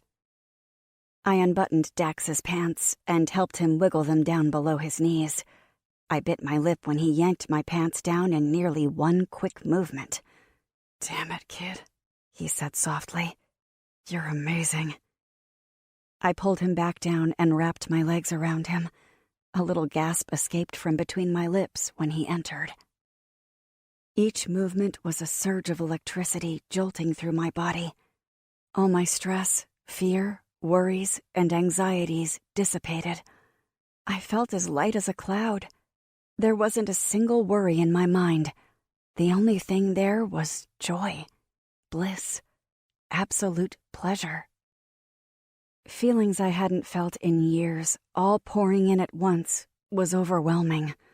I tried to hold on to them as long as I could, but every time Dax touched me or kissed me, it made it harder. It felt like I was a rocket about to launch from its pad into the unknown. "Oh, kid," Dax said, as he rolled his hips and grabbed my hand. He pulled it over my head, pressing it to the top cushion. My control was slipping away. I couldn't hold it. Everything crashed through my body at once, causing a tidal wave of ecstasy to splash over me. I held on to Dax, fearing I'd be washed away. He let out a soft grunt of pleasure at his own release. Our bodies gently rolled together as one as we came back from wherever it was we had gone. "Jesus, kid, Dax said with a massive grin. "That was phenomenal." "Yeah," I said, working to catch my breath as I pulled my pants back on. "It was." Dax buttoned his pants. "Are you okay?" "Damn it, Kit. I didn't mean for any of this to happen. I mean, I'm glad it did, but I was just checking to make sure you were okay." "No, I know. It really was great, but it shouldn't have happened. My daughter could have come back, or anyone really," I said nervously, rubbing my fingers together. "I don't normally do this kind of thing." "I don't either," Dax said. But there was something about the way he said that made me feel like it also hadn't been the first time. "I like you, Kit. This wasn't just some, I don't know, one-day stand sort of thing." "I think it needs to be," I said, combing my fingers through my hair. Dax looked disappointed and confused.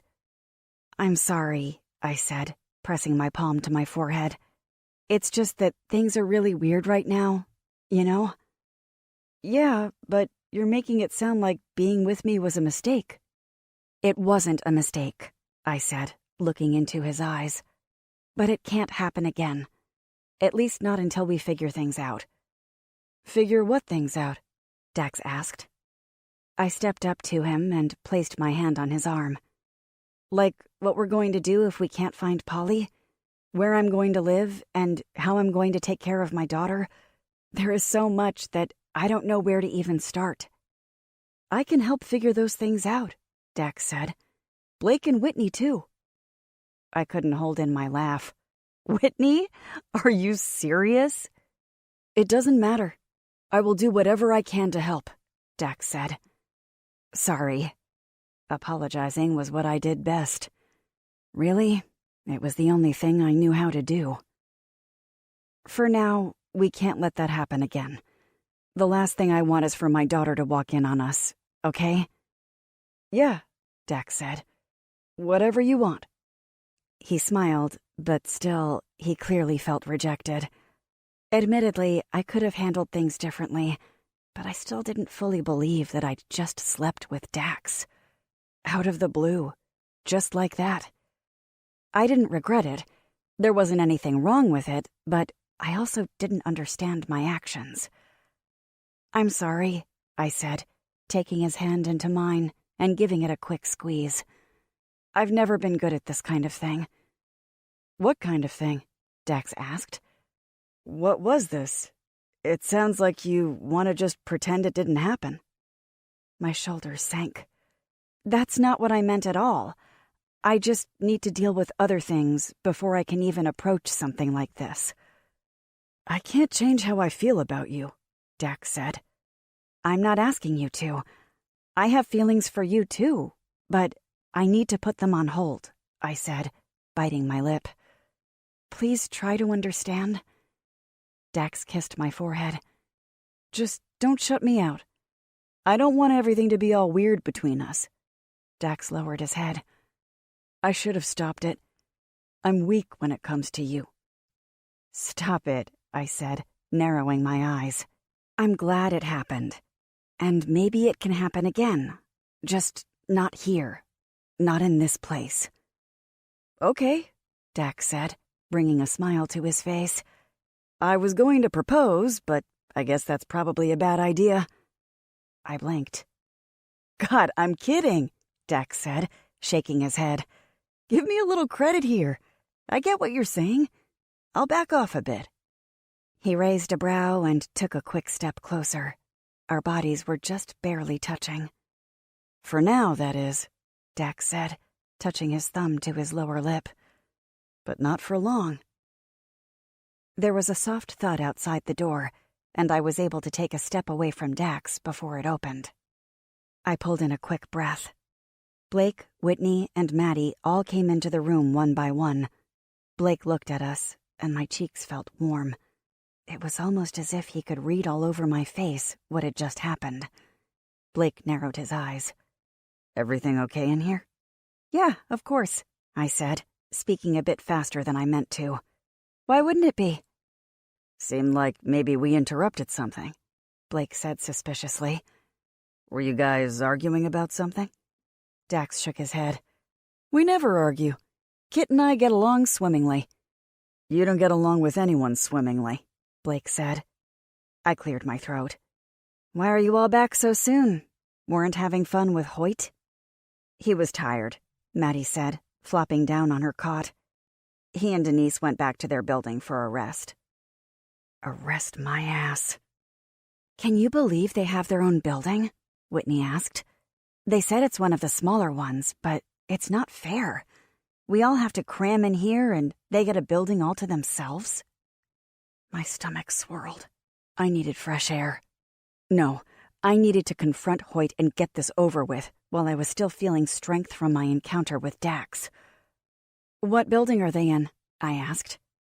49, Maddie said. Hoyt said I can visit any time. That's nice, I said, flicking a glance at Dax. He knew about Hoyt. What he didn't know was what I was about to do. I exhaled and put on a wide smile. I'm going to get some air. Dax swallowed. Want company? Blake looked back and forth between us. Eventually, his eyes settled on me. No, thanks though. I'll be back soon, I said, still wearing the smile. It felt uncomfortable, like it was too big for my face. Blake stood. I'm not sure how I feel about you heading out on your own. You sure one of us can't join you? It'll be fine, I said, holding up my hand. You don't have to worry about my mom, Maddie said, without opening her eyes. Even after all the sleep we got, she still looked tired. She can take care of herself like no one else I've ever known. She's a survivor. My throat dried. Maddie must have been half asleep. How could she have forgotten what I was like so quickly? Yeah, Blake said. It's this place I don't trust just yet. I walked over to the door, holding my hand up. If anything goes wrong, I'll scream. This place isn't that big. You'll hear it. I quickly opened the door and stepped out, sucking in a deep breath of air, my lungs filled with cool air. It only took me a second to figure out which way I needed to go to find building number 49. It was time to have a talk with Hoyt. Chapter 20. I looked up at each building as I walked by, the numbers increasing as I went further away from the only people in the outpost that I actually cared about. I wasn't exactly sure what I was going to say, but I knew I was going to tell him that he was an asshole. Finally, I'd be the one looking down at him. Hoyt probably wouldn't even care. Why would it matter? Polly was missing, quite possibly dead, or among the sick. He'd be happy that he didn't have to pretend to be kind to Maddie or me. We weren't anything to him anymore. Footsteps quickly scratched at the dirt path behind me. I glanced over my shoulder, expecting to see Dax chasing after me. He wouldn't want me to go alone to confront Hoyt, and honestly, maybe I shouldn't have. But it wasn't Dax behind me. It was James. Kit, he said. I was on my way to talk to you when I saw you leave your building. Is everything going okay? Yes, I said, my tone harsh. It hadn't been meant for James. My mind had already been prepared to give Hoyt hell. Okay, great. What are you doing over here? Are you lost? James asked. I looked around and blinked several times. I wasn't in the mood to tell him we'd found acquaintances. Oh, I guess I am, I said, forcing a laugh. I was looking for the supply building. I hesitated, surprising myself with the quick lie. For some water. I see. Well, it's back this way, James said, gesturing. Let me show you. I pressed my lips together and followed him. My courage to confront Hoyt felt like it was melting away. So, I did some digging, and James stopped and rubbed the back of his neck. Maybe we should join your friends before I say any more. I shook my head. Say any more about what? About your friend, Polly Byers, James said, looking down as he clasped his hands. I'm afraid the news isn't good. I'd already been prepared for bad news. She's dead? She was on her way to Maine, James said, pointing toward our building. "Are you sure you don't want to be with the others?" "It's probably better for my daughter to hear it from me," I said. It was an excuse I was pretty sure James would accept. It was probably wrong of me not to go back to the building, but Polly was my sister. The others, excluding Maddie, hadn't even met her.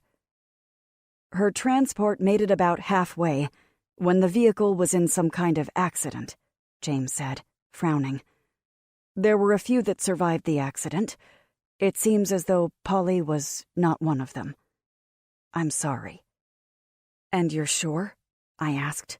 The calmness of my voice surprised me. "As sure as I can be. I spoke to several people. The base in Maine confirmed that she is not there. I also checked in with several outposts on that route, and the only one that had any record of her was before the accident," James said. "I wish I would have better news for you. If there is anything I can do, please let me know." I nodded. "Okay, thanks." "Can I walk with you back to your building? Then I'd be happy to get you whatever supplies you were in need of," James offered. "Maybe later. I just want to go back," I said, suddenly feeling very lightheaded. "I understand," James said, walking with me. We continued in silence back to the building. I felt like a zombie. My body was stiff, and my emotions were non-existent. "Thanks," I said, when we got to the door. "Again, I'm very sorry that I didn't have better news," James said. "We'll talk soon about your plans. Of course, I'd be thrilled for you to stay with us, but we'll worry about all that another time." I nodded and opened the door. James stood there like a statue. It wasn't until I closed the door that I heard him walk away from the building. My hand twisted the lock.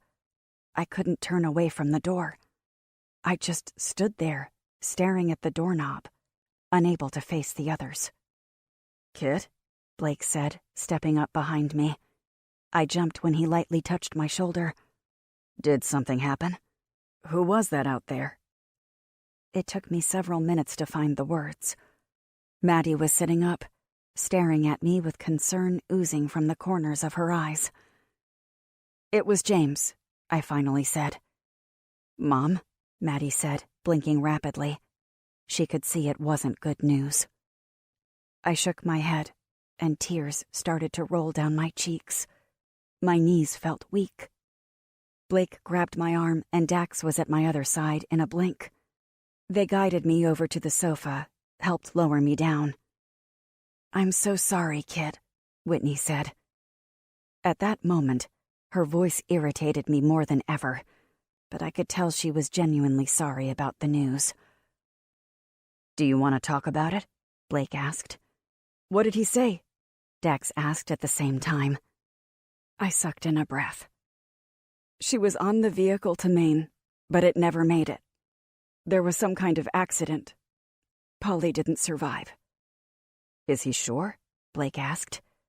"As sure as he can be," I said, wiping at the corner of my eyes. "He said he contacted several people." "Did he say anything else?" Blake said as he rubbed the top of my shoulder. "Probably," I said, clasping my shaking hands together. "I can't remember much else." I mustered up the courage to look over at Maddie. She was sitting up in the cot with tears streaming down her cheeks. She looked small and afraid, just like when she was 5 or 6 and thought there was a ghost in her closet. "I'm so sorry, Maddie," I said. Maddie sniffed hard. "I knew it was unlikely. Maybe I already knew, deep down." Maddie got off of the bed and dragged her feet as she came over to me. She sat down next to me, and I wrapped my arm around her shoulder as she rested her head on me. "I'm sorry, Mom," she said. "Aunt Polly was awesome. I know you're really going to miss her." "Of course I will." I squeezed her closer to me. "But I think I knew the chances of her still being out there were slim, too. It was just a bit of a shock, you know?" "Yeah, we'll be okay," Maddie said. "Hoyt and Denise are here, so we still have some family. It's not just the two of us. My body tensed. Even if it were just the two of us, we'd be okay. You know that, right? Yeah, I know, Maddie said. There was a long moment before she pulled back and looked into my eyes. What are we going to do now? Stay here with Uncle Hoyt? I'm not sure, I said. Is that what you want to do? Stay here? I think so, Maddie said. It's scary out there. And where would we even go? Whitney released a muffled cough. We could all go back to Blake's house. The house has probably been ransacked, Blake said, shaking his head. I'm not sure going back there is a good idea.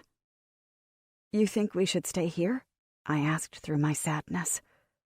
I don't think there are a lot of choices, Blake said, looking at his feet.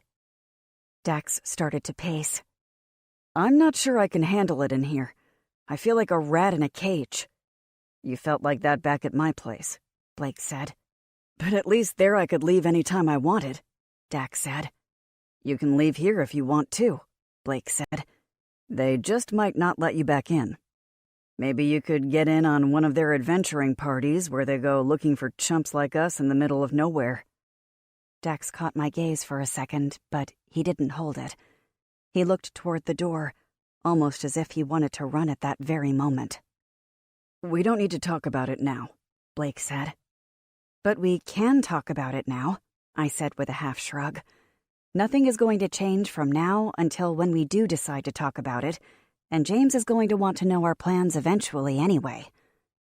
I just thought maybe you and Maddie would like some time before we discuss it, Blake said. We don't need time, I said firmly. What are our options? No one responded. Guess we don't have any, I muttered. We can stay, or we can go see if there is anything else out there, Blake said. Those are the only two options I can think of. Obviously, there are risks to leaving. This place was set up by the government for exactly this type of scenario, Whitney said. It's where we should stay. Blake dragged his fingertips across his forehead as he sighed. Maybe Whitney is right. What if we drive into a crowd of the sick again?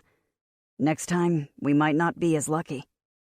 We could just stay until we come up with a better idea, Whitney said. And who knows, maybe we won't think of anything better. Dax groaned. The 5 of us trapped inside this small building for the rest of our lives? I don't think I can handle it. Let's just give it some time, Blake said. No one is knocking down our door for answers at the moment. I think we're going to stay, I said, holding Maddie tighter. The thought of her out there beyond the fence again was terrifying. Me too, Whitney said. Then again, the thought of living with Whitney wasn't that great either.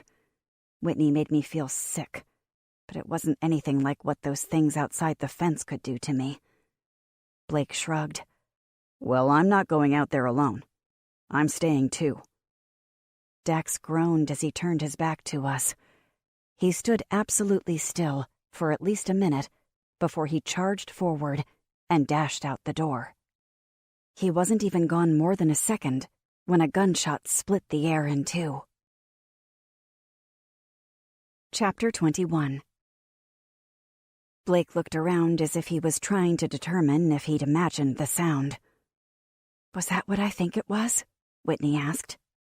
A gunshot, Blake said. Close, too.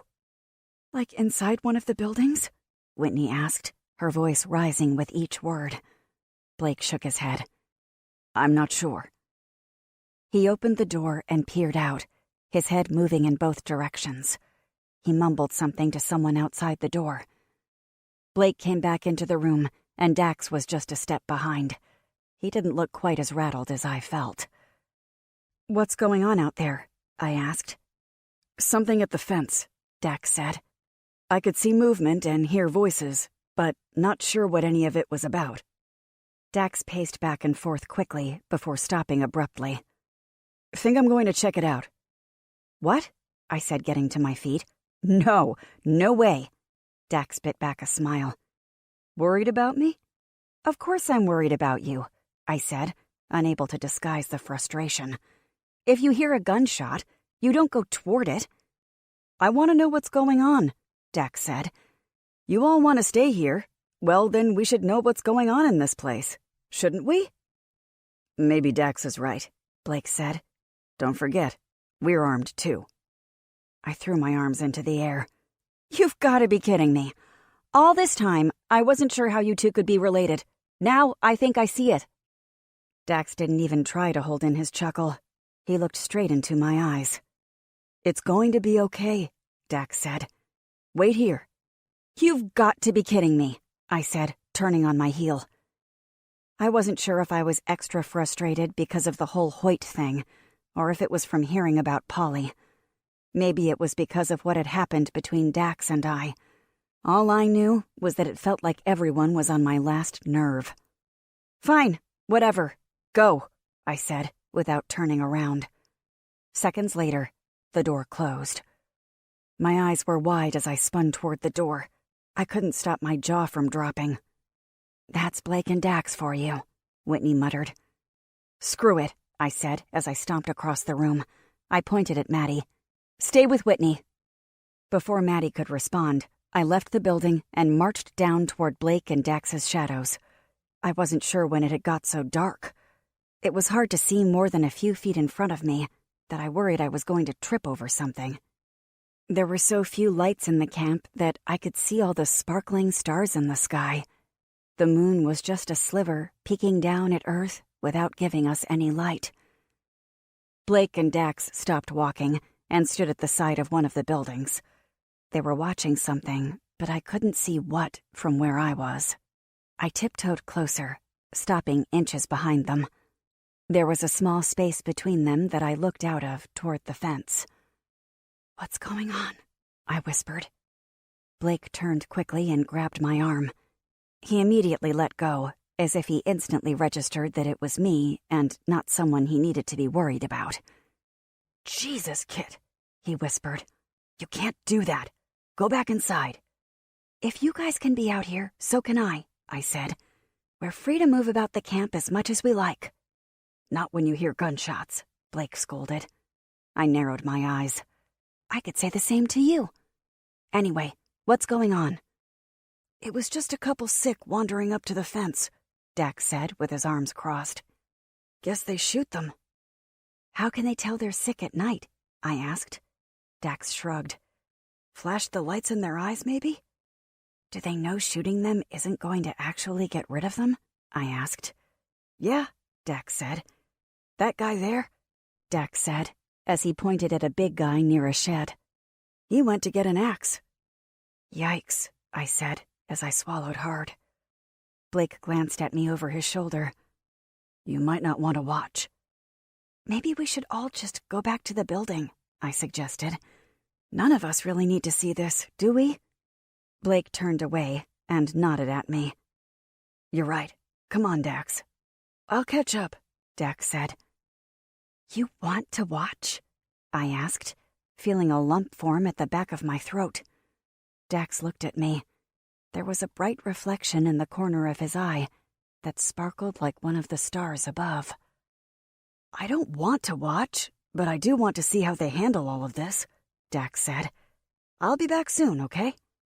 "Fine," I said, shaking my head as I folded my arms. Dax was probably still upset with me because of how I handled things after we slept together. Honestly, he had every right to be frustrated with me. Blake walked back to the building with me in silence. We were about 10 feet away when I stopped him. "Do you think staying here is the best thing for us to do? I want to do the right thing for Maddie," I said, with concern wrinkling my brow. "I've never done the right thing for her, and I need to." "I really don't know," Blake said. "It's probably safer here than anywhere out there. We're fenced in. They're protecting us from the sick. It just strikes me as odd." I cocked my head to the side. "What's odd?" "That all these places existed, and we never knew about them," Blake said. "Maybe I've driven past here before and never even thought about what this place was used for. How many other secrets are out there?" "Probably tons," I said, looking up toward the sky. If you want to go, the SUV is just on the other side of the fence, Blake said, pointing toward the gate. We can try to find something else. What else is out there? Another outpost or base? I asked, folding my arms. Or maybe the only thing waiting out there for us is dangerous and/or sick people. Blake nodded. Could very well be the case. The only way to know is to leave. So that's what you think we should do? I don't know what the hell the right answer is, Blake said with a huff. I just know I don't want to be the only one deciding. The only thing I know for sure that I want is for all of us to stay together. I swallowed hard. The air around us was getting tighter. Blake looked at me so intensely that it made my insides bubble. After what happened with Dax, I couldn't let myself feel anything. They were brothers, and we were all together. We should get back inside, I said. Right, Blake nodded. When we got back to the door, it was locked. Whitney must have locked it after we left. Blake held up the key and opened the door. Maddie was sitting on her cot with her arms crossed, glaring at me, and Whitney was wearing a similar look directed at Blake. "Well?" Whitney asked after Blake closed the door. "What's going on out there?" Blake explained, and it only seemed to make Whitney like the place more. She made several comments about how safe we were inside the fence. Maddie nodded along with her every comment. I need to do everything I could to keep her safe. "I'll tell James in the morning we're staying," I said. Blake didn't question me. He only nodded. "Should we wait for Dax?" Maddie asked. "He'll stay with us," Blake said with certainty. "I'll go with you to talk to James." I pressed my lips together and nodded. It wasn't like I needed him with me, but it wouldn't hurt either. When Dax returned, Blake took him outside. They had a long, quiet talk. The only thing we could hear inside were mumbles. I hadn't been able to make out a single word. After they came back inside, Dax grabbed a snack bar off the table next to the couch and flopped down. He sighed and leaned his head back after he finished chewing. His head rolled to the side, and our eyes locked. He stared at me for several long seconds before he smiled and looked back up at the ceiling. Maybe things would be okay. Maybe we'd all be okay. I closed my eyes, but sleep didn't find me as easily as it had the first time I'd laid down on the cot. The night was sprinkled with tossing and turning, with a mix of nightmares here and there. Morning came quickly, and before I knew it, Blake and I were on our way to James's building. Chapter 22. Blake and I only made it 3 buildings away from ours when we heard footsteps scraping the ground behind us. "Kid!" Hoyt called. He was waving his hands to get our attention as he huffed and puffed, clearly out of shape. We stopped, and Hoyt slowed his jog to a walk. He took several deep breaths, working to calm his breathing. He was in good shape, but clearly it was due to his diet, not because of exercise. "I was hoping to catch you before breakfast. Do you have a minute?" Hoyt asked. Sure," I said, crossing my arms and planting my feet into the ground. "What's up?" "I meant alone," Hoyt said with a half smile and a raised brow directed at Blake. Blake scratched the side of his face, clearly unsure about leaving me. "I guess I'll wait over there if you want." He pointed to a building with 3 boxes stacked outside. If I remembered correctly, it was the supply building. "Sure," I said, thankful he wouldn't be too far. Hoyt waited until Blake was well out of earshot. "I know you well enough to know something is going on with you.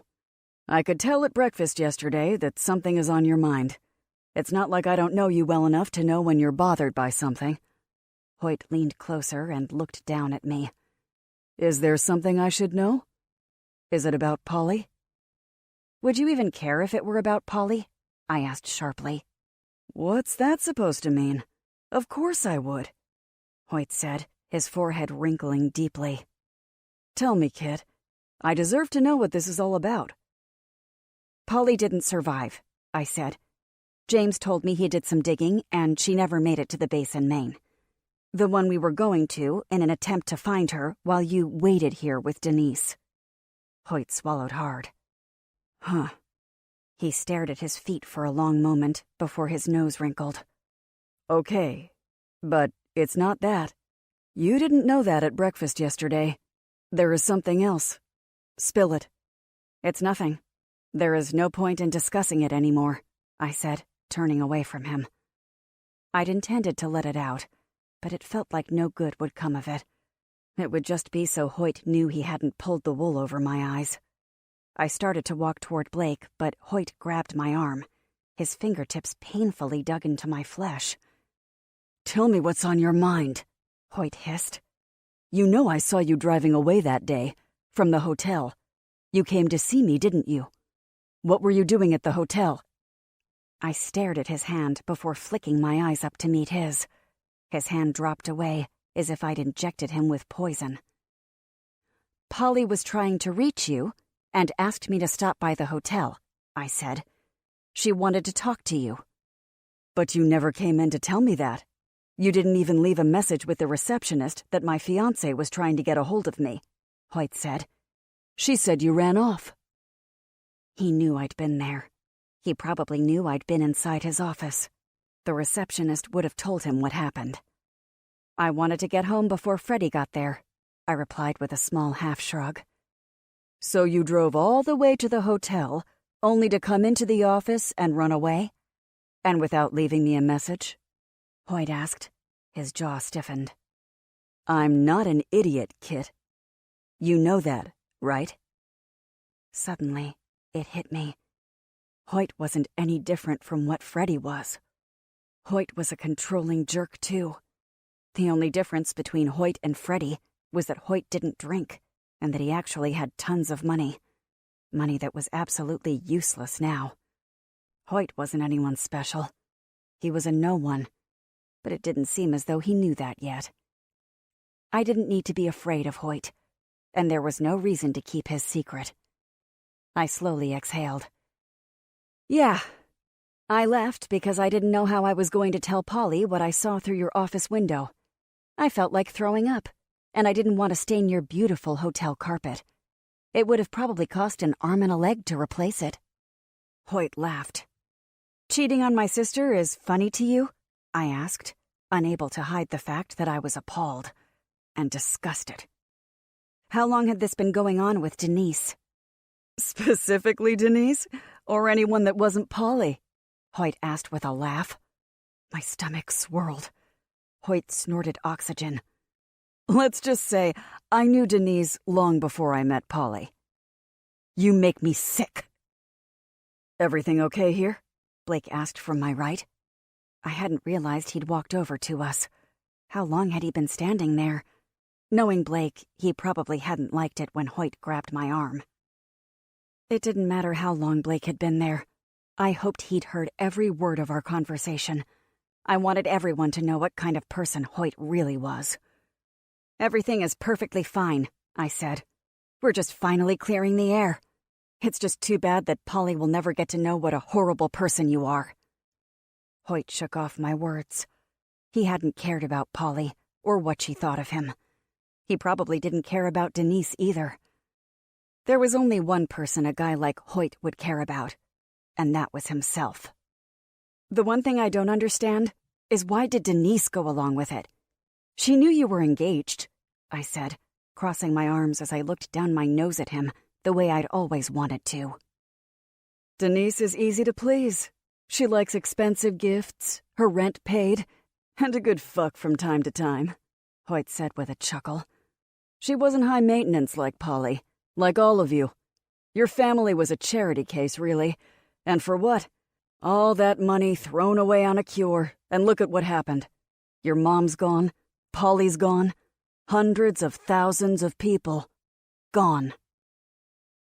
His words stabbed deep into my heart. It was like he was blaming my mom for what happened. Are you really that stupid? They would have given the drug out with or without my mom, I said, trying not to let my emotions show. "Why were you even with Polly? She wanted to have kids with you." "Wouldn't that have been something?" Hoyt said, shaking his head. "Polly was smart, beautiful.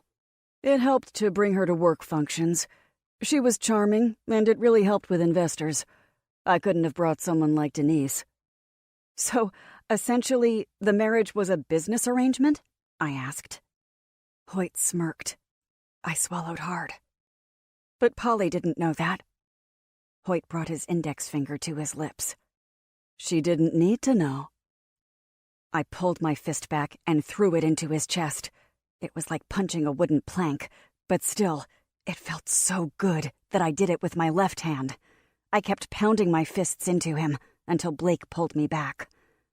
Hoyt just laughed, like I was a pesky little fly zipping around his body. "I'm glad that's all out in the open. It's so freeing," he said. "Make sure you keep that little brat out of my hair while you're here. It's exhausting pretending to like the both of you. Kids are really fucking annoying, though." My fingers went numb as I squeezed my balled-up fists tighter. Blake held me back so I couldn't attack Hoyt again. It was one thing to mess with my sister, but now he was messing with my daughter. I hadn't expected it when Blake let go of me and turned quickly to face Hoyt. I thought he was going to give him a piece of his mind, but he didn't. My mouth dropped open as Blake threw his fist into the side of Hoyt's face. Hard. Hoyt looked stunned. His eyes rolled back into his head and he wobbled to the side. Rage bubbled up inside of him, but it only lasted a second before Hoyt dropped to the ground. "He deserved that," Blake said, shaking his fist.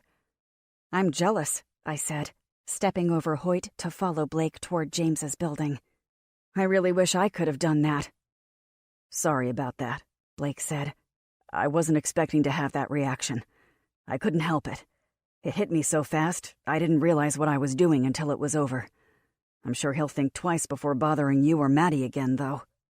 "Bothering?" I said with a snort. "That's putting it lightly. Can you believe that asshole was sleeping with his secretary? And probably half of the town's single women?"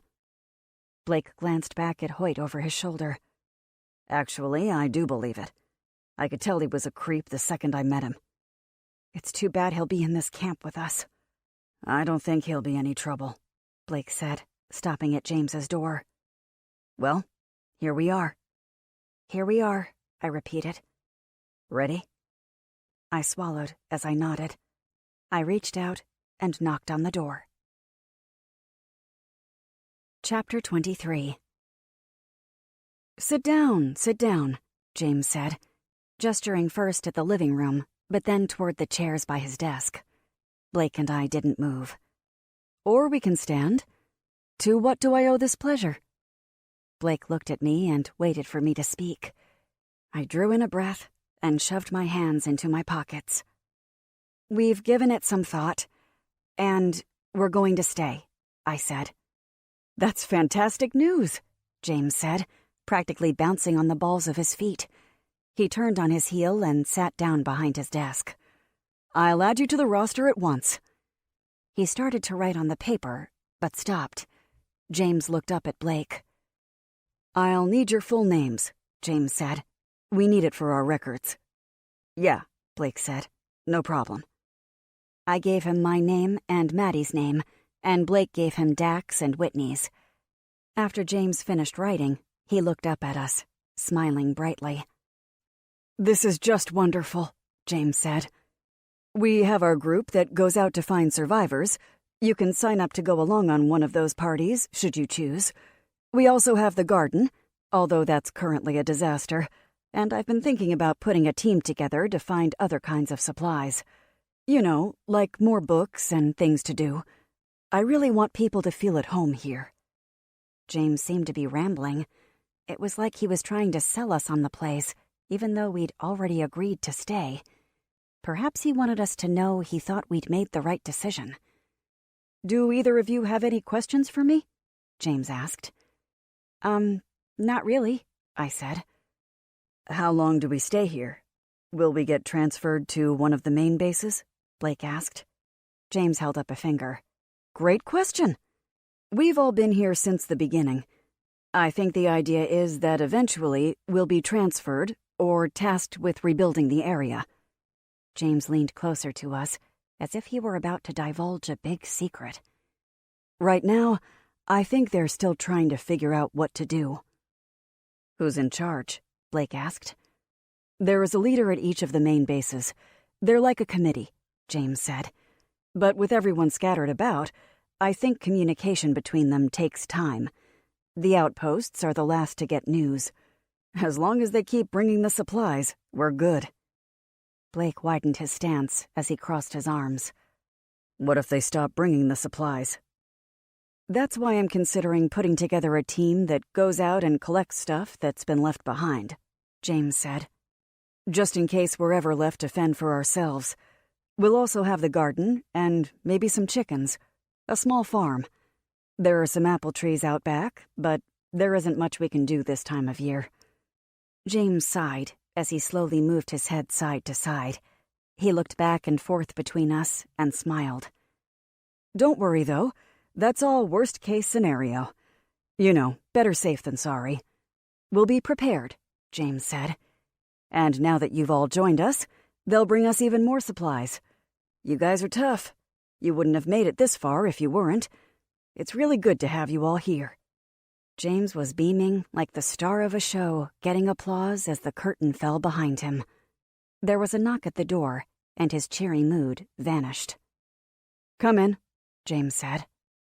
The door opened, and someone I hadn't seen before slipped in the doorway. She was short. Her glasses had tape wrapped around the side. James, there's a problem in the kitchen. Lois needs you right away, the short woman said in a high-pitched, childlike voice. Can't you handle it? I'm a bit busy, James said. Lois said I can't go back without you, the woman said. James stood. My work is never done. If you'll excuse me for just a moment. James left the building, leaving Blake and I standing there, staring at the door he'd just closed. Do we need to wait here? I asked. Blake shrugged. Not sure. I hugged myself as I turned and looked at his desk. His computer was closed, but all of his documents were sitting on the table. Watch the door for me, I said as I walked over to his desk. My hand shook as I walked behind it and flipped through the pages he'd written our names on. It seemed to be a list of all the people who'd come to the camp and the date. What are you doing? Blake asked. Snooping, I replied as I looked in the big book, wondering if I might find info on Polly. What the hell? I flipped through the pages, but every single page was empty. There were no names, no documentation, nothing. What is it? Blake asked. This book is empty, I said, as I closed it and looked around the area. Maybe it was the wrong book? But it couldn't have been, because it was the only one. There isn't anything written in it. How can that be? Blake asked. I shook my head. I don't know. My stomach ached as if it were shrinking and wrinkling up into a raisin. I flipped open the computer and pressed the power button. The screen lit up, and there was a file open at the bottom of the screen. I clicked to enlarge it, and a spreadsheet filled the screen. It's a giant database of names, I said, narrowing my eyes. You should probably turn that off, Blake said. Just a second, I said, scrolling up the long list of names. It was organized by the state and base number. Oh my God. It felt like I was hit in the back of the head with a baseball bat. I stared at the screen and swallowed down the bile that was bubbling up the back of my throat. I can't believe this, I said, swallowing again. Someone's coming, Kit, Blake said, walking over to the side of the desk. It was like he'd been talking to me, but I hadn't heard him until he was right next to me. Turn it off. I quickly shrunk the database down and closed the laptop. Blake pulled me back to the other side of the desk. Oh shit, I said, pulling away from Blake's side. The doorknob jiggled, and I reached across the desk, closing the book. Everything was exactly how it had been when James had left. At least, I was pretty sure it was. James entered and smiled at us. Sorry about that. Kitchen crisis. No problem, Blake said. We weren't sure if we needed to stay or... I just needed a little more information from you before I can let you go, James said, opening a drawer at the side of his desk. He pulled out several pieces of paper and handed one to me and one to Blake. I need you to fill these out. In fact, I need everyone that will be staying to fill one out. No problem, I said, pasting on a smile. Is there any chance we can just take these back to our building and bring them back later? James tapped his chin. I guess that would be okay. Usually people fill them out in here, but since most of you aren't here right now, just get them back to me before the end of the day so I can enter you all into the system. You got it, I said. Blake and I turned to leave, but we didn't make it out the door. My heart thudded hard against my chest when James stood in front of the exit. He stared at us with his eyebrows squeezed together. A smile grew on his face as he held out 2 pens. You'll need these. Oh, thanks, I said. You saved us a trip having to come back and ask for them. I took them from his hand and James stepped aside. He waved at us as we walked away. See you guys later. Blake and I walked in silence back to our building.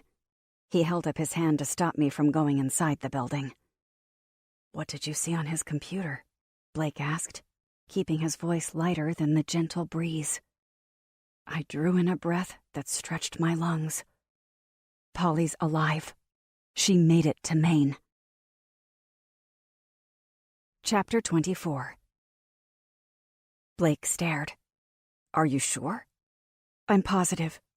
That doesn't make any sense. I shook my head. It makes perfect sense. James wants us to stay here. He lied to us. Why would he care if we stayed or not? Blake asked. Did you hear him? He said if we stay, he gets more supplies delivered, I said, lightly dragging my fingers across my damp brow. He could just lie about how many people are here, Blake said. I chewed my fingernail. He could, but maybe there is a reason he can't. Maybe they check? That would take a lot of time, Blake said. How sure are you about what you saw? I saw she's currently residing inside the main camp. It listed her building number, I said, scrunching up my nose as I tried to remember the number I saw listed next to her name. 13, I think. If she were in an accident, like James said, she wouldn't have ever made it to Maine, to even be assigned a building. My fingers were squeezing the papers James had given us so tightly, they had creases in them. I relaxed my hand and smoothed the papers against the door. There is no doubt in my mind he lied, I said. I'm not staying here. We have to get to Polly. And maybe even more importantly, I need to get Maddie out of this place. Who knows what else this guy is lying about? He's probably not going to let us leave then either, is he? Blake asked. At least not easily. We'll have to sneak out, I said, grabbing his shirt. Come on, let's tell the others. After we updated the others, the room was silent. Dax and Maddie seemed stunned, but Whitney looked at me as if I were making it up. Just because you saw something in a computer means it's true, Whitney said. Maybe the info just hasn't been updated yet. They could have assigned everyone a room before they arrived. It said she was active, I said, placing my hands on my hips. He would have seen that when we first told him her name. He wouldn't have had to do any digging to find out what happened to her. I don't care if you believe me or not, but I have enough doubt that I'm going out there to find my sister. We're all going, Blake added. I don't have to go anywhere, Whitney said. Blake shifted his weight. That's right. You don't have to. You're welcome to stay if you want. No one is making you go. I could see Whitney's heart sink into her stomach as it broke into tiny little pieces. Her eyes filled with so much anger. Whitney's eyes bulged nearly as much as the eyes of those with the sickness. This is ridiculous, Whitney said. You barely know her, yet you're going to follow her to your death? The only person that needs to come with me is Maddie, I said. Of course I'm going with you, Maddie said, glaring at Whitney. Anyone that would want to stay in a place like this is a fool. Whitney snorted. A place with a fence? Somewhere safe? Tons of food and water? Yeah, I'm a fool. Run by someone that lies about what's going on just to keep people here? I said. If you like being a prisoner, then this is the place for you. Prisoners? Ha! Does anyone here look like they're being held against their will? Whitney asked. You know what, Whitney? I don't have time to argue with you. Make your own choice, I said, slapping down the piece of paper James had given us. James wants you to fill this out and return it to him. Oh, and here's the pen. Blake scratched the back of his neck. Whitney, please reconsider. No, she said stubbornly. I'm sick of all this. I don't want to ride another mile. Whitney, Blake said. I'm sick of chasing something I'll never have, Whitney said. I've given you enough years. She shook her head as a tear rolled down her cheek. I can't do it anymore. Blake walked over to Whitney and looked into her eyes. Please, Whit, come with us. I don't think you're safe here. She stared into his eyes. I could see she was fighting with herself. He took her hand into his. I know it's hard out there, but everything will be easier if we all stay together. You know I'll never let anything happen to you. I know, Whitney said softly. But if you don't stay with me, I won't be able to protect you, Blake said. We need to stay together. I turned away from them, unable to stop my eyes from rolling. I wasn't sure why it was so important for Whitney to join us, but it probably had something to do with the fact that Blake had known her nearly his entire life. Fine, Whitney said. Can we just rest for one more day? I'm so tired. I wish we could, Blake said, tapping his index finger on the paper in front of her. But we can't. James wants these back tonight. It's better if he doesn't have any more information about us than he already does. That sounds seriously paranoid, Whitney said, letting the pen fall from her hand. How are we going to get out of here without being seen? Blake stood and straightened his spine. We haven't figured out our escape plan just yet. We'll just leave when everyone is eating dinner, Dax said with a shrug. The guards don't eat dinner, Blake said. Maybe there is another way out of the fence? Dax asked. I chewed my fingernail. We can't go over it. We could just put false information on the forms and find a way out when we can, Whitney suggested. It's not like he's going to find out the information is wrong, is he? Maybe, I said. He already has our names. Who knows what kinds of things he can get into on that computer.